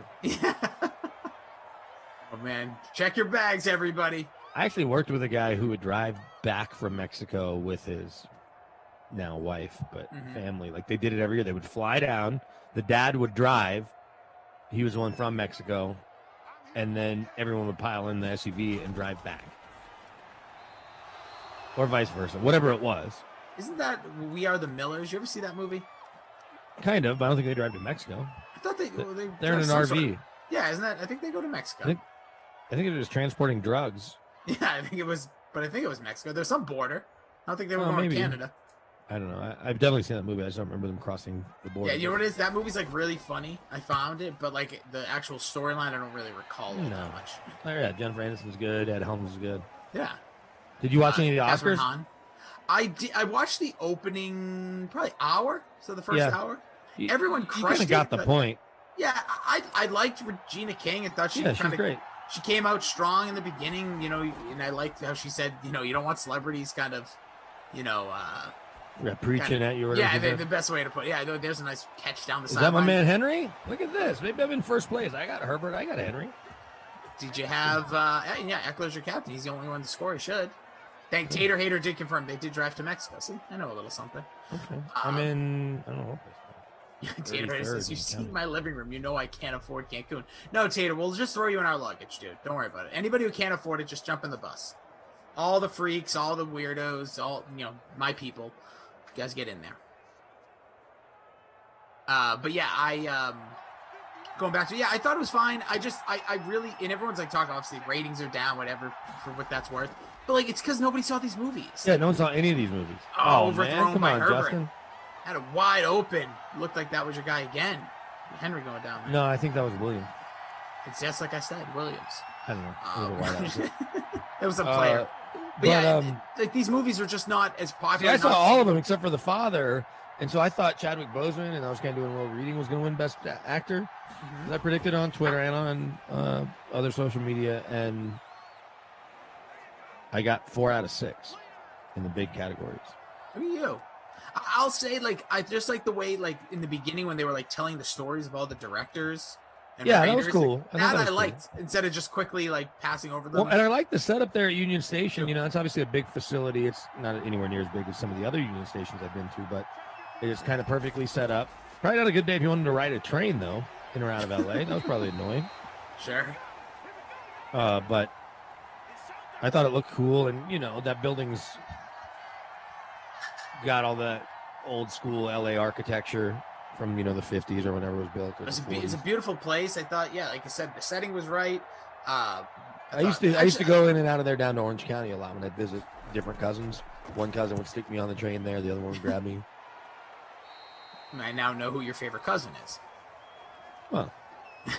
Oh, Taterhate is saying we should do a 200-person DK SimFam cruise with the Sims playing. When cruises are safe again, like truly safe. I understand they're all. DK will foot the bill. They'll make it all safe. They'll get all those ventilations. Well, we can just be outside. I think it's a full DK cruise. Yeah. And you want to do it during football season where you can have the Sims going, but you also can have the DK Sportsbook involved on the ship. You're in international waters. Great. Kareem says DK cruise wouldn't work. Don't want to meet people for the first time 100 miles off sea. Maybe it's just a harbor cruise. Yeah, there we go. That's even better.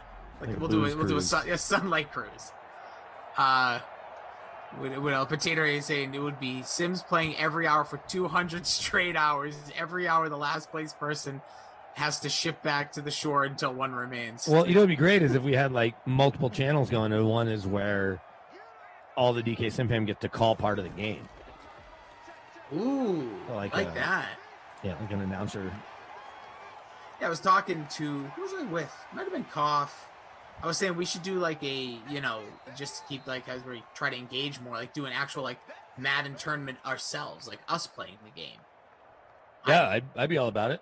They would just be fun because I think we were doing the numbers. Remember, me and you did this. I think we found out there's basically 11 of the most 11. Consistent, so we can figure out even adding some of the fringe. We can make it 16. We can get it to 16, sure. Yeah, Edlow, Sherrod can get involved, Bukes. Get Ross Tucker. Why can't I think of who was just on before us? You could certainly have. Pat. Yeah, Pat Mayo. We could definitely. I mean, you can make it bigger. There'd be some folks behind the scenes that would want to be in. Oh yeah. Give me Michael. Give me Andrew. Give me Jared. Give me the whole squad. We can make this 32. Go wild. Well, I know Undercover Boss Tom would be all about it. He's itching to get a PS5. Oh yeah, that's right. We're gonna be shipping them out to him until all the technical directors. I'm in 19th place. I'm probably not even. I'm just gonna look. I'm not even gonna look at my positioning. Pinheiro's got nothing. Nobody else has more, including my captain, than 5. Oh no, Eckler's DFS Queenie says cruise companies are only allowing people who've been vaccinated. Anyway, okay, well, so that's fine. Yes. You know what, DFS Queenie? I'm in on that then. Yeah, sign me up. The only cruise I ever went on, me and my wife got stuck. Really? Where? Yeah, we went from Boston to Bermuda, and we hit a coral reef. In the Bermuda Triangle? We were close to the Bermuda Triangle, but we weren't quite there. But it was bad, dude. It was Do we know if cruise ships have gone down in the Bermuda Triangle? Lots of ships have. That's kind of a real thing. I thought Maybe it was not to more the level planes. Maybe planes have gone down too. I don't know. Somebody tell us in the chat. I've only been on a cruise once too. It was a silly 4-day cruise because a friend got married last minute on a Sunday night in Miami. So my wife's like, we're already there. So the cruises you can get on a Monday are not as cool as the ones you can get on Friday, Saturday, Sunday. Because you can get on those week-long ones or even longer. Yeah, that's what we did. The Monday to Friday, not cool. We're on this boat that they're like, oh, it was commissioned in the 90s. I'm like, there's brass everywhere. The theme of the entertainment room was a chorus line, which was a play in maybe the 60s or 70s, and a movie definitely in the mid 80s. It's like the idea that in 91 or 93 you would have commissioned a chorus line to be the theme of the entertainment room just seems silly. It was fine. You need the weekend, is what we're stopped saying. a couple cool spots. We stopped in Bahamas and got to go to Atlantis for a day. So did the water park. Lost some money at that casino.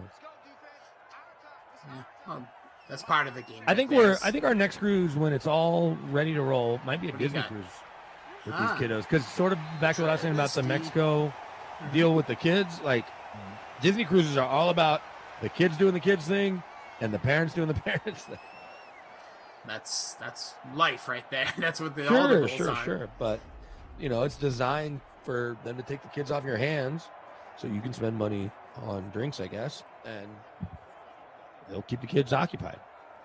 Let's see here. People getting occupied. Will the Bears occupy an end zone run here? One timeout remaining. You're either going to get Hoyer, a field goal, or a touchdown. Come on. Here's Trubisky again. He's been running this whole entire drive. Slides down. They're going to call their final timeout with 16 seconds. So here it is, BK. I ask you, will they be Hoyered? Will he get sacked or stop short of a touchdown? Or will they get some points on the board here? No, I think he's going to throw it short of the end zone. And there will be a tackle inbounds at like the 8. Okay, so they'll get Kevin Dyson. Yeah. Well, no, because Kevin Little- Dyson was at least to the 1. Oh, wait, there you they're go. going for the field goal here.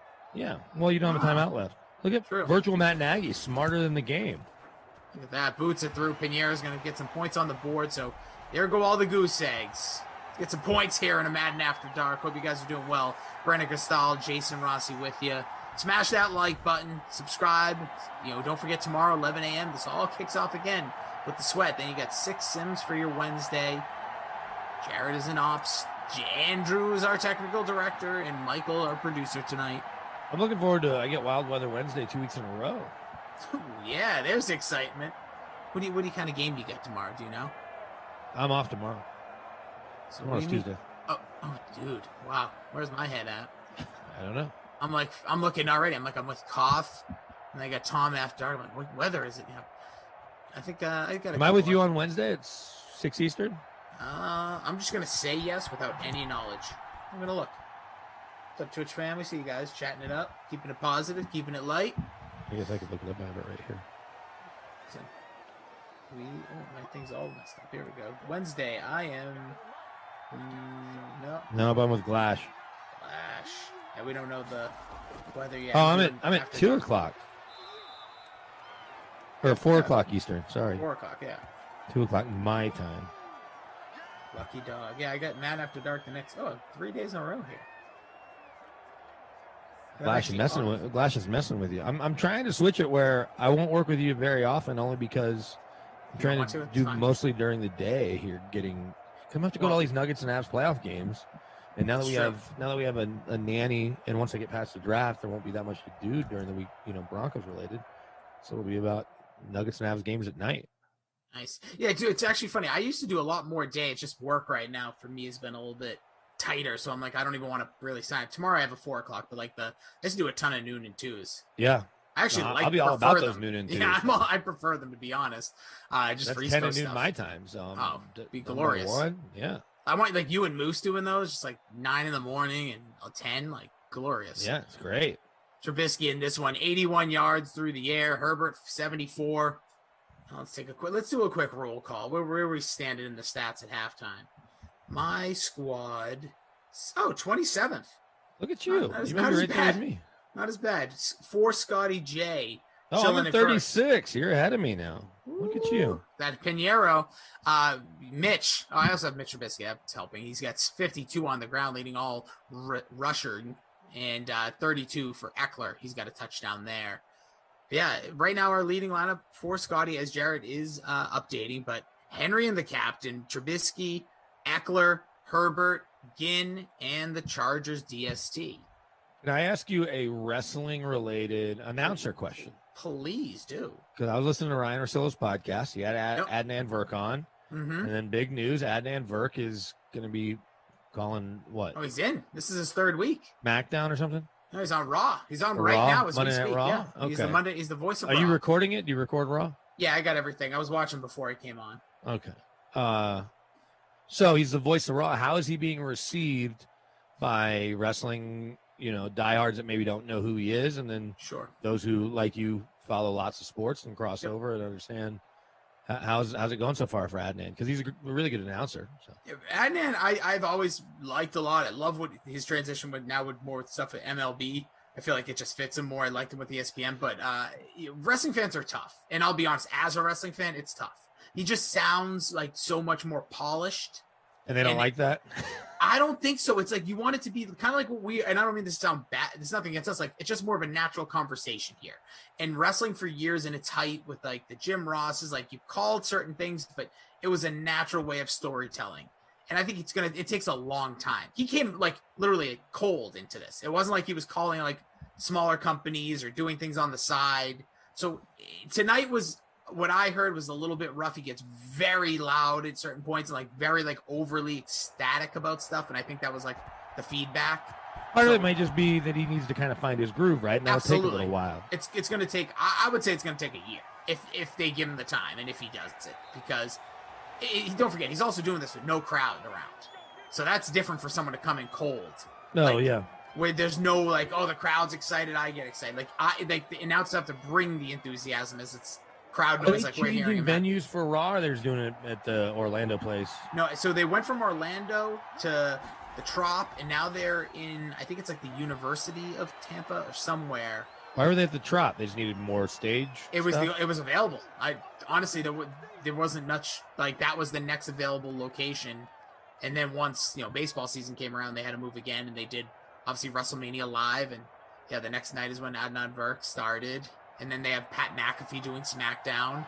So they've made some McAfee's doing SmackDown. Is he flying for that and then coming back to do his show? So he's doing his show Monday through Wednesday in Indy, flies overnight or during the night, Thursday, Friday they have like a house studio in Tampa, Florida. That's set cool. up for him. So him and the boys like travel, which is he takes his whole crew. He worked that out as part of the deal. I think there's 4 of them that go down with him. Yeah, But still, that's interesting because McAfee certainly seems like he might appeal to some wrestling fans, but he doesn't have any wrestling background. No, he's just adding a guy that. But he wrestled twice last year. Oh, did he? Okay, I didn't realize that. So It's all new. It's all relatively new. Like, so he did that. He had wrestler by the name of Adam Cole who he wrestled, and then he he's had wrestlers on the show just like he has NFL players. Today Triple H was on the Pat McAfee show, so they're doing a good job of blending. Yeah, I think he's the right fit. Bad Bunny, is Bad Bunny going to call any? No. Bad Bunny, English would not be his strong suit, so it would be, maybe he's going to do it for the Spanish broadcast. Bill Hamilton asks, Rossi, what do you think of the Young Rock TV series if you followed it? Now, BK, have you checked this out at all yet? Yeah, I think I'm all caught up. I like it. I think it's fun. I think, didn't you and I talk about, I don't know if you and I talked about it. I think maybe we I did talked early. to Koff about it. What I like is, a couple things have to be happening, right? It's cool that The Rock is kind of sharing these stories. So, he spent a lot of time with the writers. But I'm guessing he probably has a handful of old school wrestlers that are filling in the holes about some of the stories with his family. I know his mom's alive, so she can probably help with some of that. But name a couple that might still be around. Obviously Andre's not, Macho Man's not. Honestly, most of them aren't. Iron Sheik The is. JYD passed. Yeah, I don't know. how much Iron JYD's Sheik- not. What about his 2 uncles? Are they still around? Alpha and Sika both still around, yeah. So maybe those guys are helping kind of fill in and then they're probably taking a little creative license, right? Oh, of course. And it's a show. Yeah, it's a TV show. It's not a documentary. But yeah, but whenever we don't watch it, I think it's Tuesdays, if I'm not mistaken. But like, I'll watch it like the next day. My wife and I. It's like half hour, quick, entertaining, makes you laugh. And as a wrestling fan, there's enough there. But if you know nothing about wrestling, there's still, like you said, the story, and it's The Rock. Like he I don't know if this is going to be a major success or not. I know the ratings have dipped, but I still think it's a show that's probably bringing enough revenue having him tied to it. Yeah, third and 4 here. I imagine they'll do it for as long as he wants to do it, unless nobody's watching. Yeah, which that's not the case. It's still like around, I think it's over 2 million, but it's Yeah, started it's off at just like so 5. crazy what those numbers are, and you'll hear people on podcasts that used to be on TV a million years ago, like you'll hear George Clooney on Howard Stern or whatever, talking about how big ER was and Friends in ER, and they're doing 30 and 40 million viewers, and now Of course, when there was 5 channels. Yeah, you're doing 2 million, and it's like It's wild. Obviously, being a wrestling fan, I see that all the time. Like Raw averages like less, like right around 2 million. SmackDown a little more, being on Fox, but that's actually good numbers. People want to say that's bad, and even Young Rock, but like nowadays, look where we are right now. Like this is the world we live in. People aren't watching it the same way. But then you look at the NFL numbers, and they're still trying to figure out how to quantify all the streaming numbers. But the NFL numbers, there's a reason that the top 30 football or the top 30 programs of the fall were all football games. DFS Queenie asking me about the Iron Sheik doc. I still haven't watched it, so I have. It's been on my queue for like, I feel like that was like 2 years ago. I watched the David Arquette doc on Hulu this week. I don't know if you ever heard of that, but basically it's called You Cannot Kill David Arquette, and he basically goes back to wrestling, which is so I didn't know bizarre. David Arquette was ever in wrestling. He was a WCW champion. And it David Arquette, the actor? That's all right there. That response is basically what killed that company. WCW went out of business because they let David Arquette wrestle. I think the most fascinating thing is that he was married to Courtney Cox for as long as he was. She's in the doc. They talk about it. He was on the cover of, what magazine was that David Arquette was on the cover of? They showed people? Vanity Fair with all these like young stud actors like Leonardo DiCaprio, Brad Pitt. Well, look, he's from an acting family, right? With both his sisters. And his father was heavily involved in the industry. But it was just weird how then he got involved with wrestling and it kind of killed his career and he became like just the role from Scream and he obviously made a ton of money, but I think he was a producer with her on the second and third Scream, though. yes, both of them. And it's actually worth it if you ever like looking for something different to watch. It's on, I believe, Hulu. We watch that. Gosh, I have so many things that I'm behind on. Oh, I know. And documentaries that like a David Arquette documentary is so far down the list. The wrestling tie, I'm sure drew you to it, but I still haven't finished a Tiger Woods doc. There's a couple of Bob Dylan docs that I've been meaning to watch. Oh yeah, I love music docs. My favorite, to be honest. Man. Oh, Jordan gives me a shout out. Says thanks Rossi for suggesting McDavid over McKinnon earlier. He said my main slate doing okay, but my night slate is looking good. McDavid has 50 DK points, stacked him with Nurse and Chasen. There you go, man. Listen, I'm not the greatest with hockey, but I feel I have oddly good luck with hockey over most of my basketball lineups. I think too much. I'm undefeated in hockey against Koff. 1-0? 2-0. No, dude, then that's a real deal. Yeah. I told him to make up for all these times I haven't been playing him in recent weeks, that later this week maybe we'll do like golf, NASCAR, basketball, hockey, and baseball. Ooh. Is there anything like you can do draft-wise? Is there anything there? I know DK has different like things going on there, but I didn't know if they had like a fantasy style. Yeah, I don't know. I haven't looked, but I guess we can. And there might be a couple things on DK Sportsbook. I think there's straight up plenty things there. Do, Yeah. Tater Hades says Ready to Rumble was sweet though. I saw that in theaters. Dom says I put off the Arquette doc. Might give it a watch now. Yeah, it wasn't the best documentary to watch, but if you have any insights of wrestling and have fun, then go for it. 3rd 11. That looks like they may have got it. Oh, gonna mark him a little bit shy. I like Fighting with My Family. It was a good movie. Again, Rock's fingerprints on it. The story of the wrestler Paige. She's still wrestling? No, she actually, over 3 years ago, had to retire due to a neck injury. That's not good. Too bad her brother never made it. He was really into it. I know. It's actually like kind of a sad story. Yeah. Like she wasn't as into it. He was, and she made it. But she obviously with a lot of these people returning from various injuries, there's another flag on the play. It's been like 4 flags in this quarter. There is hope that she can return. Yeah, face mask, so a little extra yards here. As we will see on this drive. So they'll start now at the 37-yard line. Will the Chargers? You guys need. Let's see. Go, Herbie, go, says Rossi's Fat Cat. Let's see. Oh. Ooh. All right, everyone get off. Listen, I'm not saying I'm good luck or I'm bad luck. You got to just make your better lineups. Stop. Don't blame me. Don't blame me for your poor lineups for the Sims. Listen, play defenses when you know them coming up. All right. Spoiler. I'm on tomorrow, 4-10. Play the defenses. Had a 5-touchdown game last night. Whenever that was, yesterday. Nice. Yeah, Jordan, it was more gradual. I think it just started like a few months ago, dude. I think you did it. Once you started calling me out, man, it was just like, I blame you. Like, you got to look in the mirror, Jordan. This was not I. All right, here we go. Here's Herbert in the I formation, a 3rd and 2. And in motion, give it to Eckler. Not even close. The blitz comes in. Got him.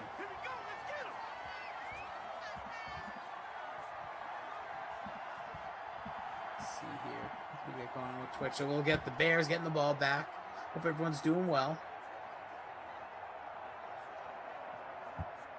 The thing I love about Twitch is when you pop over and you just like middle conversation. I just see Piercy says, wife ate all the chocolate covered nuts in the trail mix bowl. I just have raisins left. Yeah, dude.